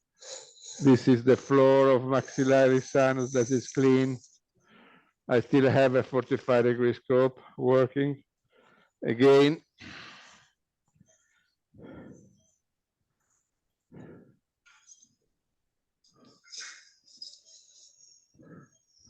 now I control the roof that is free, okay, and the medial wall that is free. I leave the mucosa on the posterior wall and on the floor of the sinus. That is important to keep the patency of the sinus itself.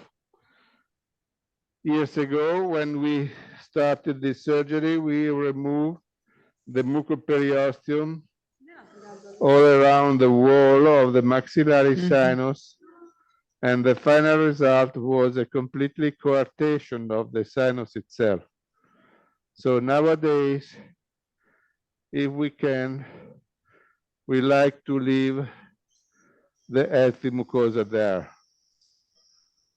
So this is the fracture of the lacrimal pathways, and now we can close with the suture. Yes, thank you. I can see how you left a bit of a bone as well, so it acts as a support rather than it, so it doesn't collapse in. Yes. Yeah. That's interesting. Un po' sì, perché abbiamo fresato un po' di più. But I think that there is no problem because this can close for secondary. Ok, so il punto di sutura. Senta entrare che c'è un'accelerazione. So now we put More or less conservative. stitches. The important is to preserve the function of the lacrimal pathway and the inferior turbinate. Dammi la 0. Yes. Despite Zero. inferior myototomy or scarring. Of course, at the end, it's completely different for the patient to stay with the inferior turbinate or not. So in this case, we have no crossed fast healing. So concha bullosa, open, concha bullosa, ethmoid, anterior ethmoid. Frontal sinus is clean, so we don't need any more large antrostomy to check. And now we make the suture. Take again the 45 scope.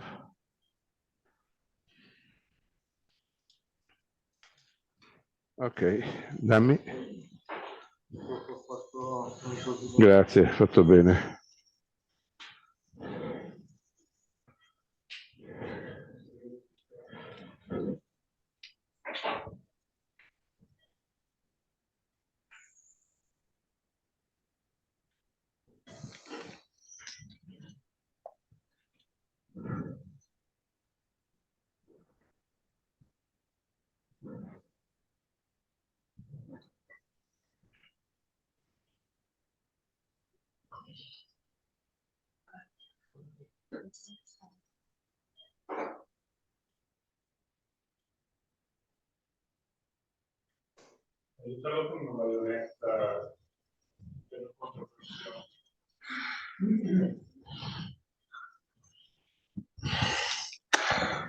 No.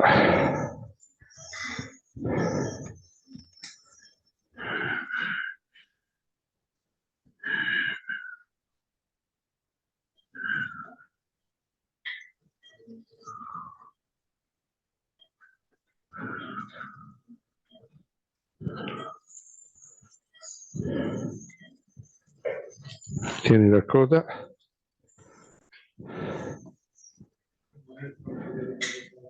No, me lo tengo mal.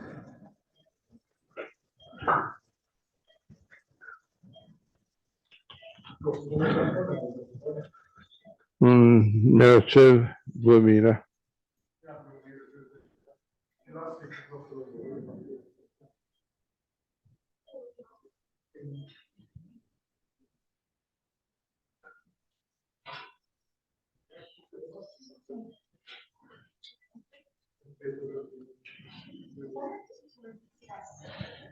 Professor, can I ask how often you get a surprise with the final pathology, whereby the initial biopsy and scans look like an inverted papilloma, but then there's a focus of malignancy within the specimen?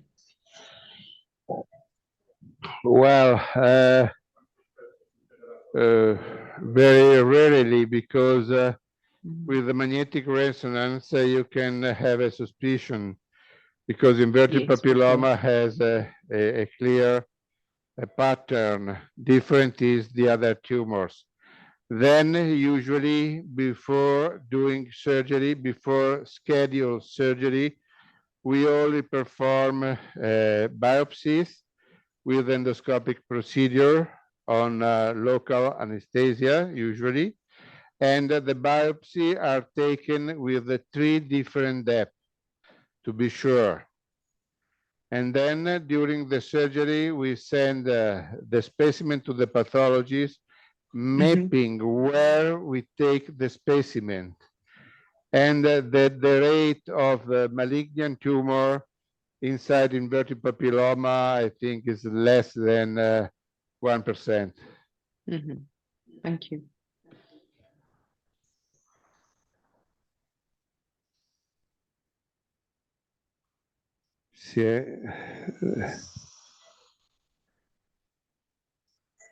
Allora.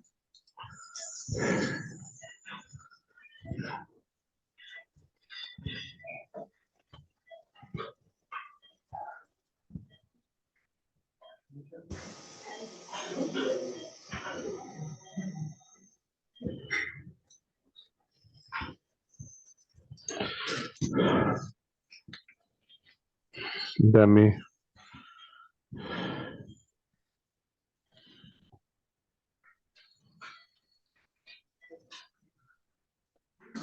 Okay, now we want to make closure here, if it's possible. Dammi la forbice.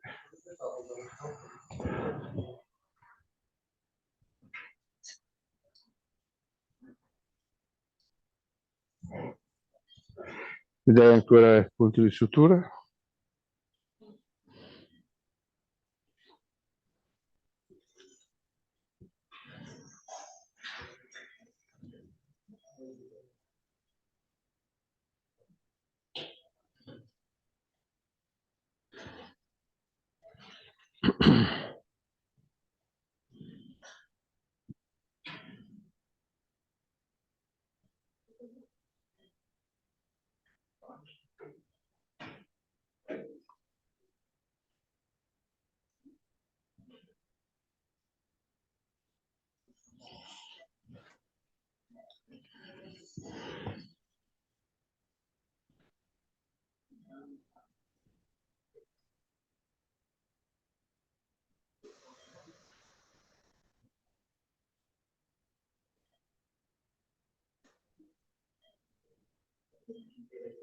No. No, never mind.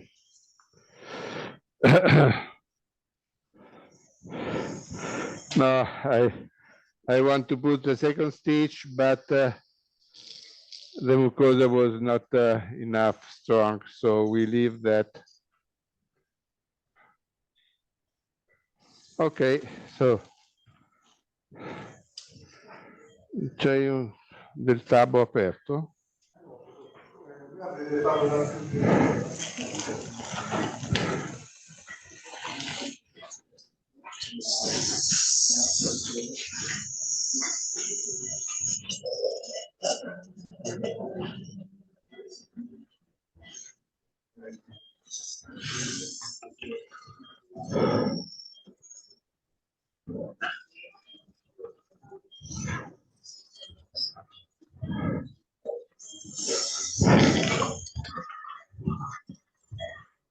Pezzetto piccolo. We put some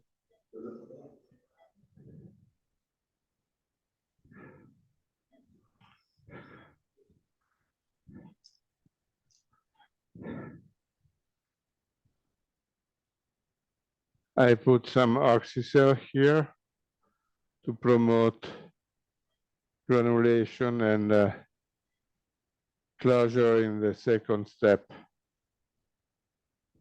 It looks very functional operation, despite the very radical excision of the papilloma.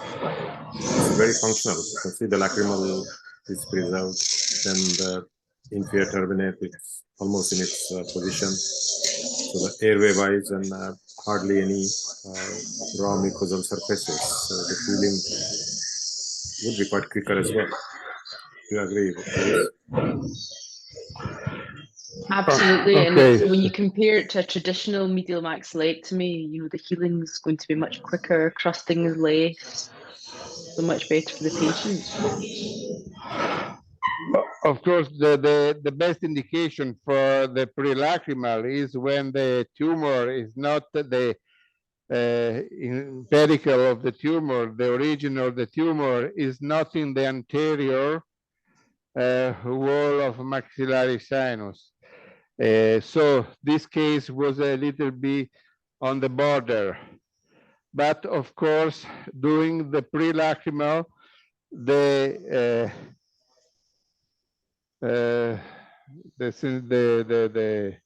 wellness of the patient will be really different in the future years. No, dai ancora il punto di sutura. Now I have to fix the cartilage to the anterior spine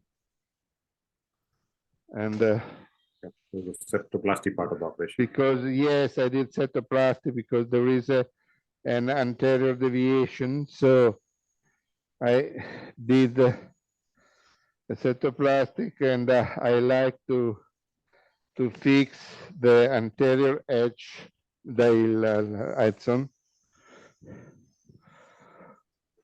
How long do you follow these patients after the operation? With 3 or 5 years or even longer? What's your view on that? Okay, corretto.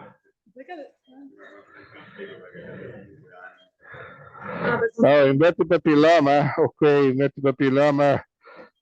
We don't have any recurrence of the disease after 5 years in our cases.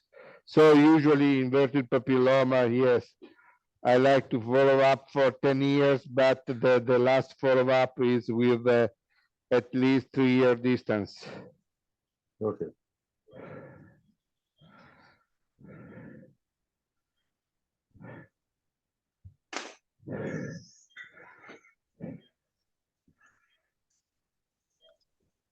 What's your protocol, Ashok, for following up inverted papilloma? Yes, I think I very much agree with Prof that initially the follow-up will be closer till that's monitoring the healing part of it. So post-op 2 weeks, then 4 to 6 weeks, then probably again 3 months, then a 6 monthly follow-up. So 3 monthly in the first year, then 6 months onwards until 5 years are completed. And then probably if everything is fine, we would stop at that. Datemi una mano, Cristoforo. And your follow-up for the first patients with the olfactory neuroblastoma? So the follow-up for esthesioneuroblastoma is long life. Yeah. Because in esthesioneuroblastoma, we know that can have a recurrence after 18 years or more. Yes. So yes, olfactoneuroblastoma, we never stop to follow up. Is the follow-up mainly the endoscopic, or you do imaging as well, annual imaging studies? Annual MRIs? No. So for malignant tumor, we do perform alternatively the magnetic resonance and the PET scan. Of course, it's related to the biology of the lesion. For aggressive tumor like neuroendocrine, SNOOC, SNEC, Ewing sarcoma, we always use also PET scan, not only magnetic resonance.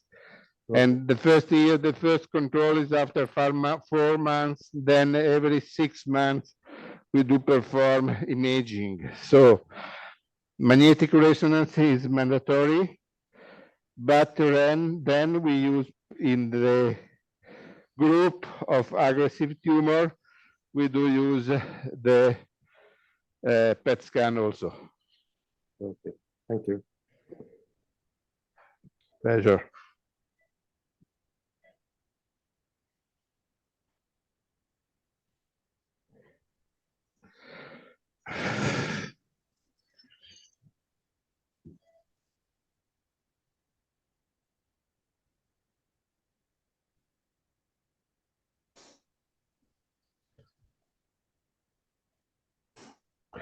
Grazie.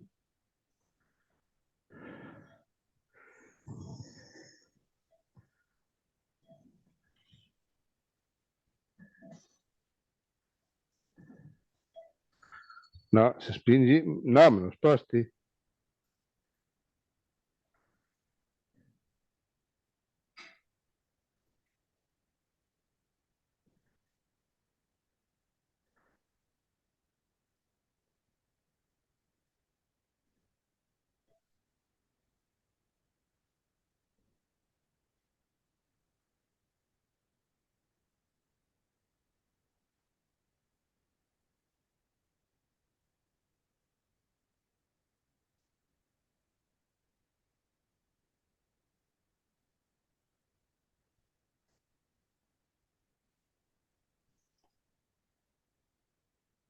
Dai ancora. Dai ancora il Kilian.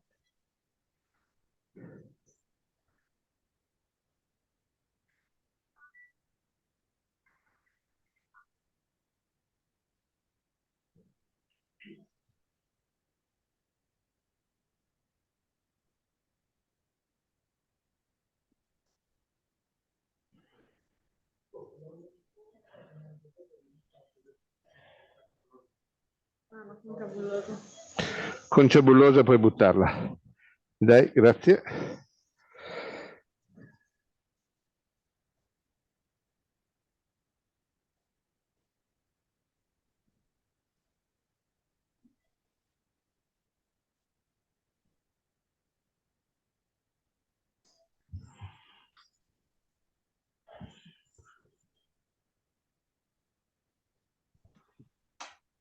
No.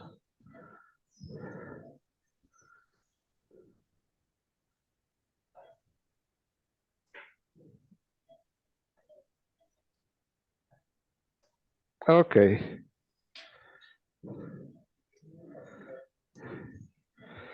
Mi dai 2 da 10. L'ho messo qui. Oh, cazzo.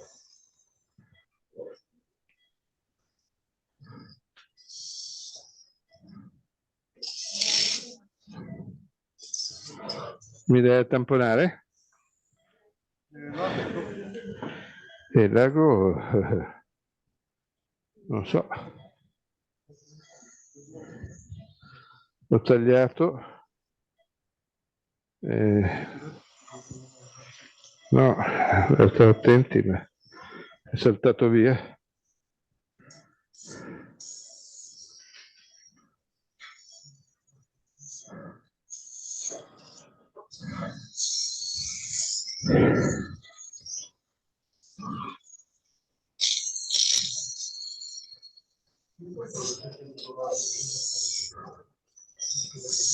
Ok.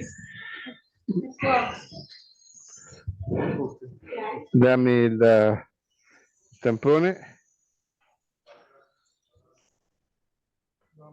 la baionetta.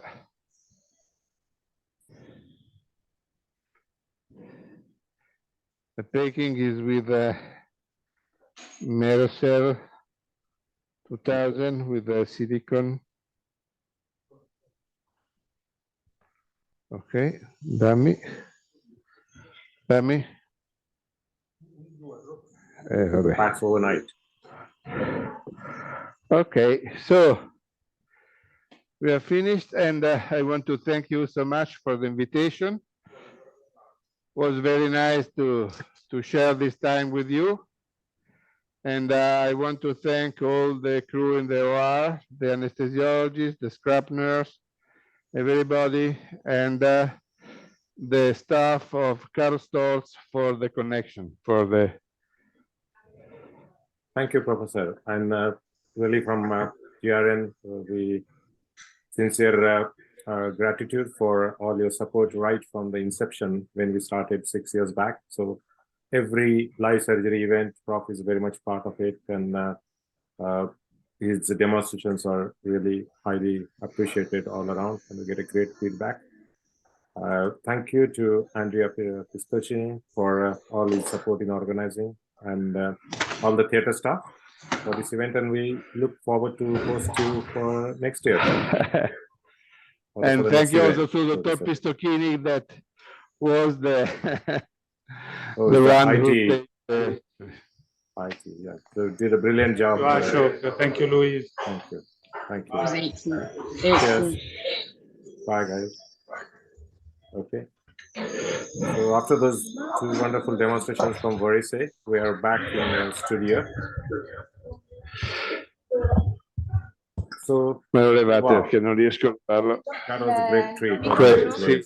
Sì. Ah, It was really fantastic. Two brilliant cases, and I think just highlighting the benefits of the the Global Rhinology Network. We've really been able to access and be able to visualize these cases that a lot of surgeons wouldn't otherwise be able to see. So it's fantastic.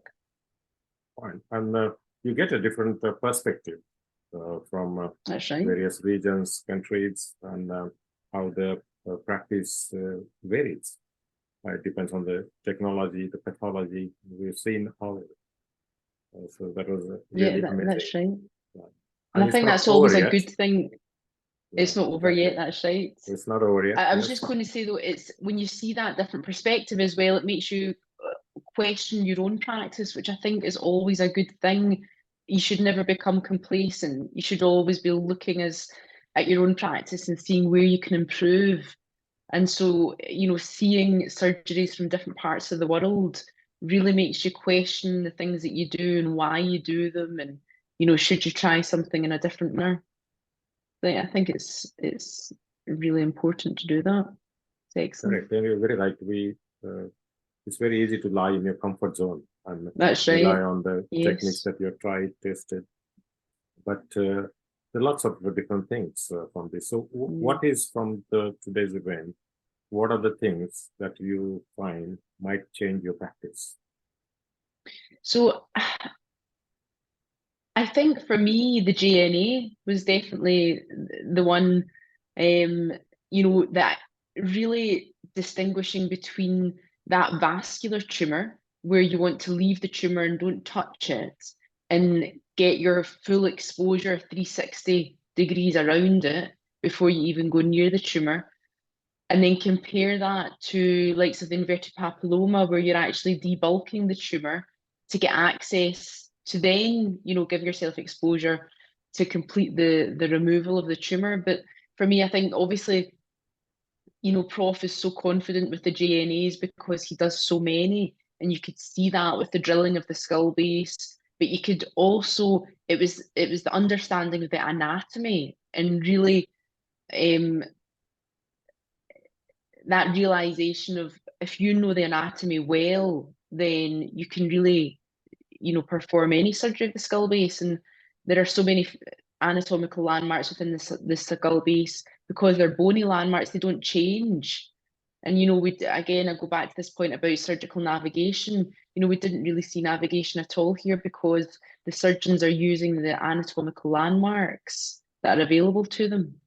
And I think even in situations where at first the anatomical landmarks aren't obvious, it's important to create, good anatomical landmarks in the areas where they are still present. So going to the contralateral side, so it really gives you that degree of safety when you're operating so close to the skull base and vital structures.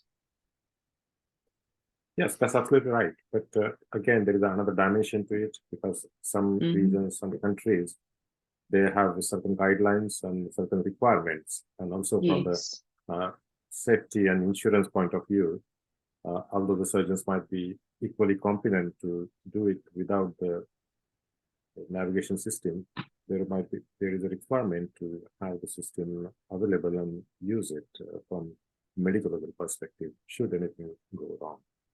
So that is also another aspect of it. Yes. And I think for the new trainees and the young surgeons, it is always reassuring to have this other additional layer of support and a peace of mind as such to give them the courage to cross their boundaries and explore further frontiers of the surgery. Yeah, I think for me, when I trained, I did a lot of open procedures as well as the endoscopic procedures, which allows you to develop that 3D anatomy within your own brain of the skull base. and we're doing more and more endoscopically now. So I think the navigation tool is excellent for showing the trainees the anatomy, because when they see the endoscopic view, they can sometimes be disorientated. So it's nice to show them the scans again and then stop, show them where you are with the navigation so that they can start to build up that 3D anatomy in their mind as well. So I think it's very useful for that as well. Good. And one of the key home message was definitely a visualization. Yes. Dr. Janakiram mentioned that, and it is such an important thing. So we have witnessed that they have adopted different techniques to get the best view, achieve optimum field during the surgery, hemostasis. So, like say for the first case, we saw Prof using diode laser to get a bloodless mucosa. These are the times it starts bleeding, and if the surgery gets unnecessarily tedious. So if you can save some time on that and make yourself make your life comfortable. And also another technique that we saw, that the saline flushes, that was quite an interesting thing. So I used the term, interesting term of underwater surgery. It was like that. There's a constant flushes going on. And that again showed that how unnecessary it is to carry on just using the bipolar, dietary main things, and you're probably causing more and more damage to the mucosa. So there's a very careful handling of the mucosa and the tissue and the bleeding control with regular saline flushes. Other technique was using this coblation, so that was also useful too. Very useful for the fibrotic and scarred tissue. And I think seeing the contrast between the inflammatory case and the tumor case, the preservation of mucosa is so key for the inflammatory cases.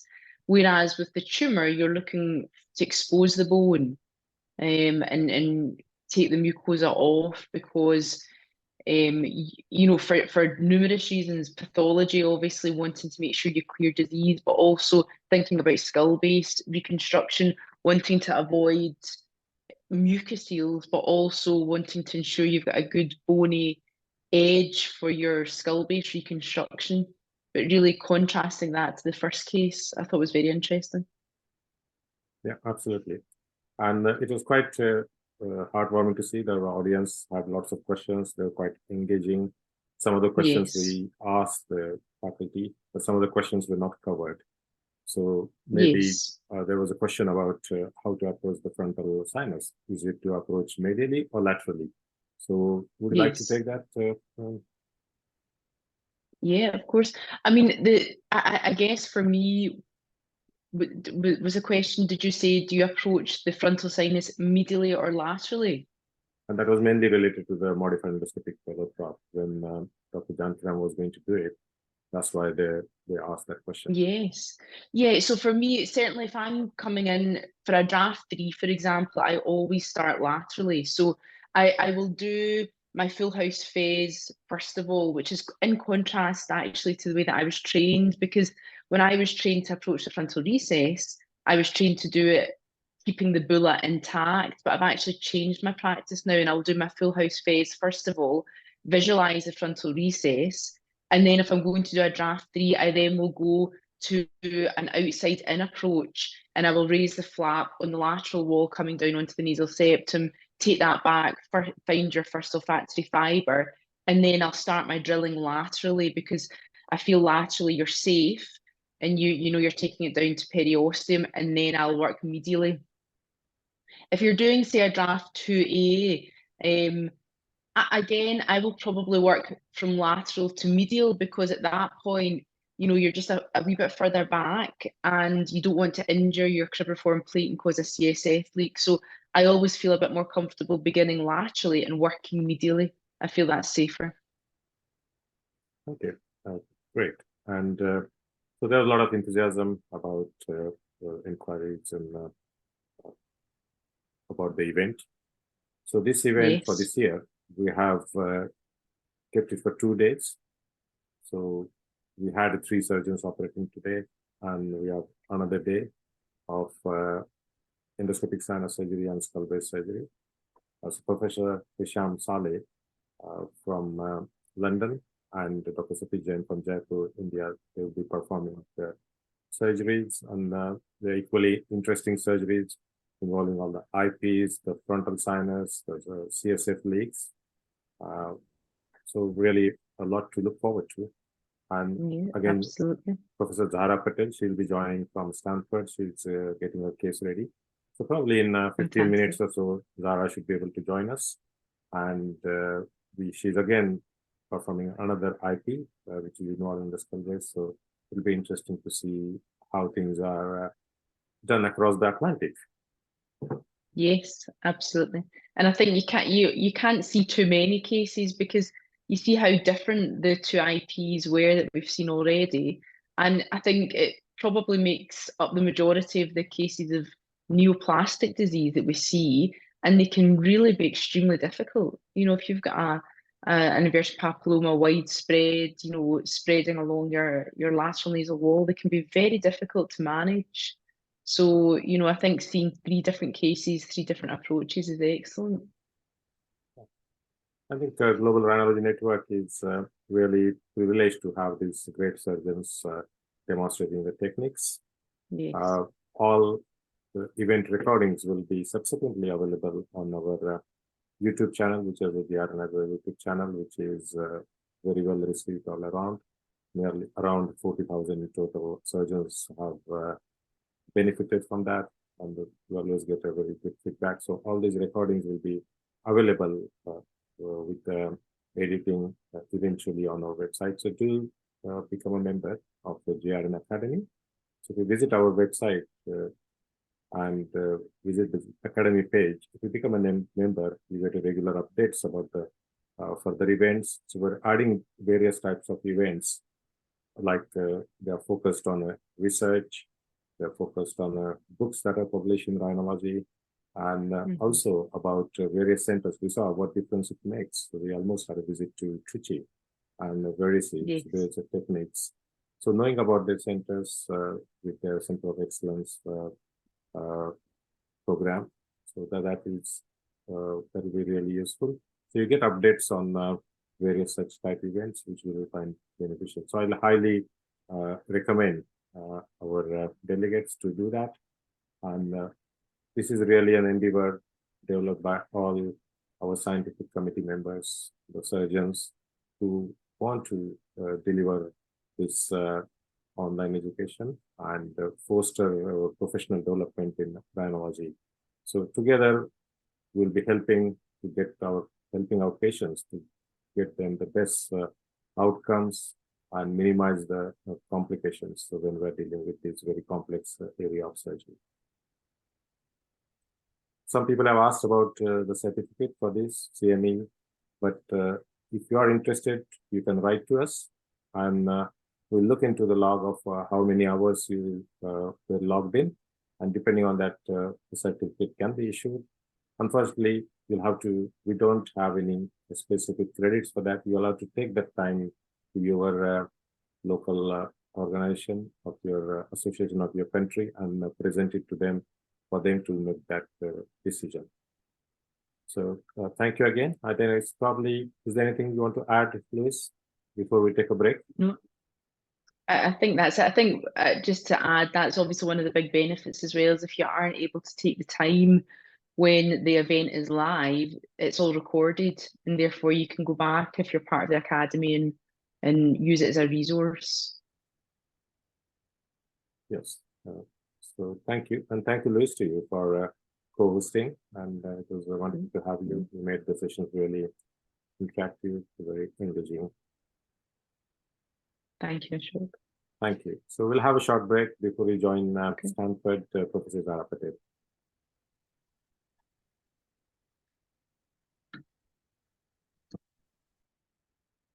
Faster than ever before, we are aware of the threat of the environmental crisis as well as the social inflection. Priorities and consumer values change radically. We have reacted. We have initiated major changes already, with many more ahead. Not to survive, but to keep our business ahead in this disruptive world. We have pulled the switch to green power. We have already significantly reduced our global carbon footprint, and we will continue to do so. With energy targets clearly defined, our monitoring systems perfectly control and enhance our energy targets. The integrated water cycle concept of our new production and logistics site in Neuhausen will save about 10 million liters of water every year. Enough to cover the consumption of a city with a population of 78,000 for one whole year. We are planning well ahead for a sustainable future. Our new site in Neuhausen will be as close to carbon neutral as can be. Reusing excess production process heat, modern waste disposal management, PV systems for generating renewable electricity, recirculated wastewater, and an optimized transport system add up to the best resource management possible. Let's shape a sustainable future together.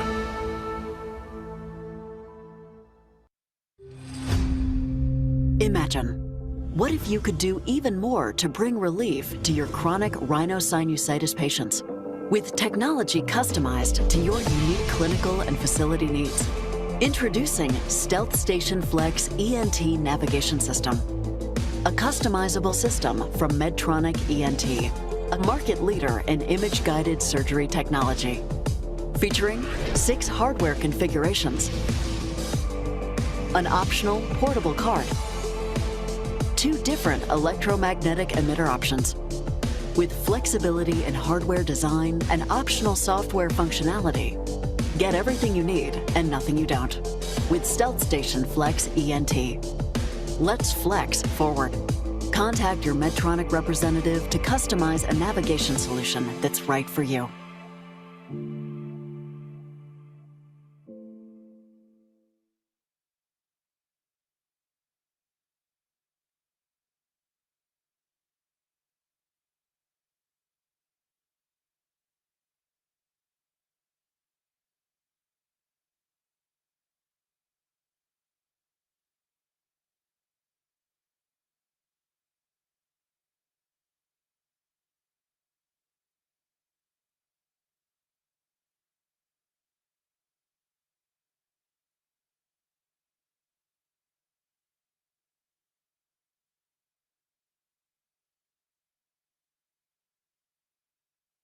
Hi guys. Imagine, what if you could do even more to bring relief to your chronic rhinosinusitis Just keep me patients unmuted. with technology And whenever they customized start, to yeah, your keep unique like that, and then clinical whenever they're ready, facility they'll needs. tell me. Introducing Stealth Station Flex ENT Navigation gonna System, change this slightly a customizable so that system we're from Medtronic need ENT, our eyes out. a market leader in image-guided surgery technology, featuring 6 hardware configurations, an optional portable card, 2 different electromagnetic emitter options, with flexibility in hardware design and optional software functionality. Get some Get everything just you even need though this and tumor is nothing you like don't hanging out of her with nose. Stealth Station try to Flex ENT. cleanse it as much as I can. Let's flex forward. Contact your Medtronic representative to customize a navigation solution that's right for you. So Axel, as they're setting up, usually I'll just have you put some pledges. You don't need to use the camera. head and neck surgery. Gently place it in like this. Yeah, hello. As long as you're not. Hi there. Hello. It's Dr. Patel. Yeah, yes, ma'am. Hi, I'm ready to go whenever they are. Just break. Actually, now break is going on. Just give me 10 minutes. Once Ashok Rokade sir will join, now we will start the session. That sounds fine. Yeah. You just let me know. I'll just be right here waiting for you guys, okay? Okay, okay, ma'am. All right. About 10 minutes. They're going to do their commercial for that long. Thank you. One more. An intuitive user interface with a wire-free we, patient interface yeah, do our allows for timeout? easy setup and enhanced Sorry, I visualization in have the like surgical field. noise in my ears, so sorry if I'm yelling at you Real-time guys. notifications of Someone nerve is like conditions, yelling visually about like and sports audibly. cameras in my ears. Green, yellow, and red status bars provide visual information, and their associated Time out, tones everybody. provide audible This is cues, Monica making Motley, monitoring function date of birth easier than 9/20/1961. ever. NIM nerve She's a trend patient of mine. EMG We're going to be reporting doing bilateral enables nerve endoscopic condition sinus surgery to tracking open all throughout a sinuses, procedure, dissection of the even sinus when tumor, using possible intermittent reconstruction nerve of skull monitoring. base and nasal flap from mucosal graft, And when possible paired with a septoplasty, NIM and she is continuous consented for this monitoring international electrode, you have broadcast. continuous nerve monitoring properly informing positioned and your draped. surgical strategy. Her SCDs NIM on and Vital working. pushes the boundaries of She monitoring got- nerve function in various procedures in head I and think neck I heard surgery. you. With real-time She has information no known available during allergies. surgery, giving you confidence in nerve function. What did I miss? She's Because COVID protecting negative. patients' nerves and Minimal blood loss senses is is more than expected. vital. Likely going home, but if we have to reconstruct her skull base, she'll stay overnight. Sharp safety zone. Great. Zara Patel surgeon.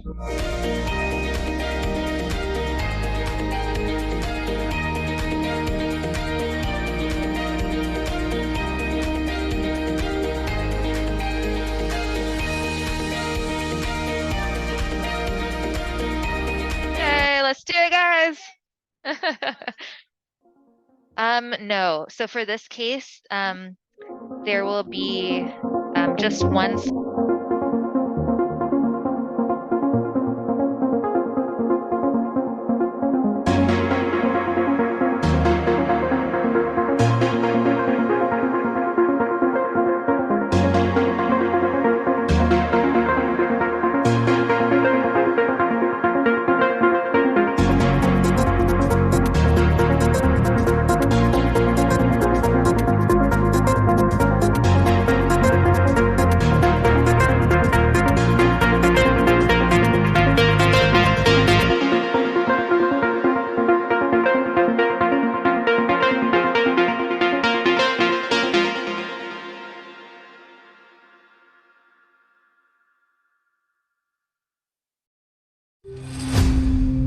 Imagine, what if you could do even more to bring relief to your chronic rhinosinusitis patients? With technology customized to your unique clinical and facility needs. Introducing Stealth Station Flex ENT Navigation System. A customizable system from Medtronic ENT, a market leader in image-guided surgery technology. Featuring 6 hardware configurations, an optional portable card, 2 different electromagnetic emitter options, with flexibility in hardware design and optional software functionality. Get everything you need and nothing you don't with Stealth Station Flex ENT. Let's flex forward. Contact your Medtronic representative to customize a navigation solution that's right for you.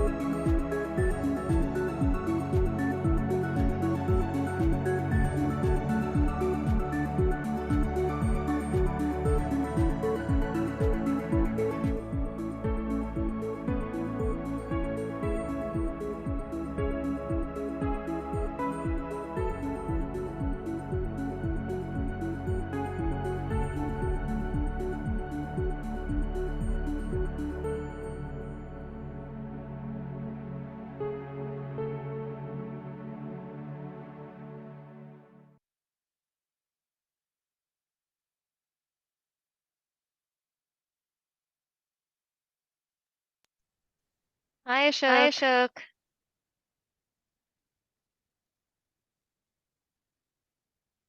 Ashok Ashok is is muted. muted. Hello. Hi, Zara. Hi. Hi, how are So you? we're good, thank you. So we're back in the studio again, and we have a great privilege of Zara Patel, Professor Zara Patel from Stanford, joining us today. So Zara, so far we had 9 hours of live surgery, and we had a Wonderful. fantastic time, and we're really looking forward to this climax with your case. So All right. Zara doesn't need introduction. She's one of the most popular ENT surgeons. She has extensively done research and clinical work on olfaction. She's a rhinology skull base surgeon, and congratulations! Just recently been promoted to be a full professor. So professor of Thank you so Stanford. much. Thank you so much. Great. You must feel so proud, and we are so proud of you. Yeah. And Zara has been involved with GRN for a long time. She had hosted some of our live surgical events in the past. So always a very strong supporter in every way. She's a part of our GRACE webinar as well. So Zara, so without further ado, we would like to join you and yeah, just explain us about your setup, about your case, and what are your plans today. I have with me Louise. you know Louise. Louise is Hi, Louise. from Glasgow, and she's one of the rhinologists and skull base surgeon from there. Okay. Wonderful. And happy that you're here with us also. So yeah, I'll just start telling everybody about this case, and I'll have one of my helpers bring this camera over so I can start showing you the imaging. We have this 6-year-old female today who we're going to be operating on. She has a lifelong history of nasal congestion, nasal obstruction, nasal drainage, loss of smell.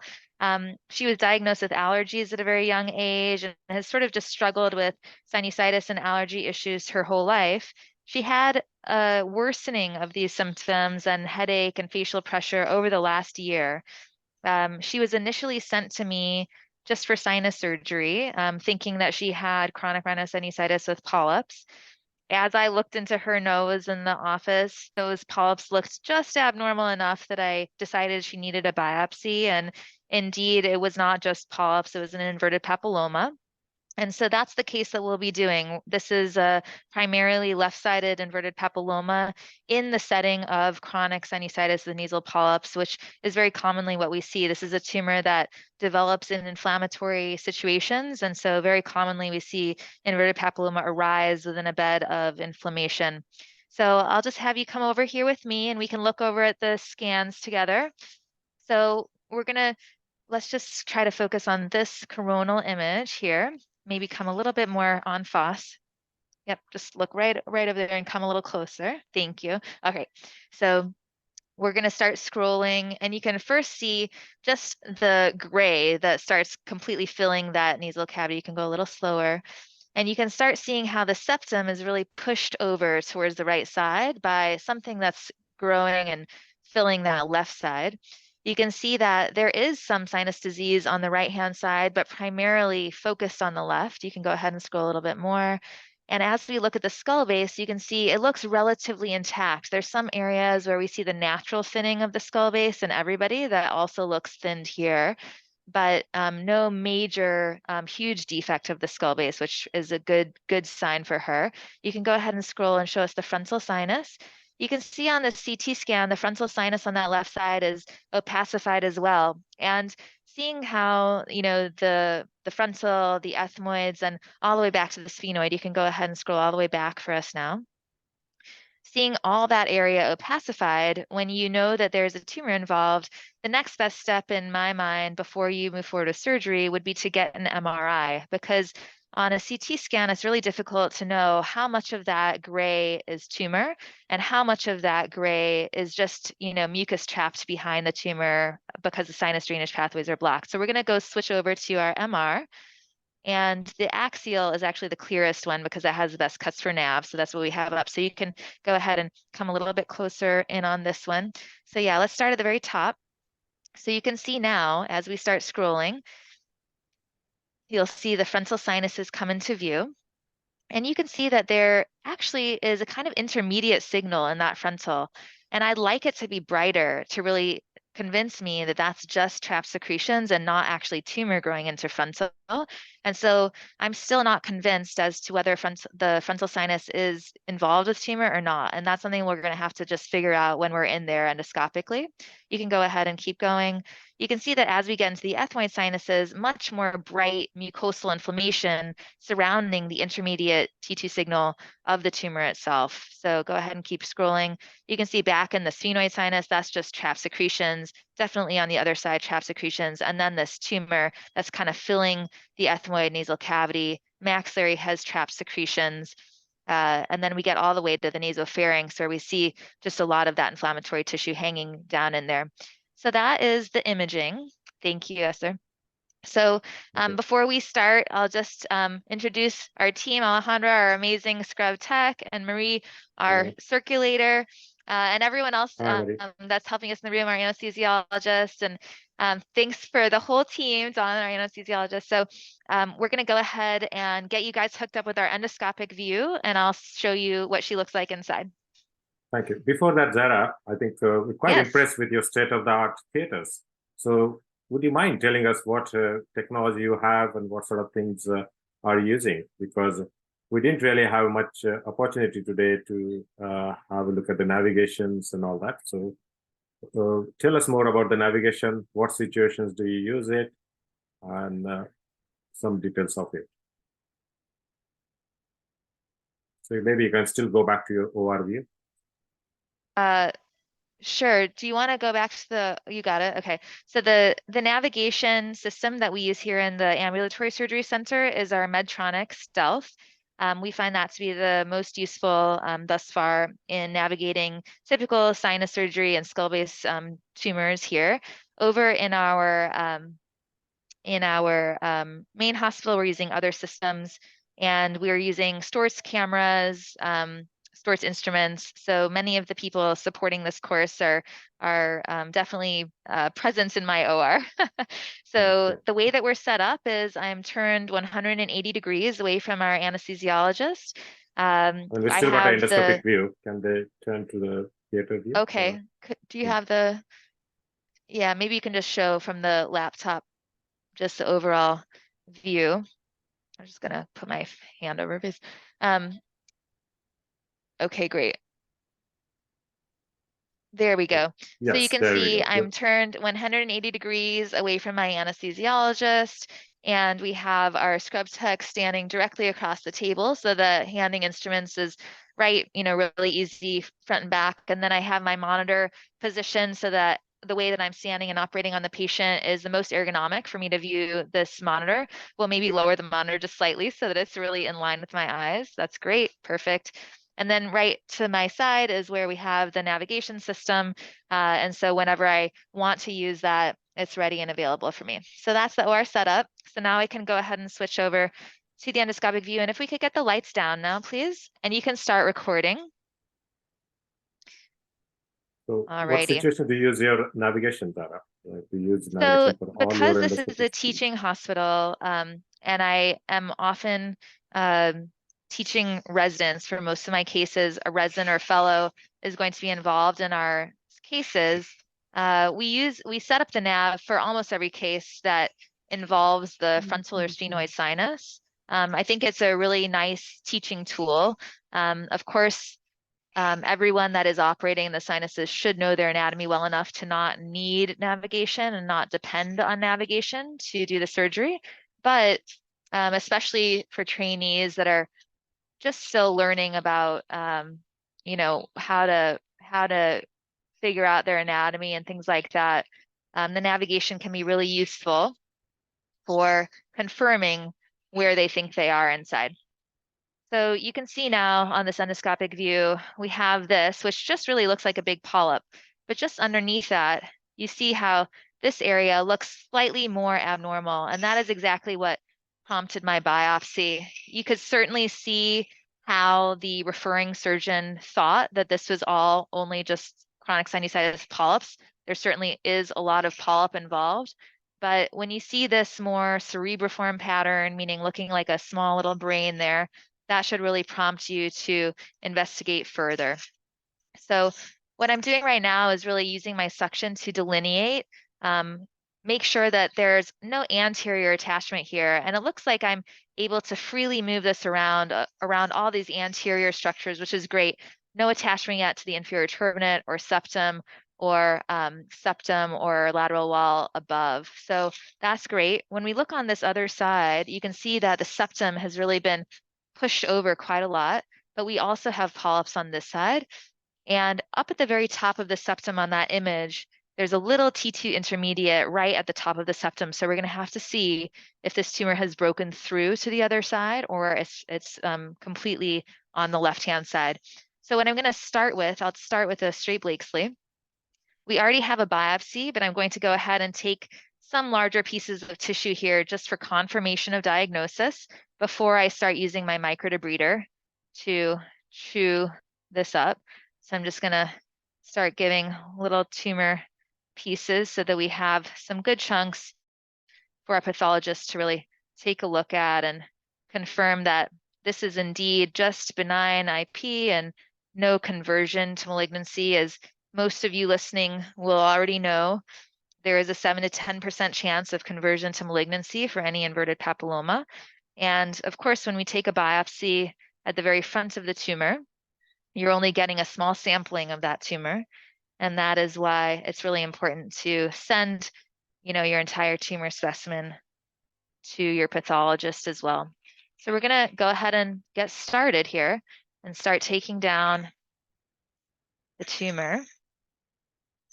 And you can see that as I start, I'm really taking care to use the back edge of my microdebrider to protect my normal nasal structures and surfaces as I start taking this down. That's important always. You always want to avoid mucosal trauma when you're operating in the sinus cavity, but even more so when you are doing a tumor resection, because any inadvertent trauma to the surrounding tissue will really make it much more confusing for you when you start going back to make sure that you know exactly where the attachment site of this tumor is. As long as you have a really nice clean surface of your mucosa like this, there won't be any confusion that there was an attachment site somewhere that you actually just traumatized with your instrument. You can see that I'm starting down low, and that's for two reasons. Number one, it's easiest to bring the tumor from inferior to superior, but also I really want to clear my nasopharynx because my nasopharynx is really my reservoir for where blood can go and collect as I'm going through this tumor surgery. And if you clear your nasopharynx, it really allows you a much longer period of time to operate before your field is filled with blood.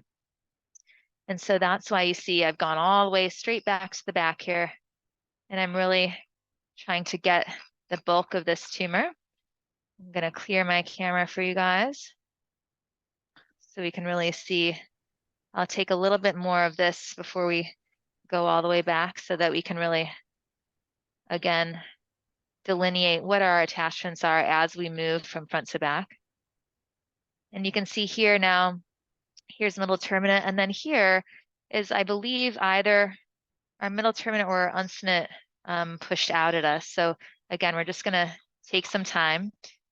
It's unclear based on that initial image whether this tumor is all medial to middle terminate or some of it may be lateral to middle terminate as well. So that's what I'm just taking some time to really examine my surrounding anatomy as I take this tumor back here. And I'm going to come forward here and just take this up a little bit more so that I'm not working under any sort of shelf. Anytime that you feel like you're being pushed down or not able to visualize well, you can back out and see what may be kind of in your way here. There we go. And we're going to go back over here. Keep taking this. Hello, Zara. Yes. Sorry for interrupting you, but I can see that you've taken biopsies from what looked like a suspicious inverted papilloma, rather a biopsy for confirm. But what about the biopsies from what looks like the benign inflammatory nasal polyps? Do you take that separately, or are you going to treat this whole thing as an inverted papilloma? Yeah, anytime that we do sinus surgery, we do send the sinus contents so that they can, make sure that polyps are just polyps and there's nothing else to worry about there. But thank you. In this case, you can, yeah, go ahead. So we had interesting cases all throughout the day, and one of them was the inflammatory polyps, and the other one was inverted papilloma. But they were clear cut, weren't we, Louise? Yes. They were clear cut either the polyps or a papilloma, but this is quite an interesting case that it is a mix of both.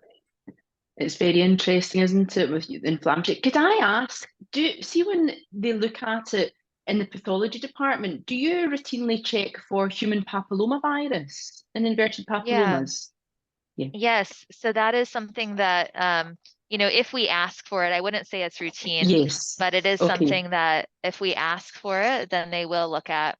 And we're starting to ask for it more as we, gain more information about how certain types of HPV may have prognostic implications for inverted papilloma. When I first came out of training, people were kind of really interested and excited to understand whether or not HPV caused an inverted papilloma to form.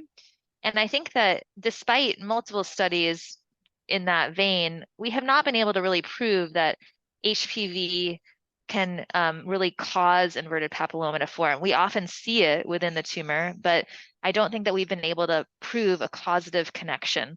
Certainly there's correlation. But what is interesting to me is new information coming out about when you look at certain subtypes of HPV, there are high-risk HPV subtypes which do seem to correlate more with conversion to malignancy within IP. And that may actually be a much more interesting question for us to investigate further as far as the HPV and inverted papilloma connection. Thank you. Yeah. So I'm just continuing, and you can see now that I've cleared my nasopharynx, I have a nice little reservoir for my blood to go down there. And now I've come back into my anterior area here. I'm going to continue to take this area. Again, just looks like polyp up here, thankfully, but I'm still taking great care to protect my lateral nasal wall with my microdebrider, make sure that I can see, you can see that there's polyp, then there's tumor, then there's polyp again at septum. And I'm just going to continue to switch back and forth until I really have this delineated down here. And you can see how far and close to skull base we've really gone already just within the first few minutes of this case. And now you can really start to understand that this structure that is pushed over really looks like our middle turbinate that has been really lateralized by the tumor. And this tumor does appear to be arising from the medial aspect of the middle turbinate.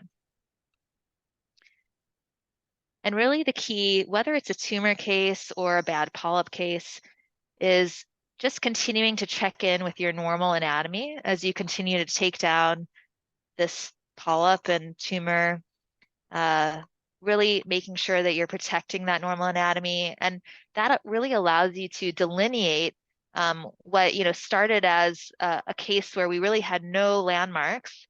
Now we're starting to establish landmarks like our middle turbinate, our nasopharynx, our inferior turbinate. So just going nice and slow like this and really understanding the attachment point. I've come to an attachment point here. You can see that this actually appears to be emanating off of septum itself.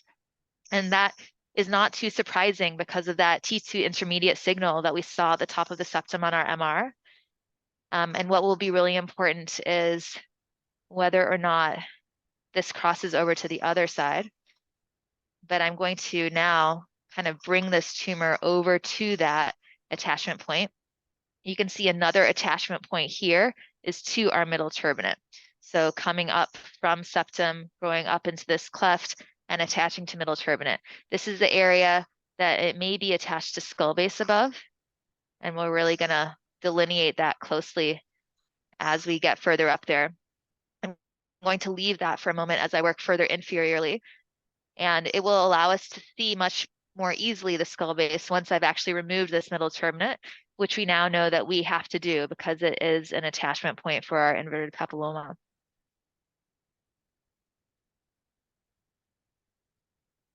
Just coming around this edge of it here. And again, really looking at where is it attached down low as well.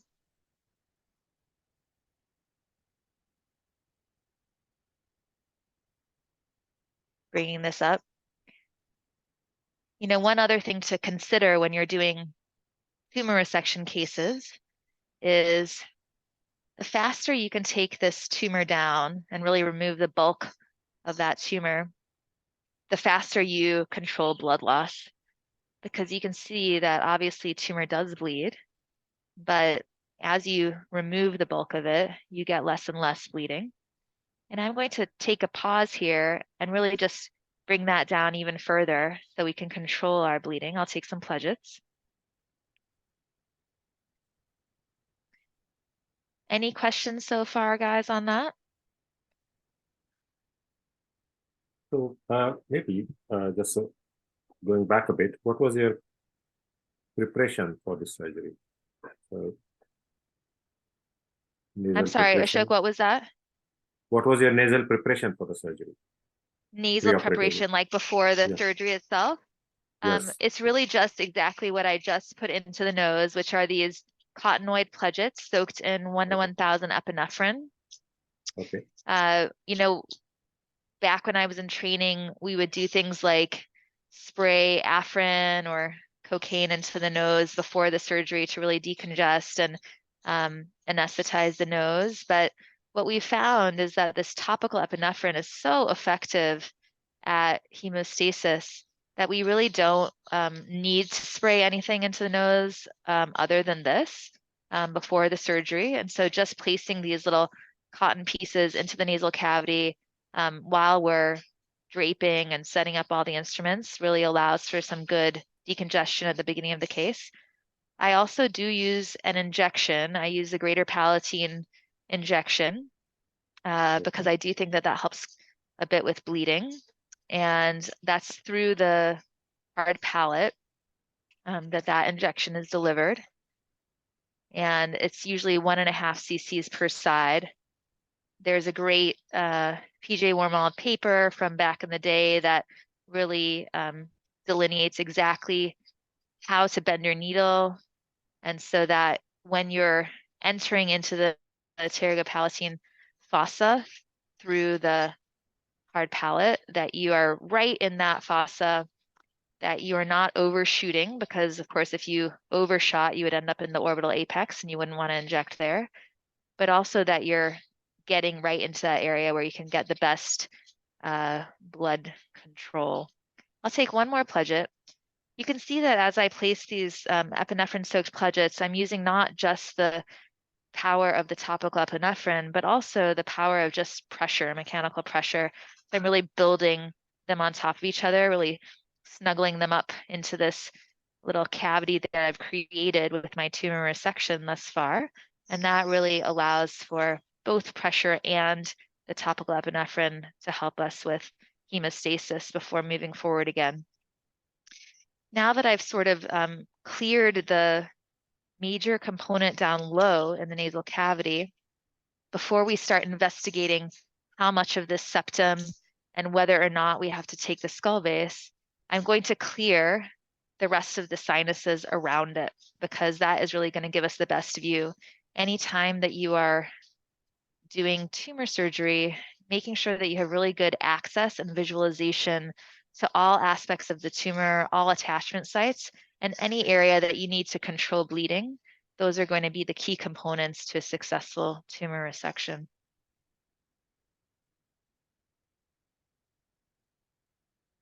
So you can see that's helped quite a bit to just control that ooze. And now I'll take a freer. I'm gonna take a look over here at what's going on lateral to my middle turbinate here. And you can see that happily, that all just looks like inflammatory polyp there. So I'm gonna go ahead and resect this middle turbinate. I'll take a left curved endoscopic scissor.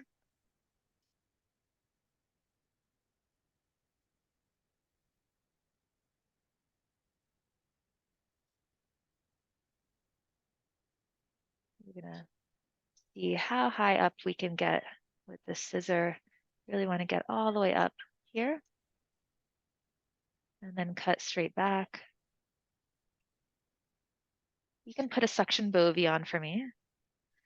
So then I'm going to come from below, and we know that as I go through this part of the middle turbinate, I'm going to get some arterial bleeding because that's the blood supply to the turbinate going through its basal lamella there. And so first I'm just going to disconnect it completely here, and then I'll probably debride the attachment site slightly more, and then I'll be able to control that bleeding with a suction bovie. Let me make sure I'm completely detached back here and here. Let's see if I can remove that now. And this will just go with tumor specimen. Just going to trim up that stump of the middle turbinate down low.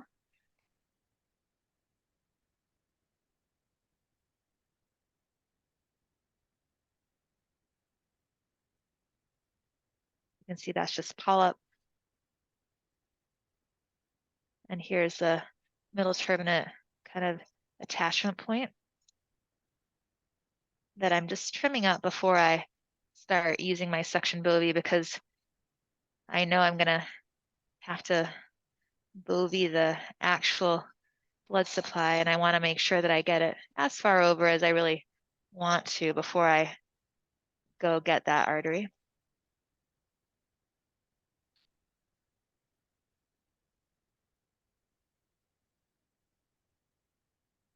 And just clearing more tumor from the medial aspect of it here.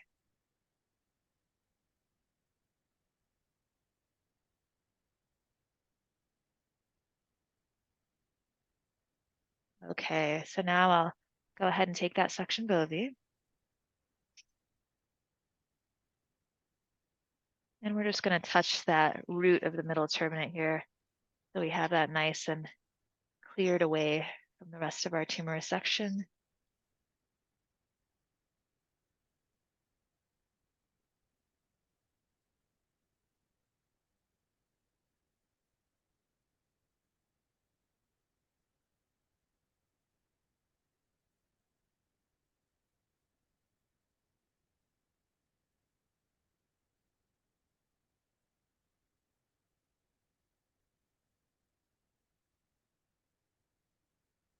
And I'm just taking my time to really make sure I have this well controlled here. You're always going to get some mucosal ooze from around it, but you really want to take your time to make sure that you have the arterial bleeding well controlled before you move on. Otherwise, it's just going to annoy you for the rest of your case. A little bit more right here I can do.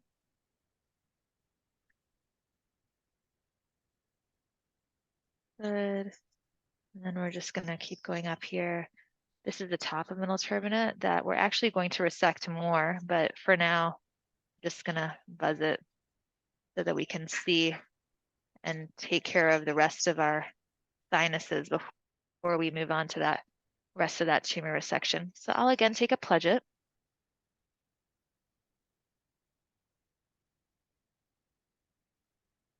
And you can see I use these pledgets quite freely to just stop for a moment and again get good hemostasis. You know, some people will try to continue operate through a bloody field because they feel like they are being more efficient if they continue to operate, but really just taking 30 seconds to gain hemostasis and really allow yourself to see all of the planes of tissue as well as you can, that I think in my mind at least allows you to be a much more efficient surgeon. It allows you to really see what you're doing, understand the anatomy, and then understand what the next best step is. Are there any other tips that you've got to try and maintain a bloodless field, like with the anesthetic team? Yeah, exactly. So definitely, you know, our anesthesia team is really amazing. They know that total intravenous anesthesia is helpful for us and maintaining as little blood loss as possible. And so they are adept at running total intravenous anesthesia for us. Other things that you can do is, you know, the positioning of the patient. I always have the patient positioned at a 30-degree angle. So just that little bit of head elevation really decreases venous ooze, and that's quite helpful. And then of course the 1 to 1,000 epinephrine. So you can see here, this is just polypoid sort of inflammatory tissue emanating off of the Uncinectomy process. So here you can see is actually the beginning of that Uncinectomy. I'm just going to trim that little polyp off so that we can see the Uncinectomy better. And then I'm going to go ahead and open that maxillary up. So I will take the pediatric backbiter. It's at 3 o'clock.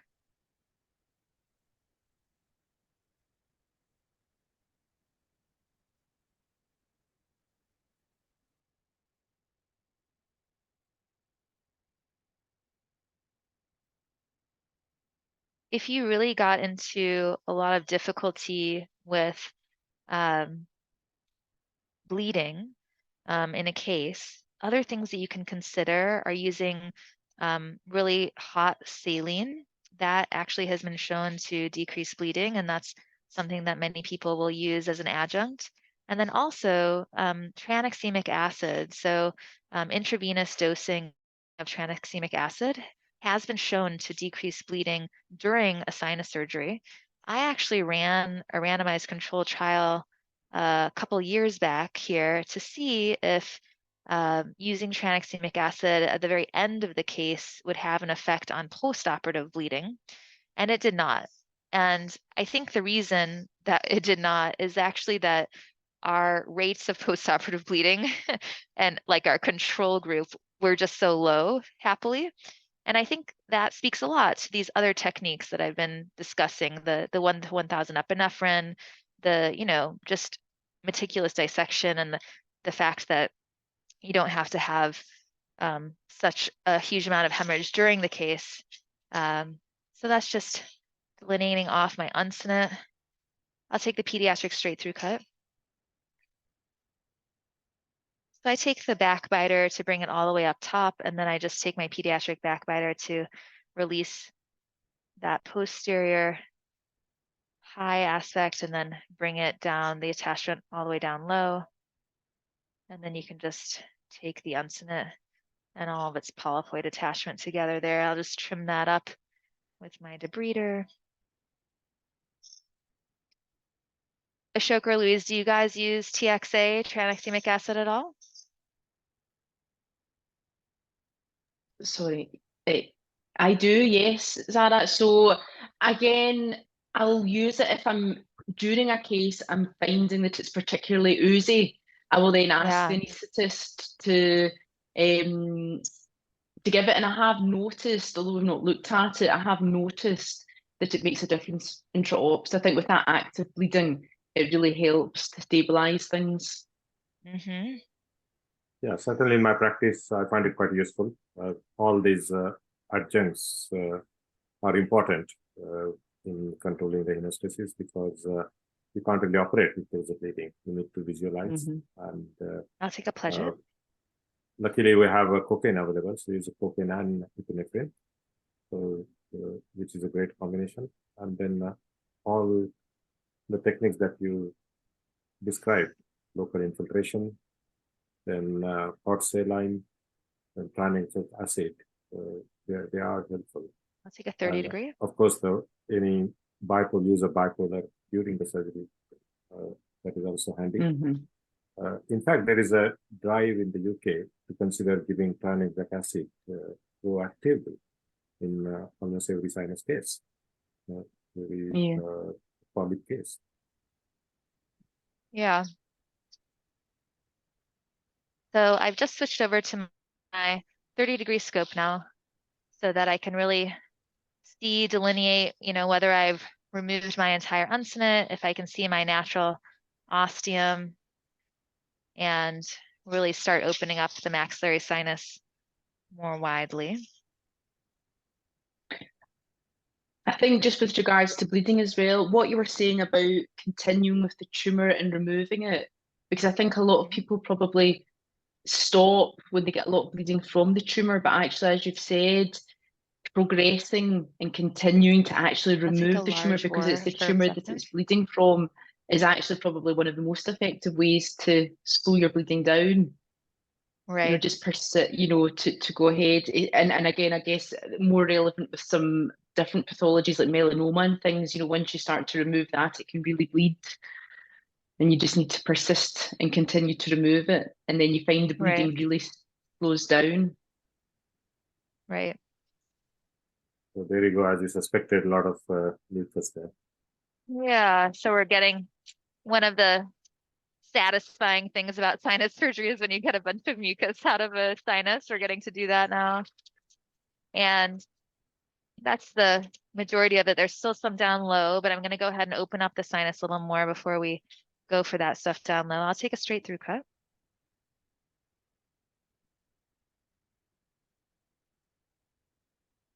And happily, you can see that, as I have opened this and sort of delineated these boundaries, it really is only inflammatory polyp tissue that we're seeing involving the maxillary and not any inverted papilloma involving this area, which is good for her.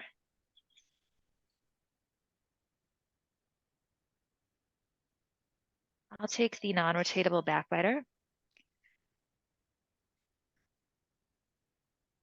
So I find the pediatric backbiter is the best instrument to start my uncinectomy, but to make sure that I've completed the uncinate down low and that this anterior edge here, the non-rotatable backbiter is really, really helpful. I'm just going to have you wipe that, because not rotating allows me to push a little bit with the instrument and really delineate, have I received all of this soft tissue?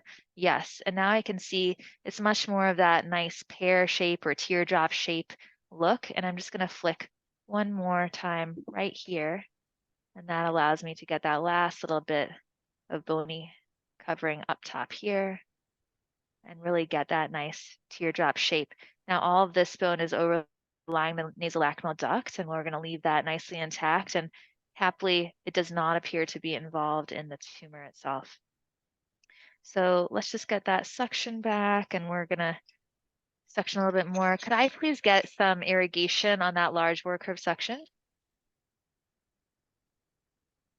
So we're just going to make sure that we get all of that mucus out of that sinus before we move on. Something else that I sometimes see when other trainees are operating is there's a sort of desire to move forward quickly with the tumor surgery, and less attention is paid to making sure that each and every sinus that you open, you can go ahead, nice and hard. Thank you. That each and every sinus is opened well and that you've cleared any actual sinusitis out of it, and not paying attention to these small details as you move forward could end up having the patient at the end of the case, and when they come back into your office, although you may have had a really good tumor resection, they may be having more sinonasal quality of life issues if you didn't take care with all of these other things on your way back. So that's why I'm just taking a good amount of time here to make sure we get all of that mucus. You can see there's still some down low in that sinus. There we go. Now we're finally getting it all up. And I'll take just one more irrigation. Just getting that last little layer. You can see it's really sticky and wanting to stick in there, but I'm using a large bore curve section. And I'm gonna just put this all the way in there, really hard. And I'm really using my irrigation to disrupt that mucus that's really just sticking to the floor in there. One more time.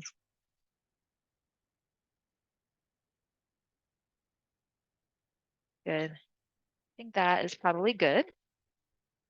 And we can leave that. We don't want to disrupt our inferior turbinate there, which is that little bone right there. And I'm just going to take a good look right in here and make sure again that my tumor is not involving that area. Good. All right. So now we're going to continue to move back. I'll take a 0-degree scope back on, and the straight suction and the straight debrider.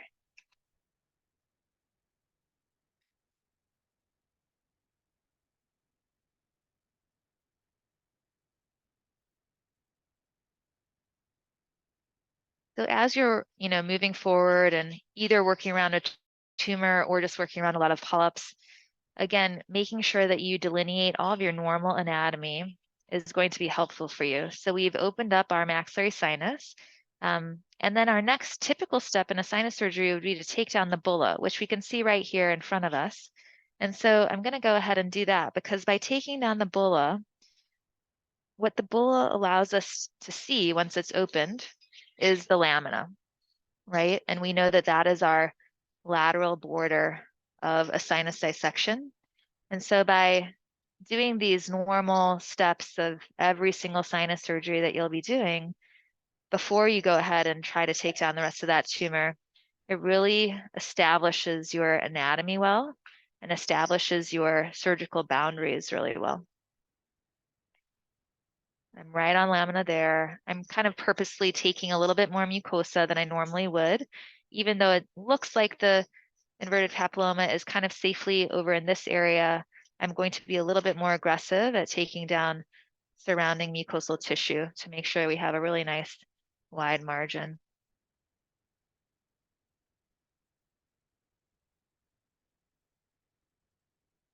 So there's our lamina out really nicely. And then, you know, what our next typical step would be to identify our superior turbinate and go open our sphenoid sinus. I'm just taking down sort of the last bit of this basal lamella. And now you can actually see, happily, I can kind of come around this lateral aspect of the tumor and see that it is not attached to this lateral wall here, which is really great. And I'm going to continue to sort of just sweep it away. We might have a little attachment here. Let's see if we can delineate that a little bit better. Right in here, we might start getting an attachment. So again, I'm going to come back and bring it up from below.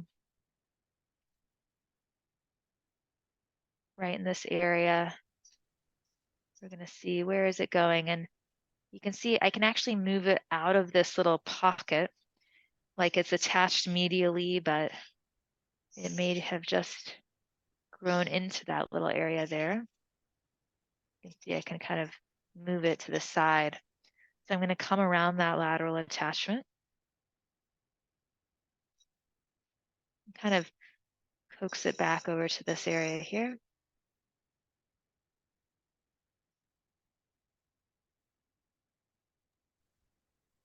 Do you have a standardized set of endoscopes that you use? For example, like a 0, 1370, or do you like to use the 45-degree? So I typically use the 0 and 30. The 45 I think is really nice when you really need that extra angle or you want a wider view. But the wider view often can distort the anatomy slightly. It offers more of a fisheye view lens than the 30. And so that's why it's not my go-to, but definitely helpful when you need that type of view. Here you can see the superior turbinate itself is completely degenerated with tumor. And so we're going to take it. I did have a really in-depth, long discussion with this patient before surgery about her sense of smell and taste. She currently has no sense of smell and taste and was hopeful that this surgery would be able to bring it back. And I told her that unfortunately that was not likely, that it did appear that the tumor was involving all of her area, at least on this side, that allows her to smell and taste, and that we would have to be removing all of that tissue as part of the tumor surgery. And so I would just make sure that, you know, that's a really important point to discuss with your patients. It may seem obvious to you when you are removing a tumor, especially when it's cancer, like an esthesioneuroblastoma. It might seem obvious, like, oh, well, of course, it's in that area. They can't smell or taste now. I'm going to save their life. No big deal. But patients have different expectations than you may think about what a surgery is going to do for them, and making sure that you've counseled them about what your surgery can and cannot do will really allow them to prepare themselves for what the outcome is going to be. Even if you save someone's life, but they expected to get that smell and taste back and they don't, they could end up being disappointed at the end of your surgery instead of really, really happy. And so preoperative patient counseling is, of course, key in everything that we do. All right. So here you can see I've really taken it to skull base posteriorly. I'm going to go ahead and clear out my reservoir down low.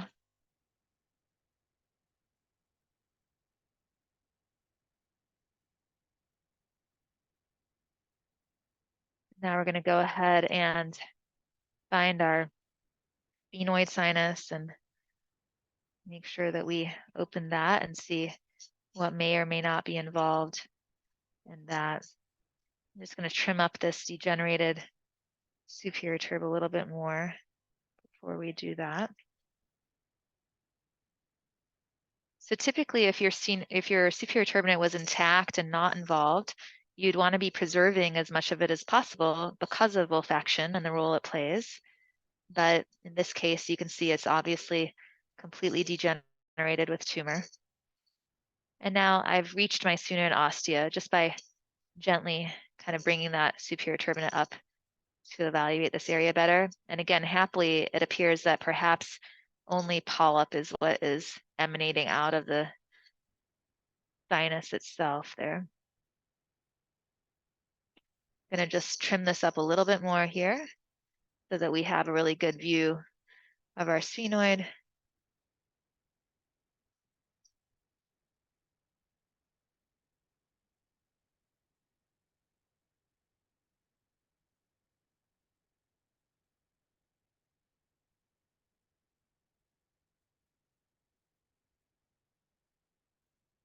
Okay, so here's my sphenoid ostia. You can see again, a lot of mucus coming out of there. I'll take a pledget.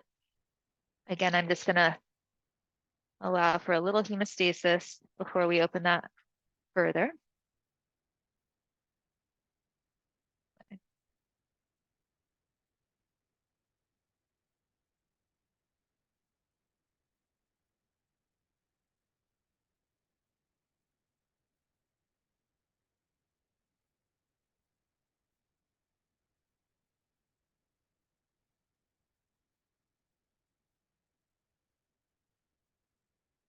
And again, I'm using both the power of the topical epinephrine as well as the pressure that I'm placing on the pledget to really gain as much hemostasis around this area as I can.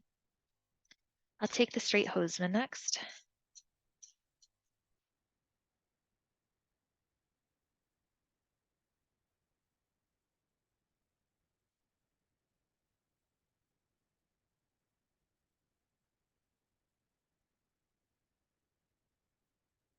You can see just that little bit of pledgeting really allowed me to visualize the ostium better. So now I'm able to open it up laterally. And I really am a believer in widely opening your sphenoid, whether it's for a tumor surgery or just regular sinus surgery. I don't think there's really any benefit to a small sphenoid opening.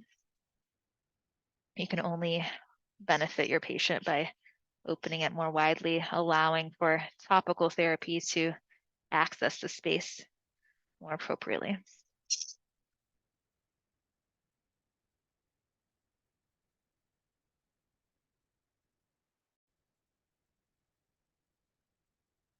Again, just delineating what's normal tissue, what's tumor tissue. Right as we come down low, inferior, and lateral, that's where our blood supply is going to be coming to the septum, our posterior septal branch of the sphenopalatine artery. And if we were going to try to use this septum for some sort of reconstruction, then we would want to preserve that. But obviously, this is all involved in tumor, and we're not going to be using that septum for anything. And so I'm really going to make sure that I take all of this really widely, even though we're to a point where it looks macroscopically like it's not tumor there anymore and there's just inflammatory tissue.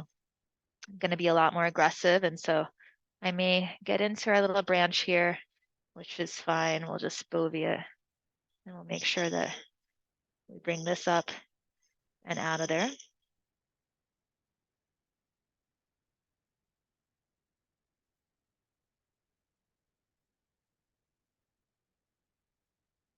Tumor coming forward now here.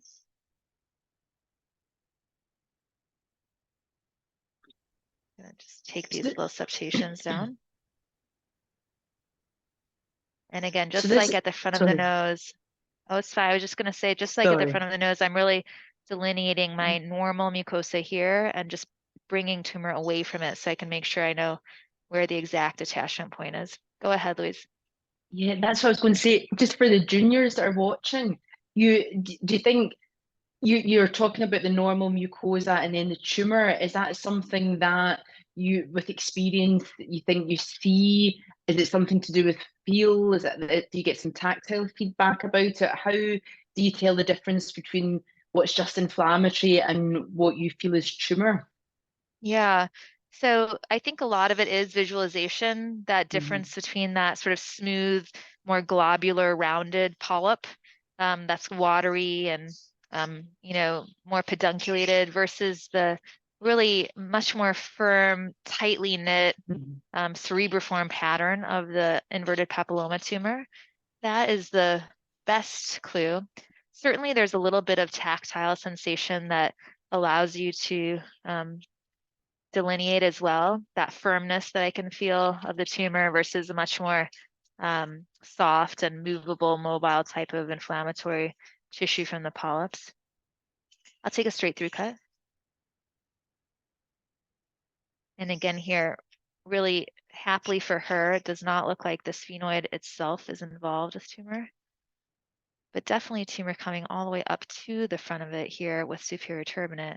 And I'm going to start taking some of that bone so we can really just see the skull base more widely here.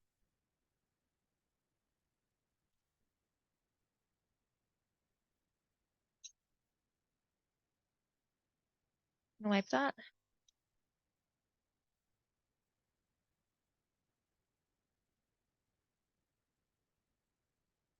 All right.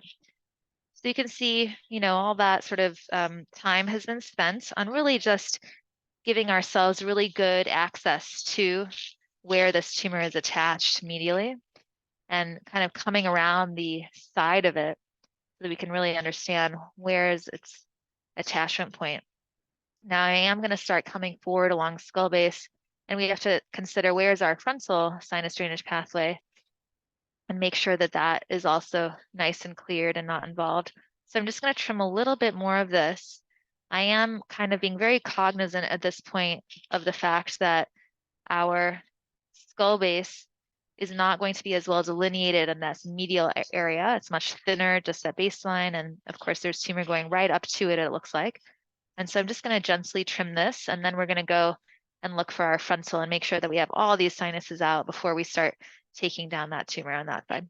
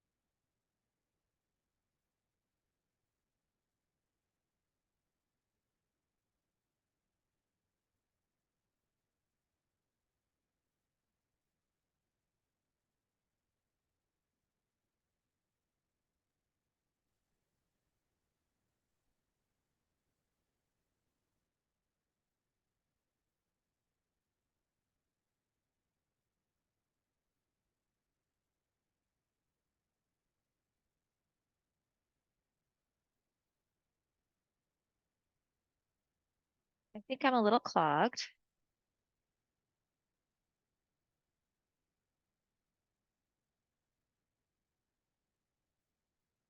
A little drink. Great.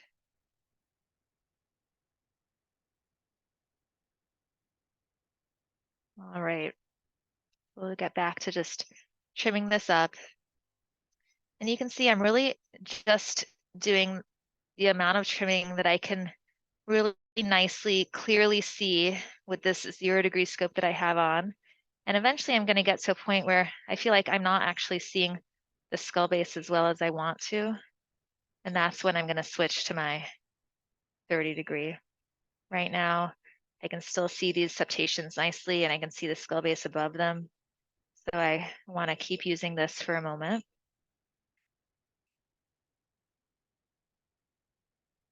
And it's great to see that nice normal mucosa appearance of the posterior skull base there. But we have to remember right in here, we definitely have some tumor. So Zara, the fibroidal blade that you're using, is it navigable? Say one more time. The debrider blade that you're using, is it navigable? I can't hear you, Ashok. So the debrider blade that you're using. Oh, does it have navigation navigation on it? No, it does Yes, not. I please. don't actually think that's a great idea to use navigation on microdebriders. It really leads to a false sense of security with a powered instrument. You can do a lot of damage with your microdebrider if you're not really careful and sure about where you are. And so I really don't think that using navigation on a powered instrument is a good idea. I know lots of people do it and it's certainly convenient, but you know, what I'm doing is just taking great care and using my palpation and my knowledge of the anatomy of the skull base right now to understand where I am. I know I'm right up against skull base, and that's leading me to be much more cautious. You see, as I use my debrider, I'm not holding it against skull base, right? I'm debriding a bit, then looking, debriding, and then looking. That's the way, the best way to use your debrider, not just at skull base, but really everywhere. This is all tumor that is right up against skull base, and we're going to end up scraping that away. That may end up being where we get a leak, we'll see. But first, let's go up here. This is the top of our uncinate. And I might actually just take a little bit more of this inflammatory stuff here. You can see how far up I am, all the way to the top of the turbinate and the septum there with my debrider.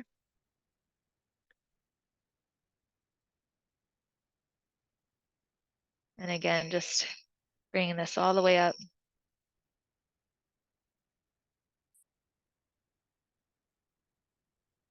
And trimming that away from, you see I'm kind of delineating this tumor on turbinate versus tumor on septum and some inflammatory tissue in between. And what that's allowing me to see is really what is the true attachment of my middle turbinate, because it has been lateralized by the tumor, right? So that allows me to see this little entrance lateral to the turbinate attachment here. That's going to be where I really want to go for my true frontal sinus. Could I get a 45 Blakesley? We'll just take this little guy here.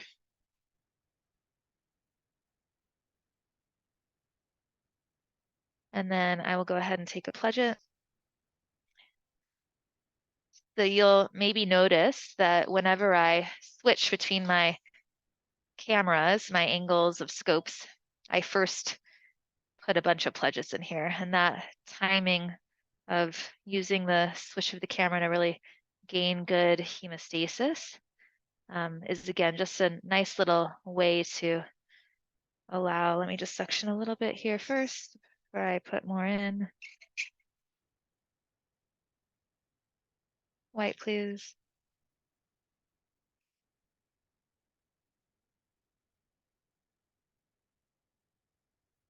And this is really what you want to see, this really nice, clean mucosa all the way from front to back here. No mucosal damage with our tumor resection. So we really now can see, oh, yep, this is right where tumor starts. We'll definitely be taking more of septum around that area, but it really allows you to be quite exact in knowing what your tumor is involving and what amount of tissue you need to take. Really, again, putting a little pressure all the way up. All right, so we're going to go ahead and switch to our 30 and our curved malleable section and the RAV 40.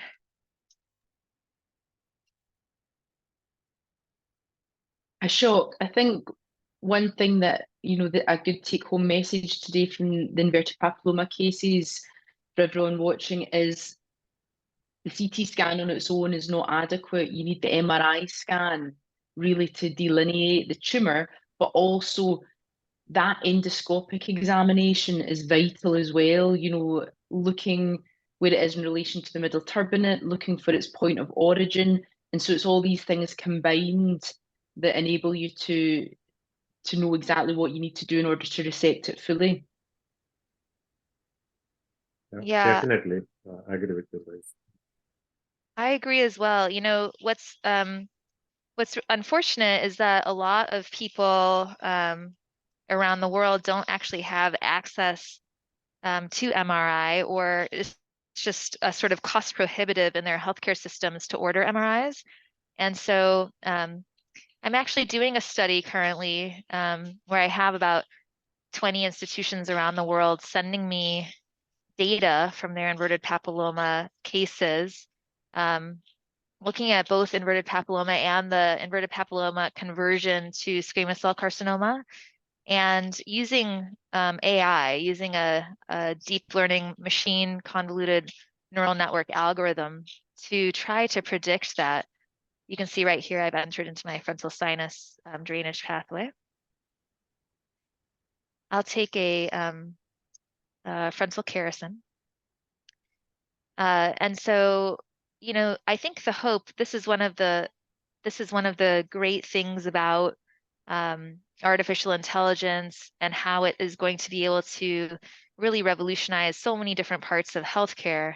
But I do think one of the greatest promises is allowing people who are practicing in areas that are less well served, that have less resources than we are lucky enough to have in our institutions, and allow them to have the same predictive data that we do, just based on, you know, algorithms that we've created from our really good data sets. You can see there's polyp emanating out of the frontal, but thankfully that does not look like inverted papilloma.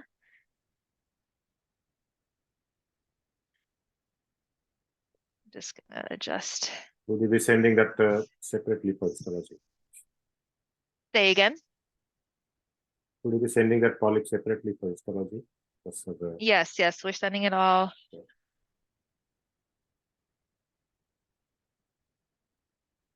This is not working to shut this. There we go.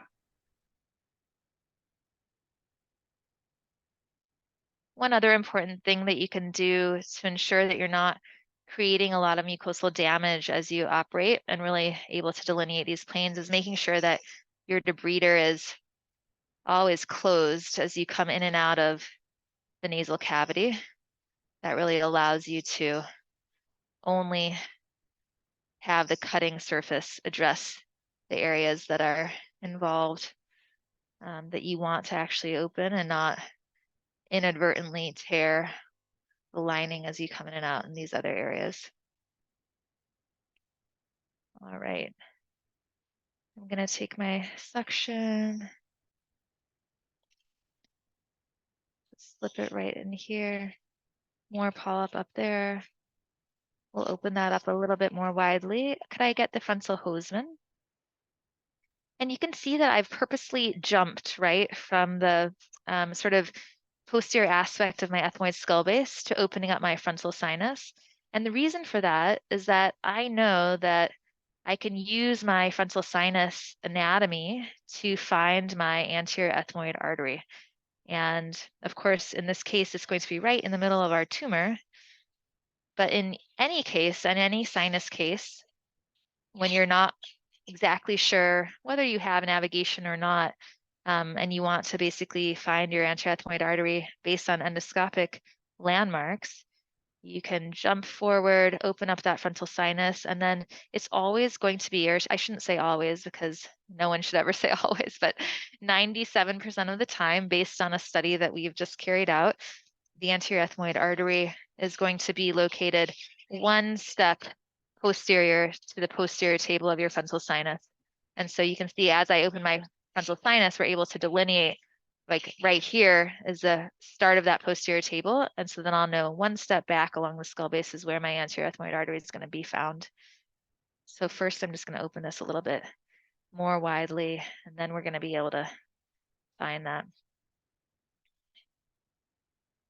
Marie, Christian, could you please, we already have one drill burr in the room, but I'd like a different one actually. Could you get, I'll just show you right here, which one?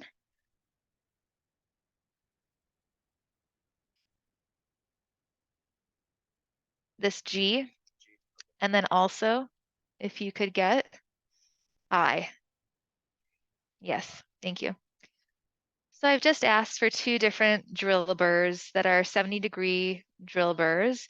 As you know, as I work, I'm really looking at this entire area that's involved. And although the frontal sinus itself is really nice and clear, you can see as I look in there, it's really nice and just mucosal, no IP at all.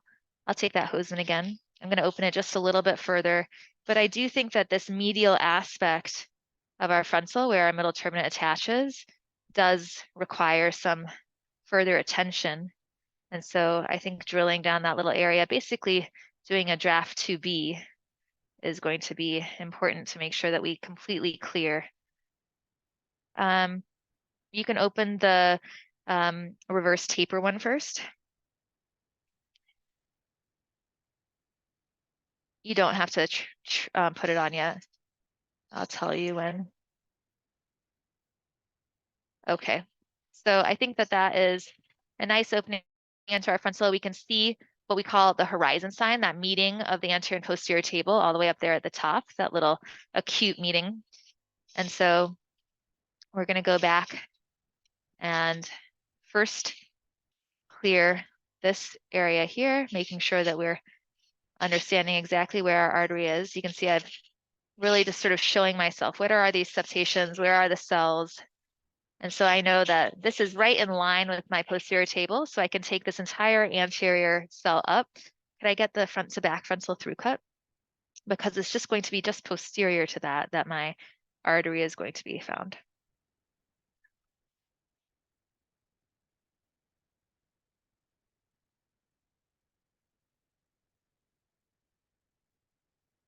Take some of this tumor with us as we operate.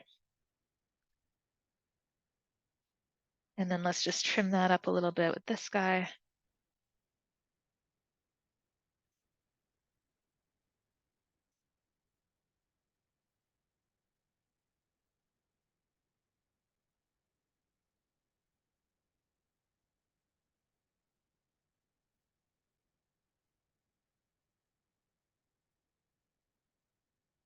So the instrument that I'm using right now is a rotatable tip RAV40. And I really love using the rotatable tip because it allows me to do this. It allows me to have taken that septation all the way back and then go actually within the frontal sinus, rotate my tip all the way back, and then really trim that up nicely right on top of it. This is really helpful when you have polyps, sort of keeping the natural normal anatomy away from you. So now we've taken that septation up, and we know that just posterior right in here, one step back is going to be our artery. So I'm going to just trim this medial stuff a bit more here.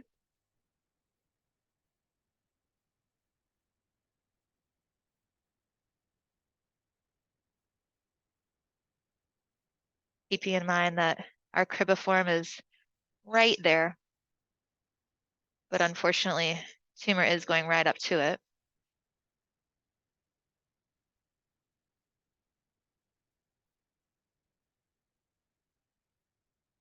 All right.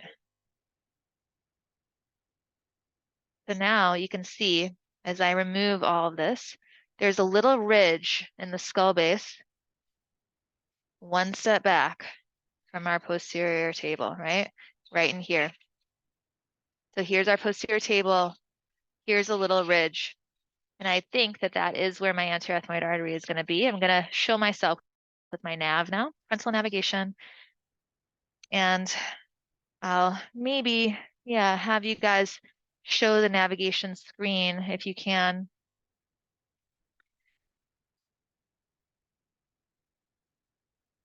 And you can see it's right going across right there where that little point comes out. I'm going right back and forth around this little septation to that point of the skull base. You can see.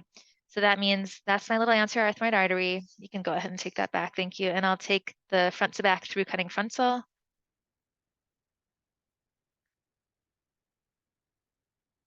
I'm going to take this septation up a little bit more because we know we can take it right up to skull base because happily in this case, our artery is in skull base.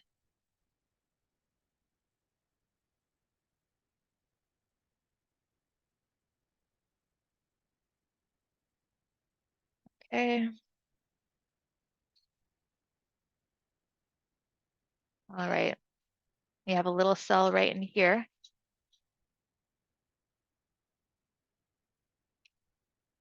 I'll take the pediatric frontal kerison.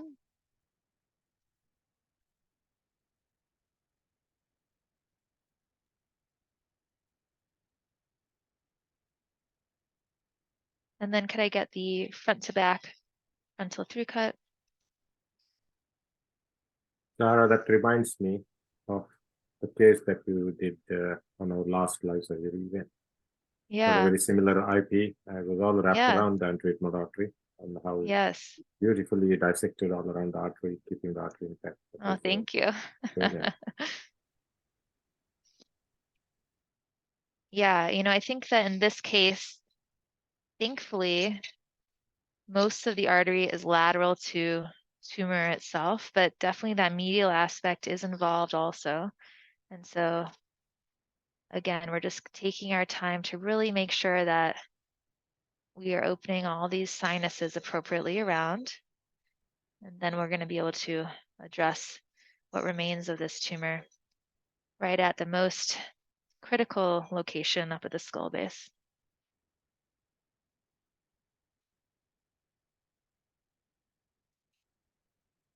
All right, so I like that opening into my frontal. I think that that's nicely opened. And so now we're going to come back here and remember, we're going to clear out our reservoir.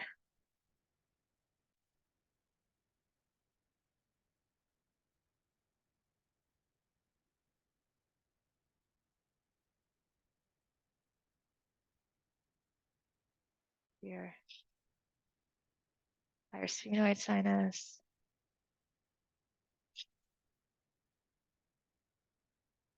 Okay. So now we know right here is the anterior delineation of where our tumor starts attachment. And it goes all the way up to here.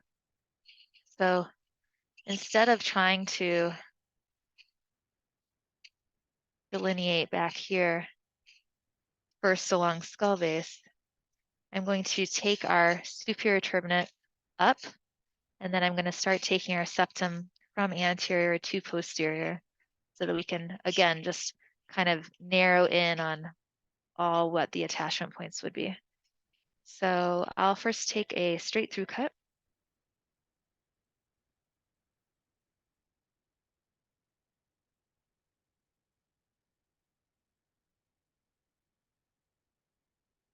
And right now I'm just taking what comes easily, what's not attached to skull base, everything down low.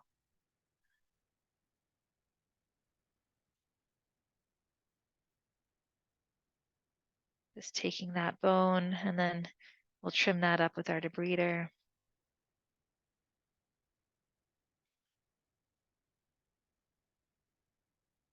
Again, just rotating the tip of my blade there.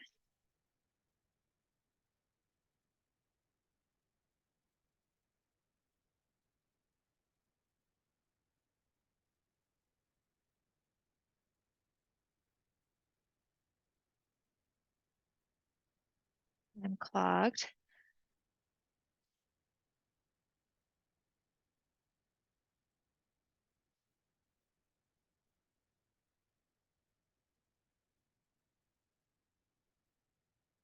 Great. Go back and do a little bit more with that. Here. See, in a case like this, would you keep the patient in overnight? So And if I end up, go ahead. Yeah, I was just going to say, if it ends up going right up to the skull base and you need to take some bone away and there was a small CSF leak that you had to repair, you would keep them in. But if that happened, how long would you keep them in for? Yeah, so that's exactly right. So I talked to her about if there's a skull base defect that I have to repair, like an actual leak that I have to repair, then I would keep her overnight, and I would just keep her one night because that's really the amount of time you need to see whether your reconstruction is going to hold or not, you know. So if If she's leaking, then we can take her right back. If she's dry, then she gets to go home.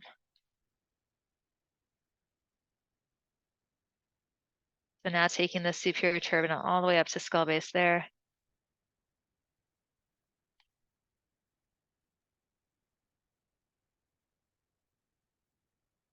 Taking this up here. Again, as we work in this area, you can see I'm kind of going from front to back around that anterior ethmoid artery, making sure that as I take this up, we're not going right through it as it comes down medially.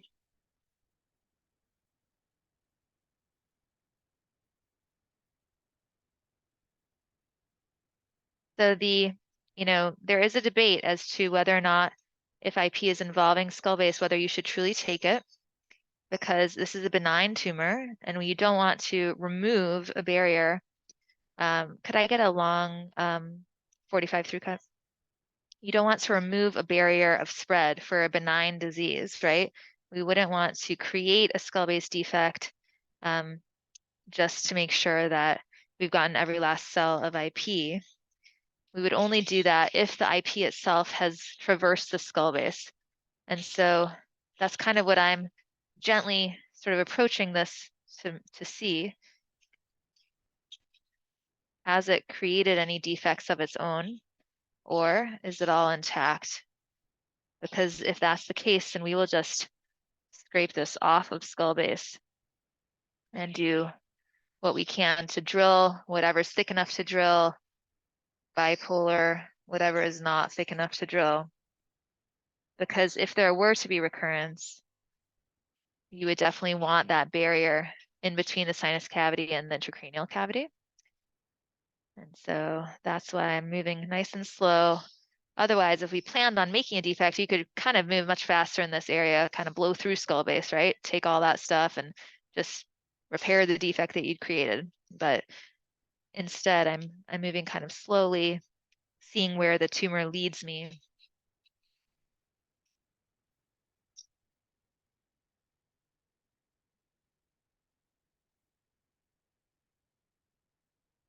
We're going to leave that chunk because that's where our artery is coming right through.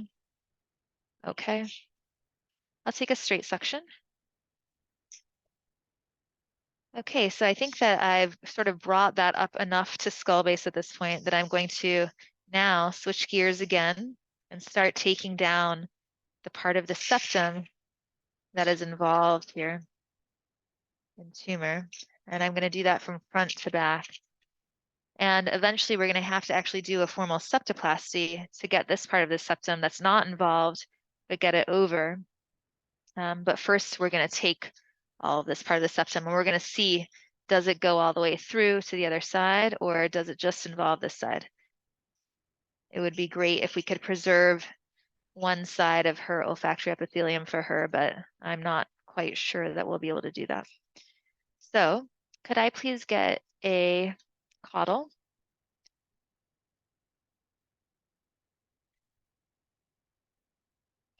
I'm going to kind of come away from where the actual edge of the attachment is, again, to make sure that we have a really nice wide margin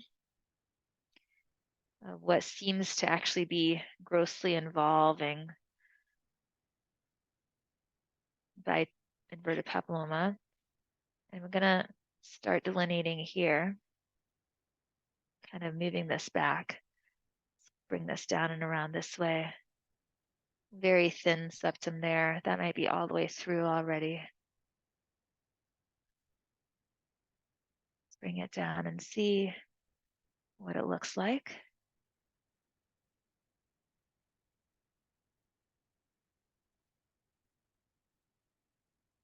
Can I get a straight through cut?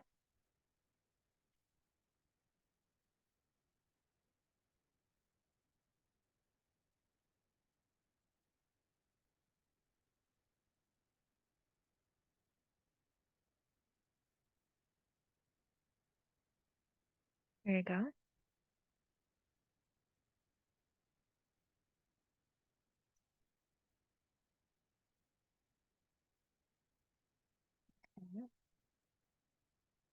And I'm really trying to see, is there a plane? Down low, there is a plane, which is great. I'm going to preserve that plane there. You can see I'm kind of working just through this opening. Sorry, Vera. No, go ahead, Ashok. No, I said at least the first impression doesn't look involved. It's good news. Yeah, good news. Definitely down low, I think we're clear. We'll have to see up high as we go up here. There it gets a little, there's loss of the septum right here. But I am able to sort of draw away this plane. Could I get a section for your on?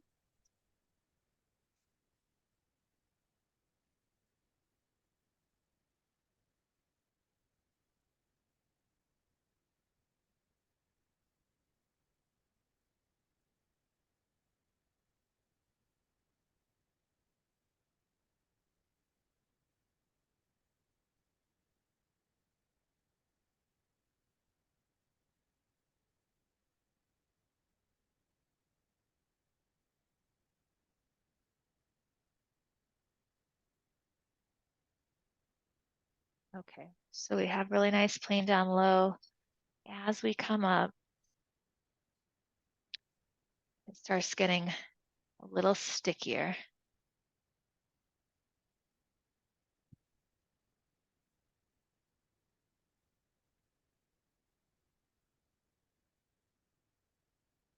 You can see, again, I'm just slowing down quite a lot. I don't want to create a plane that is not already there.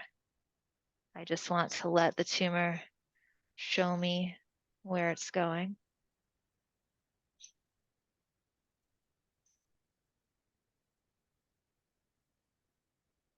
All right. So I'm all the way up to cribiform here. And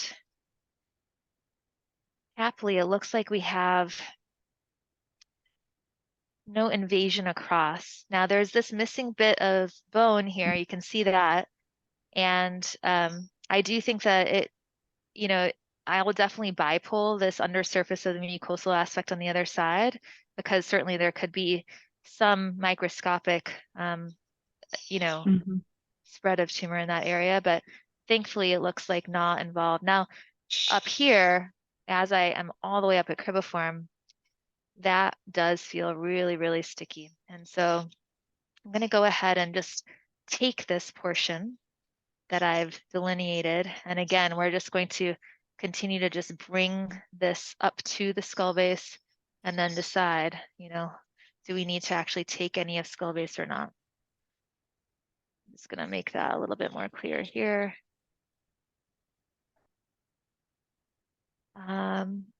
Let me first take this and then I'll tell you. I think that one would be fine with just a regular. Could I get the straight through cut?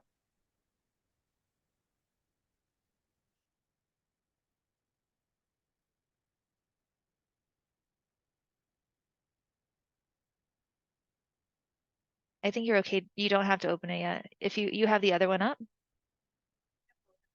Okay, you can open the Stomberger bipolar.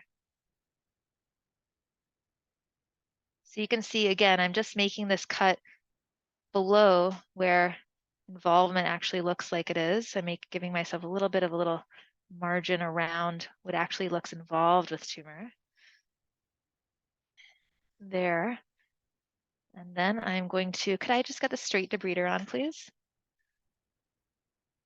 We're just going to take all of that tissue, again, up to skull base where it's more tightly adherent.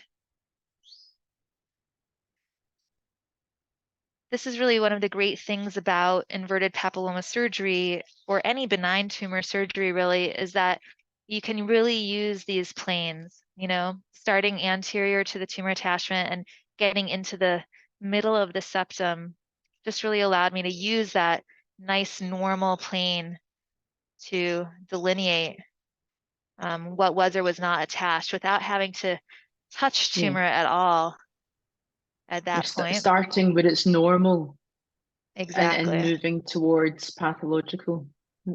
Whereas I think a Exactly. lot of people jump straight to the tumor rather than taking a step back, don't they? Right, The- exactly. The other thing we've noticed today, or what we were talking about, is these sort of building blocks, building up to the more complex procedures. You know, you're using all the skills that you learn through doing sinus procedures, and then you build on that for the skull base Yes. surgery. And as you were lifting that up there and inspecting the undersurface of it, it's quite reminiscent of raising the nasoseptal flap, you know, and Exactly. just using different techniques, isn't it, to help in Yes, assessing the tumor? Exactly. That's right. You know, people use the same skills, whether when you know, are doing a septoplasty, then raising a nasoseptal flap, Mhm. then assessing septum for tumor. Those are all the exact same skill set. And I think that that's actually really important for people to think about, not just to understand what skills are going to help them in more complex cases, but really understand that before you start doing more complex cases, you really want to have mastered those not as complex cases. Because certainly cases where you're working right up along the skull base are simple for someone who has done, you know, over 5,000 of these cases, but it will feel a little different when it's your first case.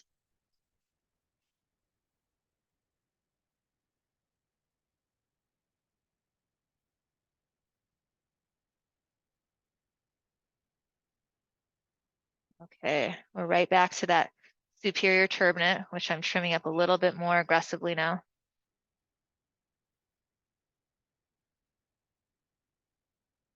And we're really right up to our cribiform at this point.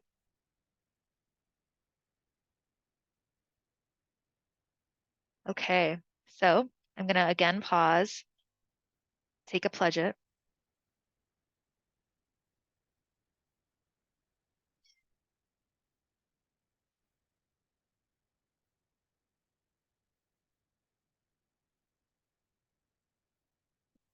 Leave that there and use my section instead. I really wanna get that nice and dry up top there so I can really see it well.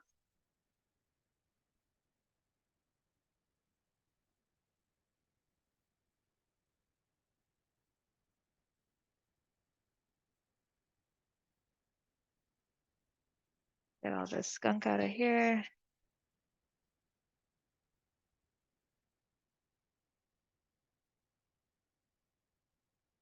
You can put the Fraser section back on for me.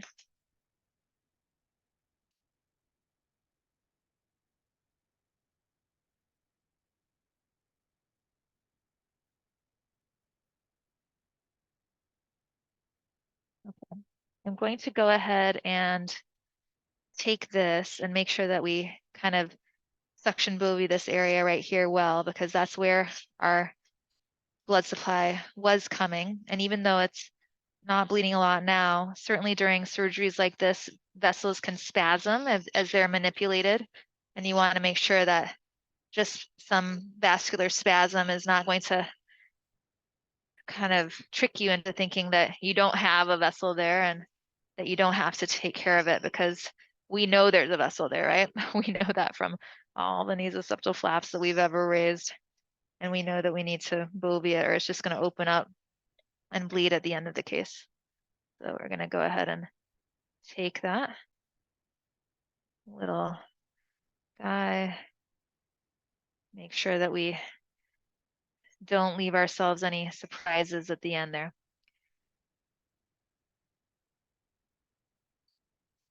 There we go.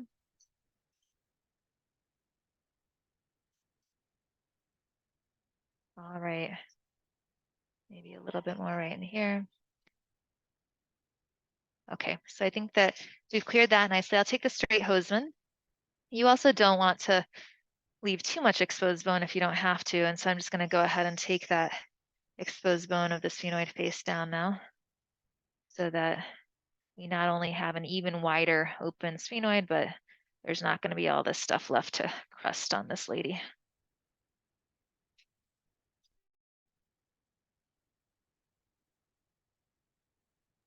You can wipe that, please.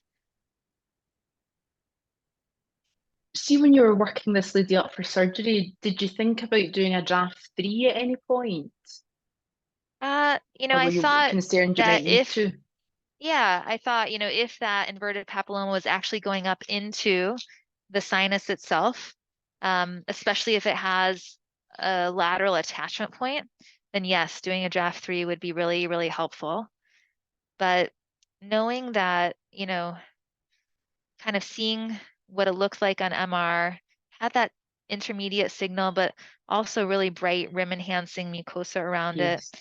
And sort of seeing that the frontal recess really did not look widened much at all. I didn't plan to start with that, but yes, you're totally right that that would be a really great adjunct to use if we did have to go up into that area, getting that last little bit of mucus that's stuck down low in the sinus there. Good. I like that better. Okay. So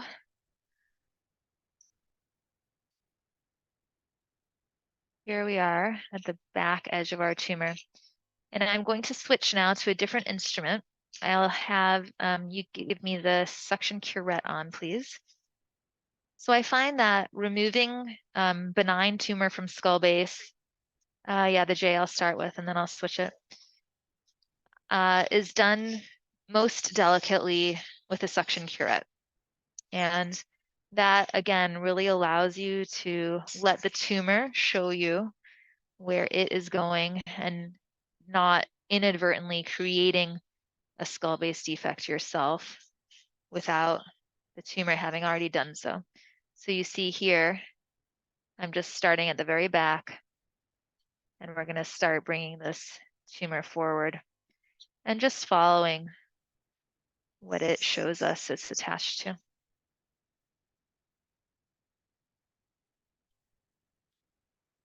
And this is going to be a kind of slow, painstaking part of the surgery, but that's okay.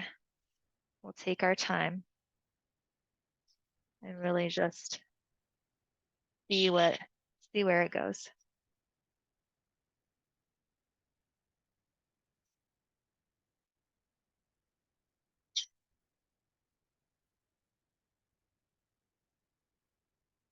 And as we remove it from skull base, you can see at the undersurface, here are actually olfactory fillet, the very posterior most ones. Could I get a bipolar, please? And I'm just going to buzz those guys. I don't need irrigation on it. Okay. I do need suction on it, though. Thank you. You see these little two guys right there. I'm just going to come in here. I actually don't know where my pedal is. There it is.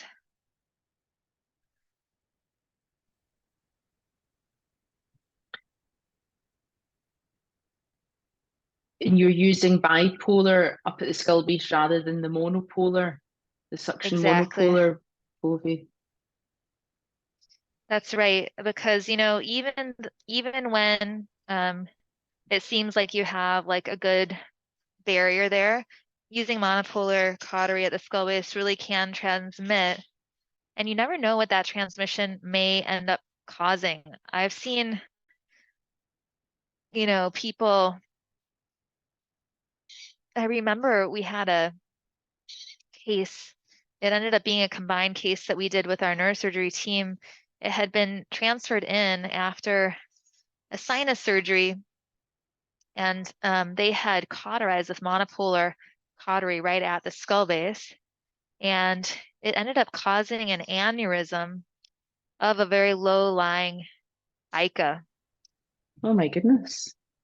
And so, you know, not only can monopolar cautery cause a skull base defect, but it can cause all sorts of crazy stuff beyond in the intracranial cavity itself. Again, I'm going a little lateral than I have to. here to get around the tumor. But just making sure that we get completely around it here.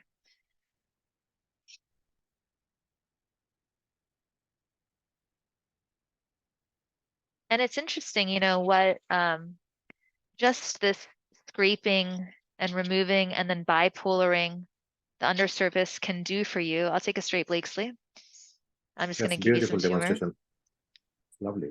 It you know, you would sometimes imagine that just bipolaring this area is not going to be enough to prevent recurrence, but I have, you know, I would say the most surprising case that I've done where I was sure I would get a recurrence, and knock on wood, to this day I have not.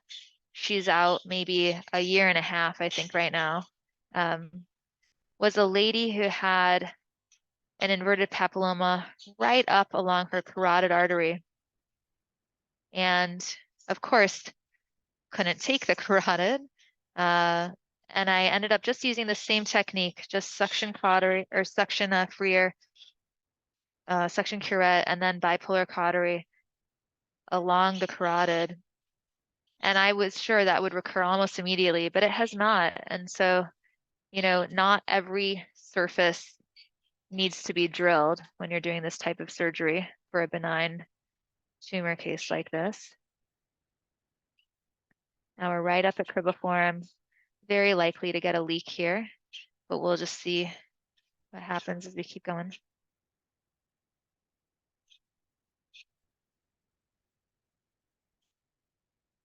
I'm actually going to come from this lateral aspect now and kind of come from the anterior aspect back to that area, because this is kind of hiding my ability to see the skull base well in that region.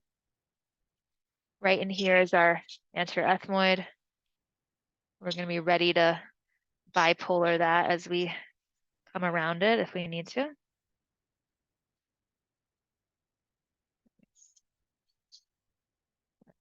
Change the angle of my camera slightly here.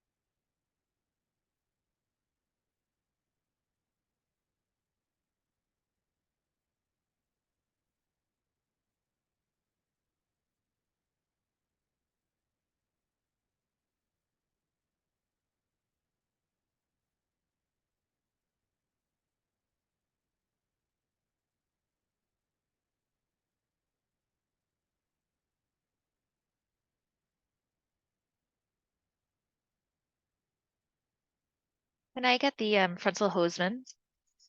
This little ledge of bone doesn't need to be here, and it's kind of in my way, so I'm going to go ahead and take that.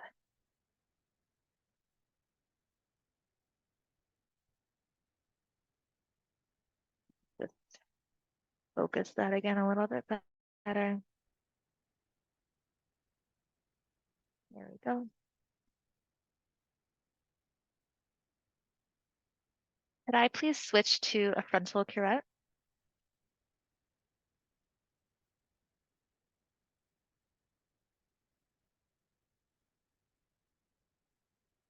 So I've just switched to a more angled curette that's going to allow me to do these moves without having the shaft of my instrument in the way of my visualization.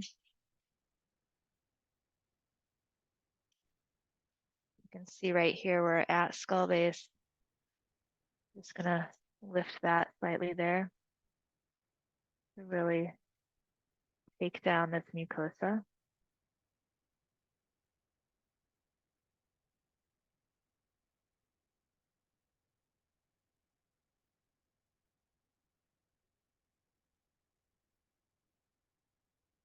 We're going to go ahead and take all of this stuff too. does not actually look like this stuff is involved, but taking it to have a nice little margin around it.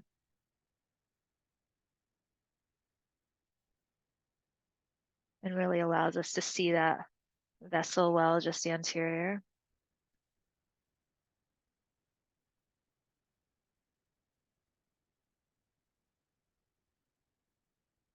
And now I think it may help me to come a little bit more from anterior and start bringing this back. Could I get the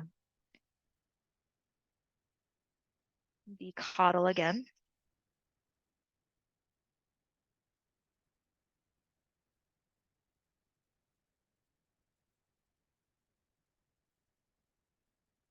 So again, just delineating more anterior than we need to.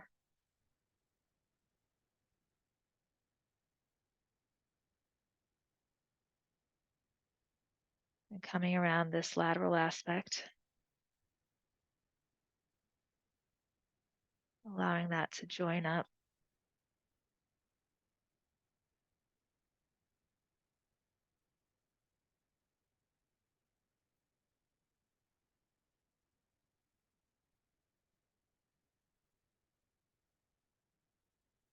It's really great to get a plane along the skull base anterior to your cribiform like this, because the cribiform, you're never going to be able to get a good plane. All those little olfactory fillet are running through it. It's full of holes, right? That's why it's the most sort of ginger little part of your skull base. But if you come anteriorly and you start delineating what the plane is, then you can follow it back like this. Can I get the section freer again?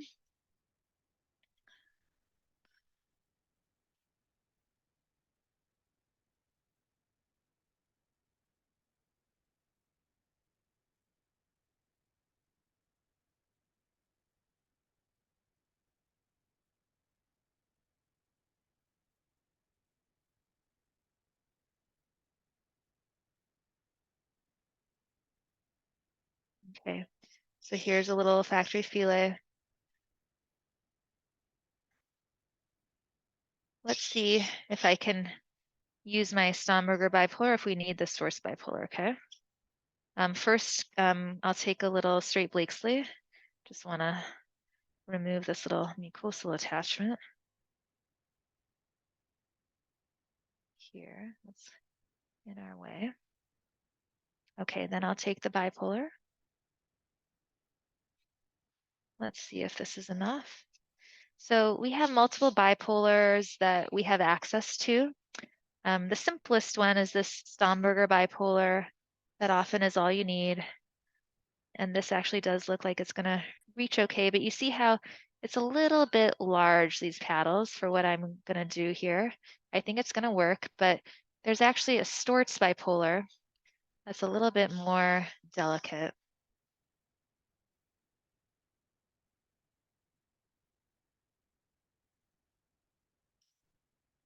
Which I will actually have you open. You can see that this is doing a good job for that anterior a little bit, but as soon as I try to get kind of more around it posteriorly, it's not the best. I could be using a little bit more delicate of a bipolar here, and that's what the Storz gives us. It also has an angle to it. You see how the Stomberger bipolar is really just straight, even though the tip of it is slightly angled, you can see that, but it doesn't have like a very delicate angle, which is what we need in this area. And so I'm actually just going to take a moment and wait for the better instrument to be given to me.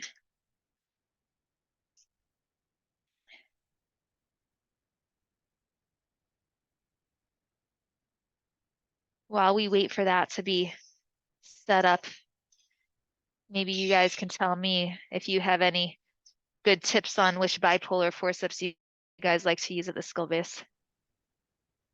Yeah, so similar, we use the Storts ones as well. I suspect are the ones that you're about to bring out, which have the very thin angled paddles. And then the other one that I like is the Desi bipolar for the nasal cavity. It's What's that one they're like? short. It's shorter. It's still the sort of pistol grip handle, but it's shorter, and again the blades are thicker. So it's okay for during the nasal throughout the nasal cavity, but once you get to the skull base, it's just too bulky. Right. Yeah, it's almost like a Storz bipolar, which is a bit stouter. Gives a good grip, so especially you're dealing with the posterior septal branch and all the bleeding within. I'll take the Bellucci scissor. So I think I've gotten this little first fillet, so I'm going to go ahead and cut that while we wait for the next bipolar.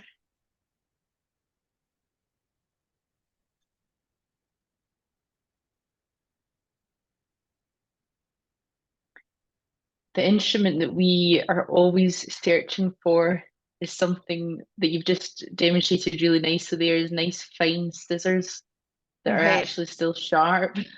Yeah. So we actually put a Bellucci scissor on our Fest set, you know, scissors that are typically used for otology.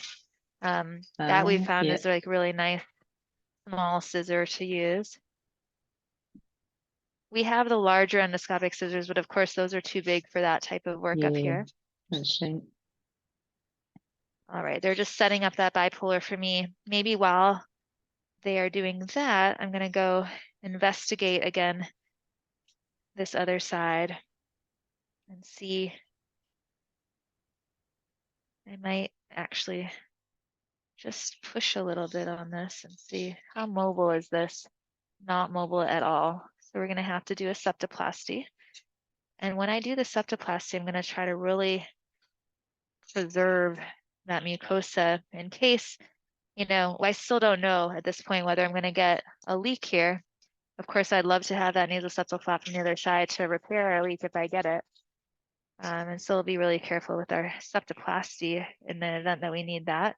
But even if we don't get a leak now, you know, as you're working on skull base like this, you would always want to preserve that in case of future issues.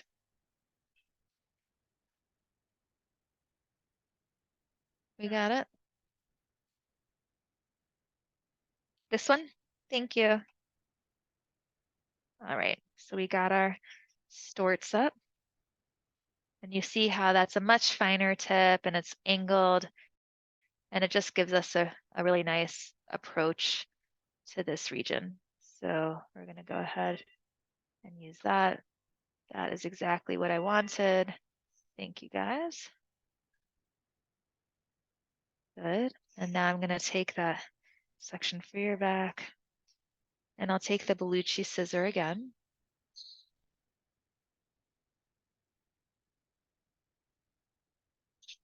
And we'll just cut a little bit more.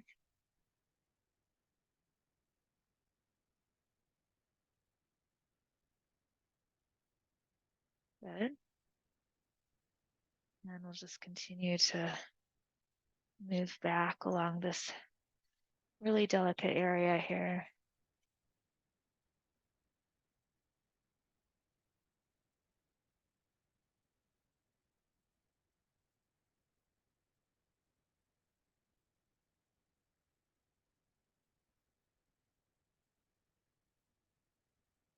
So here's another little area that the olfactory fillet are going up through. I'm going to try to delineate that a little bit more.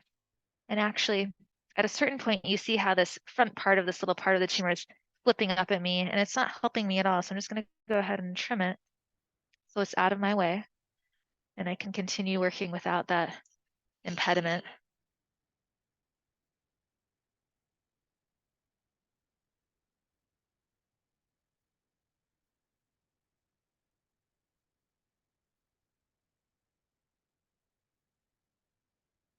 There we go.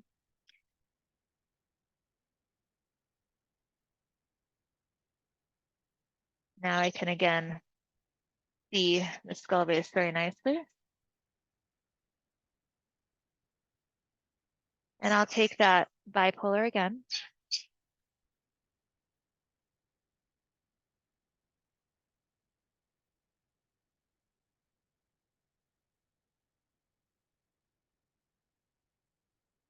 Just really showing myself that bone on either side of these biliary attachments.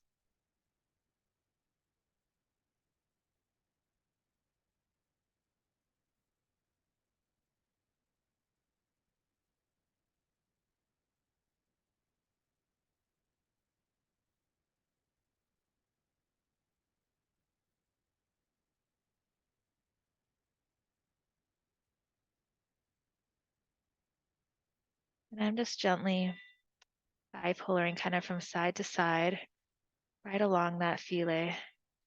And then I'll suction and see, do I have it cauterized enough that I can do a little cutting? Oh, that's not what I wanted. There we go.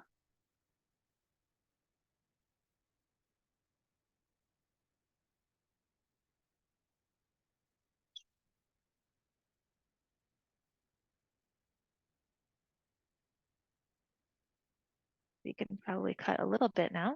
I'll take the Belucci again.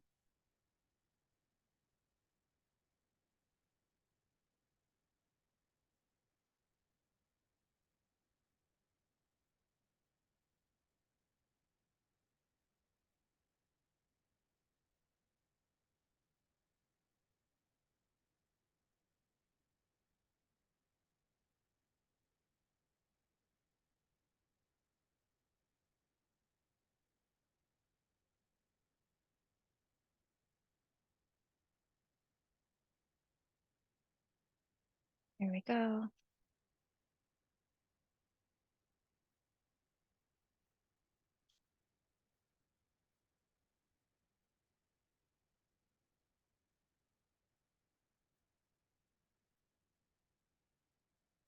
Got a little cell here. We'll worry about that in a moment. First, we'll continue to take this back.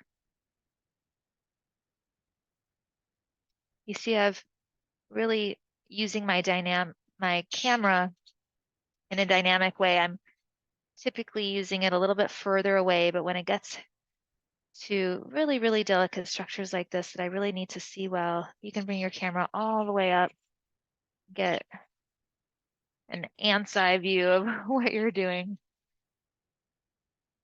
So I'm delineating right around this little bump of bone. That's what was holding me up. Now I can see I need to get my bipolar right around there.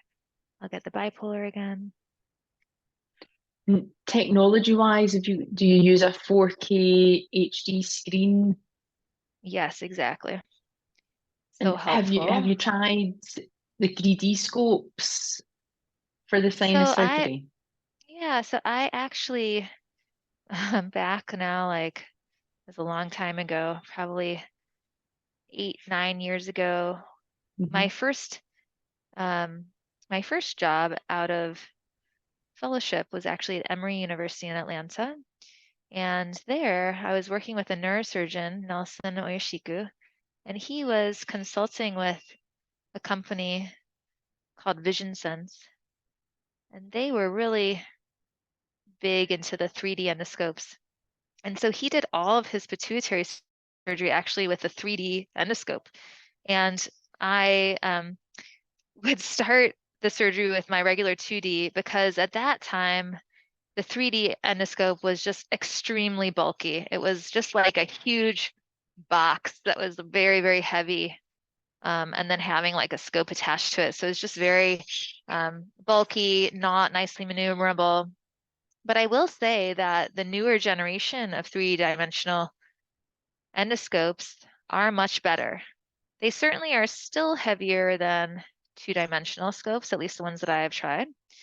And, you know, there's lots of studies showing that after a certain number of cases, we have kind of compensated as, you know, what would be considered as expert surgeons at a certain point. And our view when we're looking through the 2D cameras is the same as what a novice would see when they're looking through a 3D camera. And so I don't know that I would necessarily feel the need ever to switch to a 3-dimensional camera at that point, just because of that compensation that's already occurred. But I do think that the bipolar, again, please, I do think that it will be interesting to see in sort of the next generation of surgeons, if they don't need to develop that compensation, if they are able to start with three-dimensional endoscopes, perhaps that will be the way that we do this type of surgery in the future. What do you guys think? Yeah, so we Yes. again, oh, sorry, Ashok, you go. No, you go ahead. Go first.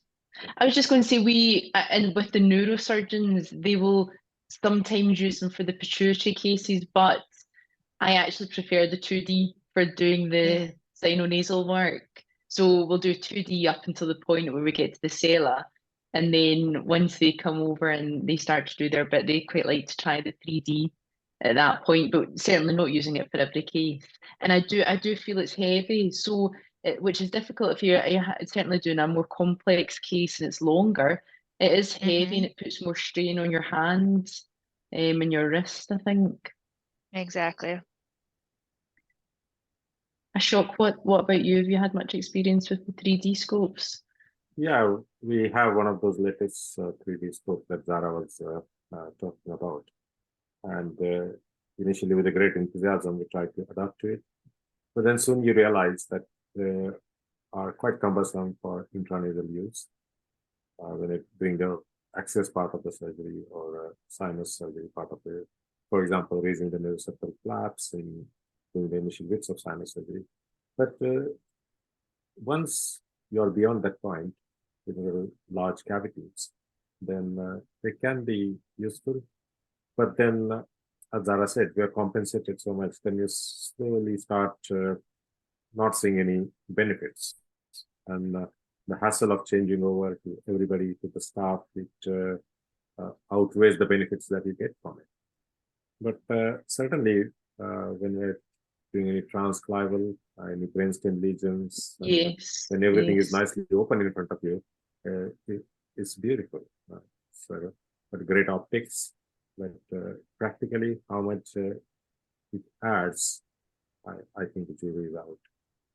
Thank you.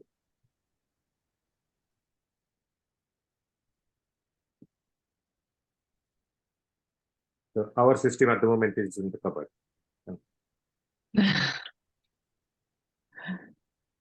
What was that?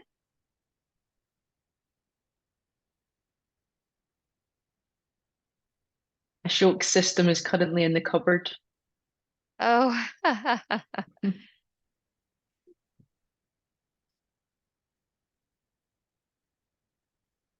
Okay, you can see I'm just starting to delineate my sort of more lateral attachments. I've delineated the medial ones, I'm delineating the lateral ones here so that I can see exactly what I need to come in and bipole as I move this back. You can see we're now fully at the level of the cribriform, so many, many tiny little olfactory fillet. We know there's about 50 of them actually that traverse the skull base through foramina. And so that's what we're just gonna nice and slowly, step by step, go through.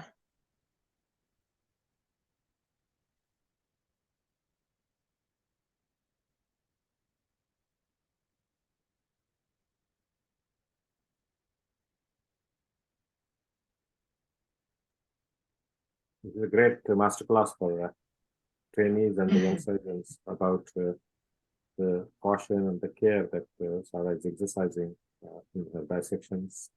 So very meticulous use of bipolar, making sure all the infected fila, the bleeding is taken care of, and very careful. I'll take the Bellucci. It was brilliant. Yeah.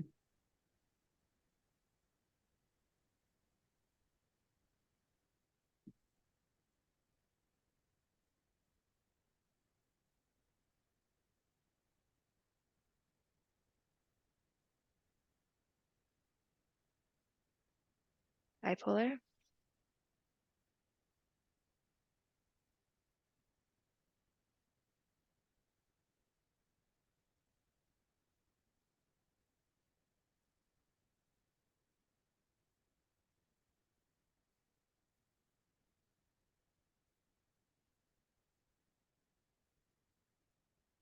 Bellucci.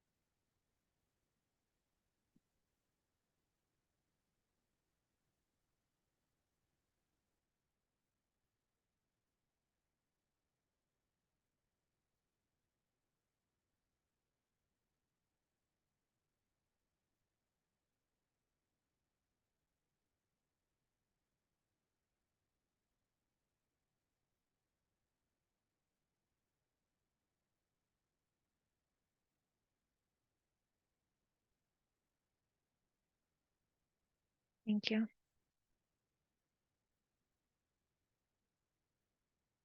The one downside of the source bipolar is that it doesn't have a suction attached, but if you have a really good scrub tech like Alejandra, they will know to just put the suction in the nose for you to suction that smoke so you can see.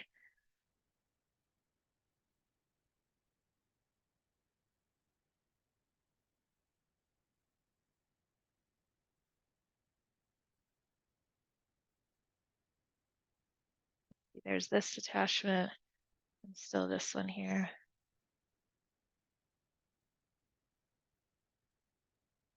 Sort of trying to It's like you're nearly there delineate. now. Yeah, almost there. We're just trying to delineate on either side of these little filets so that we can really get the bipolar around them well.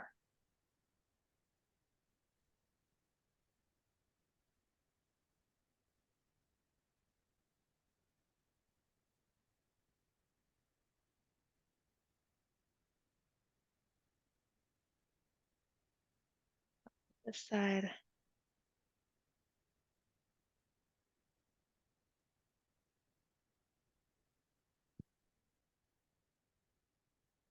And then I'm going to come around this one as well.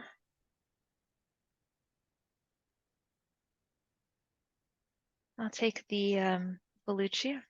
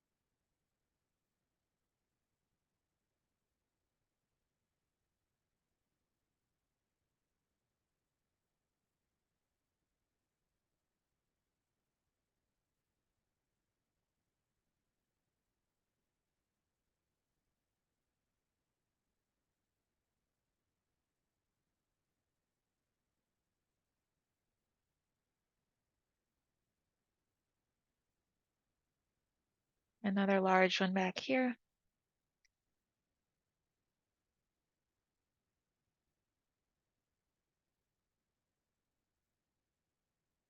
Two of them actually.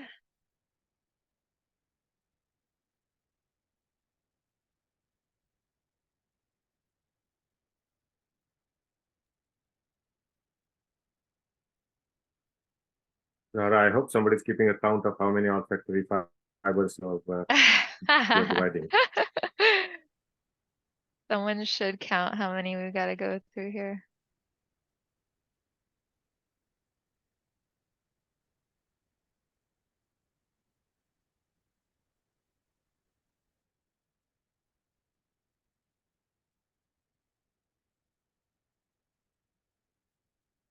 Bellucci. I'll take that first, yeah.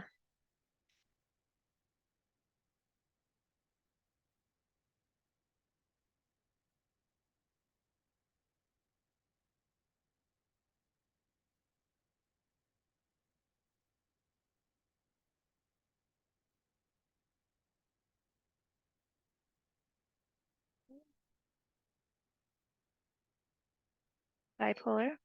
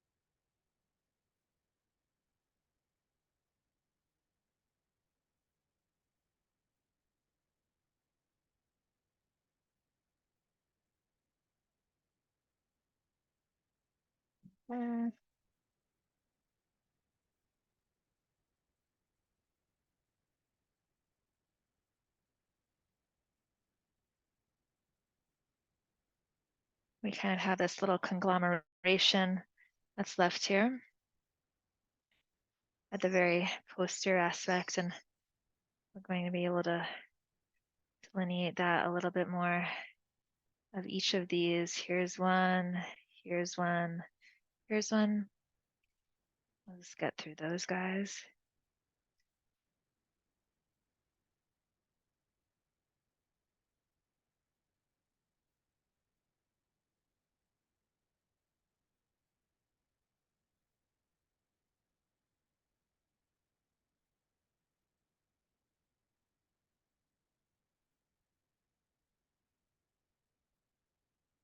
But you can see I've just kind of bipolared through each of them, and now I'm bipolaring kind of across all three here, coming towards the medial aspect more, truncating this base so I can come across now that entire area, hopefully, with my Bellucci.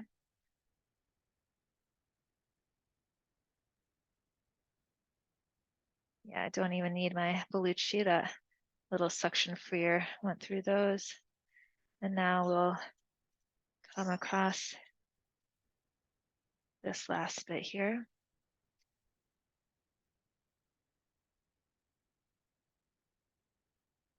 Will you just wipe that, please?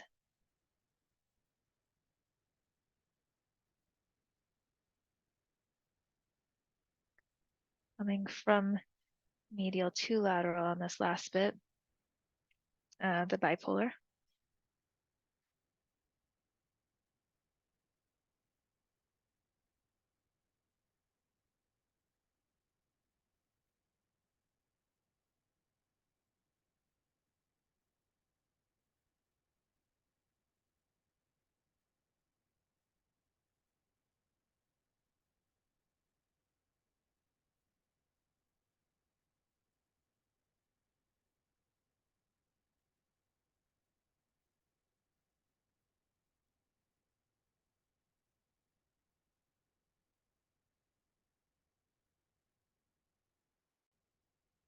And then I'll take the scissor.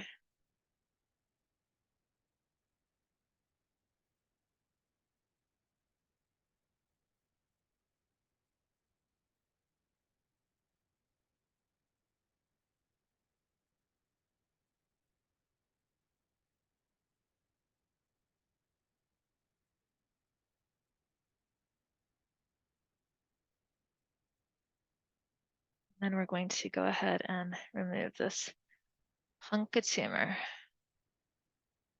There we go. Now I'm just going to carefully bipolar this a little bit more because I don't know if you can tell on the It's absolutely endoscopic brilliant. projection, but I can feel that this is definitely more than just olfactory fillet. This is dura. And if I don't bipolar it, we will definitely get a leak there. So I'm going to try to preempt that here by doing a little bit more gentle bipolaring along the surface here.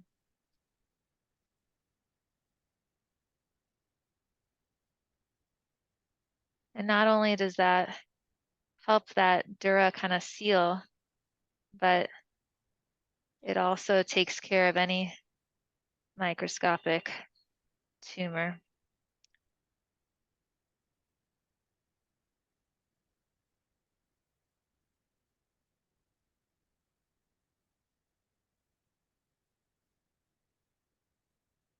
Let's take a pledget.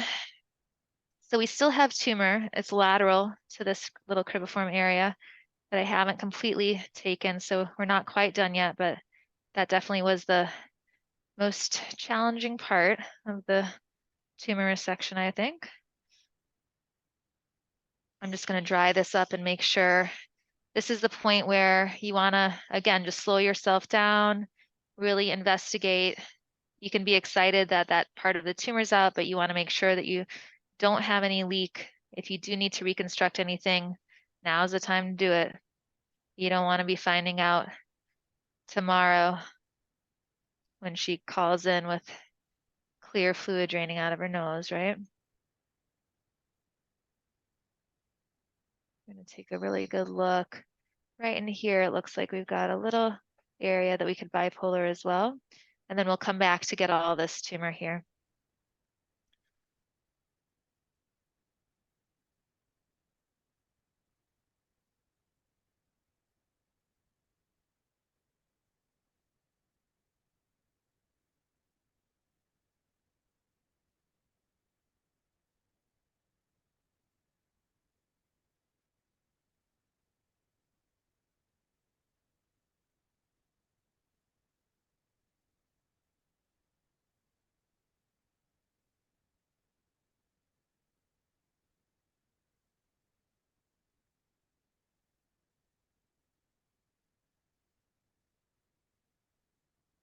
Okay, let's see what's going on with this guy now.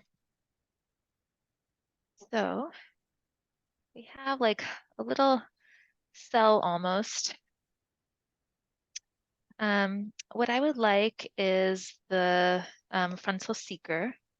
Actually, maybe the frontal nav. That would maybe be helpful.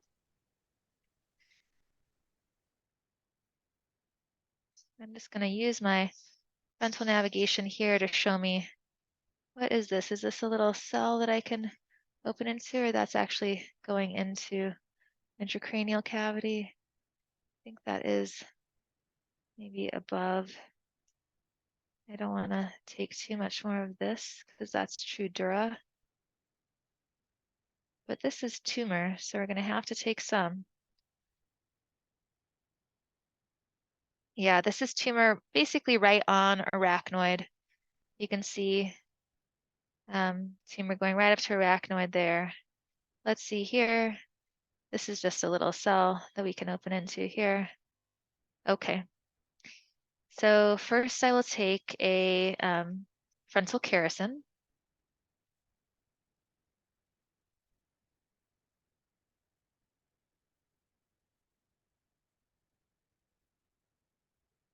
And we're just going to open laterally into this little space here.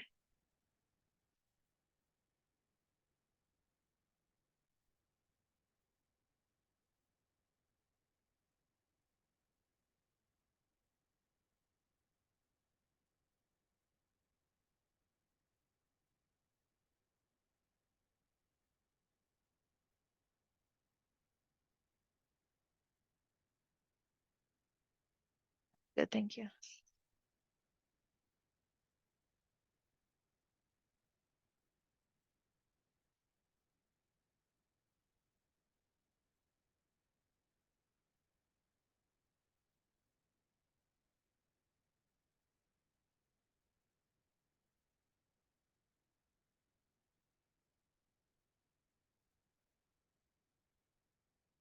You can see here. Could I actually get the J curette suction back on? I need a little bit less of an angle now again. I've switched back to my J curette.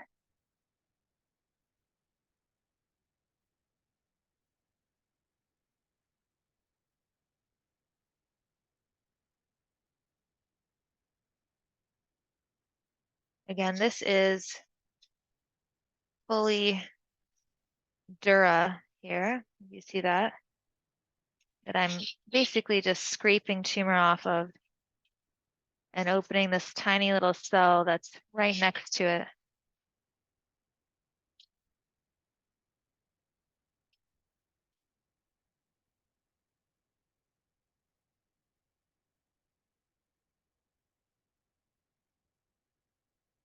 I'll take a bipolar.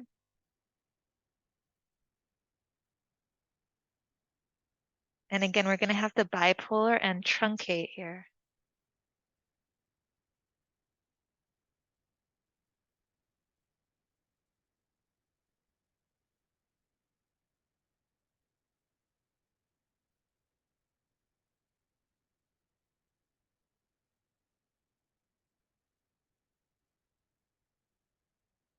Kind of want to remove this last little bit of tumor. You can see this is definitely tumor right here, and then this is dura beyond.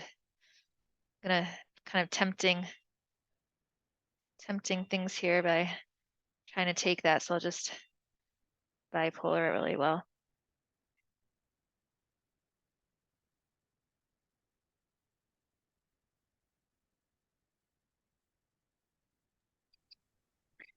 In a situation like this, do you ever bring the patient back as a planned procedure for second look, maybe in sort of 4 to 6 weeks, or do you I mean, usually just see I'll them be back in the clinic? looking at her in the clinic, you know, so Mhm, I'll certainly mhm. be able to see all of this area very clearly in clinic.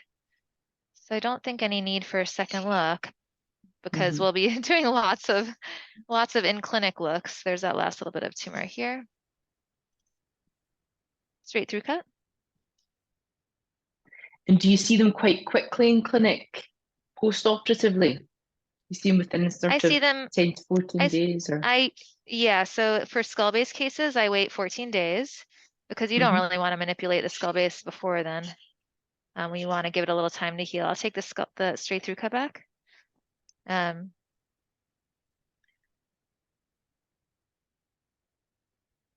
we go. And then I'll take the bipolar again. So just a lot more area to make sure that we bipolar up here. Make sure that there's no microscopic tumor anything in this entire area here. And also if we can prevent any sort of leaking from the dura.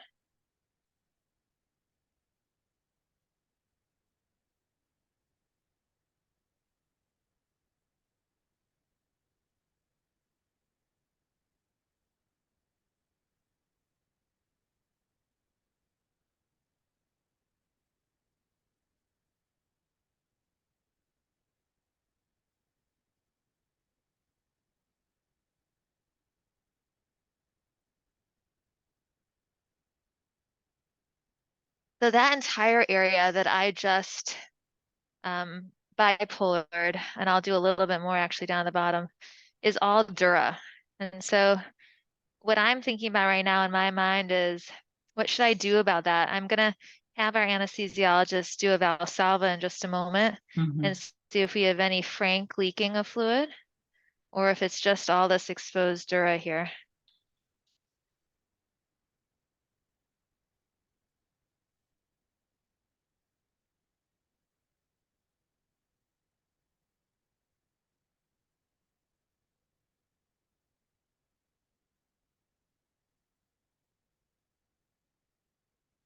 I'll take a pledget first.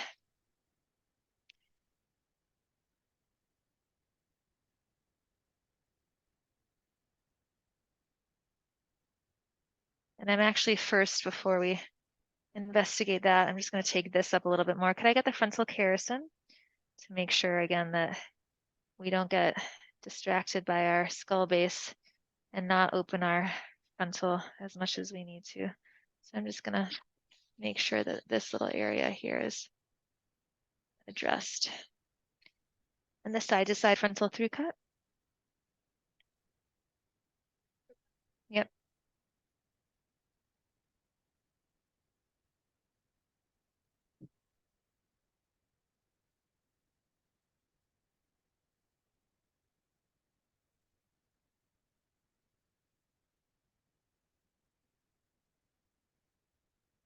Good.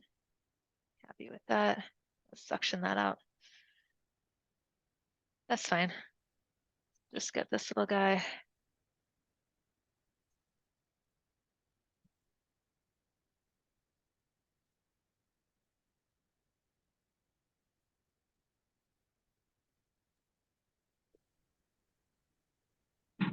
All right, let's see what it's looking like. Could I please get a Valsalva?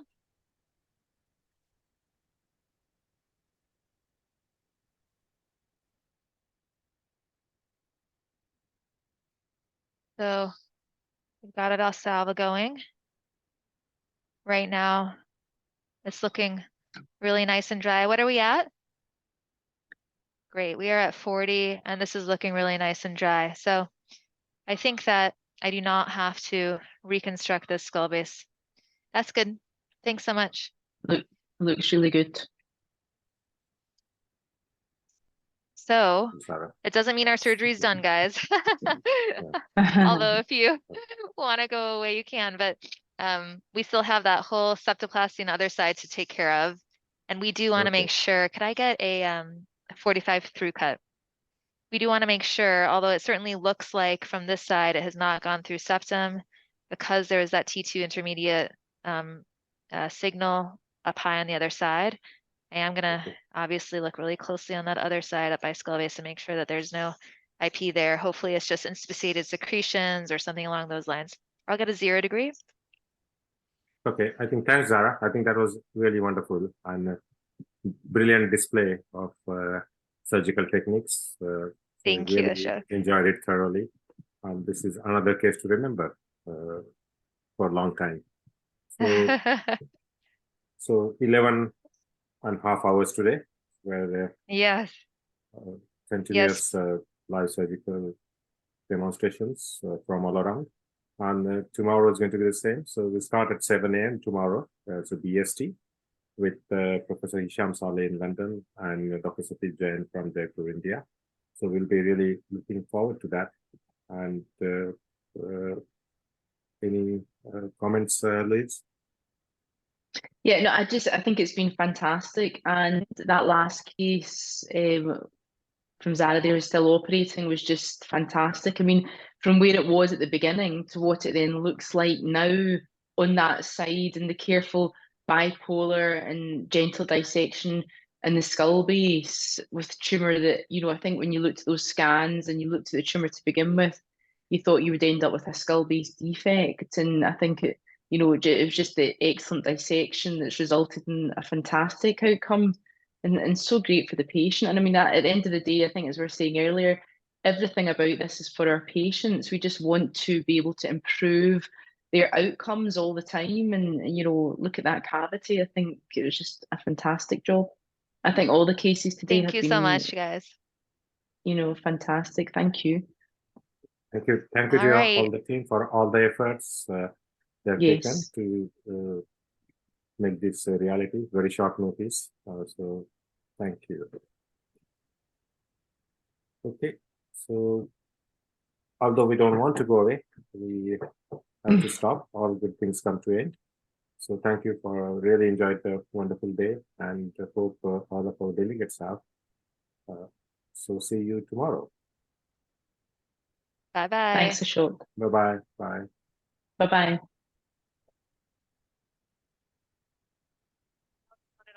Yes, please.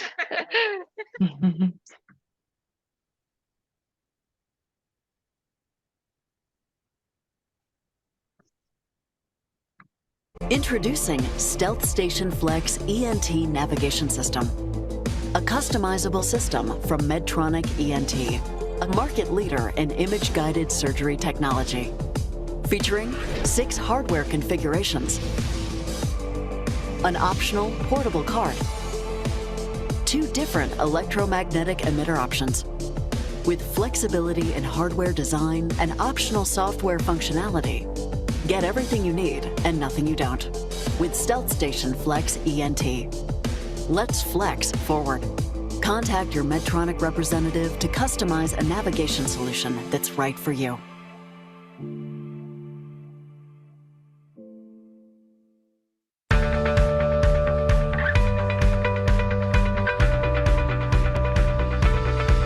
Stealth Station ENT, the advanced image guidance system for the full range of navigated ENT procedures. Engineered with you in mind, based on decades of scientific, clinical, and engineering expertise, we're expanding what was previously possible with image-guided surgery. Flexible and elegantly designed, Stealth Station ENT streamlines the workflow so you can maintain focus. The flat, under-the-head emitter allows for an efficient setup. Its design allows for a large EM field. Easily find your patient's exam through a variety of network options, super speed USB or optical disc. The visualization and modeling features give you the perspective you need. Leverage data from multiple sources to create high-resolution 3D images. View structures and pathology with high fidelity. Registration expertly matches the three-dimensional positioning of the patient with the preoperative images used for navigation. Patient registration combines registration methods and provides numerical and visual accuracy feedback. Leverage the latest technology for advanced surgeries. See more, do more. The result? You have an image-guided perspective like never before. With Stealth Station ENT, you're at the forefront of ENT surgery. You are Stealth.